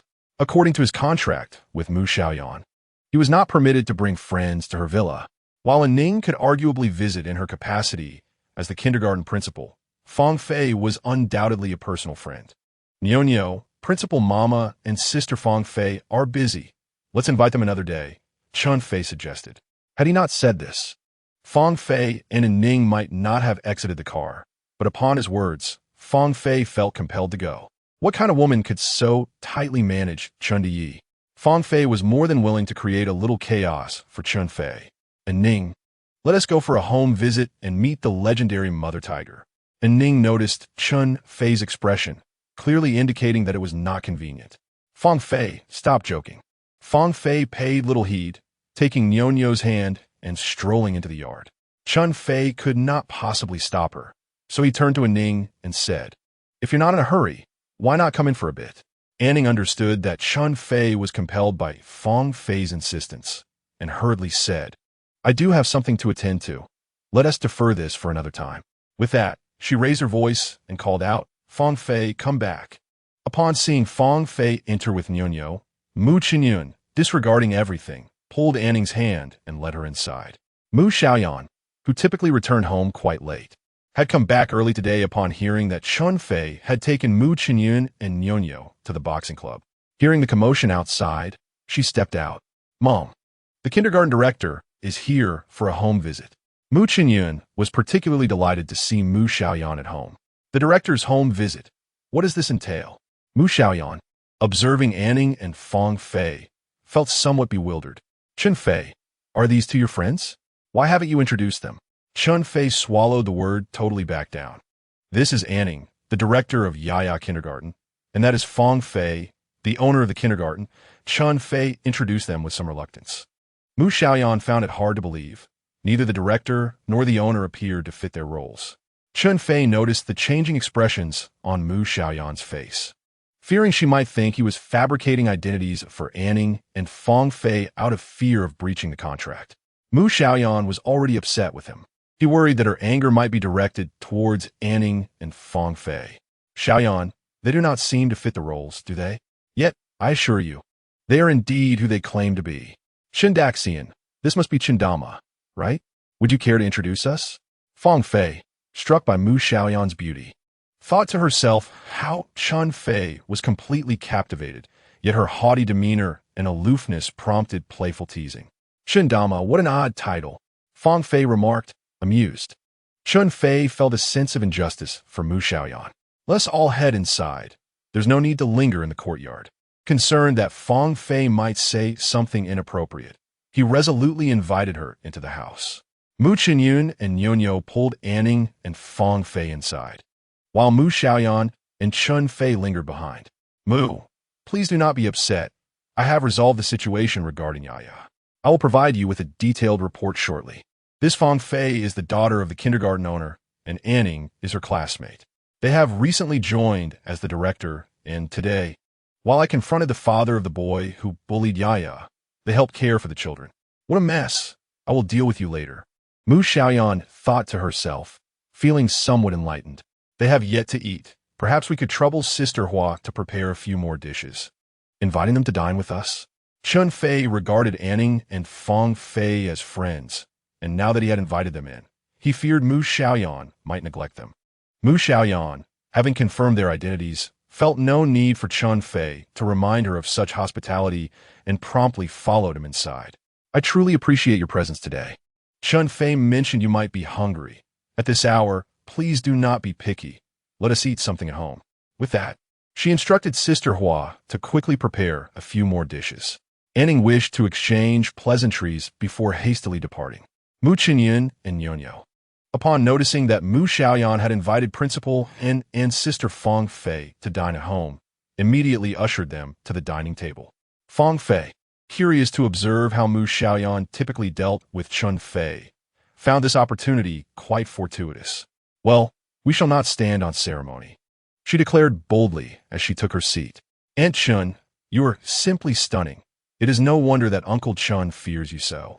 Fang Fei continued to jest at Chen Fei's expense. Fang Fei, is it? I am Mu Xiaoyan, not Aunt Chen, Mu Xiaoyan clarified. Please do not mind her, Madame Mu. Fang Fei is merely acting out of resentment after receiving a beating from Mr. Chen. She is not ill-natured. Anning interjected diplomatically. You are so youthful. May we call you Sister Mu? Why did Daddy strike Sister Fang Fei? She is not a bad person, Nyonyo inquired earnestly. Chen Fei, sensing an abundance of unspoken tales between them, met Mu Xiaoyan's gaze with a faint smile. Nyonyo, of course Sister Fang Fei is good. Your father is the villain who strikes the virtuous, Fang Fei teased mischievously. No, Daddy is not a villain, Nyonyo retorted. Sister Fang Fei is merely jesting. She lost a competition to your father and insists on being his niece, demanding that he teach her how to behave, Chen Fei explained, attempting to clarify the situation to Mu Xiaoyan. Who said I lost to you? I may have lost in combat, but I triumphed in basketball. It is a tie. Fang Fei insisted, taking the matter of victory and defeat quite seriously, even in jest. Chen Fei, your life appears to be quite colorful. Having encountered so many lovely ladies in such a brief span, Mu Xiaoyan remarked, her tone laced with an undercurrent of challenge. Sister Mu, you're not feeling envious, are you? You need not be. My relationship with Uncle Chen is purely one of sportsmanship. However, do keep a watchful eye on him. He is currently entangled with a university student. Feng Fei continued to stir the pot gleefully. Is that so, Chen Fei? You possess quite a talent. Mu Xiaoyan replied coolly. Has Sister Feng prepared the dishes? Someone is so hungry they are speaking nonsense, Chen Fei said as he entered the kitchen, retrieving the meal initially intended for himself and the children. After all the commotion, he was indeed famished and had no desire to engage in banter with Feng Fei, who had made her intentions clear. He thought it best to silence her with food. Uncle Chen, do you wish for me to soften my resolve? Yes, you. That will not happen, he quipped. Sister Mu, have the kitchen prepare a few more delectable dishes for me. I shall keep an eye on Uncle Chen henceforth. In that case, Feng Fei, I shall invite you next time, and Principal and you are welcome to join as well. After Mu Xiaoyan concluded her statement, she turned to Chen Fei and inquired, Uncle Chen, does this arrangement suit you? We want to come too. Mu Qinyun and Nyonyo exclaimed, eager not to be left out. Feng Fei, stop your nonsense. You are here to visit with me, are you not? Anning interjected, observing Chen Fei's discomfort and wishing to alleviate it. Is the visit not yet underway? Feng Fei replied dismissively. Sister Hua promptly brought forth 2 new dishes. Let us eat quickly. We cannot conduct a visit on empty stomachs. Chen Fei urged, rallying everyone to commence the meal. Chen Fei ate at a remarkable speed, and Feng Fei was not far behind. Ning observed the seemingly refined atmosphere. Unsure if her companions were genuinely hungry today, or if it was something else, yet she found herself consuming a considerable amount as well. Sister Hua's culinary skills were indeed impressive. Mu Jia, next time you host us, let us not dine out. Could we perhaps come to your home instead? Feng Fei's suggestion was not made in jest. Ning also appreciated Sister Hua's cooking. She watched Mu Qinyun and Nyonyo quietly enjoying their meal, particularly Nyonyo, who relished her food, which only heightened her fondness for them. Mu Jia, Nyonyo must be over 3 years old now. Why hasn't she started kindergarten? We hired a private tutor to initiate her education. I intend to enroll her in kindergarten when she turns 4, just as Mu Qinyun did, Mu Xiaoyan explained. Why make such arrangements? Ning's curiosity was piqued. Mu Xiaoyan had no particularly compelling reason. She simply followed the advice of Teacher Yu, their tutor, believing in her professional guidance. Teacher Yu, their family tutor, advocated this approach as being more beneficial for children's development. Hearing Mu Xiaoyan's tone, Ning inferred that Teacher Yu was likely an expert in early childhood education. She wished to converse with this educator, but since today's home visit was an unexpected occurrence and it was now late, lingering any longer would be inappropriate. After exchanging a few pleasantries, she took her leave with Feng Fei. Once Ning and Feng Fei departed, Mu Xiaoyan instructed Teacher Yu to take Mu Qinyun and Nyonyo away, and her demeanor shifted dramatically. Chen Fei, do not forget your position. What gives you the right to let Yaya and Nyonyo associate with unrelated individuals? I did not. Not yet. They've come to your door, and you dare to deny it. Isn't Ning a relevant figure? She is the kindergarten director. Nyonyo hasn't started kindergarten. So why does she call her director Mama? And who is this Feng Fei? Nyonyo accompanies me to pick up her brother from kindergarten every day. Since her brother calls her that, she follows suit. As for Feng Fei, it was purely coincidental. I only asked Ning to help look after Yaya and Nyonyo. I didn't expect to run into someone from that fighting club. Since she kindly offered her assistance, how could I refuse? Chen Fei's defense only fueled Mu Xiaoyan's anger further. All right, since you mentioned the fighting club, what gives you the right to take Yaya and Nyonyo to such a place?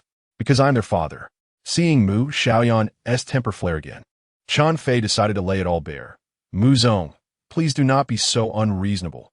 You cannot expect to have your cake and eat it too. You want me to be a father to Yaya and Nyonyo, yet a father must have the authority to determine where to take his children and whom to associate with. What good is a father who lacks such power? You seem quite engrossed in your role. Let me remind you once more. Know your place. You are merely my employee.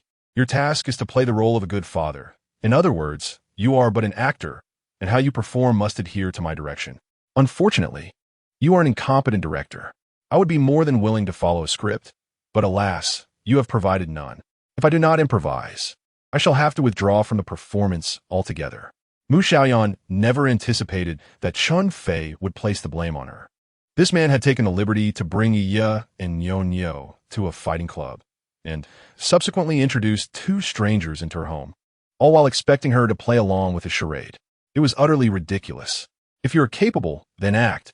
If not, then depart. As a prominent female entrepreneur, Mu, how can you allow yourself to explode at the slightest provocation? What kind of leadership can you provide your employees with such a temperament? Chen Fei had grown somewhat accustomed to Mu Xiaoyan's fiery temper. Observing Chen Fei's indifference only added to her fatigue. I pay my employees to work, not to lecture me. Is it unreasonable to expect you to perform your tasks well? Not at all, he replied. Every day, my thoughts are consumed by how to execute the tasks you assign me. Do you truly feel that way? She questioned. Please do not doubt my professional ethics. That is an affront to me. Even those in the underworld understand the principle of doing their duty for their pay, let alone someone like me, who embodies the virtues of an ancient gentleman. You certainly boast, but the question remains, have you truly accomplished your work satisfactorily? Honestly, I believe I have done quite well. If you were to hire someone else, they might not perform as effectively as I do. Mu Xiaoyan responded with a cold laugh. How could I not have noticed this? I trust that Sister Hua, Teacher Yu, and Guiyong have not sensed it either. Mu, you are blinded by your own position. Moreover, if I may say something you might not appreciate, you possess an excessive need for control. You cannot tolerate anything deviating from your grasp. Not only must the outcome please you, but the process must as well. From a psychological perspective, this stems from a deep-seated insecurity rooted in your unhealthy parental relationships during childhood. Chen Fei, do not overstep. Do you truly believe I would hesitate to dismiss you? Or have I overstepped? I speak only the truth. You may inquire with Sister Hua or Teacher Yu, particularly Teacher Yu, who should understand. Although I wonder if they dare to speak candidly. Mu Xiaoyan felt the sting of truth in his words, a topic she had long evaded. Clenching her teeth against her lower lip, she exhaled sharply, her voice low and deliberate. Chen Fei, you need not continue working. Pack your things and leave immediately. Mu, why must you be so unamusing? It was merely a jest. Is it necessary to escalate to such extremes? Chen Fei, realizing he had struck a nerve, sought to divert the conversation. Who is joking with you? Mu Xiaoyan erupted, truly losing control. Chen Fei observed her state and decided it prudent to refrain from provoking her further, opting to silently endure her outburst. Do not bully Daddy, exclaimed Mu Xiaoyan, peeking from the staircase, followed closely by Nyo. Mommy, don't bully Daddy. He was hurt today, bled a lot, and even went to the hospital. Nyo chimed in supportively. Daddy, does it still hurt? Mu Xiaoyan inquired, concerned. What does it matter if a man suffers a bit of injury and bleeds? A man must defend his home and country. Today, Daddy has safeguarded our family, and that brings me great joy. Even more so, I am delighted by your concern for me. It makes the blood I lost all the more worthwhile. Chen Fei was pleasantly surprised and gratified by the timely arrival of his children, while he was not surprised by Nyo's remarks. The tender scene between Chen Fei and Mu Xiaoyan profoundly moved Mu Xiaoyan. Could it be that I have misjudged him? The children, having lacked paternal affection from a young age, now wholly embraced Chen Fei as their father. Is this not what I have always desired? Mu Xiaoyan scrutinized the wound on Chen Fei's brow, which, although treated, remained rather conspicuous. Is your injury serious? Before Chen Fei could respond, she addressed Mu Xiaoyan and Nyo, saying, Mommy isn't bullying Daddy. We are just discussing matters. You little ones should not meddle. Teacher Yu, please take the children swimming. She instructed. We want to go with Daddy. Both Mu Xiaoyan and Nyo chimed in unison. Daddy's wound must not come into contact with water. You should go with Teacher Yu instead. Mommy isn't bullying Daddy. Scolding is a form of love, and Daddy has long grown accustomed to Mommy's reprimands. After stating this, Chen Fei smiled at Mu Xiaoyan. Xiaoyan, don't you agree? Mu Xiaoyan could only frown and acquiesce. Once Mu Xiaoyan and Nyo had departed, Chen Fei continued. General Manager Mu, although you are my superior, this particular job you have entrusted to me is quite special. The children are my direct responsibility, and my performance will ultimately be judged by them. Though Mu Xiaoyan was domineering and had a strong desire for control deep down, she did not wish to be a mother who dictated every aspect of her children's lives. In fact, She found such a role quite distasteful and endeavored to avoid it. Though she struggled to shed many ingrained habits, she recognized the validity of Chen Fei's words, but was reluctant to vocalize her agreement. They may indeed like you now, but you have won their affection through unprincipled flattery, which may not bode well for their development. Unprincipled flattery? General Manager Mu, your statement truly disappoints me. As a leader, your perception of people is rather lacking, Chen Fei lamented, his words bearing a hint of theatricality, yet reflecting his genuine feelings. Are you not guilty of the same? You shouldn't presume authority without merit. You are merely stumbling upon the truth. General Manager Mu, you truly misunderstand me. Of course, I must also take responsibility for not conveying my thoughts to you in a timely manner, leading to this misunderstanding. I shall rectify that today. While he maintained a playful tone, Chen Fei's inner resolve was to earn Mu Xiaoyan's trust and assure her that she could confidently entrust her children's education to him. He contemplated how best to persuade her. He perceived that while Mu Xiaoyan appeared overwhelmingly assertive, she harbored a degree of reverence for education and expertise. She was not a truly formidable individual at heart. Once she dug in her heels, shifting her perspective would prove exceedingly difficult. Her subconscious dismissal of his professional qualifications stemmed from his lack of a dazzling academic record. General Manager Mu, I am aware that you have always deemed me insufficiently professional. But I assure you, my expertise is unparalleled.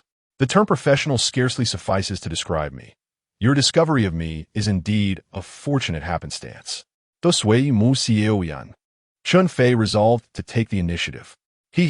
You certainly have no qualms about praising yourself. Mu Xiaoyan's tone was laced with sarcasm, as if she were waiting to see how I would perform next.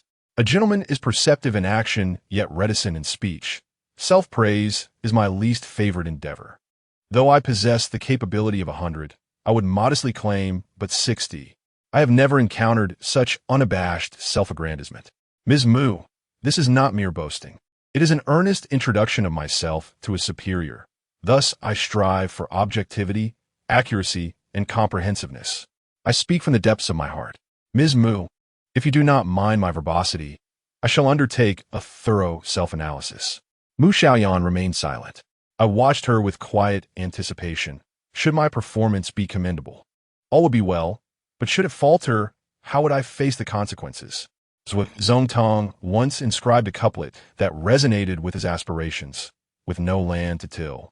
My heart is weighed down by the world's troubles. Having read countless tomes, I find kinship with ancient sages. Upon encountering this couplet, I was moved, for it encapsulates my innermost sentiments. Fan Zhongyan, in his Yang Tower, lamented the pursuit of ancient virtuous men, who are neither elated by material gain nor saddened by personal loss. And he pondered, with such a person, who then shall I align myself?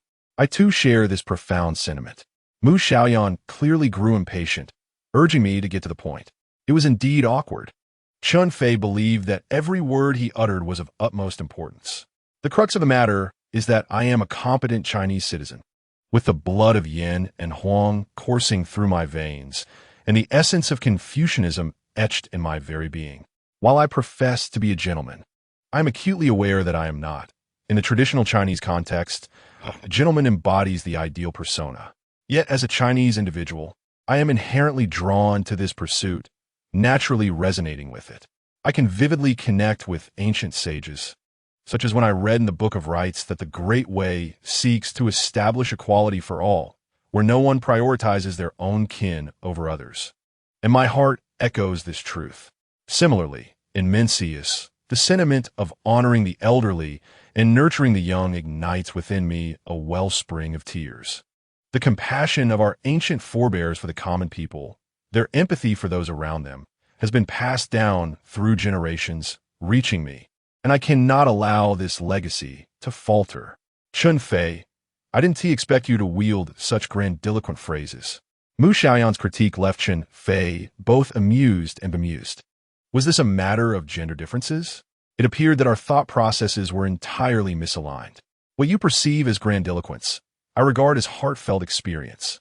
Let me say something you might appreciate. Within our traditions, there exist numerous romantic notions, such as the sentiment that a scholar would lay down his life for a true friend. To a mercenary mindset, this may seem utterly nonsensical, yet a true scholar would act resolutely without hesitation. Therefore, Ms. Mu, I implore you, extend me a bit more kindness and understanding. I am capable of great sacrifices for you. Enough of these lofty sentiments. Simply tell me where your expertise lies, Mu Xiaoyan interjected, clearly losing interest in my ramblings. The ancients do not deceive me. There is a saying, old friends are like new acquaintances. Chen Fei sighed deeply. This could be considered a workplace injury. Mu Xiaoyan had always been mediocre in language arts during her school days, and Chen Fei genuinely lamented that to her, it was all mere pretentiousness, half understood. She was unwilling to show any signs of weakness. Speak plainly. Mr. Mu, as a Chinese individual, it is essential for you to immerse yourself in traditional culture. Mu Xiaoyan narrowed her eyes, prompting Chen Fei to halt immediately and rephrase his statement. Very well, Mr. Mu, allow me to express it differently. In the realm of parenthood, professional qualifications are not paramount. Rather, innate talent holds the utmost significance. Do you possess such talent? What qualifies you, someone who has never borne a child, to assert your own giftedness? Mr. Mu, you have previously questioned my capabilities in this regard, and such skepticism merely reveals your own shortcomings. Talent is not a mere superstition. I boldly contend that I possess greater talent than the mothers of your two children, more so than the early childhood education specialists like Teacher You. To put it in terms you can comprehend, my family of origin is decidedly healthier than yours. Chen Fei's mention of family background caused Mu Xiaoyan's lips to twitch slightly. Mr. Mu, I must take a moment to extol my mother. She embodies the quintessential Chinese maternal archetype, diligent, kind-hearted, and tolerant. More importantly, during my formative years, she provided me with unwavering love. We often jestingly say that those who lacked affection in their childhood suffer gravely. Such individuals find it exceedingly challenging to attain happiness or forge intimate relationships. I, on the contrary, face no such dilemma. I possess a profound capacity for love. My father represents the archetypal Chinese patriarch. Although I do not particularly appreciate his rigidity and tempestuous nature, I hold him in high regard as a person. Throughout my upbringing, he maintained a significant role in my life. While I cannot grant him a perfect score, I must acknowledge that he has been a competent father. Mu Xiaoyan appeared momentarily wounded, falling silent. She recalled the continual conflicts with her mother throughout her life and reflected on her father's elusive presence. She had always assured herself that as long as she grew sufficiently strong, these issues would be inconsequential. It was precisely due to such adversities that she felt compelled to strengthen herself further. Chen Fei's words, however, made her question the very foundation of her strength. No, I cannot be swayed by him. Our parents do not dictate our destinies. I believe that determination can triumph over fate. Mama's boy, do you have any more justifications to articulate? Chen Fei, at a loss for words, wondered how he had come to be labeled as such. Argue all you like, Mu Xiaoyan retorted. Chen Fei continued to calmly present his reasoning. Mr. Mu, you are indeed correct. I am, in fact, my mother-esque darling. Thus, I regard Yi and Nyo as treasures. Interacting with children is the simplest of endeavors. It is a matter of exchanging emotions and hearts.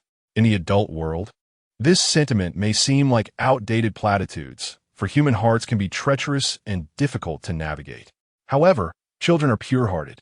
Every ounce of affection you bestow upon them will be reciprocated. My feelings for Yi and Nyo are genuine, Mr. Mu. Would you consider that my talent? Mu Xiaoyan remained silent. Of course, mere talent is insufficient. One must also possess resolve. I have previously shared with you my aspiration to become a distinguished educator. I am dissatisfied with my father's methods of education, as well as with the traditional family education prevalent in China. I firmly believe that effective family education is capable of fostering both the happiness of children and the full realization of their innate talents. I have come to you to apply for the position of a private tutor.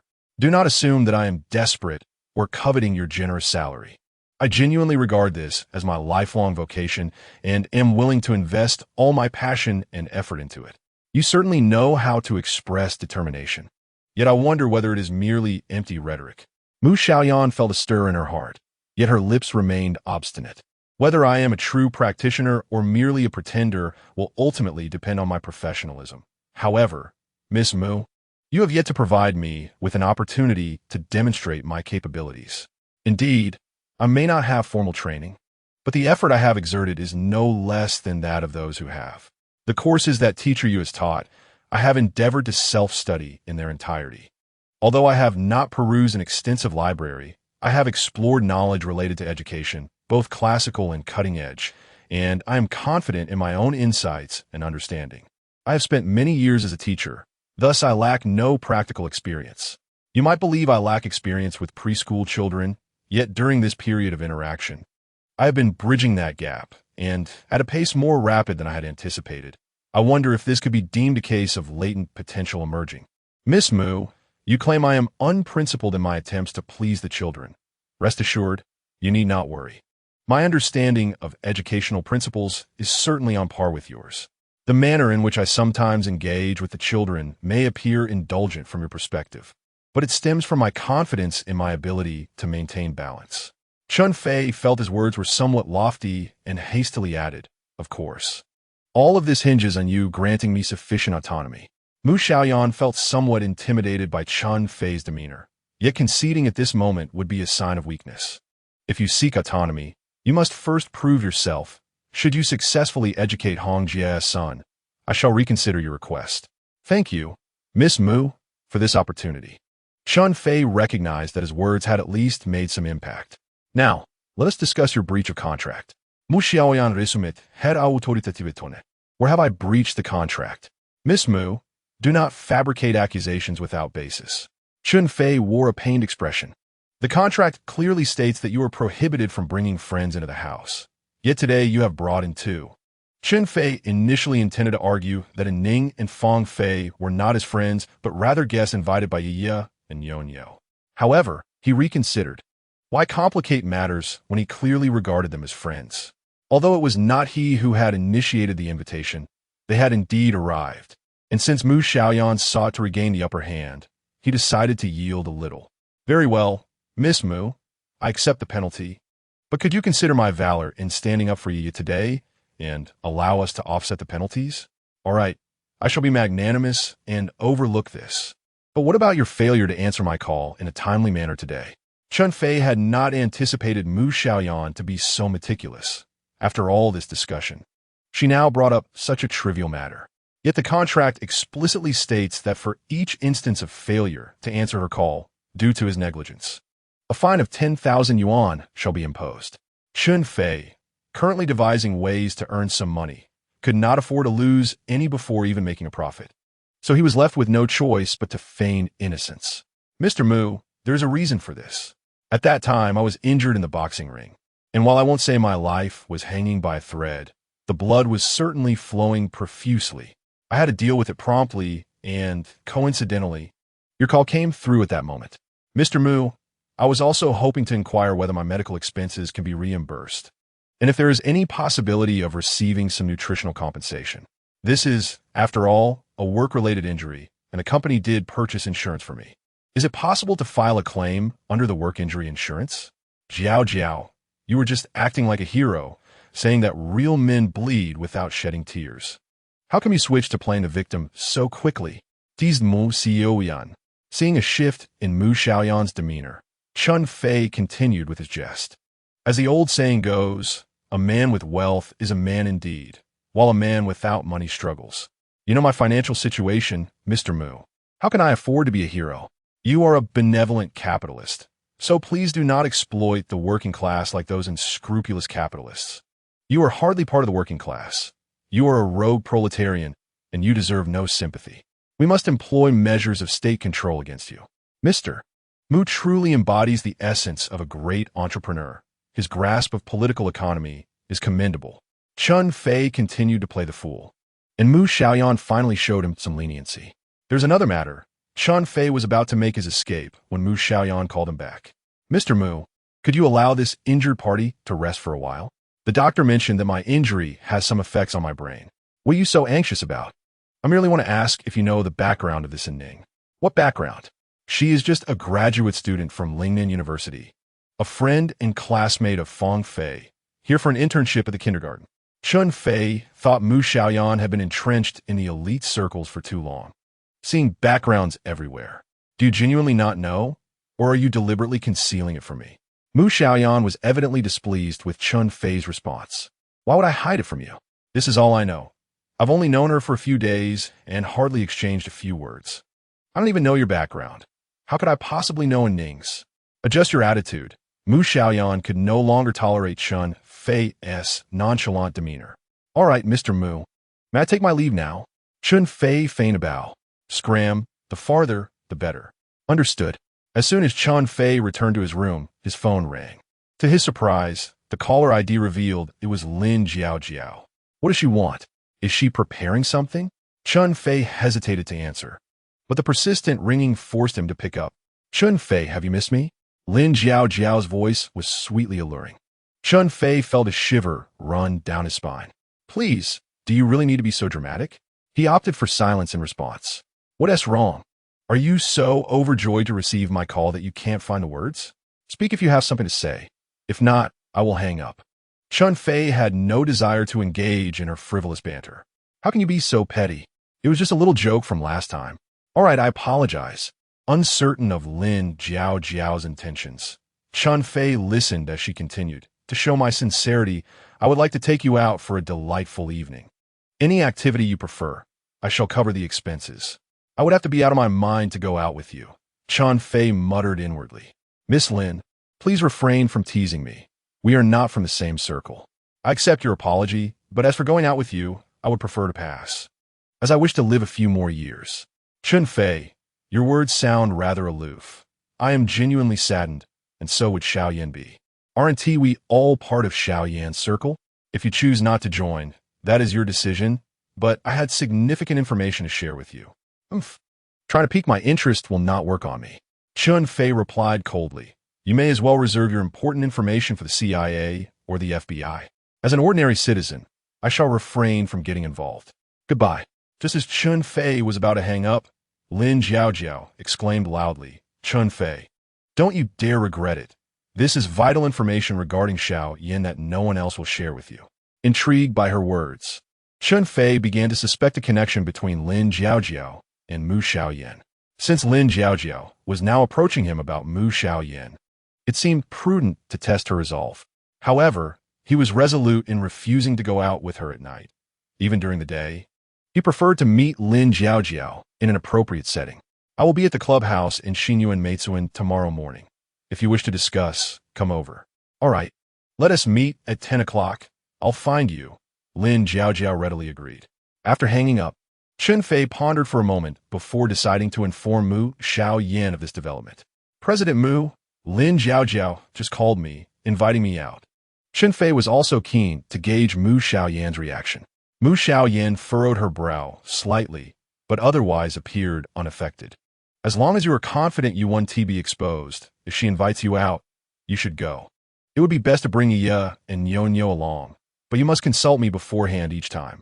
Chen Fei did not anticipate such a response from Mu Xiaoyan. I definitely want to go out with her tonight. She has arranged to meet me at the community clubhouse tomorrow, claiming there is important information regarding you that she wishes to share. Important information regarding me? What mischief is this girl up to now? Go ahead, but do report our conversation in full when you return. Mu Xiaoyan maintained her usual composure. May I bring Nyo along tomorrow? Chen Fei inquired tentatively. Let us skip that for tomorrow. Next time, you can bring Yi and Nyo together. Chen Fei felt a twinge of disappointment, yet Mu Xiaoyan's reaction ignited his imagination. Why would she suggest that he bring Yi and Nyo to meet Lin Jiao? Typically, Mu Xiaoyan was quite reluctant to allow Yi and Nyo to accompany him. Pondering this, he found himself looking forward to his meeting with Lin Jiao the next day. The following day, Chen Fei followed his usual routine, exercising early, having breakfast, and taking Mu Xiaoyan to kindergarten. And Ning spotted them and walked over from the stairwell to greet them, even offering to hug Nyo. Chen Fei, I wanted to ask you last night, did Feng Fei cause you any trouble? I didn't have your number to check. Chen Fei was pleasantly surprised by Ning's thoughtfulness, feeling warm inside, knowing she was concerned for him. Oh, Fang Fei's antics are harmless. Mu Xiaoyan has enough composure to not take it to heart. That is good. Otherwise, I wouldn't dare to visit your home again. And Ning concluded her words. And the two exchanged knowing glances, reminiscing about the events of the previous night, sharing a warm smile. Chen Fei and Ning exchanged phone numbers and added each other as friends on WeChat. Nyo reluctantly bid farewell to the principal's mother. As Chen Fei made his way home, he pondered Ning's words, wondering if she truly intended to visit again. Upon arriving home, Mu Xiaoyan had yet to come downstairs. Otherwise, he would have liked to subtly gauge her stance on Ning's potential visit. After waiting for a while without seeing Mu Xiaoyan, he decided to head to the community clubhouse. Lu Tai, Chao Tai, and Bao Jia were all present. The card game not yet commenced, and they were enjoying tea together. Upon seeing Chen Fei enter, they erupted in laughter. "Stock Guru, have you selected the stocks you were going to recommend to me?" Lu Tai asked, her laughter growing louder. "Not yet," Chen Fei replied, ignoring the sarcasm in Lu Tai's tone. "You need to hurry. We can hardly wait," Chao Tai chimed in. Chen Fei, uninterested in further banter, took Lu Yilin and Chao Kursin to play. As the clock approached 10, Lin Jiao called to inform him she was on her way. Chen Fei handed the little ones over to their mothers. Lu Tai was too engrossed in mahjong to pay any attention to them. "Chen Fei, it's not even 10 o'clock yet. Could you watch them a little longer? A friend is coming over to discuss something," Bao Jia mentioned, her expression shifting upon hearing that Chen Fei had a visitor. "Take the little ones to the slide and let them play by themselves," Lu Tai insisted, prioritizing mahjong above all else. With little to say, Chen Fei took Lu Yilin and Chao Kursin outside again. After settling the children, he sought a seat in the guest area to await Lin Jiao's arrival. "Teacher Chen, come play with us," Lu Yilin tugged at his leg, refusing to let him leave. Chao Kursin also clung to his hand, playfully pouting. Chen Fei thought it best to have Lin Jiao join them here to avoid any mischief. While he was enjoying playful moments with the two children, Lin Jiao called again. "I've arrived, where are you?" Chen Fei glanced toward the clubhouse entrance, but did not see her. "Where are you?" "Isn't it the community clubhouse? I'm right at the entrance." Chen Fei had noticed someone walking in, but hadn't connected her to Lin Jiao. The striking wine-red waves of Lin Jiao's hair were unmistakable, yet the newcomer had black hair, wore black frame glasses, and dressed quite conservatively, unlike Lin Jiao's usual sultry style. Upon closer inspection, he realized it was indeed Lin Jiao. "I'm here by the slide, come over." Chen Fei waved to her. "Chen Fei, you seem quite comfortable with this soft life." Lin Jiao assumed Chen Fei was playing with Nyo. "Teacher, stop chatting and carry me to the tall slide," Lu Yilin exclaimed, tilting her head up. "I want to go too." Chao Kursin chimed in, fearful of being left behind. Chen Fei ended the call, scooping one child under each arm as he made his way up. Lin Jiao approached, not seeing Nyo, and immediately called out, "Nyo, where have you hidden?" "Sister Jiao is here. What are you shouting about?" "Nyo is at home." Chen Fei shot Lin Jiao a glance. Lin Jiao appeared bewildered. "Then what are you doing here?" "It is best not to wear glasses and feign erudition when one cannot even see me playing on the slide." Lin Jiao found herself quite taken aback as Chen Fei, cradling two young children, slid down to her feet. Irritated, she inquired, "Who are these two children?" "They're all my good friends," Chen Fei replied with a smile. "Sister, will you play with us?" Lu Yilin, fearing that Chen Fei might be called away by Lin Jiao, urged. "If she doesn't play, she won't know how. There's something wrong with her," Chen Fei remarked, pointing to his head. Lu Yilin, oblivious to Chen Fei's intention to tease Lin Jiao, earnestly said, "It's all right if you don't know how to play.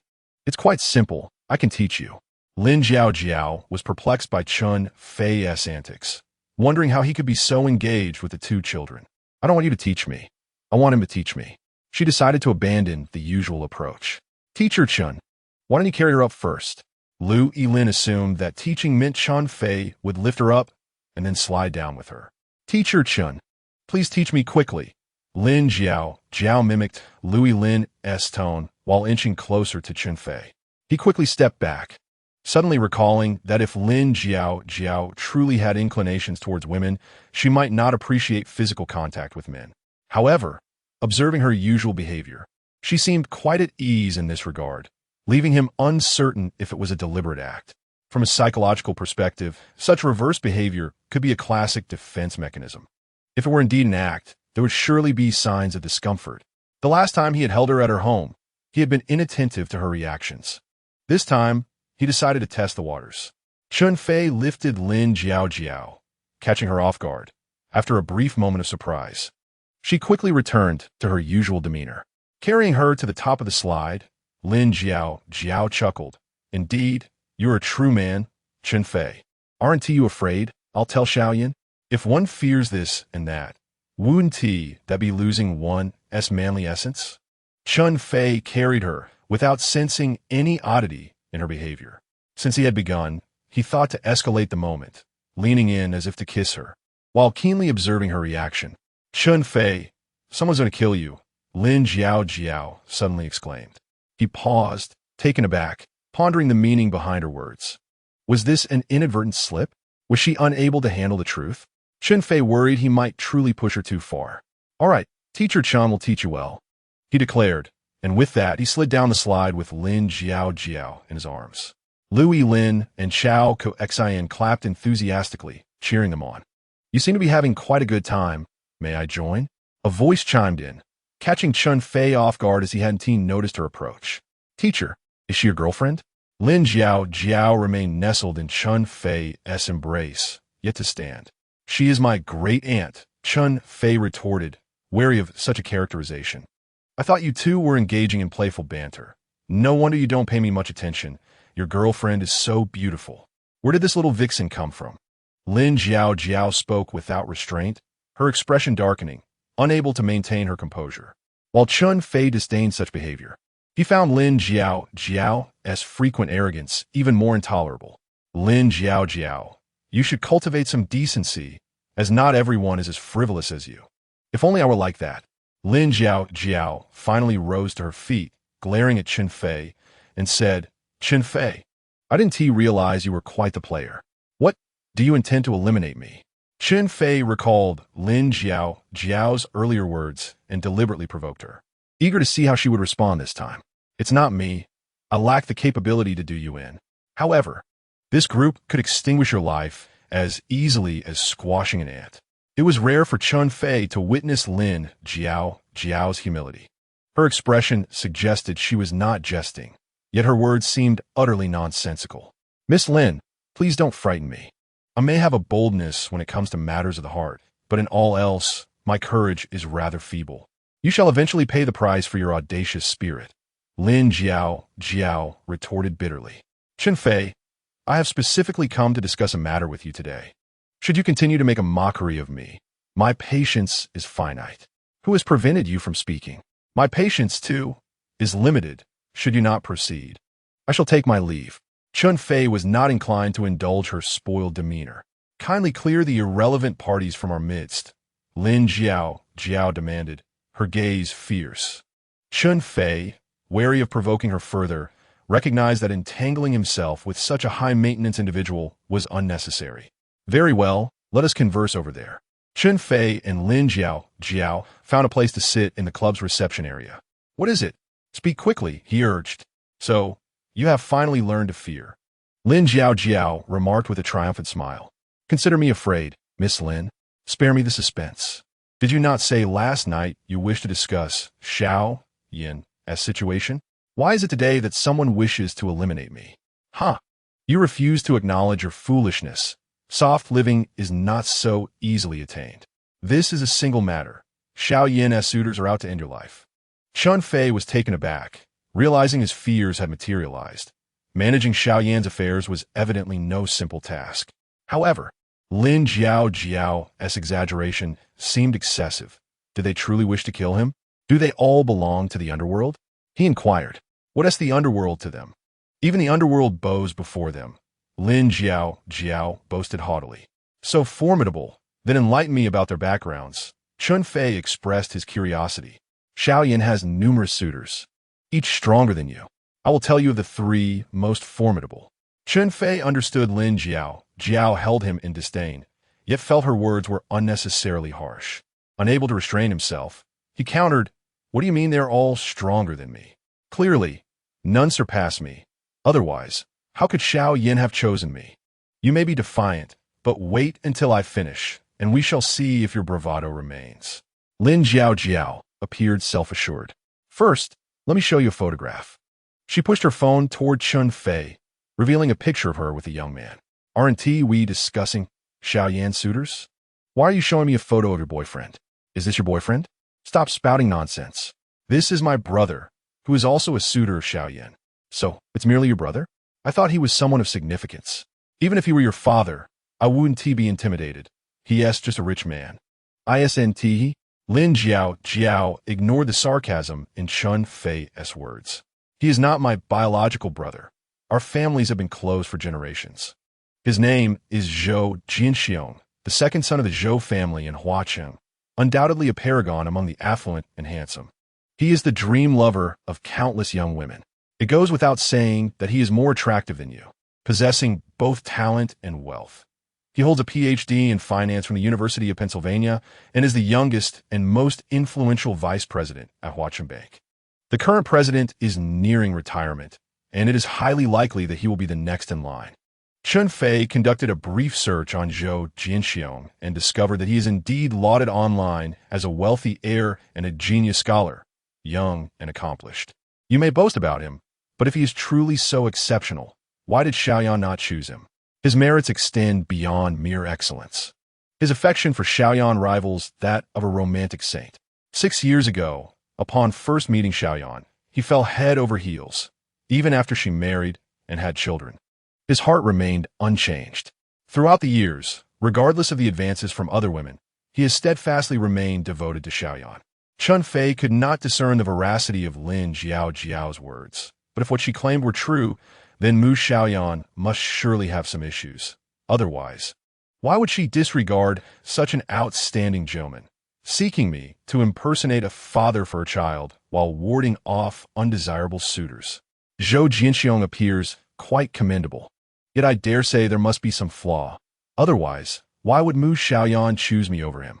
Perhaps she is overwhelmed by the multitude of exceptional men surrounding her, and in a moment of whimsy, she has taken a fancy to someone like you, a mere frog, but soon enough, she will tire of you and cast you aside.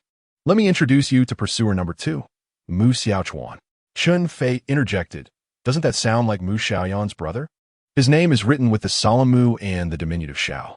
You are correct. Xiaoyan initially sought to connect with him through his name, and now she shamelessly refers to him as brother.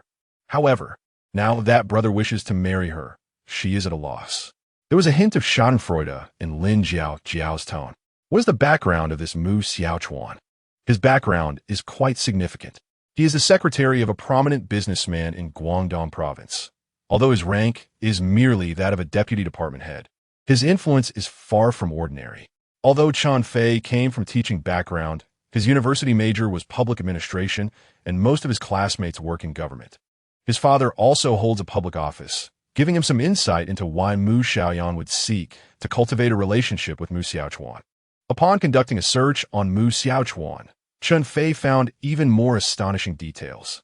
This person, a graduate of Renmin University, was assigned to a remote township in Guangdong province, where at the age of 30, he became the deputy county chief. He was then transferred to the general office, where he currently serves as a director. At merely 37 years old, he has already held a deputy department-level position for 2 years. With his education, grassroots experience, youth, and the support he receives, his political future is boundless. He is assured of becoming a significant figure in governance. Could this man also be a romantic saint? Though Mu Xiaoyan is beautiful, Chen Fei did not perceive her as possessing such overwhelming allure. Perhaps he is even more formidable than a romantic saint. Mu Xiaoyan, at the age of 28, divorced his ex-wife shortly after the birth of their daughter. From that moment on, his life revolved solely around caring for his child and pursuing a career, leaving no room for romantic entanglements. However, Mu Xiaoyan, with her irresistible charm, managed to stir his emotions. causing even his daughter to cry out for her to become her stepmother. Do you believe this situation can simply be dismissed? Lin Xiaojiao laughed with abandon after her remark and added, as for that suddenly appearing toad, don't you think he is determined to ruin you? Chen Fei contemplated Lin Xiaojiao's words and realized there was a grain of truth in her warning. Noticing his furrowed brow, Lin Xiaojiao seized the opportunity to press on. There's someone even more formidable. Is that truly possible? Chen Fei mused. Mu Xiaoyan isn't some celestial being. Have you heard of the fourth brother from the guest village? Chen Fei had not, prompting him to search online. Don't bother. Such ruthless individuals cannot be found on the internet. What do you mean? This is a person with formidable connections. Even the big bosses from Guangdong must show him some respect. Yet he operates in a morally ambiguous realm, his methods instilling fear in many. As she spoke, Lin Xiaojiao scrutinized Chen Fei, her unspoken words seemingly taunting him. Are you scared? Chen Fei was uncertain if Lin Xiaojiao was intentionally trying to intimidate him. Surely, Mu Xiaoyan's social network couldn't be that convoluted, could it? Was she involved with such a person? A question arose in his mind. Was he truly just a suitor? Strictly speaking, it was not the case. But the word had circulated that he was determined to possess Mu Xiaoyan. Lin Xiaojiao paused, her tone dripping with disdain as she remarked, consider your own capabilities. Do you really think you can protect Xiaoyan? Chen Fei's thoughts swirled. Initially, he feared that Mu Xiaoyan and Yuan Jiqiu were conspiring against him. But now he felt even more uncertain, wondering what else Mu Xiaoyan might be concealing. If Lin Xiaojiao's claims held any truth, he was undoubtedly sitting atop a volcano, surrounded by powerful figures. Why should he venture into their territory? It was particularly perilous since he was still in a special probationary period. Engaging with such characters could easily lead to his downfall. If he and Mu Xiaoyan were a legally married couple deeply in love, then he would brave any danger for love's sake. However, he was merely an employee, earning a decent salary, but not enough to risk everything. Was it not enough that he had initially been drawn to the prospect of being a private tutor, as he had told his parents? Now, being relegated to a mere tool in Mu Xiaoyan's plans felt utterly absurd. Chen Fei felt a growing reluctance and resolved to confront Mu Xiaoyan that evening. If she continued to be evasive, he would rather withdraw and reclaim his money. Observing the tumultuous expressions on Chen Fei's face, Lin Xiaojiao assumed he was afraid, which only diminished her regard for him further. A man with any semblance of pride would react with fury upon learning that another man coveted his partner. Yet here was Chen Fei, a man living off others, lacking the courage to stand up. I truly pity Xiaoyan for choosing someone of your caliber. If Chen Fei and Mu Xiaoyan were indeed a genuine couple, Lin Xiaojiao's words would undoubtedly have sent him into a frenzy. Yet, as a mere tool, Chen Fei found himself pondering Lin Xiaojiao's motives for specifically coming to discuss these matters with him today. Was her purpose to humiliate him? Did she truly believe he felt shamed? He had thought her devoid of any sense of shame. Lin Xiaojiao, he mused, what have I done to incur your disdain? You have not offended me. You simply do not deserve Xiaoyan, she retorted. Lin Xiaojiao, you are overstepping your bounds. You are merely a friend of Mu Xiaoyan, not her mother. What business is it of yours to judge the character of the man she chooses? Do you even qualify as a man? I am undoubtedly a man. However, I question your femininity, Chen Fei thought, increasingly convinced of the nature of Lin Xiaojiao and Mu Xiaoyan's relationship. Why else would she continually provoke him? He resolved to confront her directly. I do not wish to argue with you. I have come to inform you that someone wishes to meet you. Chen Fei smirked inwardly. It seemed he had struck a nerve. This individual must possess considerable influence to have Lin Xiaojiao running errands on their behalf. Tonight at 7 o'clock at the Junhua Hotel. Be punctual. Lin Xiaojiao, please do not jest. Am I expected to attend and arrive on time? Chen Fei could hardly tolerate her condescending demeanor. I knew you would hesitate, but Brother Jinxiong has confidence in you. He believes Xiaoyan's choice cannot possibly be so inadequate. Let us not act like children. Do not employ such trivial tactics with me. He is your brother Jinxiong, not mine. I have neither the time nor inclination to meet him. Do not regret your decision. Do not refuse the invitation. Lin Xiaojiao's tone was aggressive. I shall not partake in your drink, whether it is a toast or a penalty.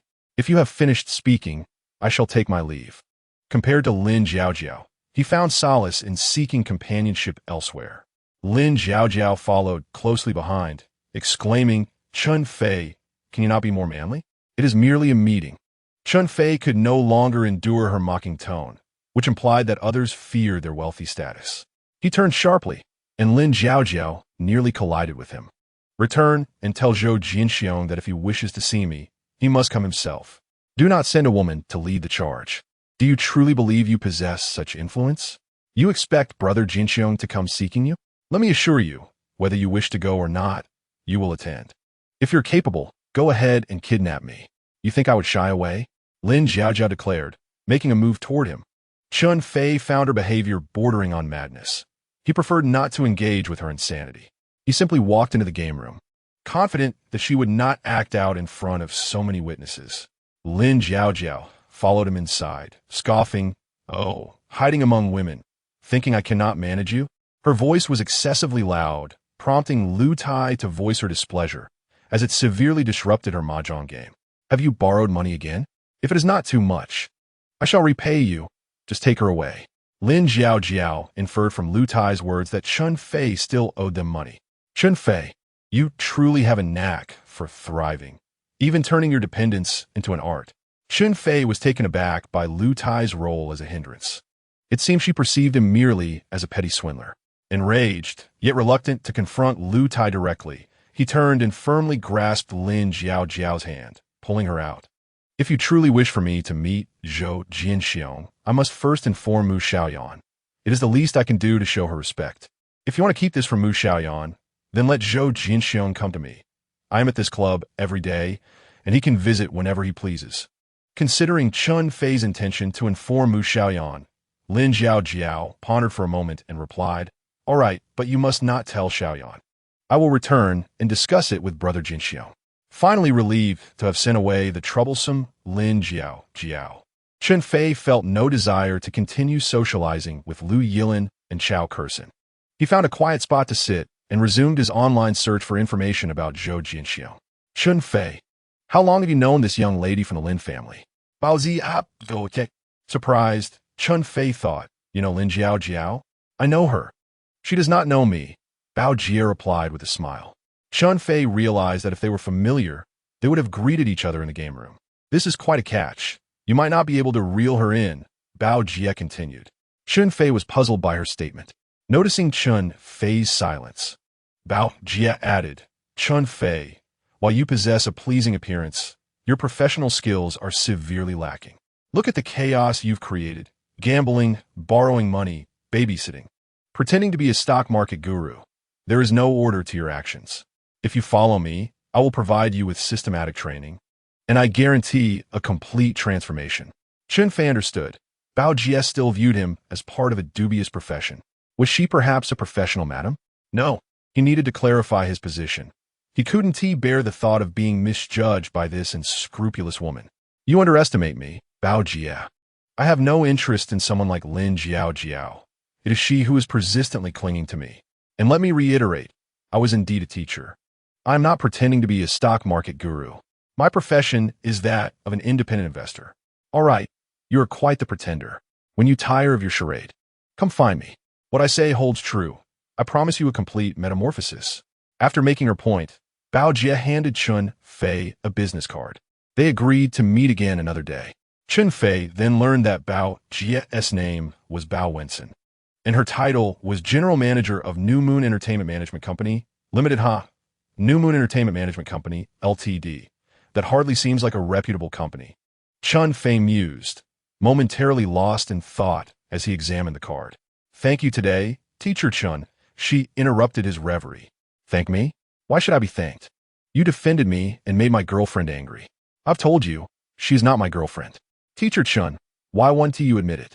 Your girlfriend is so beautiful. She wouldn't embarrass you. Do you have some other thoughts?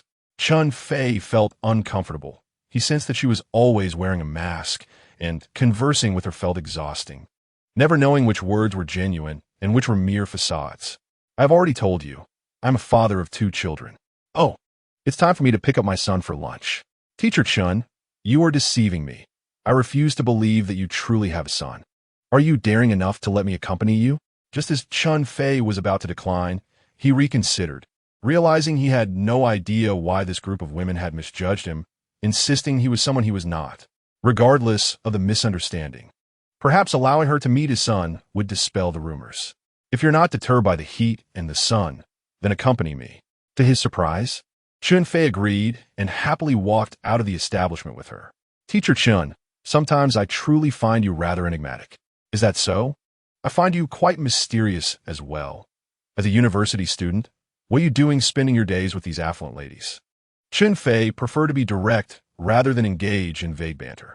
But then, as a grown man, aren't you also mingling with this group of wealthy women? Clearly, she was uninterested in pursuing the conversation further. Observing her attitude, Chen Fei chose not to say more and quicken his pace. Teacher Chen, slow down. I'm wearing high heels. Chen Fei had no intention of displaying gentlemanly manners. He simply focused on his own pace, ensuring she did not lag too far behind. Upon reaching the kindergarten's entrance, Mu Xiaoyan rushed over from the dining hall, cheerfully calling Daddy. The individual opening the gate was not Teacher Yi, but Ning. What brings the esteemed director here today? Chen Fei, pleased to see Ning, jested lightly.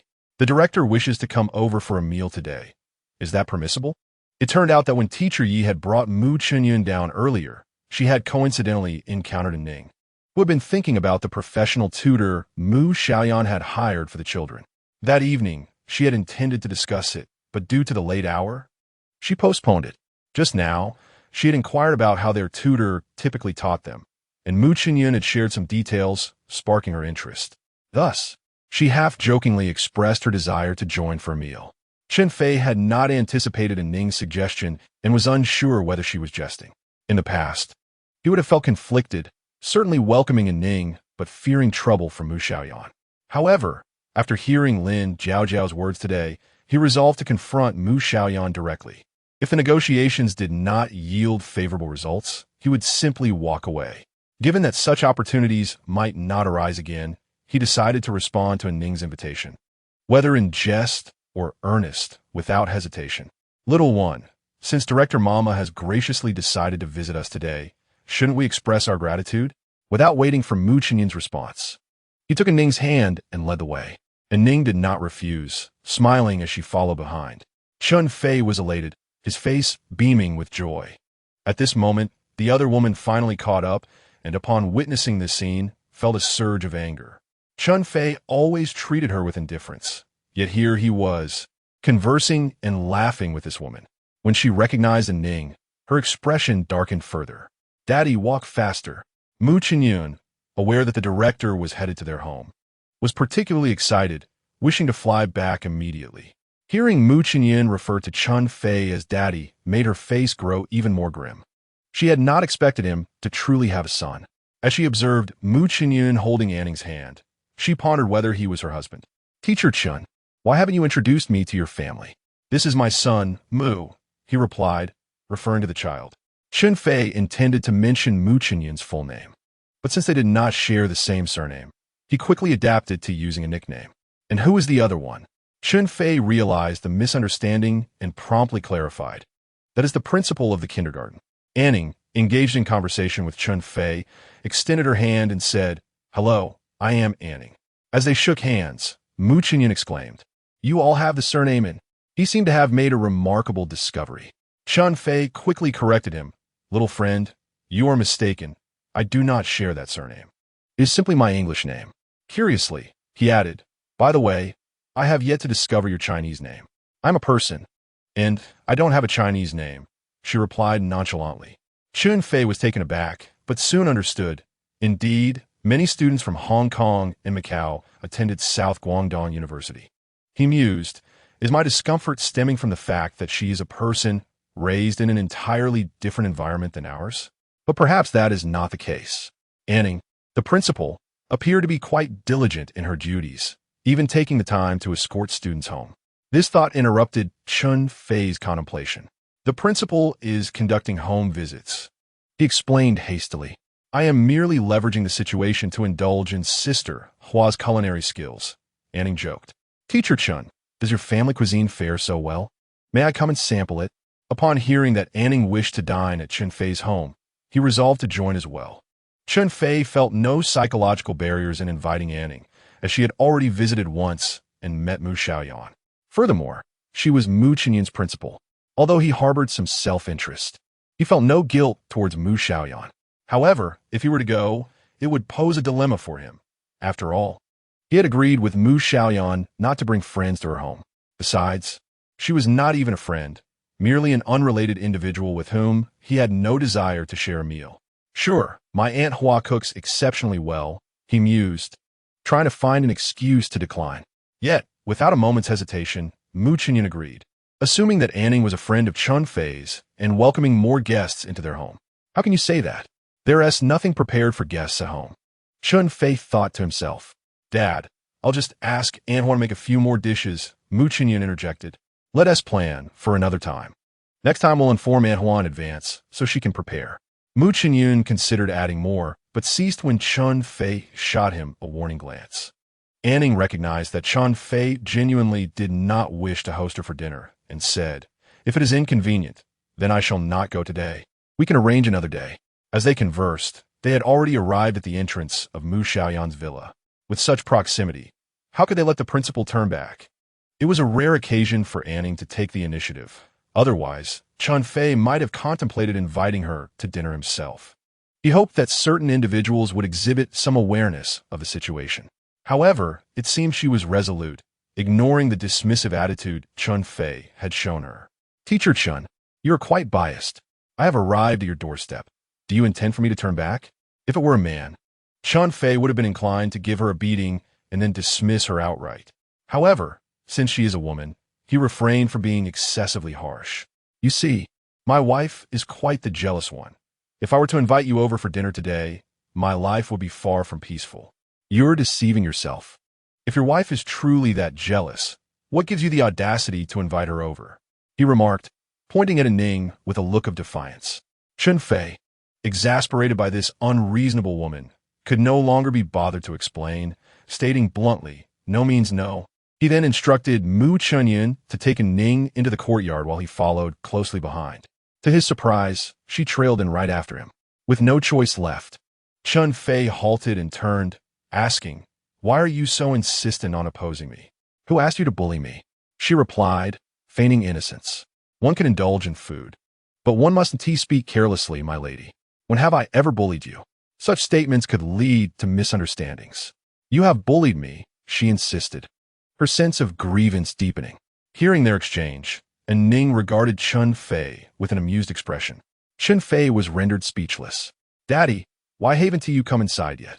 Nyo, having heard the commotion outside, rushed out. Principal S, Mom, you're here too? Nyo joyfully greeted Anning upon noticing her at the entrance. Anning scooped Nyo in her arms, saying, I came to see you.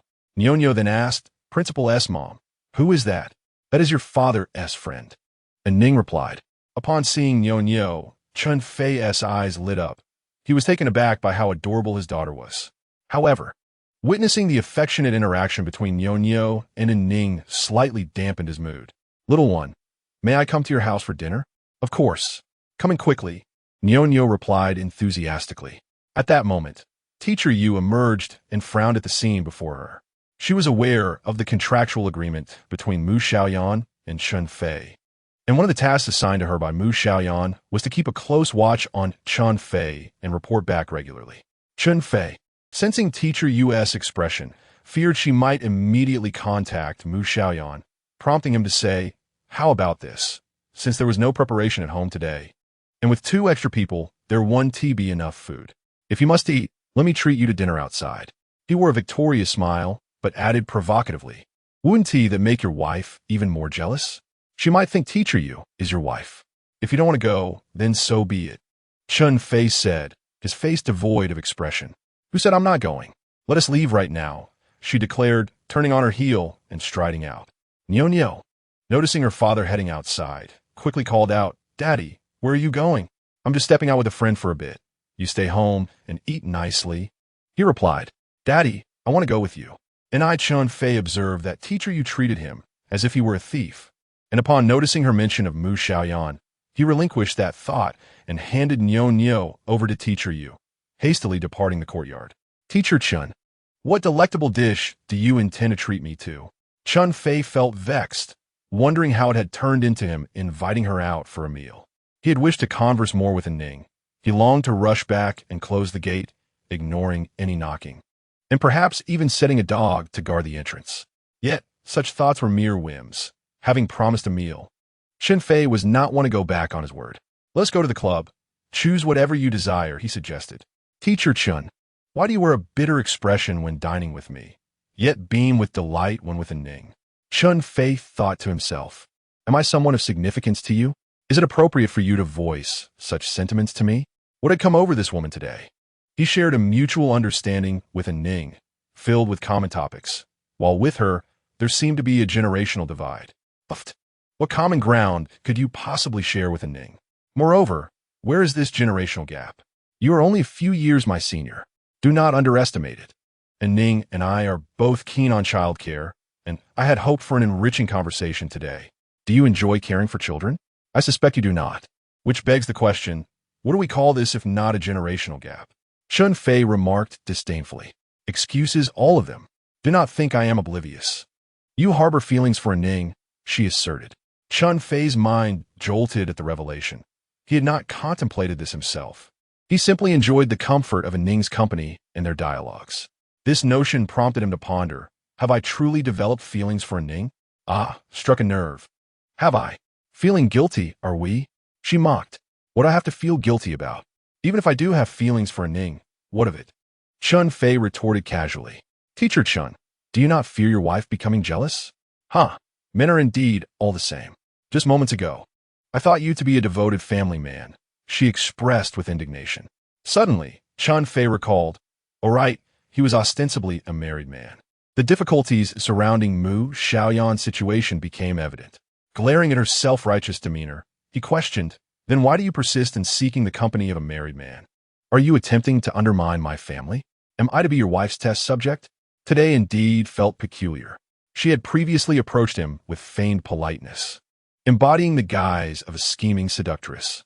Now, however, she had transformed into a forthright and brash individual. Had she discerned that he was impervious to her earlier tactics and thus altered her strategy? Or perhaps upon seeing his children, she recognized he was not the type of man Baojia had perceived and felt no need to continue testing him? Curiosity struck him regarding her relationship with Baojia. During their meal, Chen Fei boldly inquired, now that we are dining together, it is best to be forthright. Did Baojia instruct you to approach me? Initially, that was indeed the case, she candidly admitted. What do you mean by initially? Are you saying it is no longer the case? Now, it is my own desire to be close to you. Your own? Yes, my own. I assure you, I am determined to win you over, she declared with unwavering conviction. Chen Fei, don't scare me. Chen Fei narrowly avoided spitting out his food. He truly could not adapt to this new style. Are you on some strange medication? I can't help but notice how unusual you are today. I still prefer the scheming green tea persona you had before. Scheming green tea? Is that truly how you perceive me? It felt like an insult. I don't see you that way. I simply cannot comprehend you. You have always worn a mask, and the scheming green tea is merely one of your guises. Upon hearing Chen Fei's words, she felt somewhat relieved, yet still unwilling to concede. You are more masked than I do. What leads you to say that? Chen Fei wondered if all women were so reluctant to admit defeat verbally. Don't blame Sister Bao for wanting to probe your depths. Your behavior appears exceedingly abnormal to them. Having interacted with you, I find you exude an indescribable aura, mysterious, to put it nicely, or peculiar, to be blunt. This is a classic case of deflection. You all have overcomplicated your thoughts and shifted the problem onto me. It is true, in your presence, I too wear a mask, and it exhausts me, which is why I prefer not to linger around you. So why do you come every day to help Lu and Xiao watch the children? I find Chen Fei's words disingenuous. It's quite simple. I enjoy playing with children. Their company allows me to relax without the need for a FAA. Still, she did not believe Chen Fei. You hardly appear to be someone devoid of desires. Haha. As a mere university student yet to graduate, what insight can you glean about the depths of human nature? Nevertheless, you're correct. I do have aspirations. My ambition is to care for the children well. Why do I enjoy chatting with Ning? Because she shares the same pursuit. Chen Fei, observing her expression, understood she could not grasp his perspective. With the conversation reaching this point, further discussion seemed superfluous. I am simply a rather dull man. Do not entertain the notion of winning me over. After this meal, we shall part ways and each follow our own path. I refuse. I find you quite intriguing. I shall not concede to a Ning. You will inevitably come to like me. Chen Fei thought this was an unwarranted rivalry with a Ning, utterly illogical. Chen Fei considered himself somewhat of an amateur psychologist, well-versed in human nature, yet after several encounters with women, he began to question his expertise. Lin Jiao appeared to be a lunatic, her behavior utterly devoid of logic. He had managed her delicate facade in the past. Yet today, a sudden change left him perplexed. Most perplexing was Mu Xiaoyan. After all these days, he still could not decipher her motives.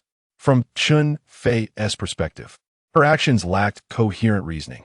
After much contemplation, he felt compelled to call Mu Xiaoyan directly to question her. His eating habits were already swift, with his mind preoccupied. He was even less inclined to linger. Without regard for how much he had consumed, he settled the bill, exchanged pleasantries, and departed.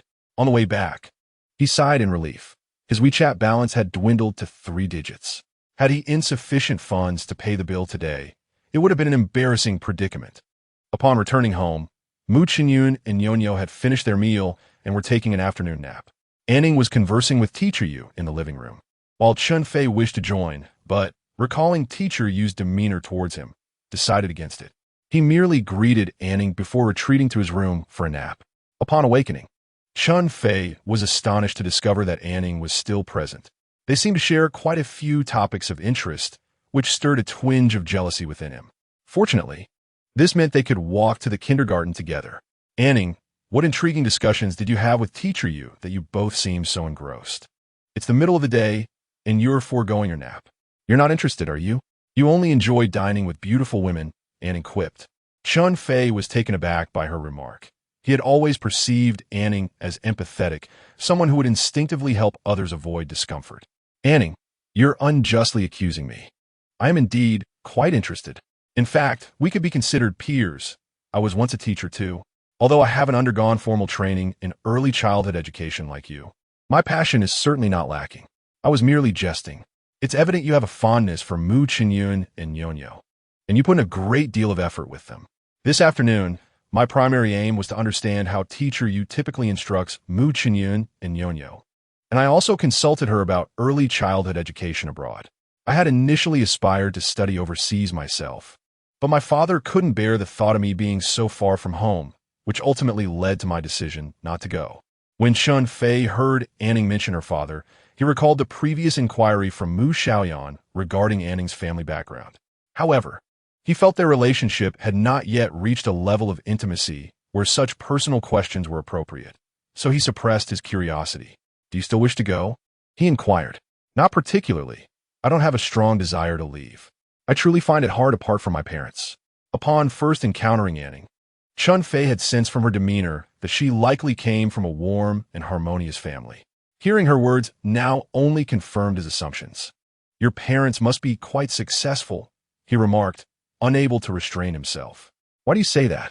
Anning's expression shifted slightly, showing a hint of discomfort.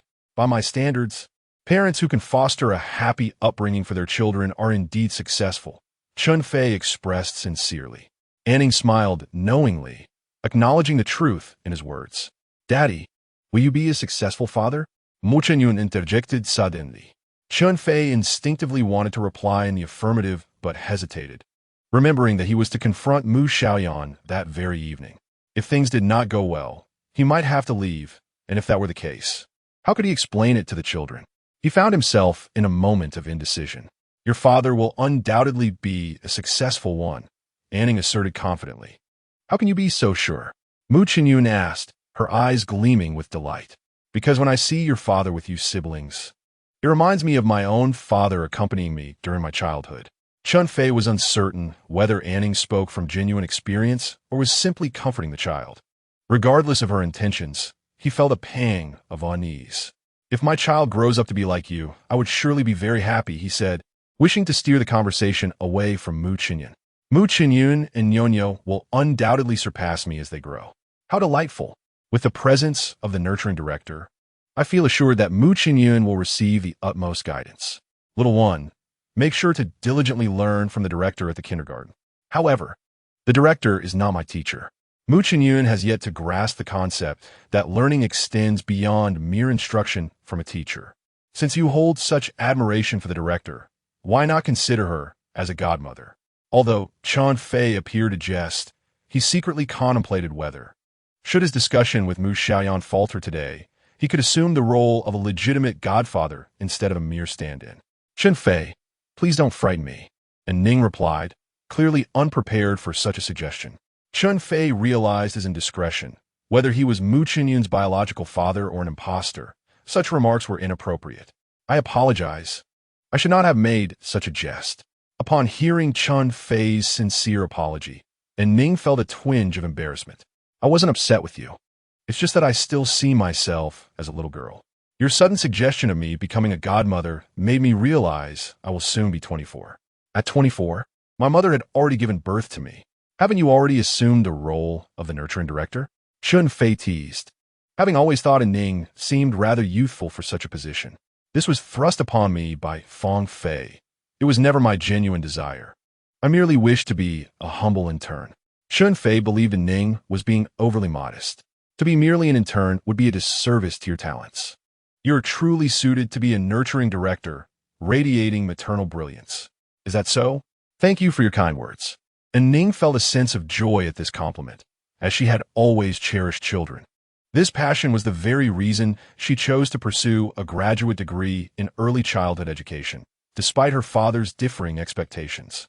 As Chen Fei observed the smile spreading across Ning's face, he wished the journey to the kindergarten could last a bit longer.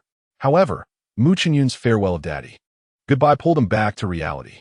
Watching Ning lead Mu Xiaoyan into the kindergarten, he silently wished that Mu Xiaoyan could embody the same gentleness as Ning. Dreams are often grand, yet reality can be stark. That night, as he waited awake for Mu Xiaoyan's return, the first words from her were sharp. Mu, why do you come home so late every day? Chen Fei, is this something you should be concerned about? Well, I care about Guiyong. Brother Gua, working late every day must be exhausting, right? Chen Fei longed for a meaningful conversation with Mu Xiaoyan, yet her aloof demeanor immediately put him off. To avoid conflict, he resorted to light-hearted banter. Guiyong was taken aback by this unsolicited concern. How was he supposed to respond? No one needs your concern. Just take care of yourself and don't create problems for me, Mu Xiaoyan retorted, still in a foul mood. Mu, shouldn't I be concerned about Yaya and Nyonyo? If I care for the children, is it not natural to also care for their mother? Chen Fei maintained his light-hearted approach. If you care for me, why did you bring another girl home today? Mu Xiaoyan was thoroughly exhausted after a long day's work, yearning only for an early shower and a good night's sleep. Having forgotten about the matter that teacher Yu had reported to her. At that moment, seeing Chen Fei's persistent demeanor, she was reminded of it once more. The principal and Ning had visited her home, but it was not by her invitation. Her primary intention was to communicate with teacher Yu. Chen Fei hastily clarified. Teacher Yu mentioned there was another girl involved. He added, Chen Fei, you have quite the charm. You've only been here for a few days and have already attracted such a swarm of admirers, Mu Xiaoyan retorted, her irritation growing. Chen Fei found himself at a loss for words. The fact that he had insisted on coming over today made it difficult to explain himself. Could he admit to a momentary lapse of sanity? Even if he did, Mu Xiaoyan would hardly believe him. Ms. Mu, please show some leniency. After all, she is still a student.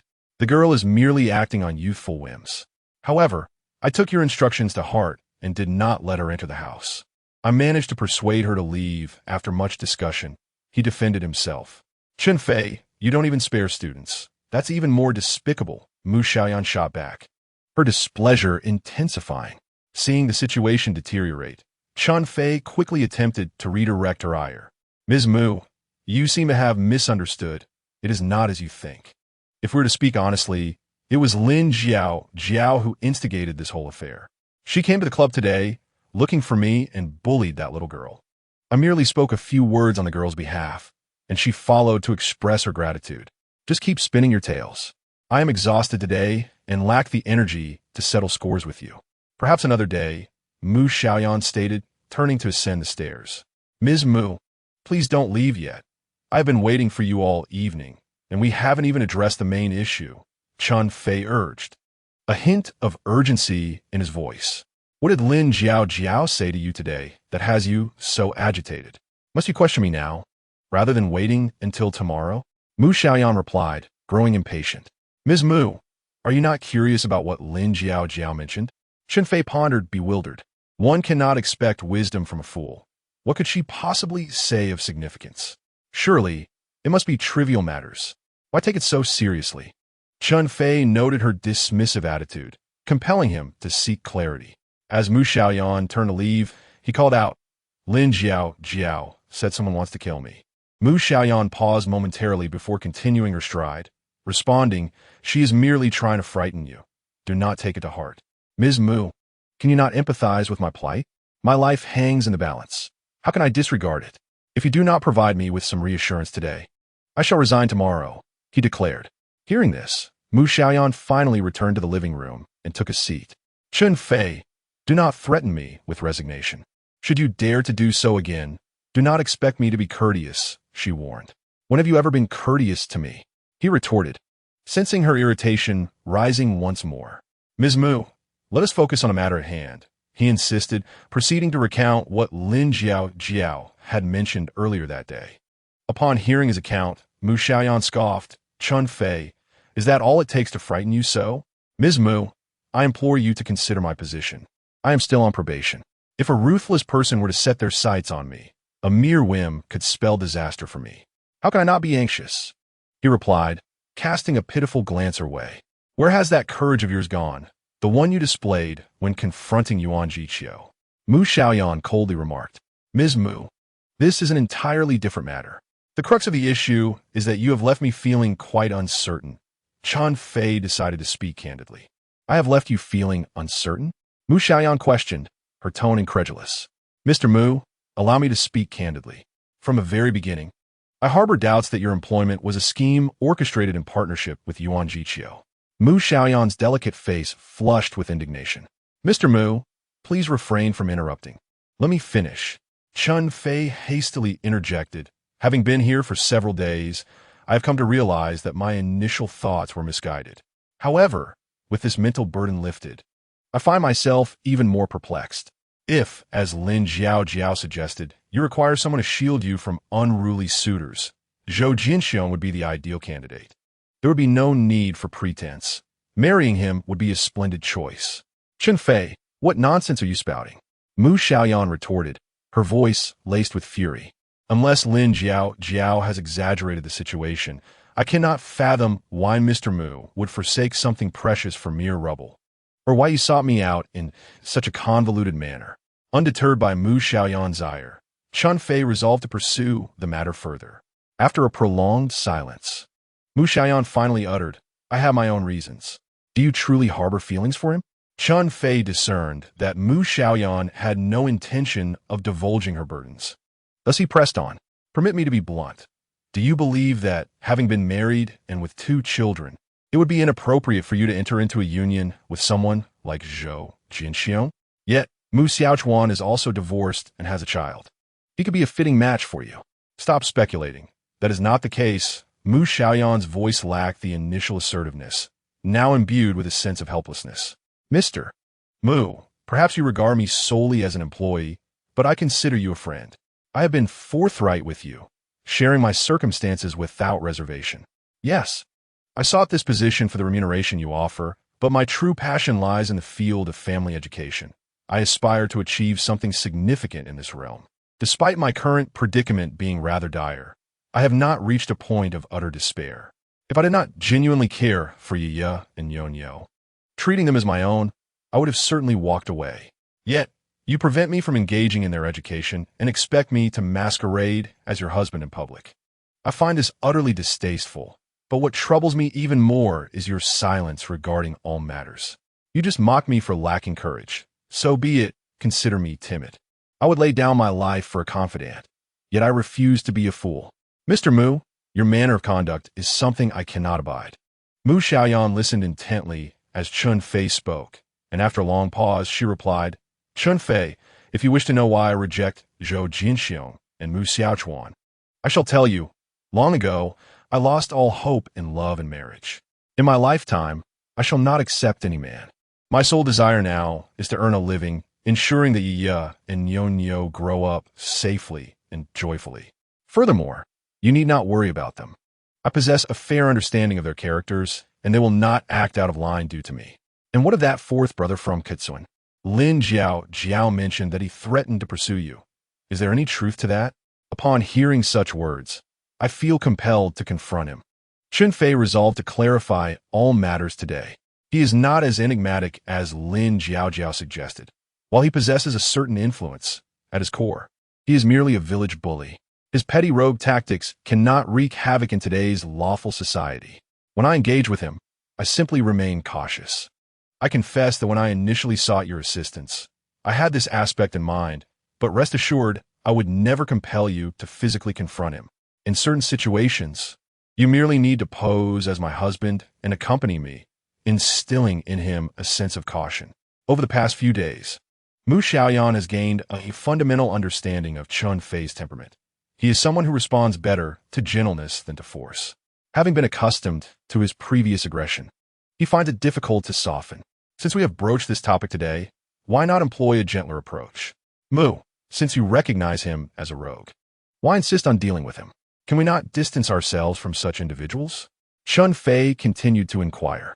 Of course, it is for the purpose of financial gain. Ko Village is the only urban village in the heart of Huacheng that hasn't been demolished.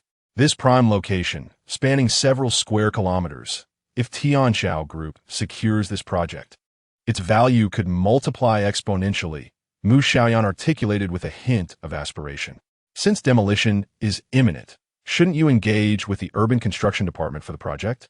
Chen Fei still appeared perplexed. Engaging with the urban construction department is indeed necessary, but we cannot bypass CG's influence. This village, home to over 1,000 families, predominantly surnamed Jia, possesses a strong clan cohesion. There are numerous talents within the family across various fields, and, particularly, Siga has substantial connections. Previous attempts at demolition have repeatedly failed. However, with the higher-ups in Huacheng now resolute in their decision to proceed, Siga likely feels that land prices have peaked and wishes to avoid further delays for the project to materialize. Nevertheless, to ensure smoother operations, the leaders have granted Siga and the Jia family some regard. Any company wishing to participate in the project must first obtain their consent. With this explanation, Chen Fei finally grasped the situation. Mu Xiaoyan had previously referred to Siga merely as a village bully. Clearly, that was an understatement, as Lin Jiao's words held truth. Yet, since Mu Xiaoyan had divulged such information, he resolved to offer any assistance he could. Having posed numerous questions, Chen Fei decided to voice his deepest concern. Mu, you and Lin Jiao are not involved in that kind of relationship, are you? What kind of relationship? Mu Xiaoyan genuinely did not comprehend Chen Fei's implication. Chen Fei hesitated to articulate the term. I merely find Lin Jiao somewhat peculiar. She seems particularly irked by my close relationship with Yaya and Nyonyo. That reaction is hardly typical for a close friend. It almost feels as if she perceives me as a rival. After a moment of reflection, Mu Xiaoyan finally understood Chen Fei's insinuation.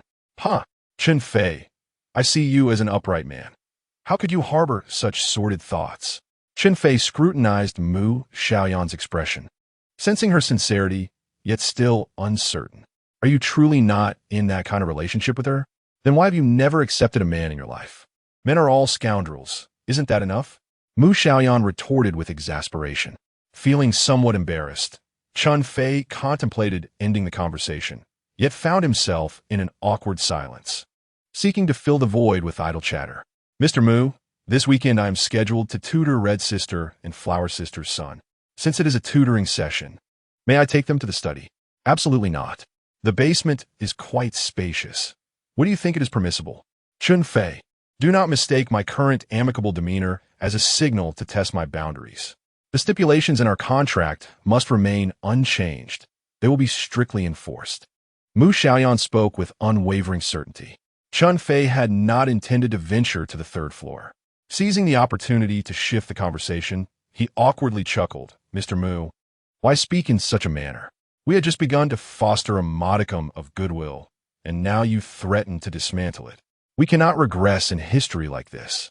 Who has developed any goodwill towards you? Hurry and leave. Although Mu Xiaoyan's words were sharp, her tone was not severe. Thank you for your consideration and concern, Mr. Mu. I truly feel fatigued. I shall retire to my room now. Chen Fei awkwardly retreated to his own chamber, leaving Mu Xiaoyan momentarily dazed, pondering his words. Could it be that I have developed a slight fondness for him? Chen Fei felt rather content with the outcome of the conversation and no longer entertained thoughts of resignation. He needed to contemplate how to effectively tutor Red Sister's son, and of course Flower Sister's son as well. Only by educating them well could he vie with Teacher Yu for the educational authority over Mu Xiaoyan and Nyonyo in Mu Xiaoyan's eyes. One was in the second year of high school, and the other in the third year of middle school. It might pose a challenge for other teachers to conduct lessons for both simultaneously. However, for Chen Fei, this was not an issue, as he had no intention of adhering strictly to the curriculum. Confident in his teaching abilities, he continued his daily routine of escorting Mu Xiaoyan, looking after Lu Tai and the other's children at the club, and reviewing stock market trends without dedicating time to lesson preparation. Soon, Friday arrived, and Red Sister called, confirming that she would bring Su Jixuan over at 9 o'clock the following day. Chen Fei informed Flower Sister, suggesting she have her son arrive at the same time. Flower Sister hesitated, saying, Teacher Chen, perhaps we should reconsider. Chen Fei was puzzled. Why is that? Do you doubt my teaching capabilities? Not at all. I fear that if I bring my son along, it may disrupt your tutoring of the president's son. Additionally, I worry that Mr. Mu might be displeased. She has a penchant for cleanliness and does not favor outsiders in her home. My son can be quite boisterous. When he was younger, he caused quite a mess during his visits. Although Mr. Mu never scolded him, I know it affected her mood. Flower Sister did not elaborate fully. Mu Xiaoyan not only had cleanliness obsessions, but also compulsions. Any slight deviation in the arrangement of household items from her preferences was intolerable.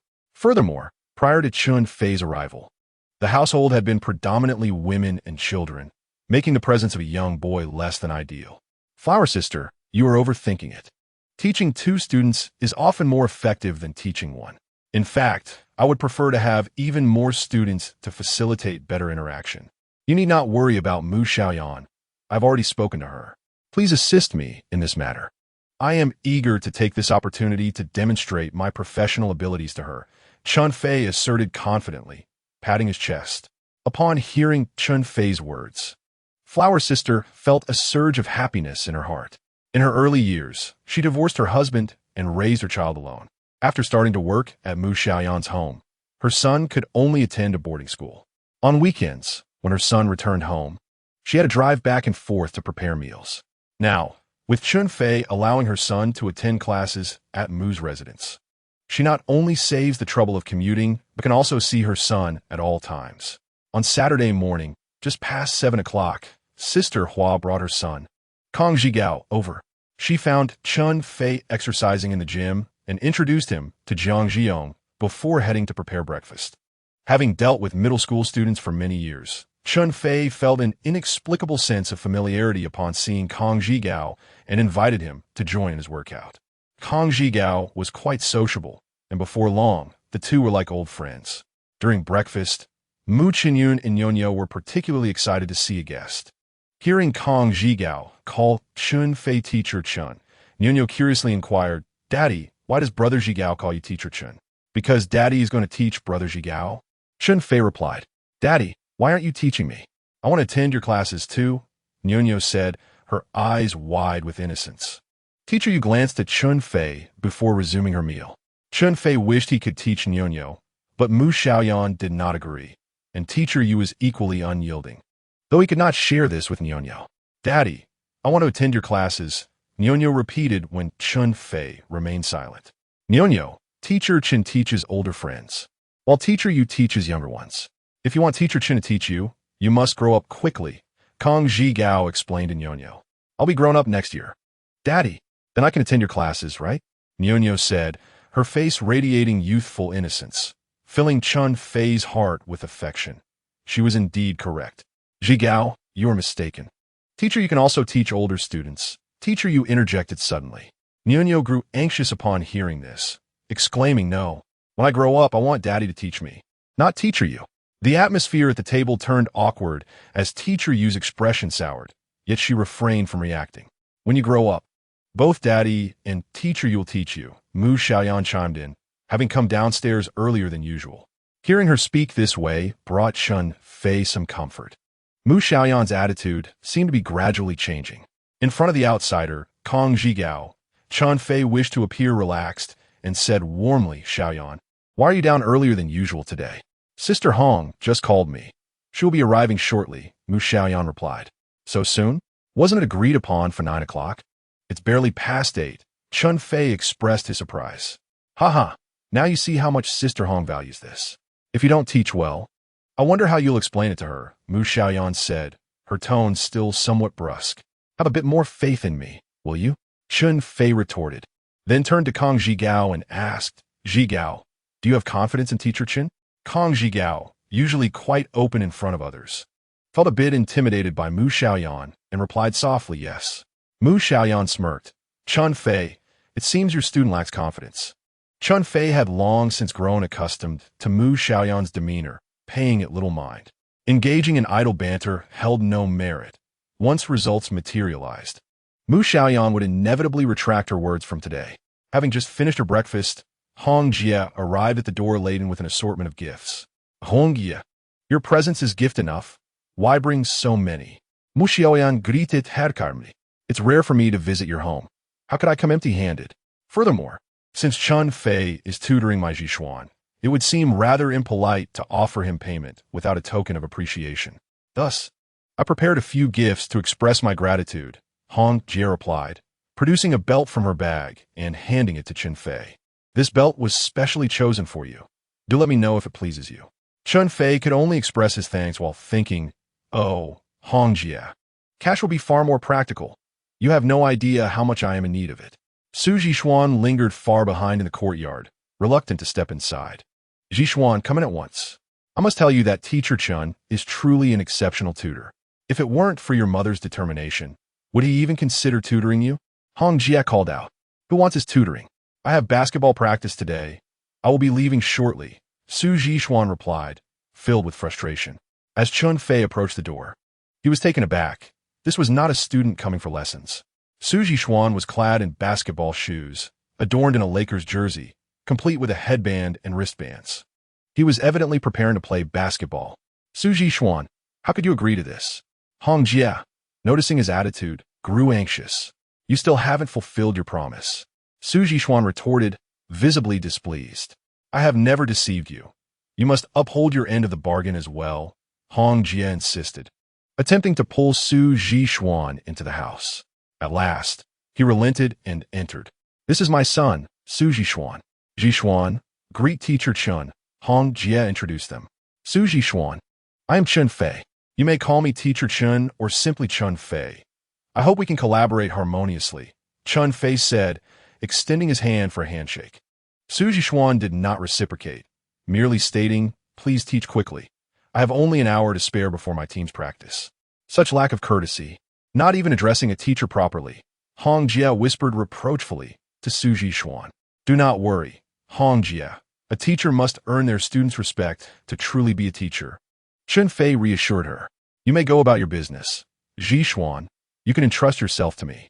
Once Hong Jie and Mu Xiaoyan departed, Chen Fei led Su Zhishuan and Kong Zhigao to the exhibition room in the basement, where he had prepared desks and a blackboard the prior day. Let me introduce you both. This is Su Zhishuan, and this is Kong Zhigao. You may consider yourselves my disciples, and in time, you can address each other as brothers. Chen Fei announced. Greetings, senior brother. Kong Zhigao initiated a friendly exchange with Su Zhishuan. Who is your senior? Just get on with the lesson. If you keep rambling, I won't stick around. My team awaits, Su Zhishuan retorted haughtily. What team is so pressing? Chen Fei inquired with a smile. Our class team. We aim to win the grade championship this year, and then contend for the school championship, Su Zhishuan declared proudly. Oh, what position do you play on your team? Chen Fei inquired. I'm the starting power forward, Su Zhishuan replied, noticing Chen Fei's interest in his team, which slightly improved his demeanor. With your slender frame? A starting power forward? It appears your team lacks prowess, Chen Fei remarked, observing Su Zhishuan's height of around 180 centimeters. A young man who had just finished growing and had yet to develop muscle, looking as thin as a bamboo shoot. Do you dare challenge me to a one-on-one? Su Zhishuan, feeling slighted by Chen Fei's dismissal, immediately issued a challenge. Engaging in a one-on-one with you would be akin to bullying, with your kind. 3 of you wouldn't suffice to match me. I shall find a girl to test your mettle. Chen Fei contemplated, considering calling Fang Fei to inquire if she was in the neighborhood, believing she could handle Su Zhishuan, and if not, he would step in. Su Zhishuan, infuriated, shouted, "Let us compete right now. The loser becomes the other's lackey. Where's your basketball court?" Chen Fei had previously heard from Sister Lu that tutoring Su Zhishuan was challenging not because of the teaching, but due to his incessant disruptions. Today, he found the boy indeed obstinate. Without a proper reprimand, class could not proceed. Upon hearing Chen Fei call for her to play basketball, Fang Fei cheerfully agreed. And soon they all met at the community center's basketball court. Dear niece, today I present to you a basketball expert. Do you dare challenge him? Chen Fei announced to Fang Fei. Uncle Chen, are you trying to reclaim your honor? Fang Fei smirked, glancing at Su Zhishuan and Kang Zhigao. This so-called basketball expert seems rather inflated in reputation. Su Zhishuan, feeling deeply insulted by Chen Fei's invitation for a girl to challenge him, retorted, "Who wants to play against her? I wish to challenge you. Little brother, he is my defeated foe. If I weren't calling him Uncle Chen, I wouldn't bother challenging someone like you." Fang Fei shot back, noticing Su Zhishuan's dismissive attitude towards women. Su Zhishuan, unable to bear the provocation, decided to compete after hearing Fang Fei claim she was superior to Chen Fei. Bring it on. What are the stakes? Little brother, be careful not to boast too much. You might regret it later, Fang Fei countered. You are my niece, and he is my apprentice. There is no need for stakes. Let us just enjoy the game. Chen Fei interjected. Who is your apprentice? If I win, I won't need extra lessons. You will tell my mother that you lack the ability to teach me. Su Zhishuan stipulated. Chen Fei was uncertain about Fang Fei's ability to win against Su Zhishuan, considering the differences between genders. That won't do. You haven't won against me yet. Let us discuss that once you have, Fang Fei teased. Uncle Chen, it seems you are failing in your role as a teacher. It appears I shall have to assist you, she added, turning to Su Zhishuan. All right, I accept, but if you lose, you must obediently follow Uncle Chen for extra lessons. Seeing Fang Fei assert this, Chen Fei could not dismiss her, so he replied, Then let us begin. I won't act as a referee, lest you accuse me of bias. You two assess your own capabilities while Kang Zhigao and I keep score. They agreed to compete in 10 shots. Su Zhishuan, valuing his pride, allowed Fang Fei to take the first shot, and without hesitation, she launched a three-pointer, the basketball swishing through the net. 1-0, Chen Fei called from the sidelines. Su Zhishuan's face flushed slightly as he began to defend earnestly. After a while, Chen Fei felt reassured. Fang Fei was clearly trained in basketball, while Su Zhishuan was merely self-taught and prone to flamboyant maneuvers to impress. He was unaccustomed to Fang Fei's physically assertive style of play. Despite being 7 to 8 centimeters taller than her, Su Zhishuan's frail physique allowed Fang Fei to overpower him during her attacks. When he attempted to break through with speed, she would closely guard him, leaving him utterly at a loss. Su Zhishuan's expression grew increasingly grim. Approximately 20 minutes later, Fang Fei had scored 10 points. All right, the match is over with a final score of 10-5, Chen Fei announced loudly. How could the main power forward lose to a girl? Kang Zhigao, noting Su Zhishuan's arrogant demeanor, felt little fondness for him. Seeing his defeat, he seized the opportunity to mock. Little brother, would you like to compete in match 2? Fang Fei, vexed by their constant emphasis on her being a girl, retorted, Sister Fang Fei, I won't participate. I know my own limitations, unlike some people. Kang Zhigao continued to subtly belittle Su Zhishuan. In the past, Su Zhishuan would never have tolerated such derision. However, having lost to a girl and having boasted excessively beforehand, he felt deflated, akin to a punctured balloon, and did not respond to Kang Zhigao's scornful jibes. Su Zhishuan, now you can obediently attend class with Master Chen, can't you? Fang Fei felt a surge of joy. Not because she had triumphed over Su Zhishuan. Defeating a boy of his caliber was not a matter of great significance, but because she had helped Chen Fei resolve a troublesome issue. Su Zhishuan's face burned crimson, caught in a dilemma between agreement and rebuttal. Dear niece, today your uncle will teach you a lesson. You show no respect for your elders or love for the young, inflicting such a harsh defeat on the little brother. At least let him score 6 points. To give him a passing mark, Chen Fei continued to pour salt on Su Zhishuan's wounds. Let us do as Fang Fei suggests, Su Zhishuan.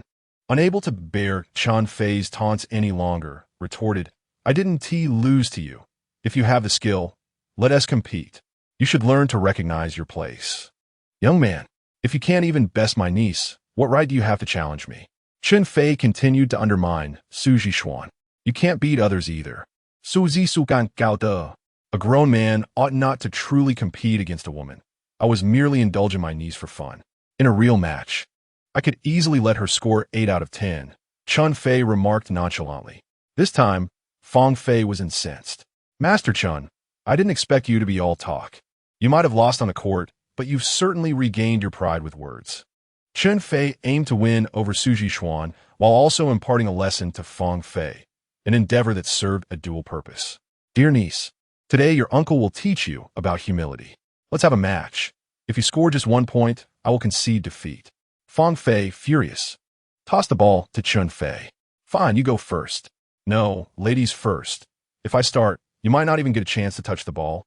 Chen Fei responded with bravado. Prepare to be proven wrong. Fang Fei steeled herself, eager to teach Chen Fei a lesson. Chen Fei was entirely focused on Fang Fei.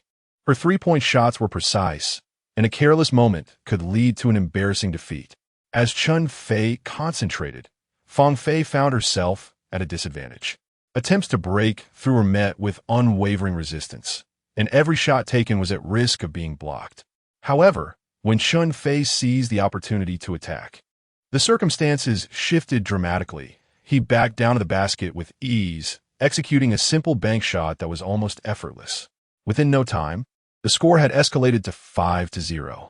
Teacher Chen, keep it up, you're amazing, Kang Zhigao exclaimed, his excitement palpable. At that moment, Ning Yandong arrived with several children, including Lu Taichao, and upon witnessing the match, they joined in cheering for Chen Fei. Cheer for Fang Fei. Sister Fang Fei has run out of energy. Chen Fei called out to the sidelines. Oh, Sister Fang Fei has run out of energy, Ning Yandong echoed, prompting a wave of laughter. Fang Fei, infuriated, became increasingly aggressive in her attempts to reclaim the ball. Yet to Chen Fei, her efforts were akin to a gentle breeze, ineffectual. Is that all you've got? Su Zhishuan observed Chen Fei's relentless drives to the basket, his pride somewhat bruised. He thought perhaps his skills were superior, and Chen Fei merely relied on his physical strength. You have a point. Otherwise, even if you win, my niece wouldn't accept it, someone commented. Chen Fei then altered his approach, executing a smooth spin move that allowed him to evade Fang Fei and score with ease. The score climbed to 6-0, much to Kang Zhigao's delight. Then, Chen Fei showcased a deceptive change of direction, followed by a European step, pushing the score to 8-0. Kang Zhigao was practically overjoyed, as if he had scored himself. Watch this.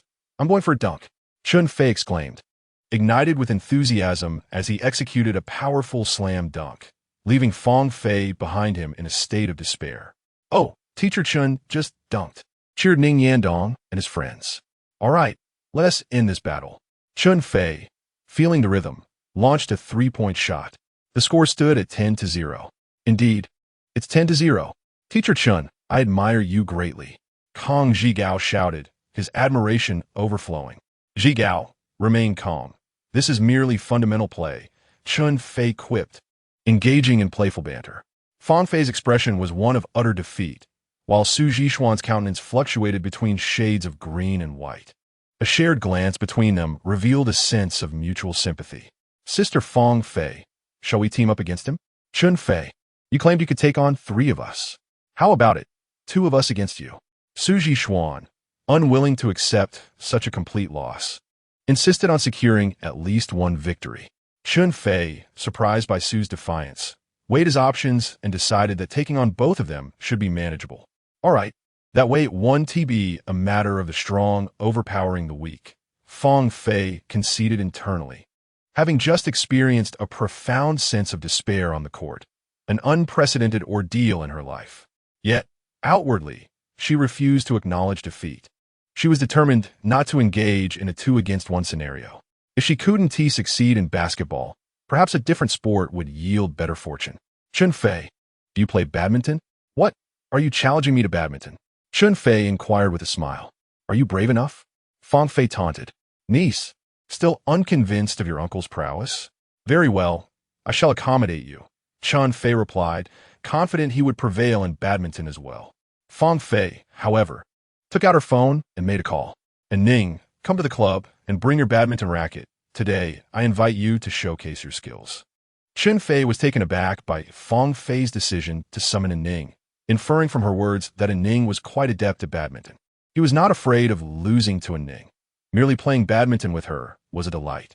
A Ning arrived fashionably late, and the moment she appeared, Chen Fei's eyes brightened. In his memory, a Ning had always been an exceptionally gentle woman, but upon donning her badminton attire, she exuded a refreshing vigor. Chen Fei noted that her outfit appeared remarkably professional. He was not mistaken, and Ning had once been a second-tier badminton player. Let's play doubles. The 2 of us sisters against you 2 apprentices, Feng Fei promptly arranged. Chen Fei thought to himself, so this was her intention. This works well. Su Xuan and I can be teammates, which will inadvertently foster trust. Su Xuan, are you brave enough to accept the challenge? Chen Fei inquired, gazing at Su Xuan. Although Su Xuan had played badminton before, his skill level was rather mediocre. Noticing his hesitation, Chen Fei wondered if he was still haunted by the psychological shadow left from the recent basketball game. It is not the defeat that is dreadful for a man, but the loss of courage. A second defeat is merely a trivial matter. Su Xuan finally stepped onto the court. Seeing that everyone was present, Feng Fei stated, let us agree beforehand. The losing side must treat the other to a meal. Chen Fei was eager to dine with a Ning and quickly consented. The match swiftly turned one-sided, and Ning, being a professional player, and Feng Fei, who was no slouch either and frequently practiced with a Ning, exhibited a remarkable synergy. On Chen Fei's side, while his skills were adequate, Su Xuan's were completely lacking, coupled with their utter lack of coordination. The final score was 21-7. Chen Fei was indeed a competitive individual. In basketball, he knew he could easily overpower Feng Fei, so the outcome was inconsequential. However, after giving his all in badminton and suffering such a humiliating defeat, it was rather difficult to swallow. Ning, I wish to challenge you to a singles match. And what if you lose? Feng Fei teased from the sidelines. If I lose, I will treat Ning to a meal, Chen Fei replied. That won't do. If you lose, you must agree to do a favor for Ning. Before Feng Fei could finish her sentence, Ning interjected, Feng Fei, simply treating to a meal is sufficient. No, we shall adhere to Feng Fei's proposal, Chen Fei declared resolutely, for he was in dire need of an excuse to interact more with Ning. And Ning, seeing Chen Fei's firm stance, no longer opposed the idea. In this match, Chen Fei was fully determined to win. Although he understood the vast gulf between professional and amateur players, he believed that this was a matter of dignity for all men. Furthermore, he had a small scheme. Since Feng Fei had stated that he would have to do a favor for Ning if he lost, perhaps if he won, he could request Ning to do him a favor instead. Unfortunately, the outcome left Chen Fei disheartened. As the saying goes, a fierce operation reveals one's folly. The score settled at 21-11, not much better than the doubles match. Feng Fei and Su Xuan were quite pleased with this result. Chen Fei grumbled, what are you 2 so happy about? Well, now the 3 of us can be considered kindred spirits. Uncle Chen, you have finally ceased your arrogance. I knew it would take Anning to put you in your place. Remember, you promised to assist Anning with a task. Whatever it may be, you must comply. Fang Fei felt a sense of vindication. Chen Fei observed Fang Fei's smug demeanor and could not help but retort, "My dear niece, you seem to be wielding power through someone else's influence." "What power? I contributed equally. We defeated you, and you owe us a meal. Don't think you can back out. It has to be today at noon, and I intend to choose a splendid venue. I won't settle for anything less than a feast that will leave you feeling the pinch." Although Fang Fei jested, Chen Fei felt a pang of anxiety. This posed a considerable dilemma. With his current finances, affording even a simple meal at a regular restaurant seemed implausible. "Anning, come, let us select a place together." Fang Fei had already opened her phone application to make a reservation. Seeing Fang Fei's determination, Chen Fei hurriedly interjected, "No need for such trouble. I will host you at my home for lunch. I guarantee you will be thoroughly satisfied." "Uncle Chen, I didn't expect you to be so stingy. However, in light of Sister Hua's culinary skills, I shall reluctantly acquiesce." Fang Fei insisted on gaining an upper hand verbally. Not wishing to be branded as miserly, Chen Fei explained, "Am I the type to be stingy? It's just that I need to pick up my son at noon, and I have 2 students here. I hardly have time to dine out with you." Yet, his words carried an air of defensiveness. "Home is best. Chen Fei, then we shall graciously accept your invitation. This is already my 3rd visit to your home for a meal in just a few days. I do feel somewhat embarrassed. However, who could resist your delightful cooking? I have no choice but to shamelessly return." Anning, sensing Chen Fei's discomfort, chimed in to alleviate the situation. "Hold on, something's amiss. Anning, how is this your 3rd time? I recall we have only been once." Fang Fei protested. Anning felt a twinge of embarrassment under Fang Fei's scrutiny, prompting Chen Fei to quickly interject, "What's this? Does Principal Anning need your approval to visit my home? This is a blatant misuse of authority. Anning, you must report such occurrences to me in the future. I must accompany you. I declare, I am not merely seeking a meal. I am here to protect you. Uncle Chen has ulterior motives." Fang Fei chuckled mischievously. Anning felt slightly flustered. She harbored a certain fondness for Chen Fei. Although he had a wife and children, her intuition hinted at deeper stories, fueling her curiosity to explore her connection with him. Fang Fei seemed to sense this dynamic, frequently teasing about it. "My dear niece, it appears your uncle has yet to impart proper lessons. It seems the education must continue." Chen Fei made a stern remark before departing with Su Zhishuan and Kang Zhiyong. Inviting Fang Fei and Anning for lunch, along with Su Zhishuan and Kang Zhigao, meant that 4 additional guests would join, necessitating prior arrangements with Sister Hua. As Chen Fei approached Sister Hua with this request, he felt a mix of apprehension. First, he would be increasing her workload significantly, and second, he feared she might consult Mu Xiaoyan, who could potentially refuse, leading to complications. Fortunately, Sister Hua readily agreed and even inquired about any specific requests regarding the dishes.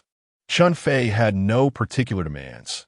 When it came to cooking, anything produced by Sister Hua was guaranteed to be exquisite.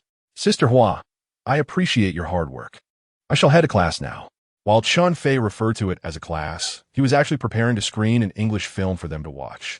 He led the 2 to the audiovisual room, rummaging through the selection system when Su Zhishuan interjected, "Teacher Chen, may I return home briefly to shower and change my clothes? I perspired quite a bit after playing basketball and badminton. You can shower in my room and borrow some of my clothes temporarily," Chen Fei insisted, not allowing him to leave as he was. Su Zhishuan, feeling uncomfortable in someone else's garments, replied, "Then I'll call my mother to bring me some clothes." "Stop right there. Since that's the case, you might as well forego the shower and change. What does it matter if a man has a bit of odor? You are my student now, so you will adhere to my rules." Chen Fei felt it was time to establish some regulations. Having been defeated in 2 consecutive matches, Su Zhishuan dared not defy Chen Fei again. He sat obediently on the sofa, accepting the situation. Chen Fei chose to screen The Legend of 1900, a classic film that had profoundly impacted him when he first saw it at Su Zhishuan and Kang Zhiyong's age. Although Su Zhishuan had reservations about not being allowed to shower, watching a movie was certainly more appealing than attending an English lesson. Kang Zhiyong shared his sentiments, feeling relieved as they exchanged glances as if they both understood each other's thoughts, escaping a minor predicament together, the initial friction dissipating. When Chen Fei returned from a shower, the film had already been playing for over 10 minutes, engrossing both boys completely. As the movie approached its conclusion, Chen Fei glanced at the time and realized it was nearly time to pick up Mu Xiaoyan for lunch. He paused the film and said, "I'll leave you with some suspense. I must go fetch my son for lunch." Su Jixuan and Kang Jiong, visibly reluctant, chorused, "We don't have to go. Let's finish watching. You both have a task. Invite Sister Fang Fei. Since you extended an invitation for her to join us for a meal, it is only courteous to do so properly." Though Chen Fei could have easily called Fang Fei himself, he opted for this approach to subtly convey that they were part of the same circle. Upon hearing that he was to invite Fang Fei, Su Jixuan readily agreed, clarifying her address with Chen Fei before heading out. "Be respectful to my niece. Aim to have her coach you in basketball this afternoon," Chen Fei advised. "Teacher Chen, why don't you coach basketball yourself?" Kang Jiong inquired, noting that Chen Fei was clearly more skilled at basketball than Fang Fei. Like Su Jixuan, "I come from a street ball background. Fang Fei has undergone professional training. The reason she may not surpass me is due to the gender difference. But when it comes to teaching basketball, she is indeed more qualified than I," Chen Fei explained. "I didn't expect Sister Fang Fei to be so formidable," Kang Jiong genuinely praised. Although Kang Jiong's words were not intended to belittle Su Jixuan, he still felt a slight flush of embarrassment. There are more remarkable aspects you may not be aware of. Fang Fei is a master of combat. Su Jixuan, let alone surpassing her in basketball, would find himself at a disadvantage in a brawl as well. Chen Fei never forgets to temper Su Jixuan's exuberance during the apprenticeship ceremony. Had Chen Fei articulated this from the outset, Su Jixuan would undoubtedly have felt indignant. However, having already experienced Fang Fei's strength on a basketball court, he realized Chen Fei's words bore truth, leading him to harbor a modicum of admiration for Fang Fei. "Does Sister Fang Fei genuinely wish to coach our class team? How delightful it would be. However, today you shall not attend your class team's practice, as I, Teacher Chen, have deemed it a privilege on this inaugural day of classes to grant you leniency. Noticing that you donned your basketball attire, it is only fitting that you engage in some practice at our community basketball court, with Fang Fei training you individually." Su Jixuan felt somewhat disheartened by Chen Fei's proclamation, yet was not entirely unacceptable. "Teacher, are you not supposed to tutor us in English?" Kang Jigao intentionally probed. "Teacher Chen is not merely here for English tutoring. Did I not mention that you two are my apprentices? Follow me diligently, and there is much for you to learn," Chen Fei asserted before bellowing. "What are you two dawdling for? Hurry and invite guests for your master." The two hurried off, while Chen Fei made his way toward the kindergarten, calling in Ning along the way. Upon arriving at the kindergarten entrance, and Ning was already there, holding hands with Mu Xiaoyan. "Daddy, is the principal's mother coming to our house for dinner again?" Mu Xiaoyan eagerly sought confirmation of this delightful news. "What? Are you not welcoming her?" Ning teased, a rare moment of jest. "I wish the principal's mother would come to our house for dinner every day," Mu Xiaoyan exclaimed, tugging at Ning to move quickly. "Daily dinners at home are unlikely, unless it's your godmother," Chen Fei inadvertently remarked. "Chen Fei," Ning shot him a reproachful glance.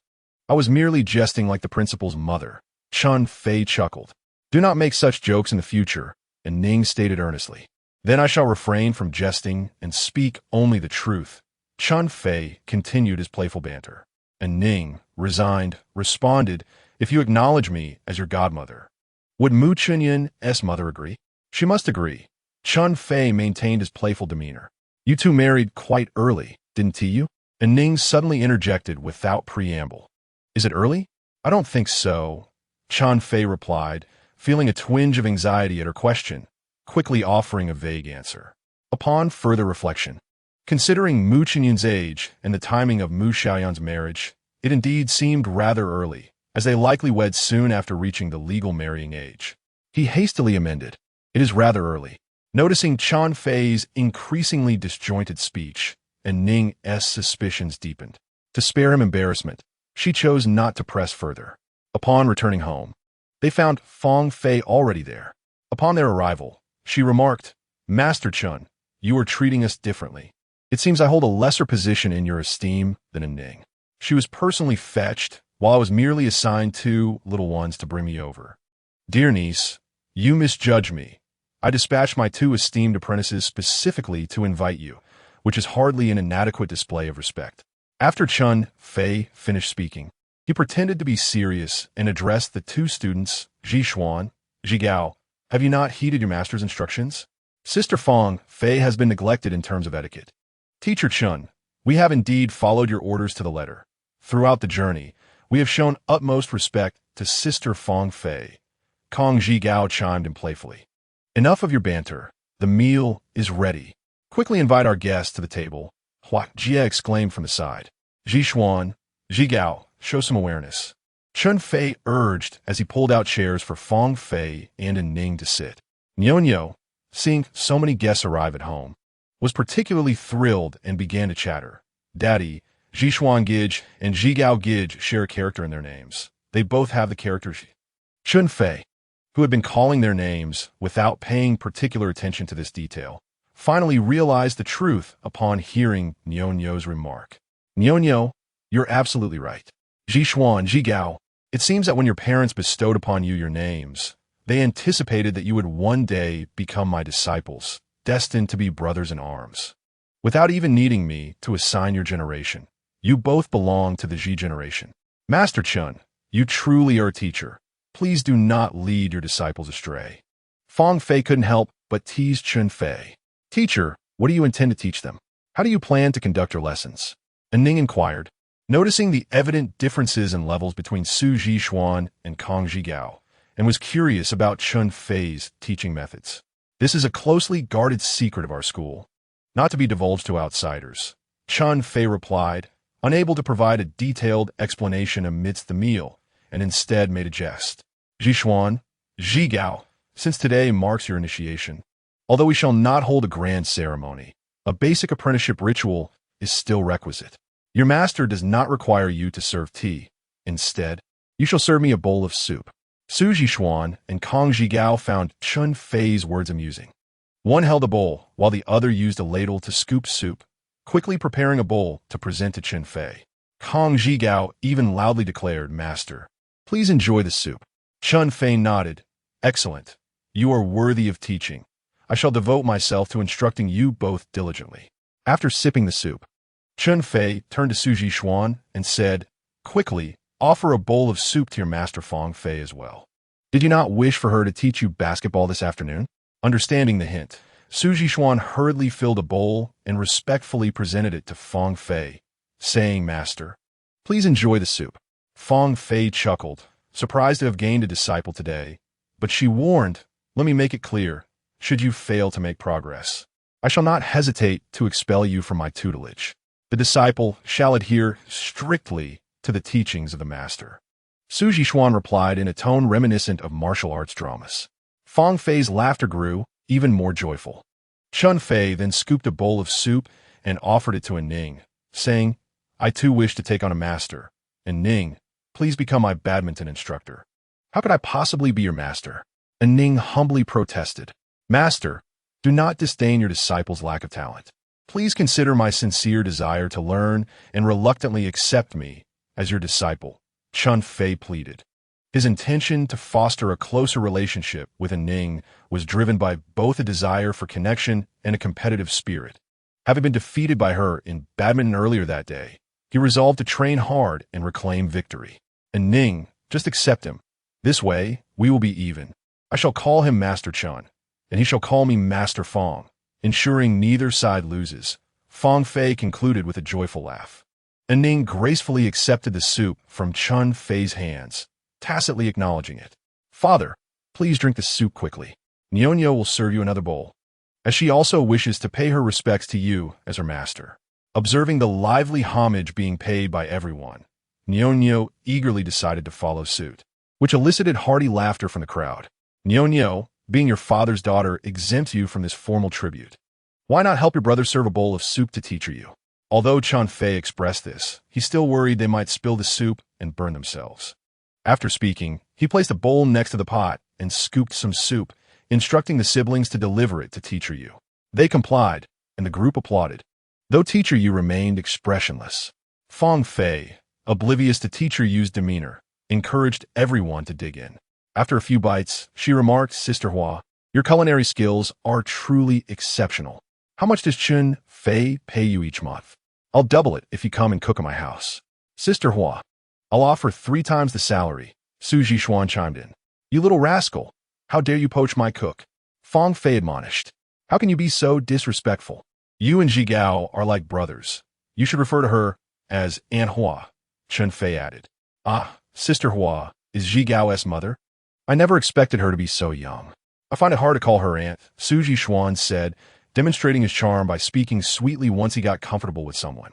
Both Chen Fei and Fang Fei shot him a disapproving glance, prompting Su Jixuan to quickly concede, "I was wrong. My family will pay 4 times the salary." Their feigned anger was merely for show, as they silently acknowledged the young man's witty, emotional intelligence and his knack for flattering others. "Senior brother, there's no need for a salary. We're like brothers. My mother is your mother. Whatever dish you desire, just ask her to prepare it for you anytime." Kang Zhigao, despite his youth, displayed a commendable social grace. Initially, Sister Hua had worried whether her son would have difficulties in class alongside the bank president's son, but seeing their natural camaraderie brought her joy. "I'm just concerned that you might tire of my humble cooking after a few meals. Otherwise, I would gladly prepare it for you every day." "Tire of it?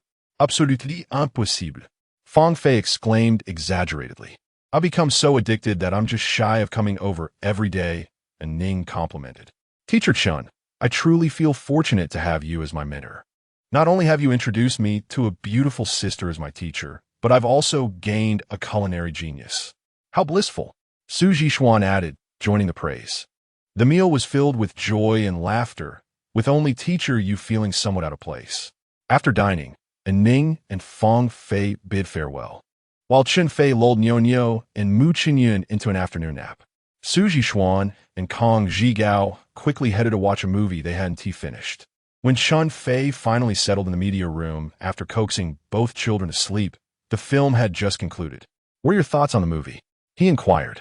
The two exchanged glances, and after a moment, Su Jixuan replied, "It left me with a sense of wistfulness." "You've chosen your words quite poetically. Didn't your mother say your language skills were lacking?" Chen Fei teased. Su Jixuan's face flushed slightly before he asked, "Teacher Chen, when shall we go play basketball with Sister Fang Fei this afternoon? Will Ning be joining us?" Kang Zhigao also inquired. It is rather amusing that such a young man harbors a bit of an elder sister complex. Fang Fei, with her spirited demeanor, and Ning, embodying grace and intellect, are both strikingly beautiful, naturally drawing significant attraction from him. He longs for opportunities to spend time with them, even if it means simply observing their every smile and frown in silence, not to mention the joy of playing sports together. "You must wait for them to finish their afternoon nap," he advised. "I'm going to take a nap myself. You may rest on the sofa." With that, Chen Fei retreated to his room, adhering to his strictly regulated routine. He felt that even a few minutes of conversation with them posed a risk of disrupting his schedule. By 3 in the afternoon, the group reconvened at the community clubhouse. Fang Fei diligently taught Su Jixuan basketball, while Ning instructed Chen Fei in badminton. Kang Zhigao observed both sides, occasionally joining in the play. Fang Fei was both attentive and strict in her teaching. Her primary goal was to eliminate the many flamboyant movements of Su Jixuan, which served only to waste energy and increase errors.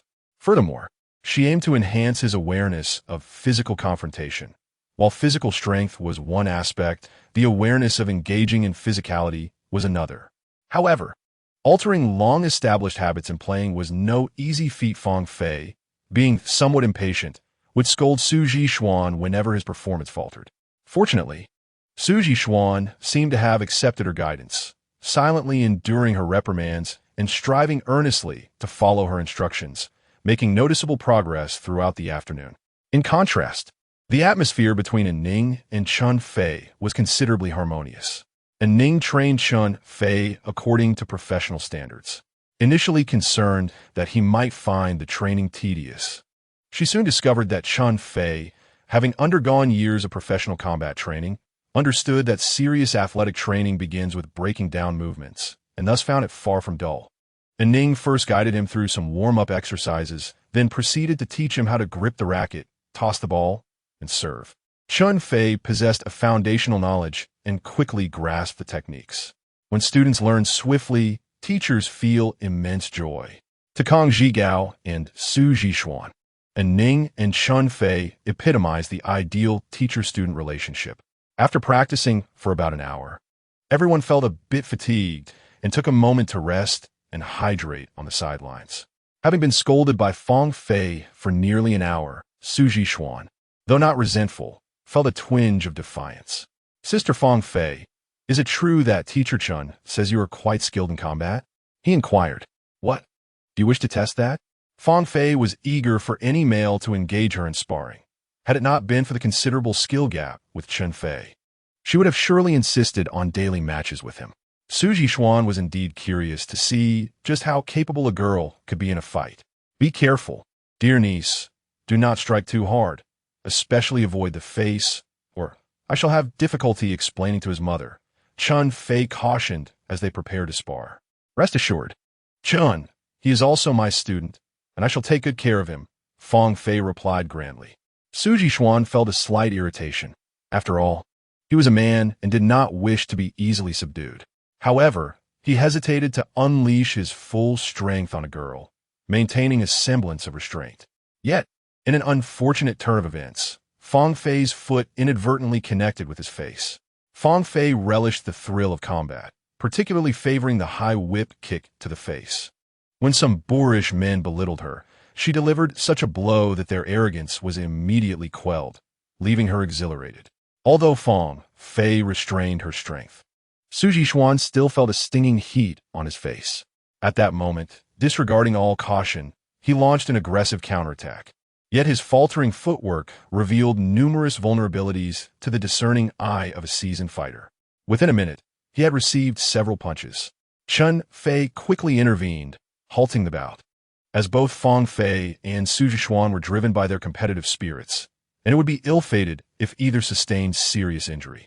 Little disciple, are you convinced? Fang Fei inquired, gazing at Su Zhishuan. Despite his earlier indignation from the blows he received, now that he was off the mat, he felt entirely subdued. Sister Fang Fei, I truly concede. You are indeed a paragon of female prowess. I believe no man could best you. Your flattery lacks substance. In terms of combat, I am far inferior to Teacher Chen. Otherwise, why would I call him Grandpa Chen? Despite her words, Fang Fei harbored a lingering frustration. Su Zhishuan and Kang Zhigao were taken aback to discover Chen Fei's expertise in fighting, both silently acknowledging that their choice of mentor was not in vain, exchanging knowing glances as if sharing a secret understanding. Suddenly, Ning's phone rang. She glanced at the caller ID, her brow furrowing slightly, and turned to Fang Fei, saying, It's your brother. Why bother with him? Fang Fei replied, her tone laced with displeasure. And Ning, not wishing to appear rude, answered the call. Hello, Fang Yuan. I apologize, but I'm busy this afternoon and evening. I have plans with friends. We are currently at the club playing ball, and we'll be dining together afterwards. I truly cannot make it. After ending the call, and Ning sighed, your brother invited me to a movie, which I declined. Now he intends to come here. He truly is like an adhesive bandage, once stuck impossible to shake off. And Ning, why do you tolerate him? Just tell him to leave. A toad should not aspire to eat swan meat. Fang Fei expressed her dissatisfaction. After all, he is your brother, and Ning sighed in response.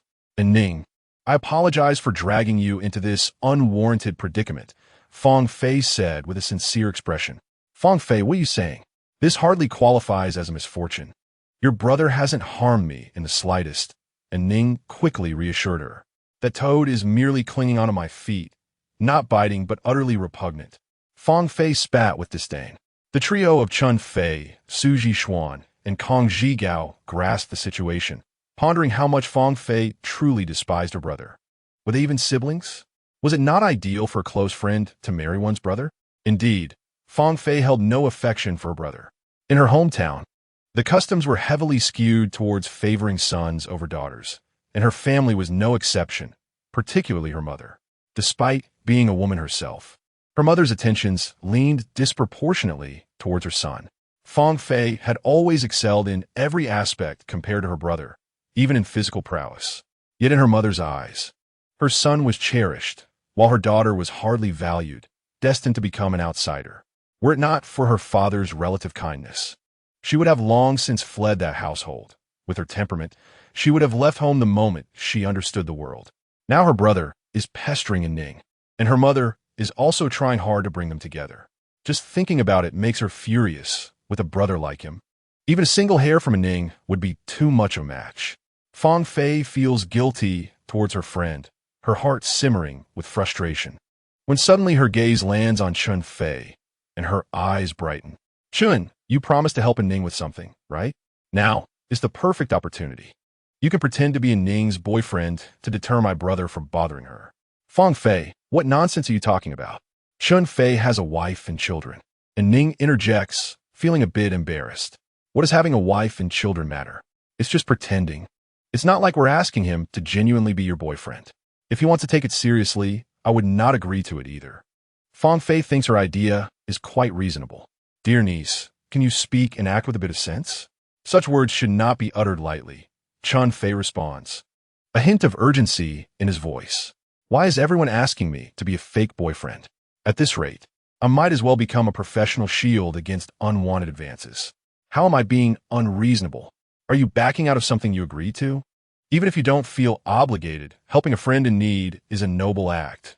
Fang Fei retorts, turning to the two young men. The two, reveling in the drama. Nod eagerly. What does this have to do with you two? If you meddle again, I will expel you from my circle. Chen Fei glares at the two ungrateful students. And Ning, just listen to me this once. I know my brother too well. If we don't deal with him sternly, he will only become more persistent. At this rate, you won't even be able to carry out your duties as a principal. Hearing this, and Ning starts to waver.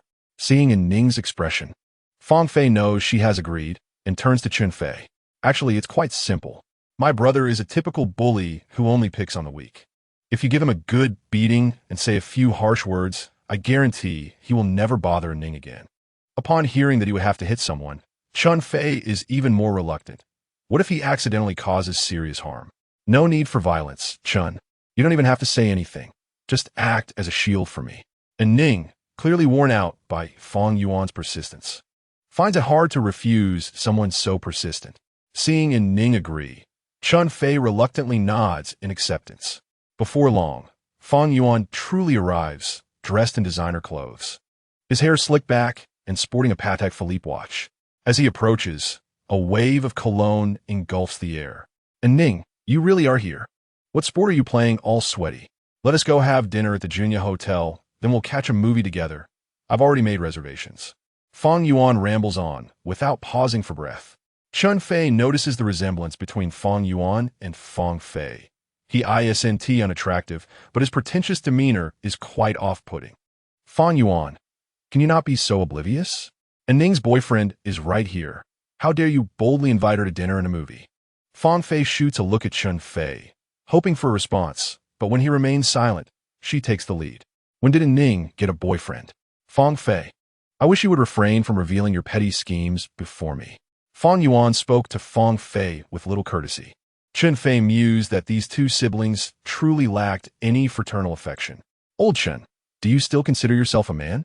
Your girlfriend is being courted in your presence, and you show not the slightest reaction? Fang Fei had no choice but to point directly at Chen Fei. Having just finished a game of badminton, Chen Fei was drenched in sweat, and Mu Xiaoyan had not bought him any sports shoes or attire. The shoes and outfit he wore were cheap items he had purchased from Taobao, coupled with his naturally darker complexion. Fang Yuan viewed him as nothing more than a quintessential impoverished loser, utterly unworthy of being Ning's boyfriend. Kid, I advise you to recognize your place and get as far away from me as possible. Fang Yuan threatened without a hint of hesitation towards someone she deemed beneath her. Seeing Fang Yuan's utter lack of decorum, Chen Fei decided to let loose. Are you looking for a fight? He then pulled Ning close, declaring, Darling, is this the fool you mentioned who constantly harasses you? Fang Fei couldn't help but want to give Chen Fei 2 thumbs up. Old Chen, silent until now, had suddenly made a remarkable entrance, immersing himself in the role with great speed. And Ning, caught off guard by Chen Fei's embrace, felt an unusual warmth in her heart and gently remarked, "It's not really harassment. It's just a misunderstanding." Fang Yuan, witnessing Chen Fei holding a Ning, felt her pride deeply wounded. How could a Ning choose such a loser over her? With that thought, she boldly stepped forward, challenging, "If you have the guts, come and hit me." Chen Fei had no intention of resorting to violence. Noticing Fang Yuan's advance, he instinctively stepped back, which only fueled Fang Yuan's arrogance. She was convinced this impoverished loser was all bluster. With that, she advanced another step towards Chen Fei. Suddenly, a basketball struck Fang Yuan squarely in the face with a resounding thud. With a cry of agony, she immediately covered her nose, and when she finally let go, tears and snot cascaded down her face. "Today, I shall teach you a lesson on behalf of my master. You foolish scoundrel. Thinking you could set your sights on my master's wife? You deserve to perish." Su Jixuan charged forward after throwing the ball, engaging Fang Yuan in a scuffle. Chen Fei, taken aback by Su Jixuan's sudden anger, Su Jixuan was thoroughly humiliated by Fang Fei today, and at this moment, a sense of inexplicable satisfaction washed over him. "Fang Fei, you wretched woman, how dare you conspire with outsiders to bully me? If you possess any courage, don't return home today. If you do, I shall have my mother deal with you." Fang Yuan unleashed his wrath entirely upon Fang Fei. Chen Fei, overhearing Fang Yuan's words, couldn't he help but think how this man was truly lacking in growth, which only served to disgust Ning further. Why stoop to the level of such a person? "Jixuan, let's see how effective a master Fang Fei's teachings are today. We shall play a half-court game, and Ning and I against you and Fang Fei, with Zhigao on my side." Su Jixuan immediately felt invigorated. "Sister Fang Fei, Zhigao, I refuse to believe that the three of us cannot triumph over the two of you. This is pure bullying. Let us show them that some people need a lesson in humility." Fang Fei silently disparaged her brother once more. The group quickly took to the court, treating Fang Yuan as if he were invisible. Eventually, he left in disgrace. With the annoying presence gone, the four of them played with even greater enthusiasm. Both Fang Fei and Su Jixuan were determined to win, while Ning, a complete novice at basketball, was free to miss shots without concern. The trio surrounded Chen Fei defensively, causing him considerable trouble. Although he could have played aggressively, he chose to hold back this match, passing the ball to Ning whenever he was cornered, allowing her to score a few baskets. When it was Chen Fei's turn to defend, it became almost impossible. As long as Fang Fei and her teammates spread out, one of them was bound to be left open. Fang Fei orchestrated their movements with precision, and both she and Su Jixuan made their shots with relative ease. In the first match, Fang Fei's team dominated Chen Fei and Ning with a score of 10-3. Naturally, Fang Fei and Su Jixuan were elated, and Kang Zhigao also enjoyed himself, since Chen Fei's defense mainly focused on Fang Fei and Su Jixuan, allowing him to score 3 baskets himself. Although Ning only managed to score once, the sheer joy of playing sports, once on the court, was exhilarating. She truly relished the experience, and, surprisingly, it was Ning who first proposed playing a second match. Seeing Ning so engaged, Chen Fei put in even more effort during the second game, striving to create better shooting opportunities for her. Although they ultimately lost again, the score was 10-5, with Ning scoring 2 baskets. Ning, our teamwork is becoming increasingly harmonious. If we play a few more games, we shall surely turn the tide, he exclaimed. Indeed, the future is bright. Ning nodded vigorously in agreement. Dream on. In the next game, we shall put you back in your place, Fang Fei retorted, unwilling to concede an inch. By the time of the third match, it was evident that both Fang Fei and Su Jixuan were struggling with their stamina. They had initially trained for an hour and had played 2 intense matches against Chen Fei. In contrast, for Chen Fei, this level of competition was trivial. Having undergone rigorous training from a young age and maintaining a disciplined athletic routine, he was in peak physical condition, practically a powerhouse. Had he not been so focused on allowing Ning more opportunities to score, they likely would have won this match. In the end, although they lost with a score of 10-8, and Ning managed to score 4 baskets. The crux of the matter was that everyone was thoroughly enjoying themselves. Had it not been for Chen Fei needing to pick up Mu Xiaoyan, they would have been reluctant to end the gathering.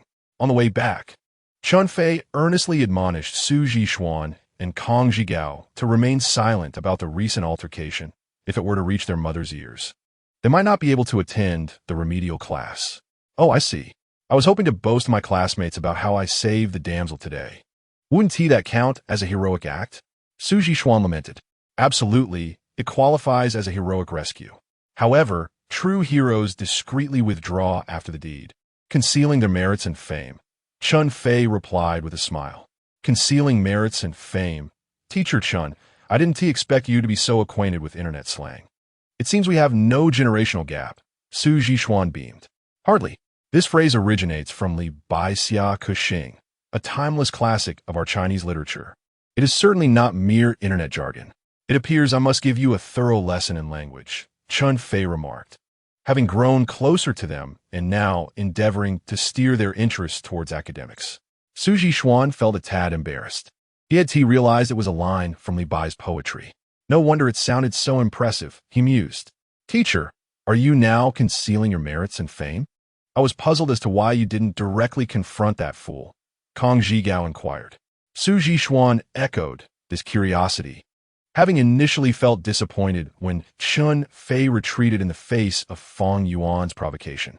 Teacher has not yet reached that level. However, we live in a society governed by law.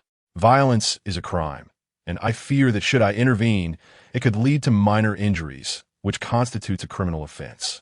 You both must remember, unless absolutely necessary, do not engage in physical confrontations, Chen Fei advised. Listening to Chen Fei's words about the potential for injury heightened their admiration for him, and they found themselves wondering when they might witness him in action.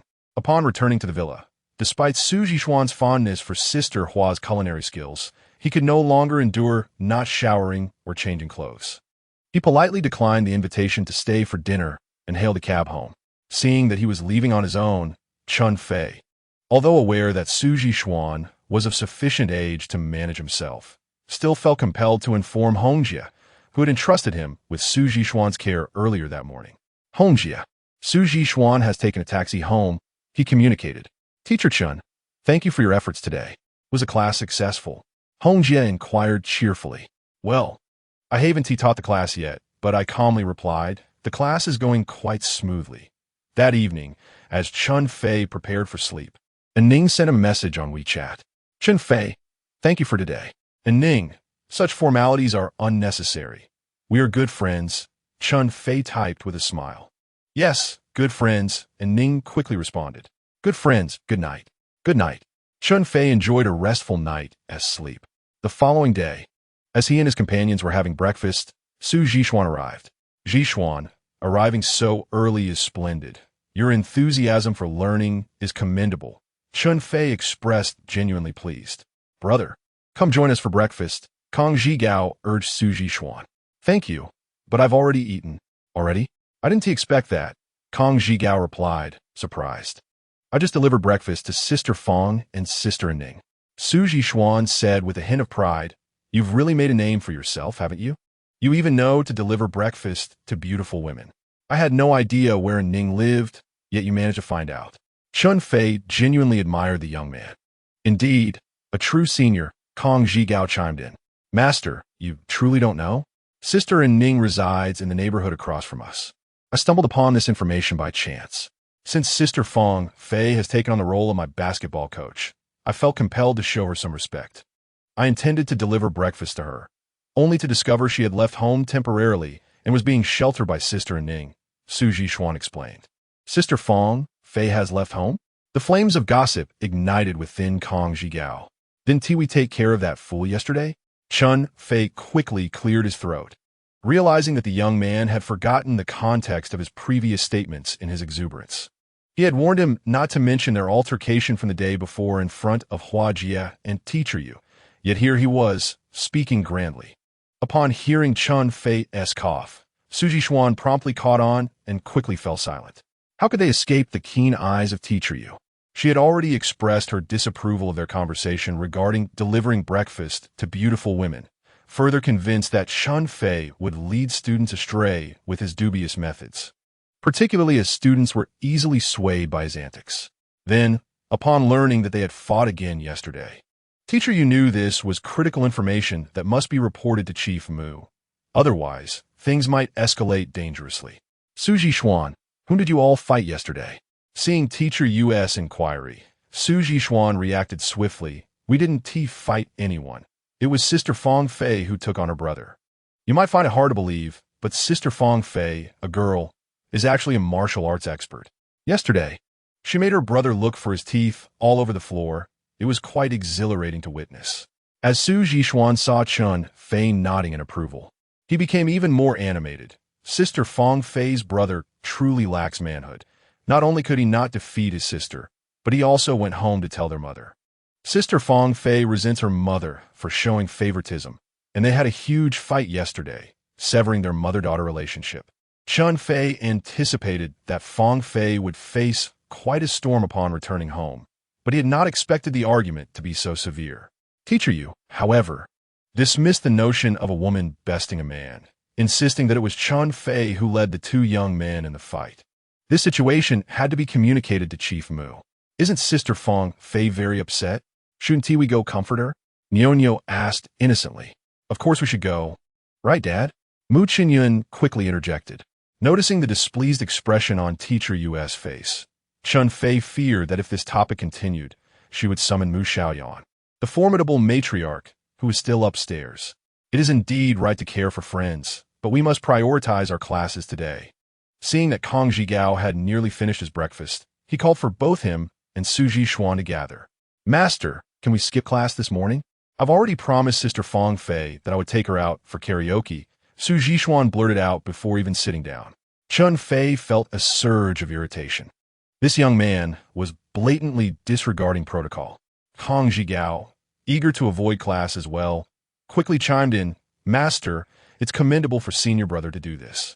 Sister Fang Fei must be feeling quite down and needs the comfort of friends. Singing would be the best remedy."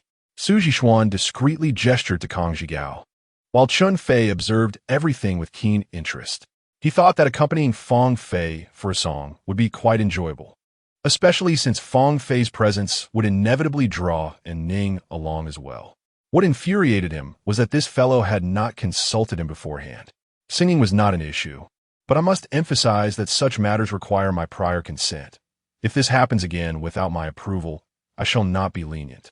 And why is a high school student treating guests? Allow me to cover the bill.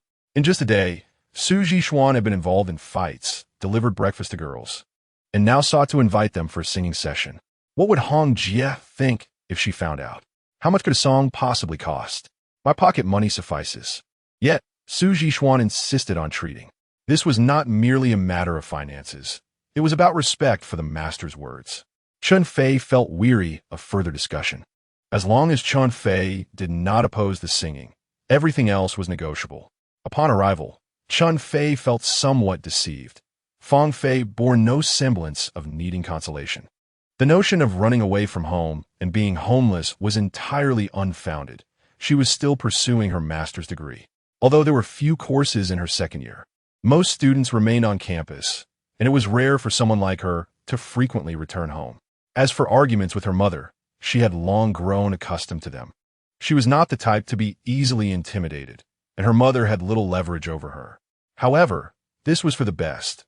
Without clouds of melancholy, they could sing freely, as music was inherently a means of relaxation. After a few songs, Chen Fei discovered that he had sung the best among them. Fang Fei and Ning could only be described as tolerably pleasant, while Su Jixuan, though enthusiastic, sang at a level akin to his badminton skills, faltering during the chorus. Kong Zhigao was not much better. Despite Su Jixuan's poor command of English, he favored singing English songs. Chen Fei found his clumsy pronunciation rather grating, yet he refrained from dampening his enthusiasm. Fang Fei, however, paid no heed, often cutting Su Jixuan off just as he reached the chorus, much to his exasperation. Su Jixuan selected a duet, hoping to invite Fang Fei to join him. Instead, she snatched the microphone from him and handed it to Chen Fei, saying, "A mere child, singing love songs?" Besides, with your atrocious singing, who would dare duet with you? Thus, Su Zhishuan encountered his match, left with no choice but to quietly assume the role of an audience member. After the song concluded, Fang Fei remarked to Chen Fei, "Chen, I hadn't realized you were so talented. Your singing isn't half bad." Surprised at her praise, he replied, "If this is what you call decent singing, just wait until my family member arrives. You would truly be too intimidated to sing then, as that is the real professionalism." Chen Fei never missed an opportunity to tease Fang Fei. "Chen, would you do me the honor of singing a duet?" Ning inquired with a bright smile. "Certainly," he replied. Although Ning's singing skills were modest, her voice was melodious. She chose the song Myth, and Chen Fei, anticipating that she might struggle with the original key, lowered it by 2 semitones. Ning did not notice this adjustment, and after finishing the song, she felt pleasantly surprised at how effortless it had been. Could it be due to singing alongside him? "Anning, your performance of this song today is the finest I have ever witnessed," Fang Fei critically remarked, causing Anning to blush slightly. "Sister Anning, may I request a song from you?" Su Zhishuan, feeling slighted by Fang Fei's lack of consideration, approached Anning. Of course, Anning responded with far more amiability than Fang Fei. Su Zhishuan clutched the microphone tightly, distancing himself from Fang Fei, casting her a defiant glance. Following the completion of the song, Su Zhishuan was in high spirits and requested a multitude of additional songs. "Could you exhibit some civic virtue? If your singing is subpar, perhaps you should refrain from requesting more," Fang Fei remarked while selecting songs. "Sister Anning, do you think I sing poorly?" Su Zhishuan sought Anning's reassurance. "Not all. You sound delightful," Anning replied with a smile. "You only bully me. I am still your disciple, having formally apprenticed under you yesterday. Look how well Master Chen treats me. Can't Master Fang take a leaf out of his book?" Su Zhishuan pouted at Fang Fei. "Such an unworthy disciple, yet you seek favors from your master. Keep whining, and I might just expel you from the sect," Fang Fei retorted, still firmly in control of Su Zhishuan. "Zhishuan, your breakfast today has seemingly gone to the dogs," Chen Fei teased. "Anning, your disciple, just called you a dog. Such a rebellious student ought to be dismissed immediately." Fang Fei invoked Anning to chastise Chen Fei. Chen Fei realized he had gone too far, having forgotten that Anning had also partaken in breakfast. "All disciples are good disciples," Anning stated with a smile.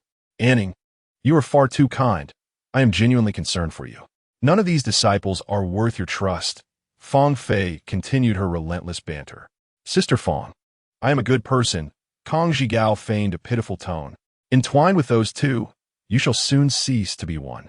I shan't converse with you further. I am returning to my singing," Fang Fei declared, exuding a somewhat domineering aura over the microphone. Chen Fei, glancing at the time, rushed out to settle the bill, only to be taken aback by the nearly 3,000 yuan total. The venue did not charge for singing, only for fruit platters and beverages, which Chen Fei had not anticipated to be so exorbitant. What to do if money is insufficient? After much contemplation, he resolved to ask Mu Xiaoyan for assistance. "Mu, could I possibly borrow 5,000 yuan?" Chen Fei whispered into the phone. "What do you need 5,000 for? Aren't you supposed to be teaching Su Zhishuan and the others?" Mu Xiaoyan retorted. Chen Fei had no choice but to explain the situation candidly. Mu Xiaoyan, fuming, responded, "Chen Fei, is this how you conduct yourself as a teacher? Merely indulging your students? Building rapport with students is an essential aspect of education." Chen Fei defended himself. "Do not attempt to deceive me with your twisted logic. I am currently preoccupied," Mu Xiaoyan stated, preparing to hang up. "Mu, don't be like this. It would be quite troublesome if Su Zhishuan were to approach Hongjie for money." Chen Fei mentioned Hongjie as leverage. "That is precisely what you deserve. It might just allow Hongjie to see your true colors, and this supplementary class can come to an end." Faced with Mu Xiaoyan's sternness, Chen Fei pleaded, "The 2,000 yuan from last time, when Qi Xiaohu paid, you still owe me. I didn't accept it then, so you should transfer it to me now." "Fine. But remember, this means you will owe me 5,000, she replied. Chen Fei, unable to concern himself with such matters, resolved to deal with the immediate issue first. Finally settling the bill, he exhaled a sigh of relief. Regardless of the circumstances, the class must commence in the afternoon. Su Zhishuan and Kang Zhigao, however, seem oblivious to this necessity. When Chen Fei forcefully seated them at their desks, both wore expressions of discontent. Why do they appear so sorrowful? Do they not possess the insight to understand the state I prefer my students to be in? Their eyes should gleam with enthusiasm, and their faces should radiate a thirst for knowledge. Hurry up, even if it's just a fade put on, Chen Fei remarked sternly. After a prolonged attempt at pretense, Chen Fei found their efforts amusing.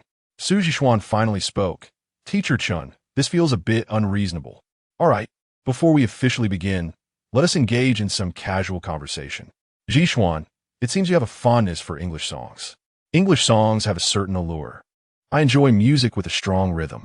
Indeed, but do you know why English singers generally possess superior vocal skills compared to their Chinese counterparts? Chen Fei inquired. I hadn't noticed. Is that truly the case? Suzi Sugan Ziplit. Absolutely. Many legendary English singers, such as Mariah Carey, Whitney Houston, and Celine Dion, could easily overshadow the entire Chinese music scene. Numerous singers who ventured into the field later in life still exhibit commendable skills, Chen Fei continued. Is it possible that there exists a genetic advantage in singing? Kang Zhigao queried. Very astute of you, Chen Fei commended, then added, however, it is not a matter of genetic advantage, but rather a linguistic one. Their vocal prowess is closely linked to their upbringing in an English-speaking environment. The two students looked astonished. Teacher, we genuinely wish to learn English from you. Please do not mislead us merely to stimulate our interest in learning. Su Zhishuan expressed skepticism regarding the connection between English and singing. Excellent. I appreciate your critical thinking. While I may sometimes tease you outside of class, I assure you I would never do so during our lessons. Chen Fei nodded at the pair and continued. I stumbled upon this realization quite by accident. Did you not find my singing rather decent today? Truth be told, I used to sing poorly, unable to hit high notes, and too timid to perform in public. However, after systematically studying English in college, I discovered a remarkable improvement in my singing abilities, allowing me to tackle songs I previously found challenging. If learning English has such benefits, I must dedicate myself to it. Today, I was thoroughly outperformed by Sister Fang Fei. Once I master singing, I will surely return the favor, Su Zhishuan declared with newfound enthusiasm. Teacher, we have been studying English for many years. Why has it not been beneficial for us? Kang Zhigao still seemed unconvinced. That is due to your method of learning. You are still approaching English as if it were Chinese, which is inherently unhelpful, Chen Fei elucidated. Is there truly a distinct method for speaking English? Kang Zhigao questioned. Isn't it all simply speaking? Su Zhishuan echoed his doubt. Certainly, there is a difference. Otherwise, why would the vocal, music, and broadcasting departments require specialized voice training? I later discovered that the manner of speaking in English closely aligns with the scientifically established methods of vocalization taught in broadcasting programs, Chen Fei explained. What constitutes the scientific method of vocalization? Both students inquired in unison. In the realm of broadcasting and hosting, there exists a 4-character mantra: lift, stretch, open, relax. Lift refers to elevating the zygomatic muscles. Stretch denotes extending the soft palate. Open signifies parting the jaws, and relax implies loosening the jaw. When these 4 steps are harmoniously integrated, they effectively expand the oral cavity, creating a sensation of tautness in the front and looseness in the back, as well as an uplifting feeling above and relaxation below. This combination enhances the clarity and roundness of the sounds we produce. Moreover, speaking in this manner allows for natural breath support from the diaphragm, thereby reducing strain on the vocal cords. After Chen Fei elucidated this, he instructed them to open their mouths according to the lift, stretch, open, relax principles. However, Su Zhishuan inquired about the relevance to speaking English. To illustrate, Chen Fei suggested they compare their spoken English to that of native speakers. He found a brief video of everyday conversations in English and had Su Zhishuan and Kang Zhigao practice the dialogue, recording their performance on Su Zhishuan's phone. Upon playing back the recordings, both were taken aback, exclaiming, "Whose voice is that? Why does Zhigao's sound so normal, yet mine seems peculiar?" Su Zhishuan wondered aloud. "No way. Your voice is perfectly normal. It's mine that sounds strange, Kong Zhigao countered, equally perplexed. Two unworldly novices. Fortunate you encountered me, your teacher. Chen Fei reassured them. Do not doubt the recording. It is flawless. What you hear now is your true voice, unlike the rich and warm sound you usually perceive. Noticing their continued confusion, he elaborated. The voice others hear is produced by your vocal cords vibrating and transmitting sound through the air to their ears. In contrast, the sound you hear is partially transmitted through the air and also through your own bones and flesh, creating a natural resonance that colors your perception. With newfound understanding, they expressed their gratitude for the insight. However, I intended for you to focus on comparing your English with that of native speakers, Chen Fei redirected. Our speech is hardly comprehensible. I'm uncertain about the accuracy of our pronunciation, but the timbre alone is vastly different. The foreigners' voices are rich and resonant, while our sounds so thin, Su Zhixuan reflected. Well summarized. Do you understand where the issue lies? Chen Fei queried. Is it because we haven't opened our mouths adequately? Kong Zhigao ventured timidly. Correct. That is indeed the issue, Chen Fei affirmed. I believe it's a matter of ethnic differences. Perhaps our vocal apparatus differs from theirs. Whenever I hear Chinese individuals speak English, they lack the same quality as foreigners, Su Zhixuan retorted. Chen Fei smiled slightly, spoke a few sentences in English, and asked, Do you find any resonance in my speech? Surprisingly, Su Zhixuan admitted, Indeed there is. Teacher Chen, please teach us. Kong Zhigao urged eagerly. The root of the problem lies in the selection of 6 fundamental vowels in the 2 languages. 6 fundamental vowels? Indeed, you have all mastered the English phonetic symbols. Have you not? Chen Fei continued to inquire. I have learned them, but they resemble Chinese pinyin, yet differ from it. And just the sight of them makes my head ache. I have never truly grasped them, Su Zhixuan lamented. Kong Zhigao immediately concurred, as if Su had articulated his innermost thoughts. Once you have mastered Chinese pinyin, learning English phonetic symbols becomes remarkably easier. The reason you struggle is due to the teaching methods employed by your instructors. I too once endured similar hardships, but I have since resolved this issue through my own approach. I assure you that by this afternoon, you will thoroughly comprehend the English phonetic symbols, Chen Fei remarked, observing the two with optimism regarding their understanding. The native language can either hinder or assist in the learning of a second language. It all depends on how we leverage our mother tongue. To master English phonetic symbols, one must integrate them with Chinese pinyin, comparing their similarities and differences to achieve greater efficiency. How do we compare their similarities and differences? The two inquired. As I mentioned earlier, the scientific articulation of sounds emphasizes the opening of the oral cavity, and English phonetics places significant importance on this aspect. For instance, in Chinese pinyin, the finals are only partially open, akin to the short sounds in English phonetics. Conversely, the long sounds in English require complete opening of the back of the mouth, which objectively equates to the effect of fully opening the jaw in scientific articulation. So this is how short and long sounds in English phonetic symbols are differentiated. I finally understand, Kong Zhigao exclaimed with delight.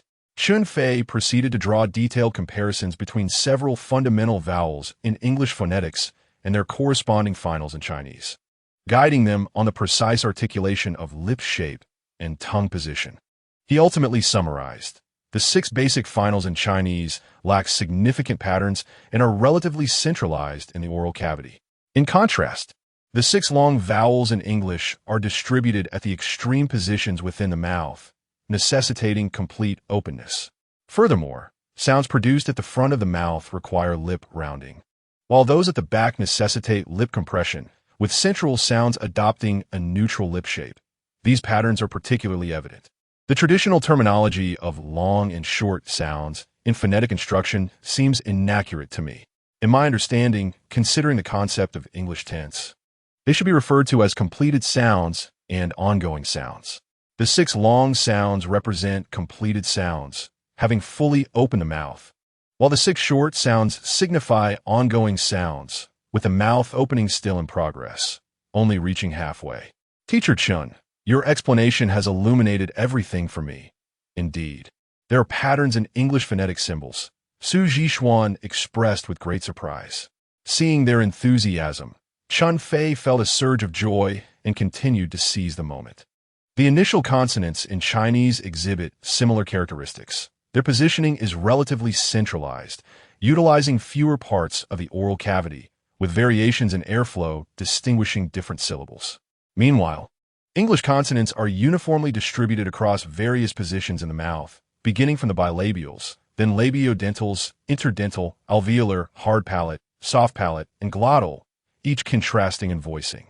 Chen Fei meticulously detailed each sound, comparing and contrasting them with Chinese pinyin. By the end of the afternoon, he successfully guided both students through the mastery of all 48 phonetic symbols.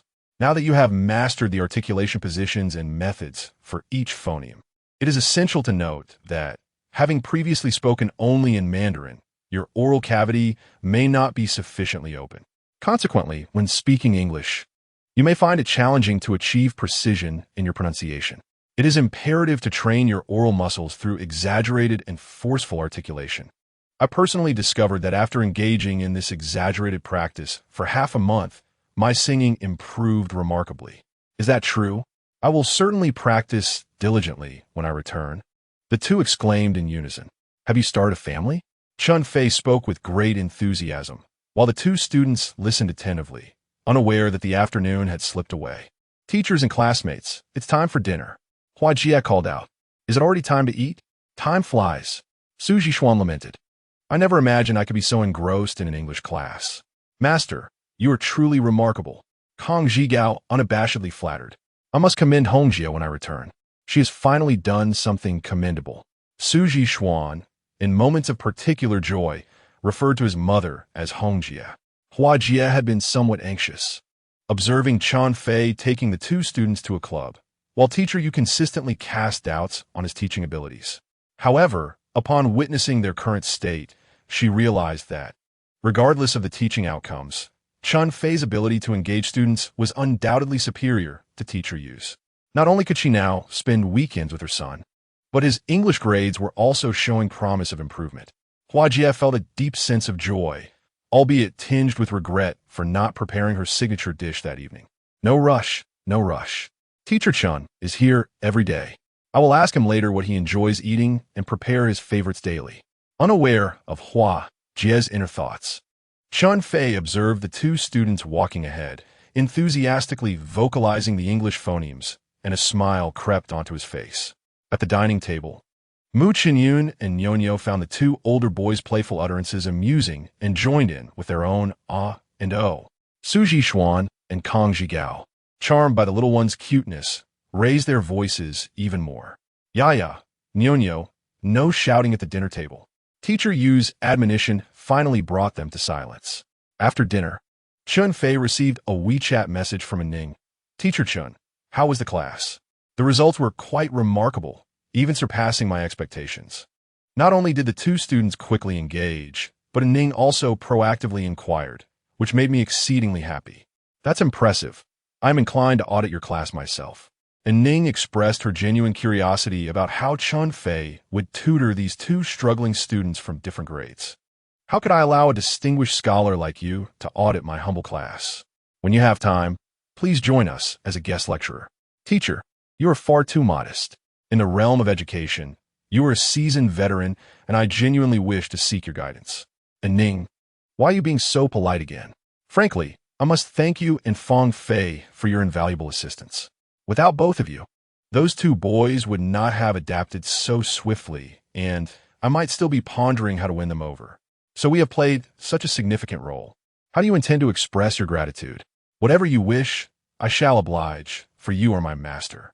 You are a dutiful disciple. And Ning playfully sent a mischievous emoji.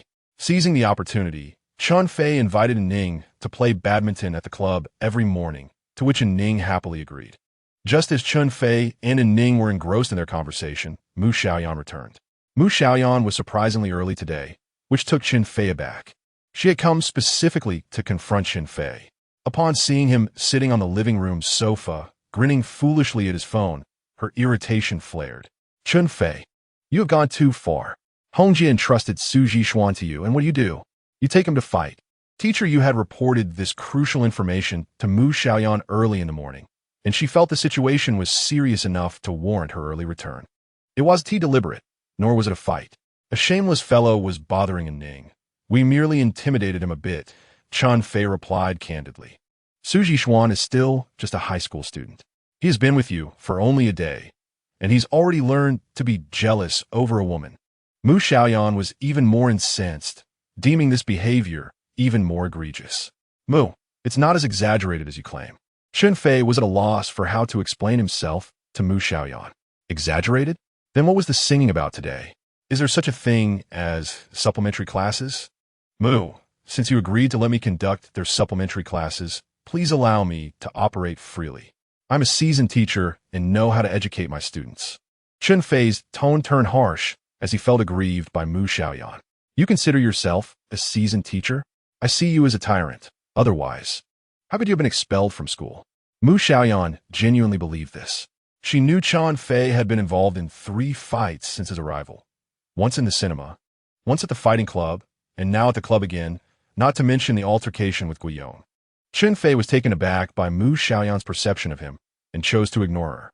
Seeing Chen Fei's indifferent demeanor, Mu Xiaoyan's anger intensified. Then this supplementary class is off. In the kitchen, Sister Hua was tidying up while Kong Zhigao assisted her. Although Kong Zhigao was somewhat intimidated by Mu Xiaoyan, upon hearing her decision to cancel the supplementary class, he quickly encouraged his mother to intercede. Mu, Teacher Chen actually conducts the classes quite well. I observed their progress this afternoon. It was impressive, Sister Hua bravely stated. Mu Xiaoyan was vexed by her subordinate's defiance, already furious with Chen Fei. With Sister Hua's words, she picked up her phone and called Hongjie, intending to apologize and terminate the supplementary classes. As the call connected, before Mu Xiaoyan could speak, Hongjie said, Xiaoyan, I was just about to call you. Not only do you have a keen eye for business, but your choice in a husband is also exceptional. Your brother-in-law is truly a great teacher. My Su Jixuan has praised him to the skies. He just told me that as long as he follows Teacher Chen's classes, his English grades are sure to improve. Listen, he is reading English right now. I haven't heard him do that at home in years.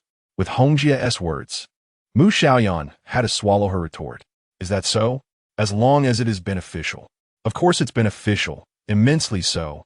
Su Jixuan wants to know if he can increase the supplementary class hours, not just on weekends, but also on a couple of evenings during the weekdays if possible.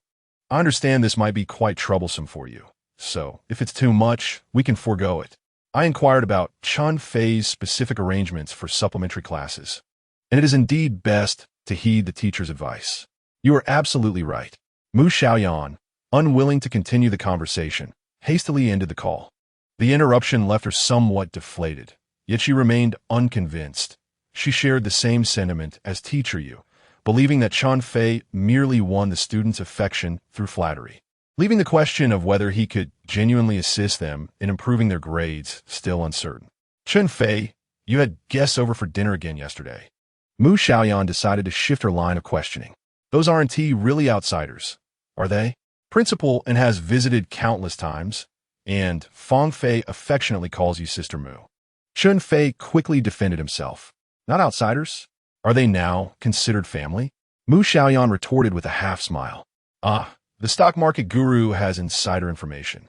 Chen Fei sensed something peculiar in Mu Xiaoyan's demeanor and cautiously remarked, Family? Well, not yet, but it could develop into that. How so?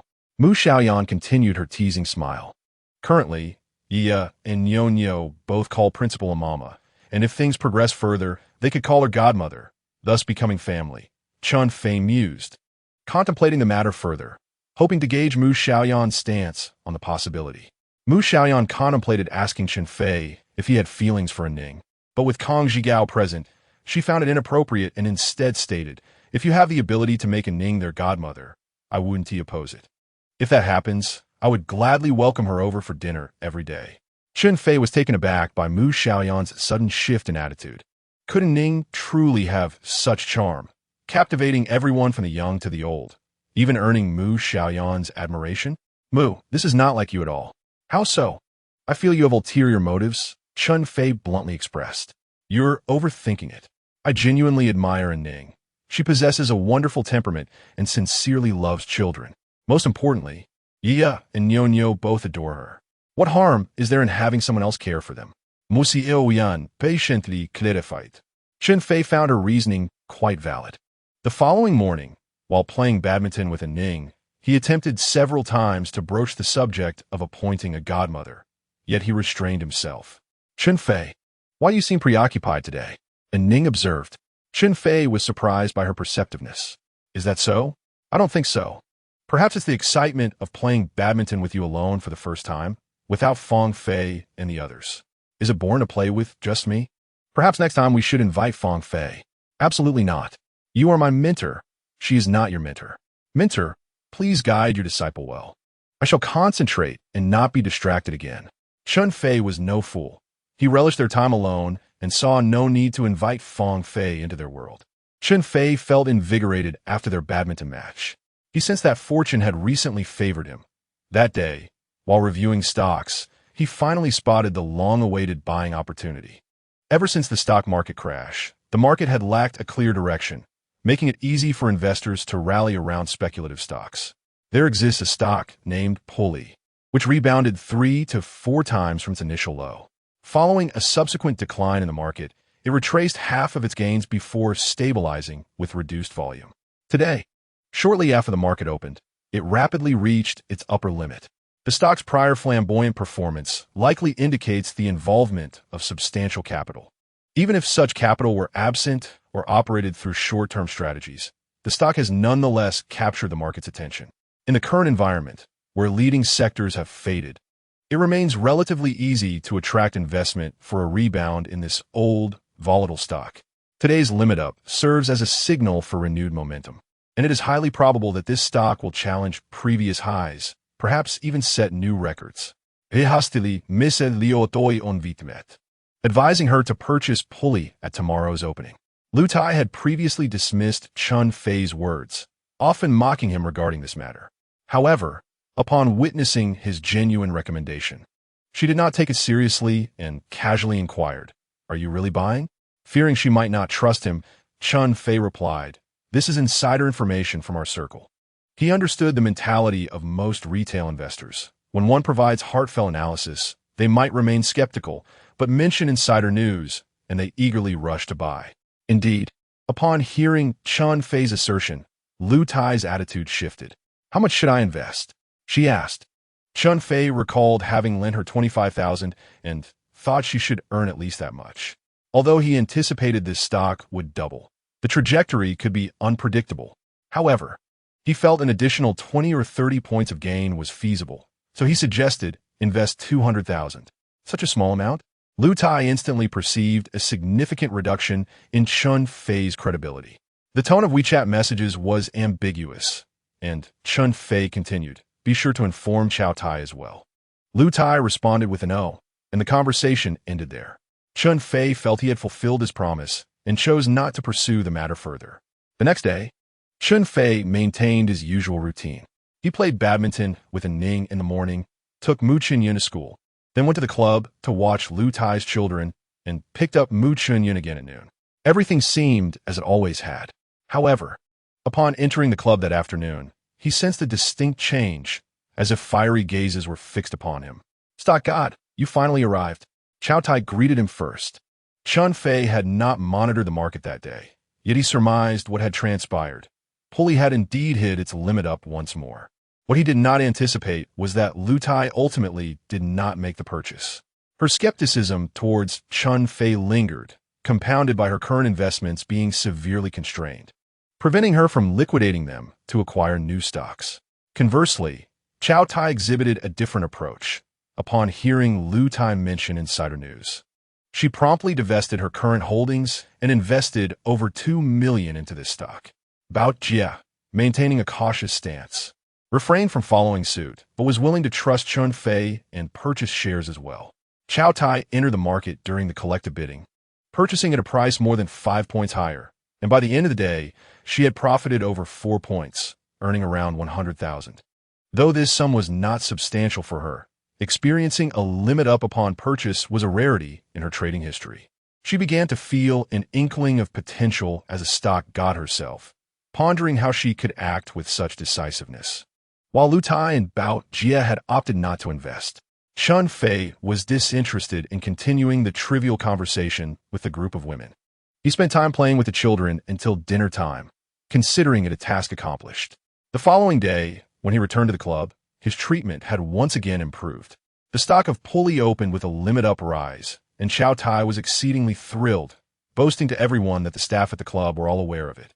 Lu Tai, however, was heartbroken and clung to Chen Fei, urging him to recommend another stock promptly. Amused yet exasperated, Chen Fei ignored her at first. But her persistence compelled him to respond, "Lu Tai, insider information is not so easily obtained. Furthermore, such practices are illegal. Please refrain from broadcasting it everywhere." Lu Tai now treated Chen Fei with much more respect, saying, "Stock God, I understand. Next time you receive any insider information, I trust you will inform me at once." Chen Fei advised them against indiscriminately sharing the news, but it was unavoidable. Pulley's performance was astonishing, with the remaining 4 days of that week seeing consecutive limit-up gains, and the last 2 days almost entirely at a single price limit. Xiao Tai, having made over $1 million, could hardly contain her urge to boast, while Lu Tai lamented missing out on a fortune, furiously slapping her thigh. With these two chatterboxes, Chen Fei's reputation as the stock god and purveyor of insider information spread far and wide, reaching even in Ning. "Chen Fei, they say you are the stock god with insider information. Is it true?"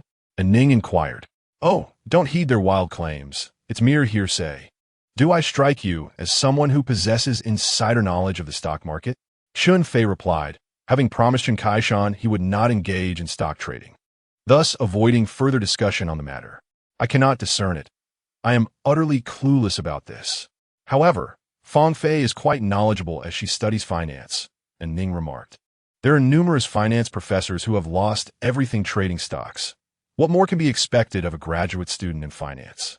And Ning clearly had no grasp of the subject, making it even less necessary to engage her in conversation about it. Principal and Ning, I am curious to inquire about some insider information. You wish to inquire about insider information from me? And Ning's eyes widened. Isn't your kindergarten hosting a parent-child sports event this weekend? Mu Xiaoyan is very enthusiastic, insisting on securing first place, which places immense pressure on me. Could you possibly reveal some of the event in advance so we can practice at home? Chen Fei said earnestly. This hardly qualifies as insider information. The parent-child activities are not solely about winning. They are meant for parents to spend time with their children, and Ning rationally pointed out. However, Mu Xiaoyan had a very different perspective. In previous parent-child activities, he had no father to accompany him, leading to ridicule from his classmates over time. Later, Mu Xiaoyan often missed these events due to work commitments, and it was always teacher Yu who accompanied him. Each parent-child event at the kindergarten only served to deepen his discomfort, eventually leading him to stop participating altogether, further isolating him from his peers. Now, with a father present, and such an impressive one at that, he was determined to strive for first place in the upcoming sports event. After obtaining the details of the competition from Ning, Mu Xiaoyan was even more excited, immediately calling Mu Xiaoyan to urge her to return quickly so the three of them could practice together. Feeling guilty towards her son, Mu Xiaoyan complied without hesitation, canceling her evening dinner engagement and returning home early. The parent-child sports event comprises both team and family competitions. The team events cannot be practiced, while the family event titled I Love Watermelon involves a contest against other families, which can only be prepared for in advance through the three-legged race and the ball-carrying challenge. The three-legged race is easily practiced. Chen Fei stands in the middle, with his right foot tied to Mu Xiaoyan's left foot and his left foot tied to Mu Xiaoyan's right foot, as long as a unified command is established beforehand. When one is called, Chen Fei and Mu Xiaoyan will move their right feet, while Mu Xiaoyan will move her left foot. Conversely, on two, they will switch. This method allows them to move swiftly. Otherwise, they risk tripping over one another. After a brief practice, the trio quickly develops a rapport. However, Mu Xiaoyan remains dissatisfied and suggests, "Daddy, you should hold Mommy's hand too. That will speed things up." Chen Fei had already realized this. But since Mu Xiaoyan had not spoken, he hesitated to take her hand. Upon hearing Mu Xiaoyan's comment, he looked at Mu Xiaoyan, hoping for a clear response. To his relief, Mu Xiaoyan willingly took Chen Fei's hand, and after several more attempts, their speed indeed improved. Practicing the ball-carrying challenge proved less seamless. The rules stipulated that both parents must stand close together, using their chests to cradle the ball while transporting it from one end to the other. They were forbidden from using their hands. If the ball fell, only the child could retrieve it and return it to the parents' chests. While the rules appeared straightforward, the execution was quite challenging. If the two parents did not stand closely enough, the ball easily slipped away, even when they were close. Any slight misalignment in their movements would cause the ball to drop. Mu Xiaoyan felt comfortable holding Chen Fei's hand or embracing him, but standing face-to-face and closely pressed together made her uneasy, causing her to instinctively lean back, resulting in the ball repeatedly falling. Mu Xiaoyan, growing increasingly anxious, shouted, "Mom and Dad, press closer together." Mu Xiaoyan felt quite awkward, and Chen Fei was equally embarrassed. As they moved, Mu Xiaoyan's breath brushed against his face, leaving him flustered with distracting thoughts. Under Mu Xiaoyan's persistent urging, they finally managed to stand a bit closer, yet as soon as they began to walk, the ball dropped again. They instinctively attempted to use their bodies to secure the ball, but it was too late. The ball had already hit the ground. Chen Fei felt the softness of Mu Xiaoyan's chest, making him feel exceedingly bashful, while Mu Xiaoyan's face flushed with embarrassment. "Let us stop here for today," she declared, unwilling to continue. "But we haven't practiced sufficiently. Your coordination is lacking," protested Mu Xiaoyan. "I'm tired today. Let us practice a little in the morning," suggested Mu Xiaoyan, redirecting their focus to the new parent-child sportswear she had purchased. "Is it for the event tomorrow?" With this shift in attention, Mu Xiaoyan ceased her insistence on further practice. On Saturday morning, the family arrived at the kindergarten early, instantly becoming the center of attention upon their arrival. Mu Xiaoyan's beauty was striking, captivating not only the gaze of many male parents, but also drawing glances from several female parents.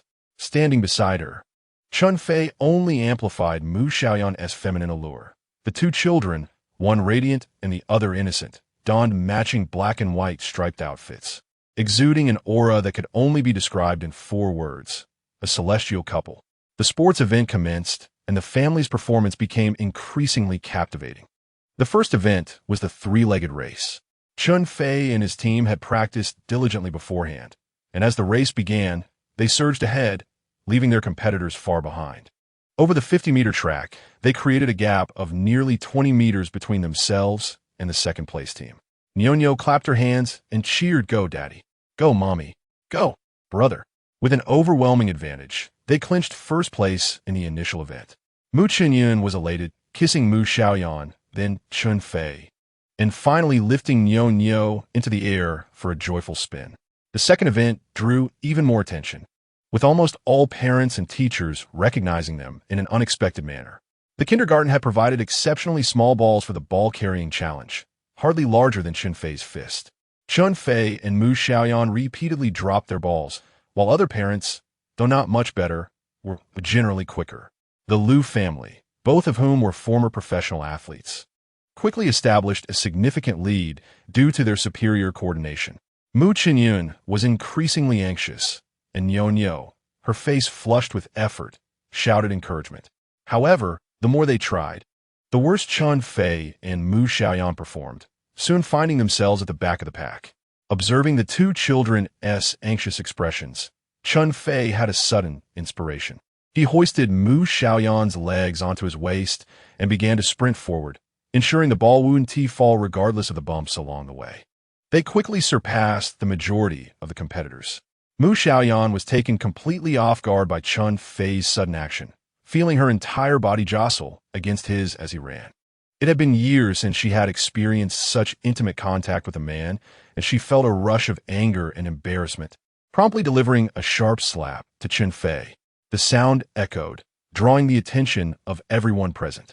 Finally realizing her reaction, Mu Xiaoyan exclaimed, "Darling, you're breaking the rules." "Yes, this doesn't comply with the regulations." Both participants must move simultaneously. The crowd began to debate, and Ning, the chief judge, approached the scene. In an effort to alleviate the awkwardness, Chen Fei quickly inquired, "Principal, is this against the rules?" I've closely studied the game regulations. It only stipulates that both parents must carry the ball with their chests, without mentioning that one cannot carry the other. And Ning recognized that Chen Fei's actions technically violated the spirit of the game, yet the rules were ambiguous. Since both Chen Fei and Mu Xiaoyan were so eager to win, she decided to allow it, stating it is indeed not against the rules. As the competition resumed, many families quickly adopted the same strategy. Chen Fei aimed to replicate his earlier success, but Mu Xiaoyan was not in agreement and continuously retreated. Mu Xiaoyan, seeing other families gaining speed, felt a surge of urgency and shouted to Mu Xiaoyan, "Mommy, let us coordinate as three, just like Daddy suggested. Hurry up, or we'll lose." Reluctantly, Mu Xiaoyan agreed to cooperate. Although they were temporarily behind, the game required them to traverse the lengthy track 3 times, providing ample opportunity to catch up. Many fathers, carrying their wives, managed to complete the first leg of the race, but attempting to continue proved to be an insurmountable challenge. Some, unaccustomed to physical exertion, even began to experience cramps in their legs. By the end of the second leg, Chen Fei and Mu Xiaoyan had surged far ahead, ultimately claiming victory without contest. Next came the watermelon eating game, where mothers held slices of watermelon while standing within a designated circle, while the fathers, bound by elastic bands around their waists, had to pull their opponents toward themselves to reach the fruit. This game relied heavily on the father's weight and strength. Chen Fei navigated through the challenges and reached the final round, facing Lu Dafeng and another parent. Lu Dafeng's impressive height and weight were already noteworthy, while the other parent was even larger. Chen Fei exerted all his might but found himself unable to budge his opponents, ultimately being dragged backward and settling for third place. Mu Xiaoyan pouted, feeling aggrieved. "Chen Fei, you truly are remarkable. Our family has won the championship at every previous parent-child sports day, but this time the title was snatched away by you." Lu Dafeng approached to chat. Upon hearing this, Mu Xiaoyan's spirits lifted instantly. "Dad, isn't my father amazing?" "Indeed, extraordinarily so. Your mother is impressive too, and you are remarkable as well. Your family is exceptional," Lu Dafeng replied, giving Mu Xiaoyan a thumbs up before turning to Chen Fei. "In the upcoming team competition, our victory is nearly assured." The team event was a tug-of-war, with each class selecting 5 families, 10 adults, and 5 children. In Teacher Ye's class, Lu Dafeng and Chen Fei were undoubtedly the mainstays, and with them positioned at either end, the initial rounds were won effortlessly. However, the final match against the class with the watermelon-eating parent proved more challenging. The competition was tense, but fortunately, the opposing team's strength waned after 2 minutes of stalemate. They finally conceded. The happiest among them was Lu Haoping, who had finally secured first place in the sports day event. In his excitement, he embraced his companion, Mu Xiaoyan. Observing the warmth between the 2 children, Lu Dafeng turned to Chen Fei. "I had meant to invite you for a meal last time. How about we do it today at lunch?" Chen Fei noticed Mu Xiaoyan engaged in conversation with Ning and was uncertain about her feelings regarding a meal together. Not wanting to mention needing to consult his wife, he politely declined. "Lu Gu, it's quite unfortunate today, after the sports day. I need to return to teach a few students. I'll invite you another time." Lu Dafeng was about to insist further when the awards ceremony commenced, prompting him to relent. The family awards were first, with the kindergarten having prepared a commendable podium. The champion family stood atop the highest platform, flanked by the runners-up and the third-place family. And Ning approached to drape medals around the necks of the winning children, and Mu Xiaoyan, filled with joy, exclaimed, "Thank you, Principal Mama." Beside them, Lu Dafeng expressed even greater delight, having secured his first silver medal. "What a wonderful feeling. Wife, son, come here for a kiss." He exaggeratedly kissed both Peng Shuiying and Lu Haoping on the cheeks. This provoked Mu Xiaoyan, who was greatly influenced, exclaiming, "Daddy, you should kiss both me and Mama." Chen Fei was not particularly accustomed to such displays of affection. It often took him considerable mental preparation even to kiss Nyonyo. However, since Nyonyo frequently initiated such gestures, he had, over time, grown accustomed to the practice. Kissing Mu Xiaoyan, however, was a different matter, and it was even more challenging since Mu Xiaoyan insisted that he kiss Mu Xiaoyan as well. Unable to comply, he feigned ignorance. "Daddy, please kiss me," Mu Xiaoyan reiterated, his voice raised. Chen Fei noticed Mu Xiaoyan gazing at him with eager anticipation. He could empathize with his son's feelings. Having been ridiculed by classmates for lacking a father and avoiding parent-child activities, today his father had finally appeared and even won a championship. Such joy was indeed liberating. Seeing his son so jubilant, Chen Fei did not wish to dampen his spirits. Mimicking Lu Dafeng's exaggerated manner, he made a dramatic sound and planted a hearty kiss on Mu Xiaoyan's cheek. Mu Xiaoyan basked in the warmth of Chen Fei's affectionate kiss and urged, "Daddy, kiss Mama." Chen Fei turned to Mu Xiaoyan, who appeared to brace herself for confrontation. Mu Xiaoyan continued to press, and onlookers began to take notice, leaving Chen Fei in a rather awkward predicament. Observing her brother's relentless insistence and their parents' inaction, Nyonyo promptly intervened, first kissing Mu Xiaoyan and then Chen Fei, who naturally took the opportunity to lift Nyonyo from Mu Xiaoyan's arms. They had finally navigated that challenge. Next came the presentation of the team award, followed by a group photo to commemorate the occasion. On their way home, Mu Xiaoyan was elated, clutching his medal with pride and earnestly explaining to Nyonyo, "This is a gold medal, made of real gold." Nyonyo, as always, was supportive. "Brother, you are amazing. But Daddy is the most amazing of all.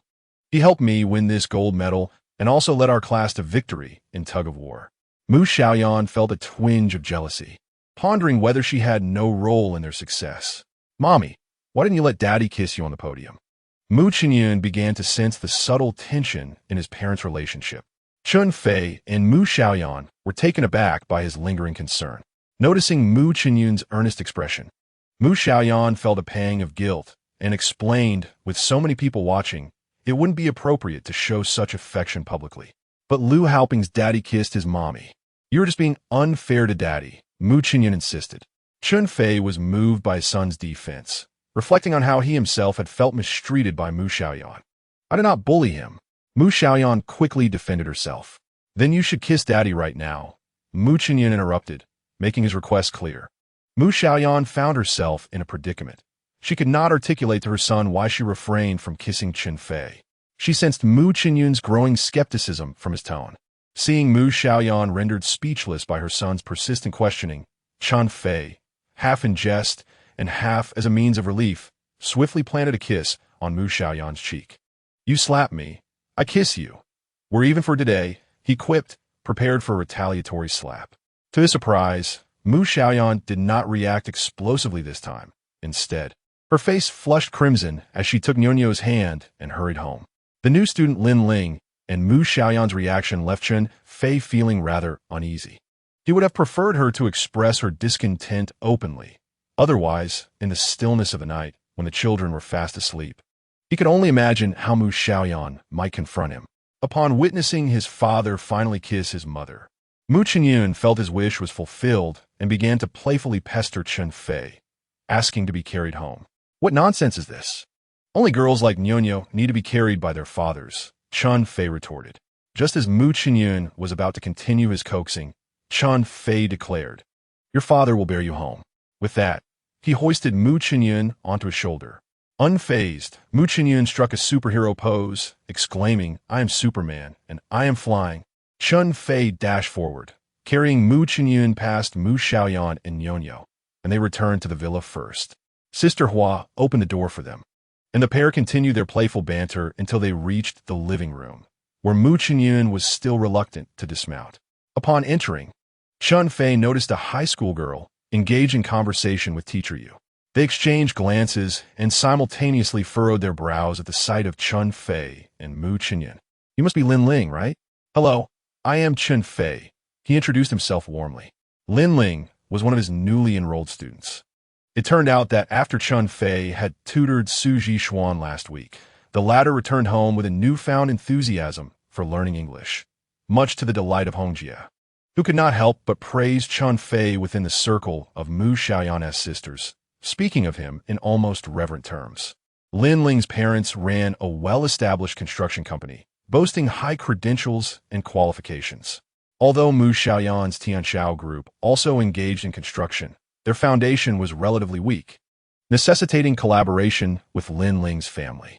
Construction companies are heavily reliant on cash flow, with bank credit being their lifeline. While Lin Ling's mother was part of Mu Xiaoyan's sister circle, her ties with Su's wife, Hongjie, were not particularly close. Inviting Lin Ling to join the tutoring sessions was an attempt to strengthen the relationship between their families. Chen Fei learned from Su Zhishuan that Lin Ling attended the same high school and was in the same year, where she was undoubtedly a top student, particularly excelling in English. Chen Fei could surmise Lin Ling's mother's intentions for sending her to study, but he did not mind. In fact, he welcomed the prospect of acquiring more students from diverse backgrounds, as this would foster a richer learning environment. Thus, he greeted Lin Ling with enthusiasm. Yet she harbored a different sentiment. Coerced by her mother to attend, Lin Ling felt no need for extra tutoring, having already mastered her English skills. However, intrigued by her mother's praises of Chen Fei, she was curious to meet him. When she arrived that morning, Chen Fei and Mu Xiaoyan were already at a parent-child sports event, leaving her only to meet Su Zhishuan and Kang Zhigao. The two boys, upon seeing her, joked that since their names all contain the character Ji, Lin Ling should be called Lin Jiling. They even insisted on calling her that, much to her dismay. Lin Ling, who found Lin Jiling's cutesy demeanor unbearable, considered this nickname an affront to her identity. Yet, the boys found it amusing, and their laughter only grew louder. Embodying the pride of a top student, Lin Ling simply chose to ignore them. Su Zhishuan and Kang Zhigao were aware that Lin Ling had also come for tutoring. To emphasize the distinctiveness of teacher Chen, they deliberately conversed about how Chen Fei took them to play basketball and engage in brawls, which only served to heighten Lin Ling's disdain. Eventually, as the conversation waned, and with Chen Fei momentarily absent, Su Zhishuan decided to take Kang Zhigao to find Fang Fei for a game of basketball. This time, both of them had specifically donned basketball attire and brought a change of clothes, appearing more like players and students seeking academic assistance. After they departed, Lin Ling found herself in agreeable conversation with teacher Yu, who harbored significant disapproval towards Chen Fei. Their dialogue was laced with veiled criticisms of Chen Fei and his pedagogical methods. Although Lin Ling had yet to meet Chen Fei, her prejudice had already taken root. When she finally encountered Chen Fei carrying Mu Xiaoyan into the room, her impression was solidified. He seemed to be nothing more than a showy charlatan, adept at deceiving students like Su Zhishuan and Kang Zhigao, who were more focused on leisure than on academic pursuits. "Hello, Teacher Chen." Lin Ling greeted him with a palpable lack of enthusiasm. Chen Fei sensed her resistance, but chose to disregard it. At that moment, Mu Xiaoyan returned with Nyonyo in tow.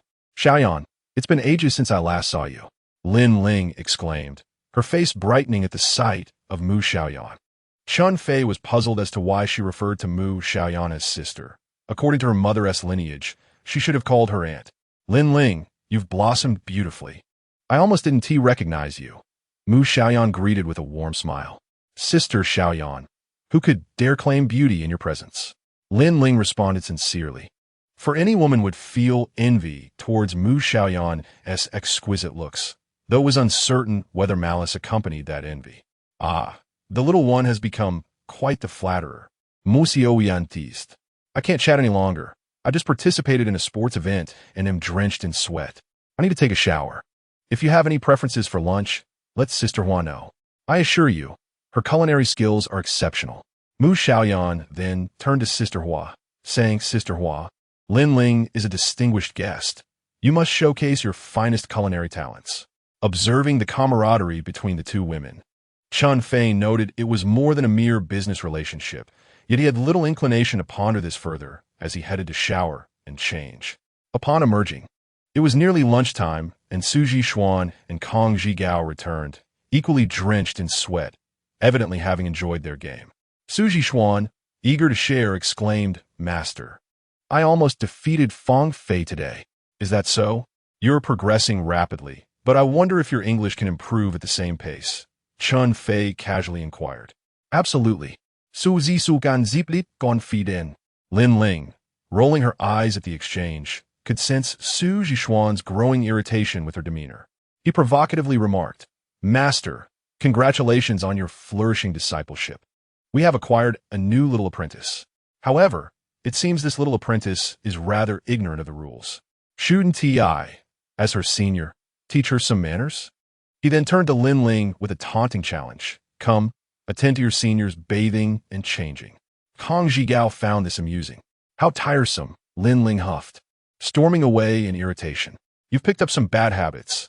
Hurry and clean yourself up, and don't forget to wash that foul mouth of yours, Chen Fei admonished. Chen Fei observed that Lin Ling appeared somewhat annoyed. The girl had a delicate sensibility. Jesting must be approached with moderation. As a mentor, he could not foster inappropriate behavior. Just as Su Jixuan and Kang Zhigao finished their baths, it was time to dine. Chen Fei had initially arranged for Su Jixuan, Kang Zhigao, and Lin Ling to sit together, but Lin Ling, looking disdainful at the two young men, resolutely chose to sit beside Teacher Yu. Why had Su Jixuan ever been treated with such disdain? Suddenly, he exclaimed, Teacher's wife, it would be splendid if Sister Fei could join us for lunch. It took Mu Xiaoyan a moment to realize that Su Jixuan was referring to her as Teacher's wife. Chen Fei had a remarkable knack for winning hearts. After merely 2 days with these youngsters, Su Jixuan, typically difficult to please, willingly referred to him as his master. Mu Xiaoyan marveled internally, but maintained her composure, asking, why would it be wonderful to have Fei for lunch? Because it would allow certain individuals to witness the true brilliance of an academic goddess. Rather than indulging in petty pretense, Su Jixuan replied, his gaze fixed on Lin Ling. It appeared he was sparring with her. Not wishing to continue on that topic, Mu Xiaoyan turned to Chen Fei and said, Chen Fei, we intend to invite Fei and Ning for a proper meal. Why invite them? Chen Fei pondered Mu Xiaoyan's intentions, unsure if her words were sincere or laced with sarcasm. We ought to express our gratitude. After all, Fei contributed significantly, and Ning assisted me immensely today during the parent-child sports day. I asked her to take photographs, and she not only captured images, but also filmed the event. She has just sent them to me. I shared a few on my social media, and they garnered numerous likes. Though Mu Xiaoyan articulated this, Chen Fei listened with half-hearted attention. However, Mu Qinyun and Nyonyo were already brimming with excitement. Mom, let me see, Mu Qinyun exclaimed, reaching for Mu Xiaoyan's phone, proudly declaring, we won first place in the sports day. It was incredible.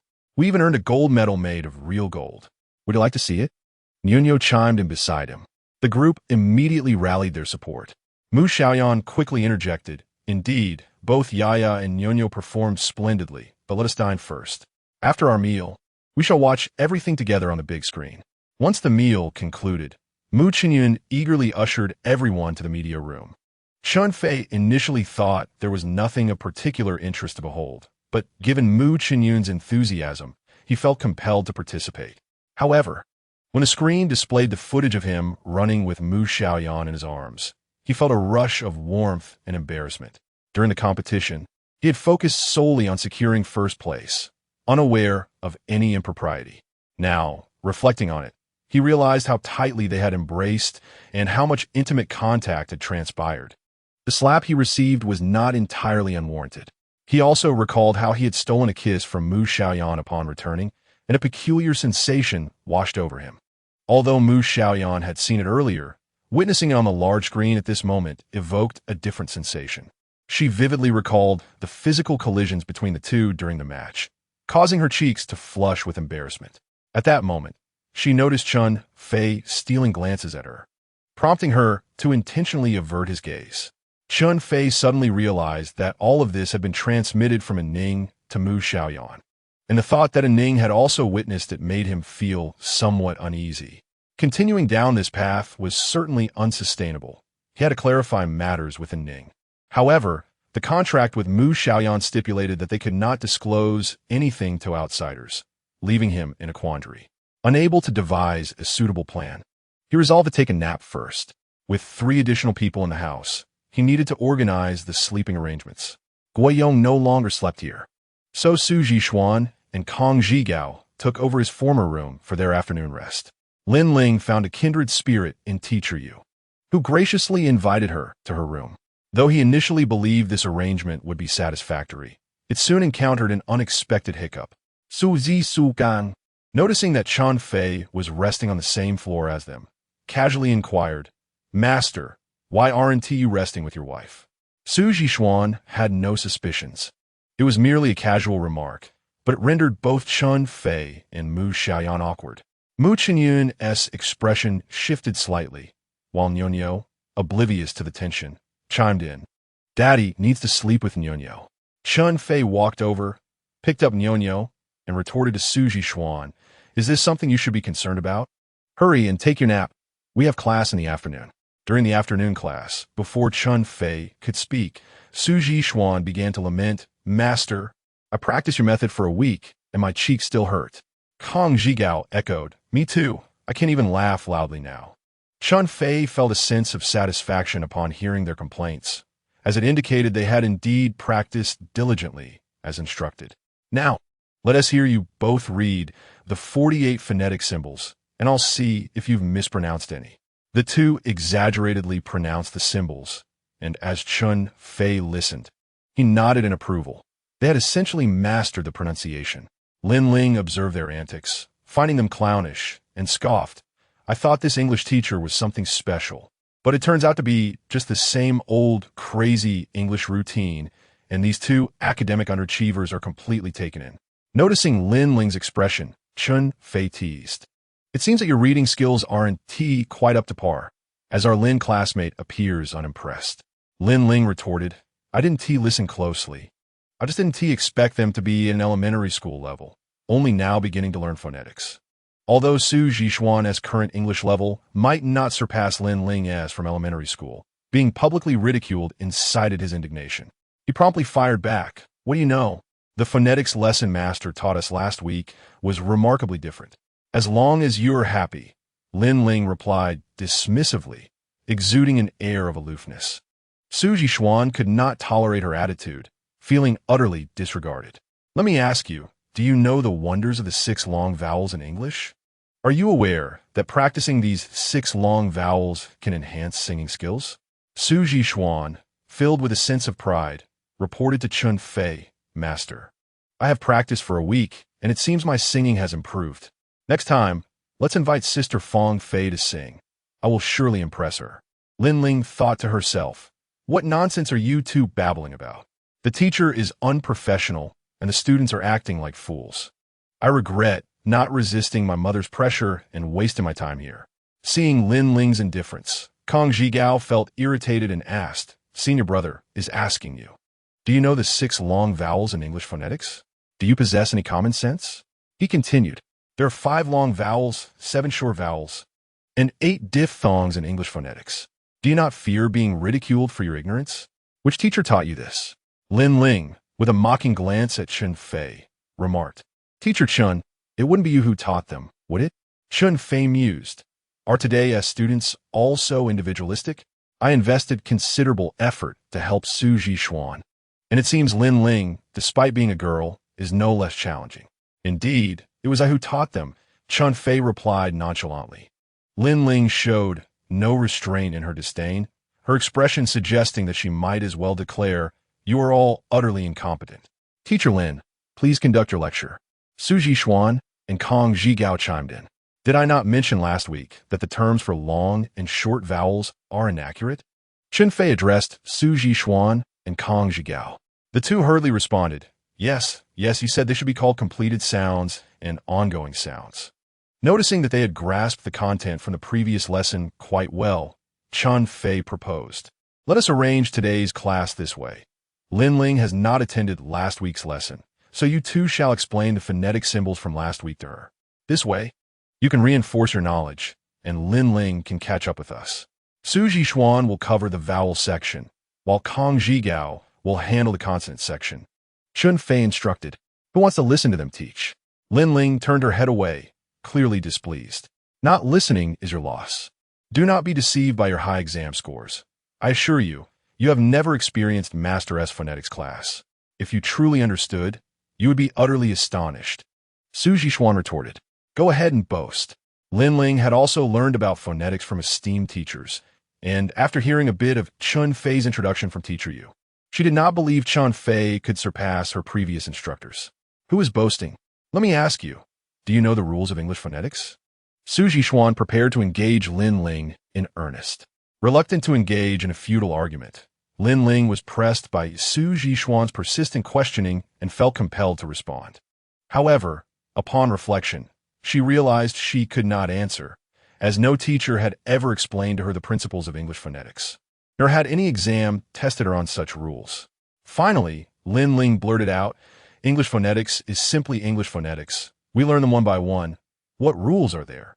I expected you to be highly knowledgeable, yet it seems you are equally uninformed. If you do not understand, be humble and allow senior brother to teach you properly," Su Zhishuan said, finishing his remarks, and began to recount to Lin Ling everything Chen Fei had taught the previous week. Chen Fei was pleasantly surprised to find that he articulated his points quite well, requiring little supplementation on his part. Initially, Lin Ling wore a mask of disdain, but as she listened, her demeanor shifted. She began to ponder deeply, realizing that what he said held a certain truth that she had previously overlooked. Why had no teacher ever broached such topics before? Su Zhishuan completed the introduction and vowel section in less than half an hour. Was it true that a single discourse could enlighten more than a decade of study, creating a sense of revelation? Observing the transformation in Lin Ling's expression, he felt a swell of pride, never expecting to impart knowledge to this English prodigy so effectively. However, Su Zhishuan may have overestimated his impact. Whether Lin Ling was truly convinced remained uncertain, though her words certainly suggested otherwise. "Your arguments are rather forced," she retorted. "Ah, the student is unteachable," Su Zhishuan sighed dramatically. "Master, this student lacks insight. Perhaps it's best to cease this endeavor, lest she tarnish the reputation of our teachings." Chen Fei watched their banter with amusement, and when they paused, he gestured for Kong Zhigao to begin his lecture. Kong Zhigao followed the prescribed method with precision, and although Lin Ling did not harbor as much disdain for him as for Su Zhishuan, she still asked several questions upon concluding. Naturally, Kong Zhigao could not provide satisfactory answers, prompting Chen Fei to elucidate each point. At last, Lin Ling found herself somewhat impressed by Chen Fei's knowledge. "Mr. Chen, does this imply that English as a language is inherently superior to Chinese?" Lin Ling inquired. Last week, after attending Chen Fei's phonetic class, both Su Zhishuan and Kong Zhigao had entertained a similar notion. Indeed, compared to Chinese pinyin, English phonetics appeared more scientific and logical. However, as native speakers of Chinese, it was difficult for them to embrace this perspective. When Lin Ling posed her question, Kong Zhigao quickly countered, "Who says that? Isn't it widely acknowledged that Chinese individuals are the most intelligent, and that Chinese is the most challenging language to learn?" Chen Fei welcomed the students' enthusiasm for questioning. Having guided Su Zhishuan and Kong Zhigao alongside Lin Ling through the phonetic lesson, he felt the teaching objectives had been met, and he was eager to engage in casual conversation with his students. Both languages possess their own merits and demerits, in various historical contexts and specific societal environments.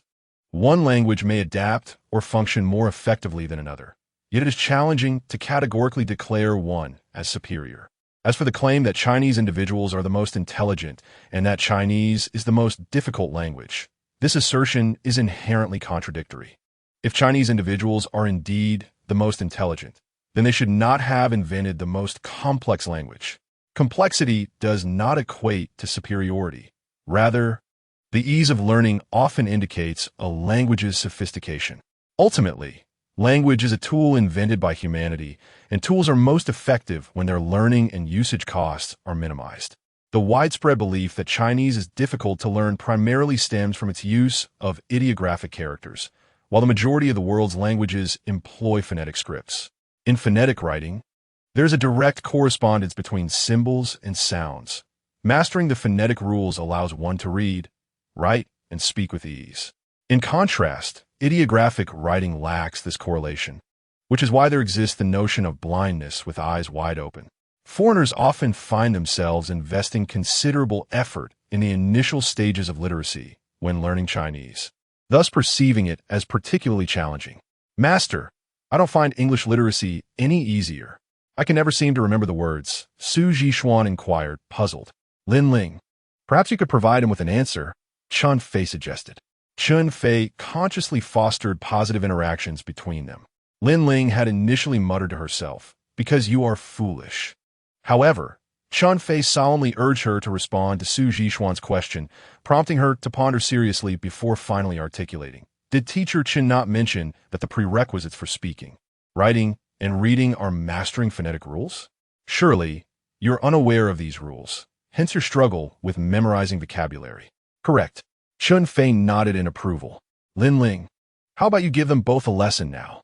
Please systematically explain the phonetic rules of English to them. Why should she teach us at her level? No way. Absolutely not. Su Zhishuan and Kong Zhigao resisted vehemently. Chen Fei interjected. Can you two gentlemen not exhibit a bit of humility? Just a moment ago, you were criticizing her as petty. Knowledge elevates one to the role of a teacher, and Lin Ling's proficiency in English is more than adequate for you two. Especially you. Su Zhishuan, it's not that you failed to learn English, but rather that your tutor was ineffective. No? You simply did not pay attention to the instruction, did you? Moreover, I have taken on the three of you as students. Do you truly think I'm doing this out of mere boredom? It is for the benefit of a larger group, where we can all learn from each other. You both need to adjust your attitudes and focus on improving your English. Chen Fei assumed a teacher's demeanor. Teacher Chen, I was wrong. Teacher Lin, please teach us. Kong Zhigao adeptly submitted. Teacher Lin, please proceed with the lesson. Su Zhishuan reluctantly echoed. Lin Ling recognized that they were calling her Teacher Lin, and thus felt compelled to take the situation more seriously. Teacher Chen, may I have 15 minutes to prepare for the lesson? She felt unprepared to speak without prior planning. While it was not difficult to engage these two struggling students, she did not wish to be underestimated by Chen Fei. Su Zhishuan, Kong Zhigao, observe her attitude. Chen Fei admonished the two young men while subtly praising the young lady. Lin Ling finally prepared herself. Having studied phonics systematically under a renowned teacher, she found it effortless to explain the phonetic rules. The challenge lay in presenting the material clearly and understandably, allowing the two English learners to grasp it swiftly. Under Chen Fei's encouragement, Su Zhishuan and Kong Zhigao exhibited a newfound eagerness to learn, creating a truly harmonious scene of mutual growth in education. Unbeknownst to them, dinner time arrived, and Lin Ling had only covered a portion of the phonics lesson, leaving her wanting more. Su Zhishuan and Kong Zhigao were also immersed in the learning atmosphere. Let's have dinner first. We can continue tomorrow. Everyone performed admirably today. Chen Fei remarked with a sense of satisfaction, feeling rejuvenated in his educational endeavors. Lin Ling had not initially planned to stay for dinner, eager to leave, but her mindset shifted, and she thought it wouldn't be so bad to dine before departing. After all, Hua Jia's culinary skills were truly exceptional. During the meal, Lin Ling naturally sat beside Su Zhishuan and Kong Zhigao. Having recognized Chen Fei's attitude towards Lin Ling, they had already come to respect Teacher Chen. Given Chen Fei's clear stance, they felt it unnecessary to maintain their previous resentment towards Lin Ling, especially after her impromptu lesson had significantly reduced their barriers. Kong Zhigao proactively served a bowl of soup to Lin Ling, saying, Teacher Lin, last week we honored Teacher Chen with soup in place of tea. Today, as you are our instructor, I offer you a bowl of soup as well. Su Zhishuan followed suit, presenting Lin Ling with another bowl. These two lads are commendable. They understand the importance of respecting their teachers, commented Chen Fei from aside. This gesture made Lin Ling feel somewhat embarrassed. In that case, I shall also serve a bowl of soup to Teacher Chen. With that, Lin Ling respectfully prepared a bowl of soup and handed it to Chen Fei. Father, your students are increasing in number. When will you take me as your student? Nyo exclaimed enviously from the side, eliciting hearty laughter from everyone present. Teacher, you felt a twinge of discontent. Lin Ling, who had been a steadfast ally in the same cause, seemed to have swiftly changed allegiances after just one afternoon. Perhaps Chen Fei was indeed more formidable than he had previously perceived. Lin Ling felt that her visit today had been worthwhile. Teacher Chen possessed a certain depth, though she would soon discover that he was far more than just competent.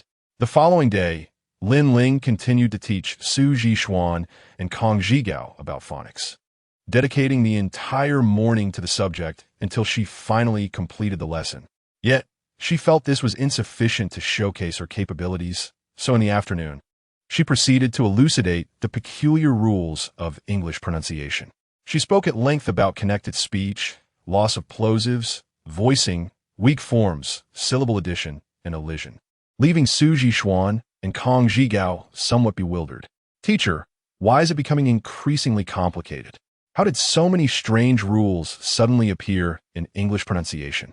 Lin Ling replied, "You must master these to attain the essence of a native speaker." Aware of the difficulty in memorizing these rules, she reflected on the effort she had invested to achieve her current level of pronunciation. She took pride in her spoken English. Seeing the two young men struggling, Chen Fei, concerned they might be daunted by these intricate rules and develop a reluctance toward learning English, intervened. "In truth, there is no need to memorize all of this. You only need to grasp one principle. It is akin to learning English phonetics, which has an underlying logic." Su Zhishuan and Kong Zhigao felt as if they had been granted a reprieve. "I knew there had to be some. Master, please enlighten us." Lin Ling, upon hearing Chen Fei suggest that the rules she had just taught need not be memorized, found it hard to accept. Had she truly exerted herself in vain? The very knowledge she took pride in was being outright dismissed, and her pride took a hit. Yet, curiosity stirred within her. Could there truly be an underlying logic? Chen Fei continued. Lin Ling's extensive explanation indicates that she has indeed put considerable effort into learning English. However, these strictly belong to phonetic phenomena rather than phonetic rules. For a language to be accessible, it must not be burdened with an excess of special rules, for each additional exception increases the learner's cognitive load. The phonetic phenomena that Lin Ling has just elucidated are designed to facilitate a more effortless and natural manner of speaking, alleviating the burden on the speaker. In essence, as long as your vocalization and pronunciation align with those of native English speakers, these phonetic occurrences will manifest naturally when you speak rapidly, often without the speaker even realizing the phonetic alterations taking place. Chen Fei provided several examples for them to ponder, yet Su Zhishuan and Kong Zhigao remained somewhat oblivious, as their vocal patterns still leaned toward the Chinese model. However, Lin Ling distinctly perceived this reality. Chen Fei understood that given Su Zhishuan and Kong Zhigao's current level of English proficiency, they could not fully empathize just yet. To enhance their comprehension, he remarked, "In fact, these phonetic variations also exist in Chinese. Every language possesses them, resulting from speakers' tendencies to be lazy or cunning. For instance, people on the island tend to favor connected speech, which they might pronounce as Jiangji, Anxiang and I instead of Xiang and I, a result of rapid speech leading to the blending of words. Master, your explanation has clarified everything for me." Su Zhishuan exclaimed joyfully. "Teacher Chen, you truly are a treasure of an educator." Lin Ling expressed her heartfelt admiration. Remember, language is an inherent human instinct, and its underlying logic aligns with the cognitive logic of humanity. Humans can effortlessly master any language. When you perceive a language as complex, you are likely misled by its superficial characteristics, Chen Fei summarized. "Master, you suggested that my previous struggles with English were not due to a lack of proficiency in teaching, but I maintain that it is indeed the teachers who are at fault. If they were as exceptional as you, I would undoubtedly be an English prodigy by now." Su Zhishuan retorted, somewhat disgruntled. "Zhishuan, you are oversimplifying the matter. Language is instinctual for humans and can be easily mastered when approached correctly. However, when written language is introduced, it complicates matters. Written language is not an innate ability. It is a later development," Chen Fei explained. "Are language and writing not the same thing?" Kong Zhigao inquired, scratching his head. "Lin Ling, are language and writing the same?" Chen Fei turned to Lin Ling. "They're not the same. One is spoken, the other is written. One is heard, while the other is seen," Lin Ling responded. "Well said. Language is an inherent human instinct, an external manifestation of the underlying mental processes. Or, to put it differently, language is a direct creation of the mind. Consequently, the foundational logic of human language is consistent. whereas writing introduces an additional layer, representing a form of recreation. This results in significant disparities in human writing systems, such as the existence of ideographic and phonetic scripts, which can, in turn, influence language and ultimately affect the underlying cognitive processes. Seeing that the students were grasping the concepts only partially, Chen Fei offered an illustration. Have you ever pondered why Chinese has 4 tones, while English only differentiates between stressed and unstressed syllables? Foreigners often find Chinese tones particularly bewildering. In fact, ancient Chinese had even more tonal distinctions. Modern Mandarin has eliminated the departing tone, yet many dialects still preserve it. For example, Cantonese boasts 6 tones and 9 variations, including 3 forms of the departing tone. Why, then, does Chinese necessitate such a complex tonal system? Is it not a challenge for learners? Does it not contravene the principle of linguistic minimalism? Several students had never contemplated this issue. Is it not a given that language possesses tones? What difficulty lies in tones? Even a 3-year-old can grasp them effortlessly. This group of foreigners appears remarkably obtuse, unable to comprehend such a straightforward concept. Observing the students' puzzled expressions, Chen Fei elucidated. The majority of languages lack tonal distinctions. Research indicates that Chinese initially also did not possess tones. The emergence of tones arose from our ancestors' invention of pictographic characters. Although Chinese is indeed pictographic, each character resembling a painting, it is impractical to represent every character with an image. The majority of characters are phonetic compounds, with statistics revealing that over 80% of Chinese characters fall into this category. The prevalence of phonetic characters leads to a significant issue: the abundance of homophones, which can severely hinder communication and easily result in ambiguity. To facilitate clearer distinctions, tones were consequently introduced. The 3 students listened with rapt attention, realizing that the tones they took for granted were underpinned by such complexities. Chen Fei continued, "This is merely a superficial example. On a deeper level, the selection of writing systems can influence our fundamental modes of thinking. I even posit that the emergence of modern science in the West, despite China having been technologically advanced for millennia, is linked to linguistic choices." Teacher Chen, how do you arrive at that conclusion? Lin Ling inquired. To elaborate, the hallmark of modern science is humanity's perspective delving into increasingly microscopic realms, from molecules to atoms, atomic nuclei to quarks and quantum mechanics. Currently, researchers are tirelessly seeking the fundamental particle, often referred to as the God particle. However, ancient Chinese thinkers, influenced by pictographic writing, approached matters differently. Pictographs are two-dimensional and integrative, capable of conveying more information and remaining static. Thus, Chinese individuals tend to favor holistic thinking, rarely dissecting and analyzing the underlying components of phenomena, often content with knowing the facts without comprehending the reasons behind them. In contrast, phonetic writing is one-dimensional. Individual letters bear little significance, and their pronunciation is more complex than that of pictographs. Additionally, words can morph, prompting users of phonetic languages to pay closer attention to the relationships between parts. Chen Fei wished not to delve too deeply into this issue. Concluding succinctly, contemporary neuroscientific research has also demonstrated that native Chinese speakers and native English speakers employ different brain regions while reading, serving as an illustration of how the choice of writing system impacts foundational thought processes.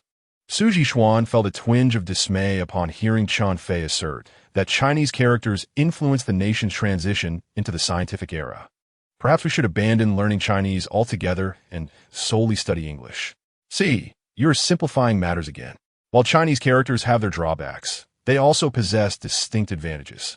Ancient China maintained a long-lasting unity, significantly aided by the existence of Chinese characters.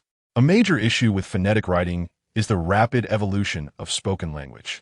If written language were to adapt accordingly, in times when communication and transportation were underdeveloped, a language could become unrecognizable after merely a few hundred miles or a couple of generations, rendering communication impossible. The form of Chinese characters remains fixed, impervious to the fluctuations of phonetics, thereby serving as an anchor for speech, a transcendent tool for communication that defies the constraints of time and space. Furthermore, due to the richness of the meanings encapsulated within Chinese characters and their comparatively simpler pronunciations, they possess the remarkable ability to generate new expressions through the amalgamation of existing words, even amidst the overwhelming explosion of information and the incessant emergence of new vocabulary. In contrast, phonetic scripts must fabricate entirely new words, leading to an eventual inundation of a language that could jeopardize its integrity. Chen Fei, a polymath, could engage in endless discussions with high school and middle school students, captivating them for 3 days and nights while ensuring they found his discourse substantial and engaging. However, his primary objective remains to assist them in swiftly enhancing their academic performance, prompting him to rein in his musings. The teacher's intention in sharing these insights is to instill an understanding of the profound significance of language. I cannot recall which eminent figure once stated that learning a new language births a new soul within oneself. I find this notion profoundly resonant. For every aspirational and insightful student, it is imperative to approach the study of foreign languages with a commitment to enriching their own souls. Equally memorable is the admonition from another luminary, which I cannot quite place, asserting that those who have yet to master their mother tongue ought not to brazenly discuss patriotism. I find this sentiment even more compelling. Therefore, to prevent any future lapses in cultural awareness, Teacher Chen aims to concurrently cultivate both your English and Chinese language skills. Master, are you that luminary you speak of? Kong Zhigao jested. Are you doubting your master now?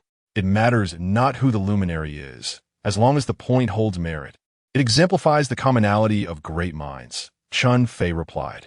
Having steered the conversation to a close, Chen Fei observed that as long as these students remain engaged, their comprehension and intrinsic motivation for learning should naturally flourish. With some time before dinner, he requested Su Jixuan and Kong Zhigao to articulate the phonetic rules that Lin Ling had covered in recent days, while Lin Ling would assess their grasp of the material, aiding them in identifying any gaps in their understanding. Once this process concluded, Chen Fei turned to Lin Ling and said, I shall take a brief respite. Would you be so kind as to find some exercises regarding the phonetic rules and send them to the students next week for their diligent perusal? Teacher Chen, do I now serve as your class representative? Lin Ling inquired with a smile. More prestigious than a mere representative. You are my assistant. Chen Fei responded with a chuckle. Assistants ought to receive remuneration, no? Lin Ling mischievously blinked. Ah, the age-old dilemma of financial constraints. I truly find myself devoid of funds, Chen Fei admitted, momentarily at a loss for words in the face of a student's jest. That evening, unwilling to seek financial support from his parents or borrow from friends, Chen Fei registered a WeChat public account, aspiring to earn a bit of pocket money. He had been nurturing this idea for some time, naming the account Super Dad, where he would share anecdotes and insights regarding parenting. As he contemplated his inaugural article, his thoughts were consumed by memories of Niu and Mu Xiaoyan, suddenly recalling a poignant line from Tagore. The infant arrives in this world bearing the message that God has not yet entirely given up on humanity. Thus, this verse was placed at the beginning, and the entire article expresses a resolute aspiration to become a super dad, ensuring that the angels sent to earth by God retain their celestial essence, remaining untouched by the corruption of the earthly realm, while guiding this increasingly decadent world towards heavenly ascension. Just after completing and publishing the article, Lin Xiaojiao's call came through. Chen Fei, will you be at the community clubhouse tomorrow morning? Lin Xiaojiao inquired directly, skipping any pleasantries. Chen Fei had already agreed to look after Lu Tai and others' children for 2 weeks and did not intend to continue visiting the clubhouse daily. Having just registered a public account, he planned to carefully strategize its operation in his room the next day. Thus he tentatively replied, Is there something you need? Brother Jinxiong saw the post Xiaoyan shared yesterday, and he is quite upset. He wants to see you tomorrow, so be prepared. Lin Xiaojiao's tone was unfriendly. Chen Fei's heart sank. It seemed that Mu Xiaoyan's post was not merely for show to Zhou Jinxiong, but rather a deliberate provocation. If he were Zhou Jinxiong, witnessing the woman he cherished reveling in the company of another man would undoubtedly shatter his composure. Chen Fei felt sympathy for Zhou Jinxiong, but could not tolerate Lin Jiaojiao's attitude, retorting, "I am unavailable tomorrow. What business could a man living off others possibly have? At 10 tomorrow, Brother Jinxiong and I will come to the community clubhouse to find you. If you're not there, you shall face the consequences," Lin Jiaojiao declared before hanging up. Chen Fei was unafraid of her threats. Yet, given Lin Jiaojiao's demeanor, it was clear that Zhou Jinxiong was intent on confronting him. He did not oppose meeting Zhou Jinxiong. In fact, he had long wished to ascertain the truth of Zhou Jinxiong's feelings for Mu Xiaoyan as described by Lin Jiaojiao. However, he felt it necessary to inform Mu Xiaoyan first.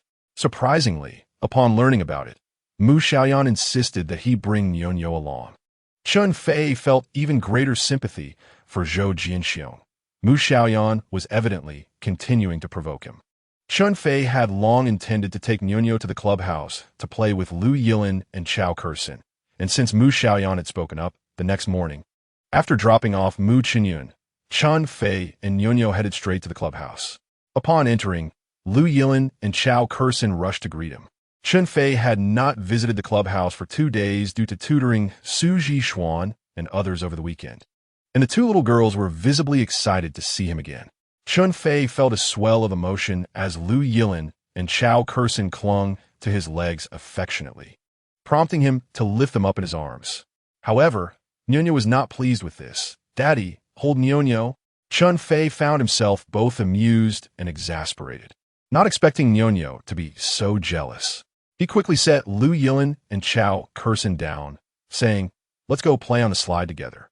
The girls clapped their hands in delight and joyfully dashed towards the slide. Although Nianyo wished to play on the slide too, fearing they would monopolize her father, she insisted, "Daddy, the slide isn't fun. Take me to play something else." Understanding her sentiments, Chen Fei decided to wander around the clubhouse with her, exploring every nook and cranny. Eventually, upon noticing the large swimming pool, Nianyo exclaimed, "Daddy, Nianyo wants to play in the water." Chen Fei was naturally responsive to requests. Although he had a swimming pool at home, it was rather small. Where he typically swam with Nianyo and Mu Qinyun, he often felt unfulfilled. Thus, he hurriedly took Nianyo back to change into her swimsuit. Upon their return, he was called out by Lu Tai at the entrance. "Stock God, do you have any stock recommendations today?" It turned out that the stock market had just opened, and Puli had hit its upper limit again, which excited Lu Tai, prompting her to corner Chen Fei with questions. "No," Chen Fei replied, his expression impassive, continuing on without pausing. "Be sure to inform me of any insider news at the earliest opportunity," Lu Tai shouted after him. Chen Fei felt speechless towards her and regretted mentioning his insider information to her previously. She certainly would not listen if he tried to explain now. While Chen Fei and Nianyo were enjoying their swim, an incongruous voice interrupted their fun. "How could you, Chen Fei, ignoring my calls, and now you come to swim?" Lin Jiaojiao approached the pool with a man by her side. Nianyo, spotting Lin Jiaojiao and the man, joyfully exclaimed, "Aunt Jiaojiao, Uncle Zhou, come down and play with us. It's going to be so much fun." At last, Chen Fei met the legendary Zhou Jinxiong, who indeed exuded an extraordinary presence. Wearing gold-rimmed glasses that complemented his gallant demeanor, he appeared even more handsome in person than in photographs, making Chen Fei, who considered himself handsome, feel somewhat overshadowed. Lin Jiaojiao, typically haughty, stood beside Zhou Jinxiong with a demeanor that was gentle and demure. Chen Fei mused that if Zhou Jinxiong were to be with Mu Xiaoyan, they would indeed make a perfect couple. Upon hearing Nianyo call him, Zhou Jinxiong broke into a radiant smile and said, "Nianyo, Uncle Zhou didn't bring his swimsuit today. Next time, Uncle Zhou will take you, your mother, and your brother to an even more exciting place. All right?" "Okay." Nianyo eagerly agreed, then quickly added, "Oh, and Daddy must come too." Chen Fei noticed a fleeting shadow cross Zhou Jinxiong's face, but it quickly transformed back into a smile directed at Nianyo. Seeing Nianyo and Chen Fei so close, Lin Jiaojiao became irate. "Nianyo, he is not your father." Zhou Jinxiong shot Lin Jiaojiao a stern look and said in a hushed tone, "Jiaojiao." Realizing her mistake, Lin Jiaojiao redirected her frustration toward Chen Fei. "Chen Fei, Hurry up and get up here. Niao. Sensing Lin Jiao's hostility toward Chen Fei and upset by her earlier remark, clung to Chen Fei's neck and said, Daddy, we aren't going up.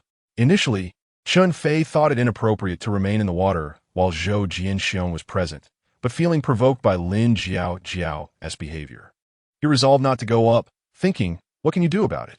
You two can speak your minds right here, he stated. Chen Fei, don't be ungrateful. Lin Jiao said, exasperated. Jiao, since Mr. Chen has not yet finished swimming, let us wait a moment, Zhou Jianxiong replied with a calm demeanor. Chen Fei thought to himself, I shall see how patient you truly are, as he continued to frolic in the water with Niao. Lin Jiao had been holding back her frustration towards Zhou Jianxiong for quite some time, but after enduring for over half an hour, she could no longer contain herself. Grabbing Chen Fei's clothes and phone left by the pool, she shouted, Chen Fei, if you don't come down now, I will throw your clothes and phone into the water. Feel free to throw them. Chen Fei retorted nonchalantly, confident that Zhou Jianxiong would not allow himself to be humiliated in front of him.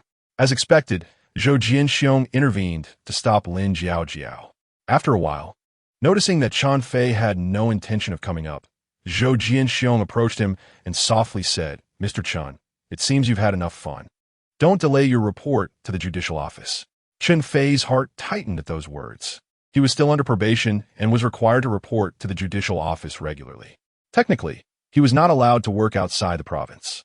His presence in Huacheng was arranged through connections made by Chen Kaishan, but he still had to undergo community correction in Huacheng and report monthly.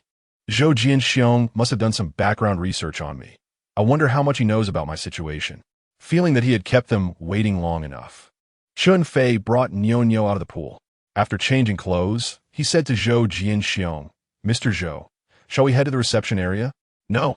The topic we need to discuss is personal and requires a more private setting. Zhou Jianxiong replied in an authoritative tone.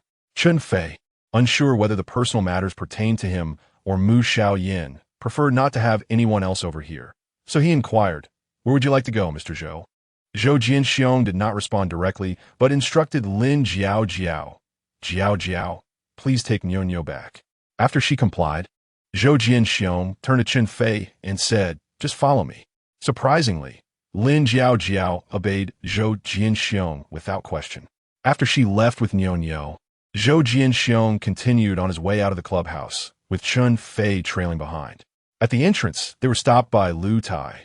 It turned out that Bao Jie recognized Zhou Jianxiong and informed Lu Tai that he was the second son of the Zhou family in Huacheng and the vice president of Huacheng Bank.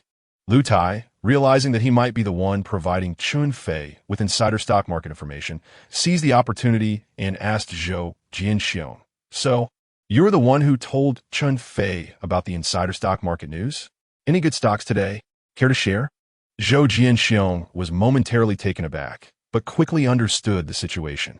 He ignored Lu Tai, casting a disdainful glance at Chen Fei before turning to leave. Chen Fei felt a surge of frustration. He couldn't believe Lu Tai chose this moment to embarrass herself. Zhou Jianxiong's driver had already parked the car at the entrance of the clubhouse and promptly opened the rear door for Zhou Jianxiong. Just as Chen Fei was about to get in, the driver blocked him, closing the rear door and indicating for him to enter through the front instead. With a resigned smile, Chen Fei complied and took a seat. Throughout the journey, Zhou Jianxiong remained silent, and Chen Fei, too, chose not to speak, curious to discover what Zhou Jianxiong was truly up to. After driving for over an hour, having long left the city of Huacheng behind, Chen Fei could no longer contain his curiosity and spoke up, Zhou, what secretive matters are we discussing that necessitate such a remote location? Zhou Jianxiong, unfazed by Chen Fei's sharp tone, replied nonchalantly, I have a private estate here, which makes our conversation more convenient and free from interruption. Upon arriving at their destination, Chen Fei stepped out of the car and was greeted by a serene landscape that momentarily lifted his spirits. Mr. Chen, let us dine first, and we shall discuss matters in detail afterward, Zhou Jianxiong stated, leading the way toward an ancient, quaint building. Following him inside, Chen Fei was met by a young woman clad in a qipao, who courteously gestured, Mr. Chen, please follow me. She guided him to a private dining room, and soon, an array of dishes and drinks were laid before him. A touch of hunger stirred within Chen Fei, prompting him to request, "Could you please summon Mr. Zhou? Otherwise, I shall begin my meal." "Mr. Chen, please enjoy your meal at your leisure," she replied, retreating and closing the door behind her. It dawned on Chen Fei that Zhou Jianxiong had no intention of dining with him. Observing the ordinary fare before him, he found it utterly mismatched with the elegant setting. Such pretentiousness, he thought, feeling a twinge of annoyance. Initially, he had felt a measure of admiration and sympathy for Zhou Jianxiong, even contemplating a potential match between him and Mu Xiaoyan. However, Zhou's affected demeanor soured his impression. "Waiter, please bring me some rice," Chen Fei called out, his appetite overriding any desire for wine. When no one responded, he raised his voice again. Suddenly, two heavily made-up women entered the room, one of them giggling, "Why rice? Darling, let me keep you company for a drink instead." With that, she opened a bottle and poured 2 glasses, handing one to Chen Fei. Confused by this unexpected turn of events, Chen Fei wondered if Zhou Jianxiong was employing some sort of seduction strategy. "Thank you, but I do not drink. Rice, please," he insisted. The other woman poured another glass. "Come on, handsome, let us toast together. Surely, you wouldn't deny us this small favor?" "Zhou, how stingy of you. Not even providing rice during a meal. If it doesn't arrive soon, I shall fetch it myself," Chen Fei declared, pushing aside the 2 women as he made to exit. The qipao-clad girl stopped him. "Mr. Chen, the rice is on its way. Please, enjoy your meal for now." Chen Fei lingered at the door, refusing to enter. "Could you kindly ask the 2 ladies to leave? They are affecting my appetite." "Very well," replied the qipao girl, and she promptly escorted the women out. At last, Chen Fei was served the rice and began to eat heartily. However, shortly thereafter, the door opened again, sitting with his back to the entrance. He assumed it was the qipao girl returning and paid it no mind.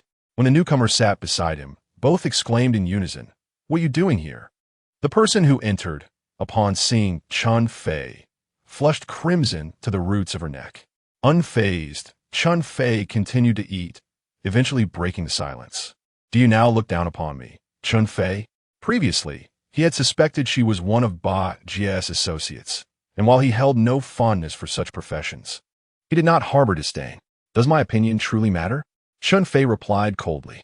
Stung, she retorted, "You have no right to judge me. You do not know me at all." Chen Fei did not anticipate that a simple remark would trigger such a defensive reaction. "I am not judging you. Could you allow me to eat in peace? You haven't eaten either, so let's share a meal together." He barely heard Chen Fei's words, instead exclaiming, "Men are all worthless. They appear respectable on the surface, but who knows what lurks in their hearts? Just like my father, who presents himself as virtuous in public, yet abandons his wife and daughter behind closed doors. Is he not esteemed?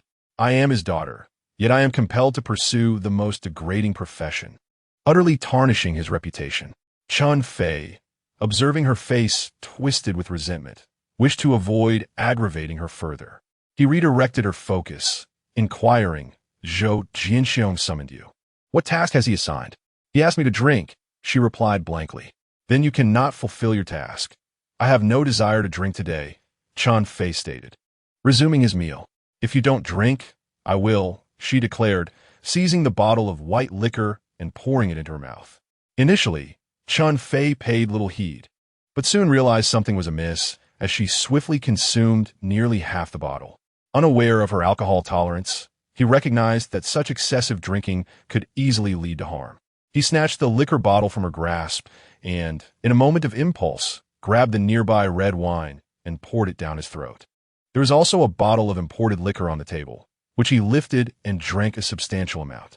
This manner of consumption would overwhelm even the strongest of individuals.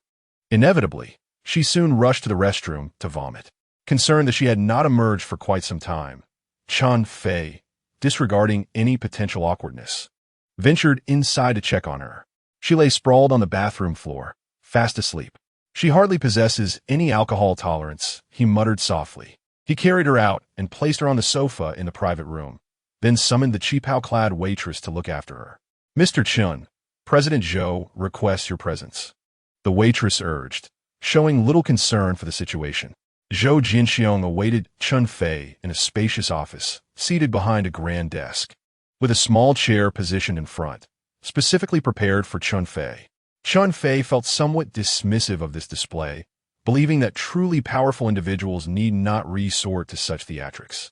As he settled into the chair, another waitress in a qipao brought in tea, placing one cup before Zhou Jinxiong and handing another to Chen Fei.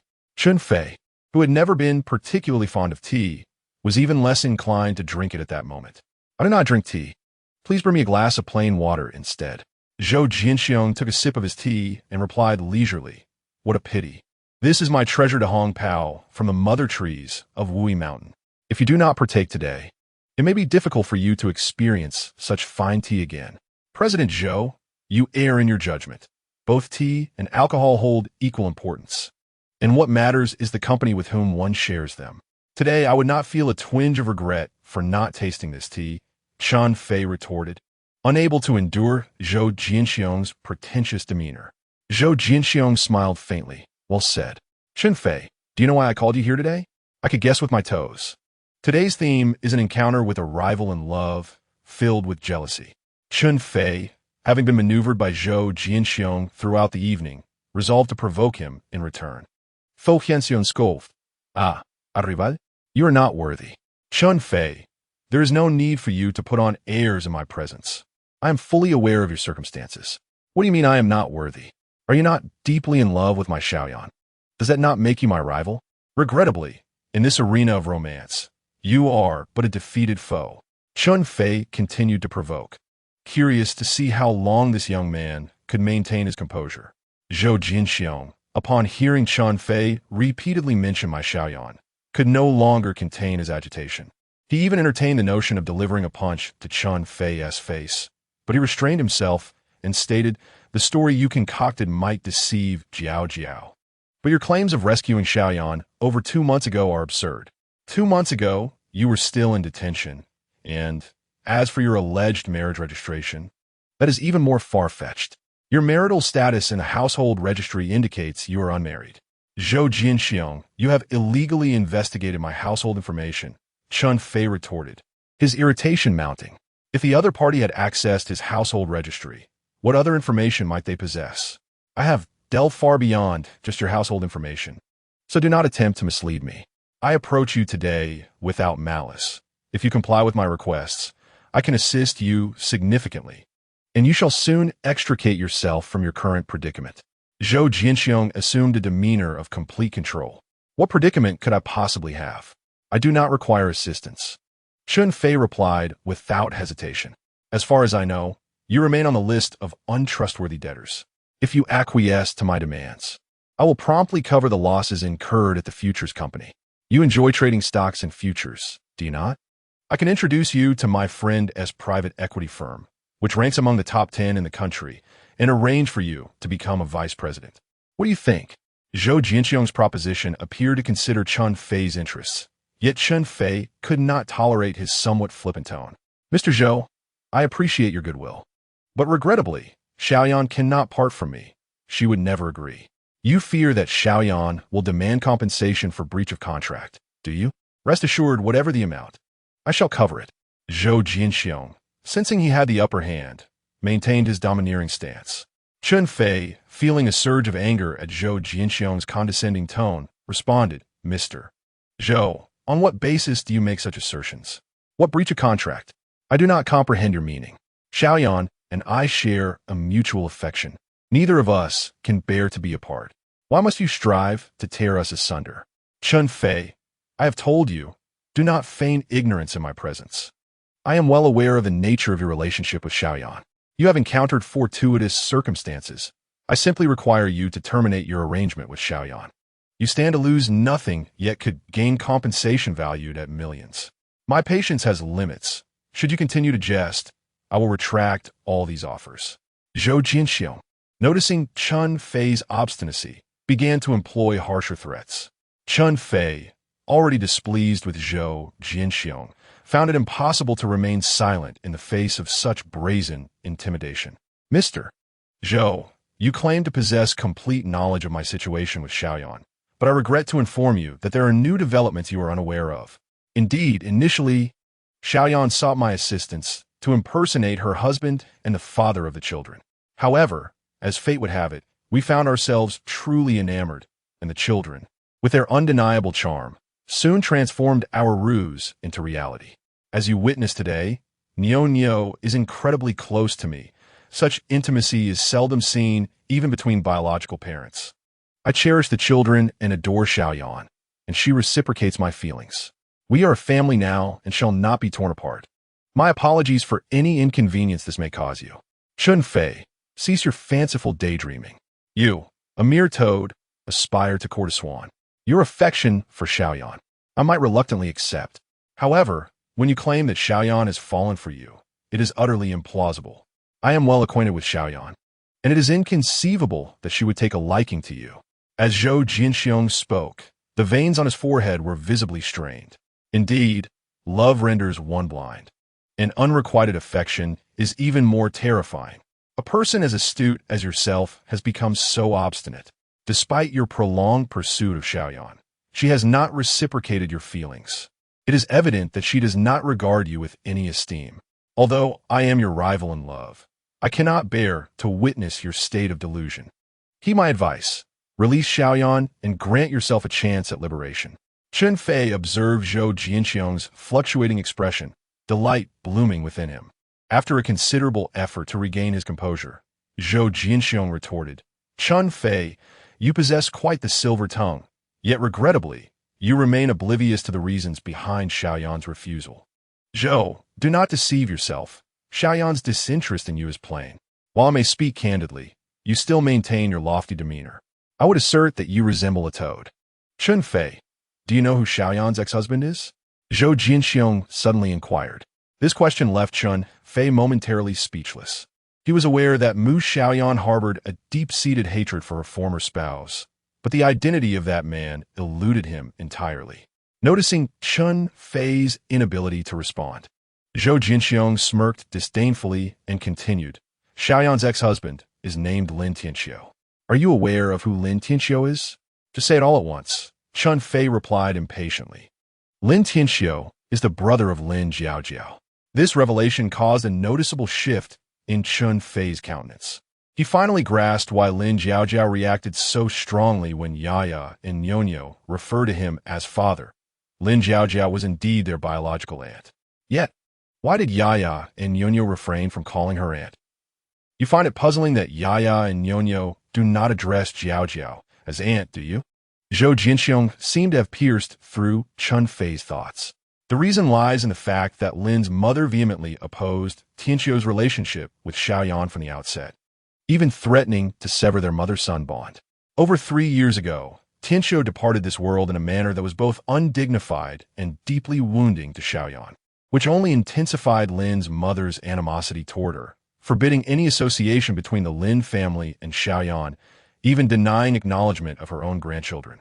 Jiaojiao, who shared a close bond with Tianxiu since childhood, secretly visited her nephews and nieces, yet Xiaoyan refused to acknowledge the Lin family, thus preventing Yaya and Nyonyo from calling Jiaojiao aunt. Zhou Jinxiong's explanation unraveled many of Chen Fei's lingering doubts. He had previously assumed that Mu Xiaoyan's claim of her ex-husband's death was merely the lament of a wounded woman. Little did he know he had misjudged the situation, and a sense of remorse for Xiaoyan began to stir within him. Observing Chen Fei's despondent demeanor, Zhou Jinxiong continued, You should now comprehend why Xiaoyan is reluctant to accept me at this moment. My connection to Xiaoyan arises from Tianxiu. She is yet to heal from the scars inflicted by him. Her ties with the Lin family are complex and fraught with entanglements. Our families, the Zhous and the Lins, have been intertwined for generations, and it will require immense courage for Xiaoyan to choose to be with me. Nonetheless, I firmly believe that she will find that courage, and I shall be the source of it.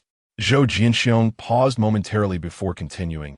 I had no obligation to share these matters with you. My intention in revealing this to you is solely to emphasize that you do not belong to our circle, so refrain from meddling. At first, Chen Fei felt a touch of gratitude for Zhou Jinxiong's initial words, but the latter part irked him. who wished to intrude upon your affairs. It was you who insisted on summoning me here today. Mr. Zhou, have you expressed everything you wish to say? If so, I shall take my leave. Despite the alluring ambience of the estate, Chen Fei felt increasingly uncomfortable. Having reached this point in their conversation, he yearned to depart swiftly. Terminate your contract with Mu Xiaoyan, and my promise shall remain intact, Zhou Jinxiong stated, his gaze fixed on Chen Fei, enunciating each word. Chen Fei had resolutely decided that even if he ceased working with Mu Xiaoyan, he would not entangle himself with Zhou Jinxiong. Preferring to avoid further discourse, he replied, I need to discuss this with President Mu. Mr. Zhou, may I take my leave now? Certainly, I will have my driver take you home, Zhou Jinxiong offered. However, Chen Fei wished to avoid further interaction with the driver and replied, No need, I can call for a ride myself. It may be difficult to hail a taxi here, Zhou Jinxiong cautioned.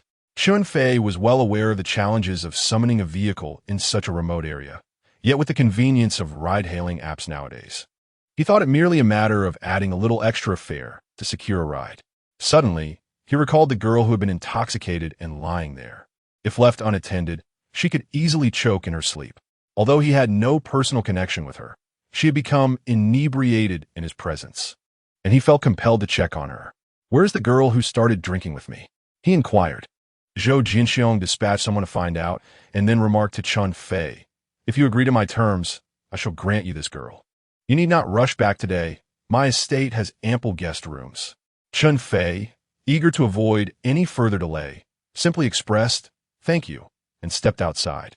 As he made his way out, he inquired around and discovered she was still asleep in the same private room, prompting him to head there. She was quite intoxicated. After calling her name for an extended period, he realized he couldn't rouse her, which posed a dilemma. He certainly couldn't carry her back. With no other option, he had to contact Baojia. Upon hearing the situation, Baojia suggested leaving her to sleep in the estate for the night. Chen Fei felt he had done all he could and was about to leave when she groggily awoke, grasping his arm and imploring him to take her with him. Chen Fei attempted to release her grip, but she held on tightly, and in a moment of vulnerability, tears streamed down her face. Chen Fei, do you look down on me? Unable to witness a girl in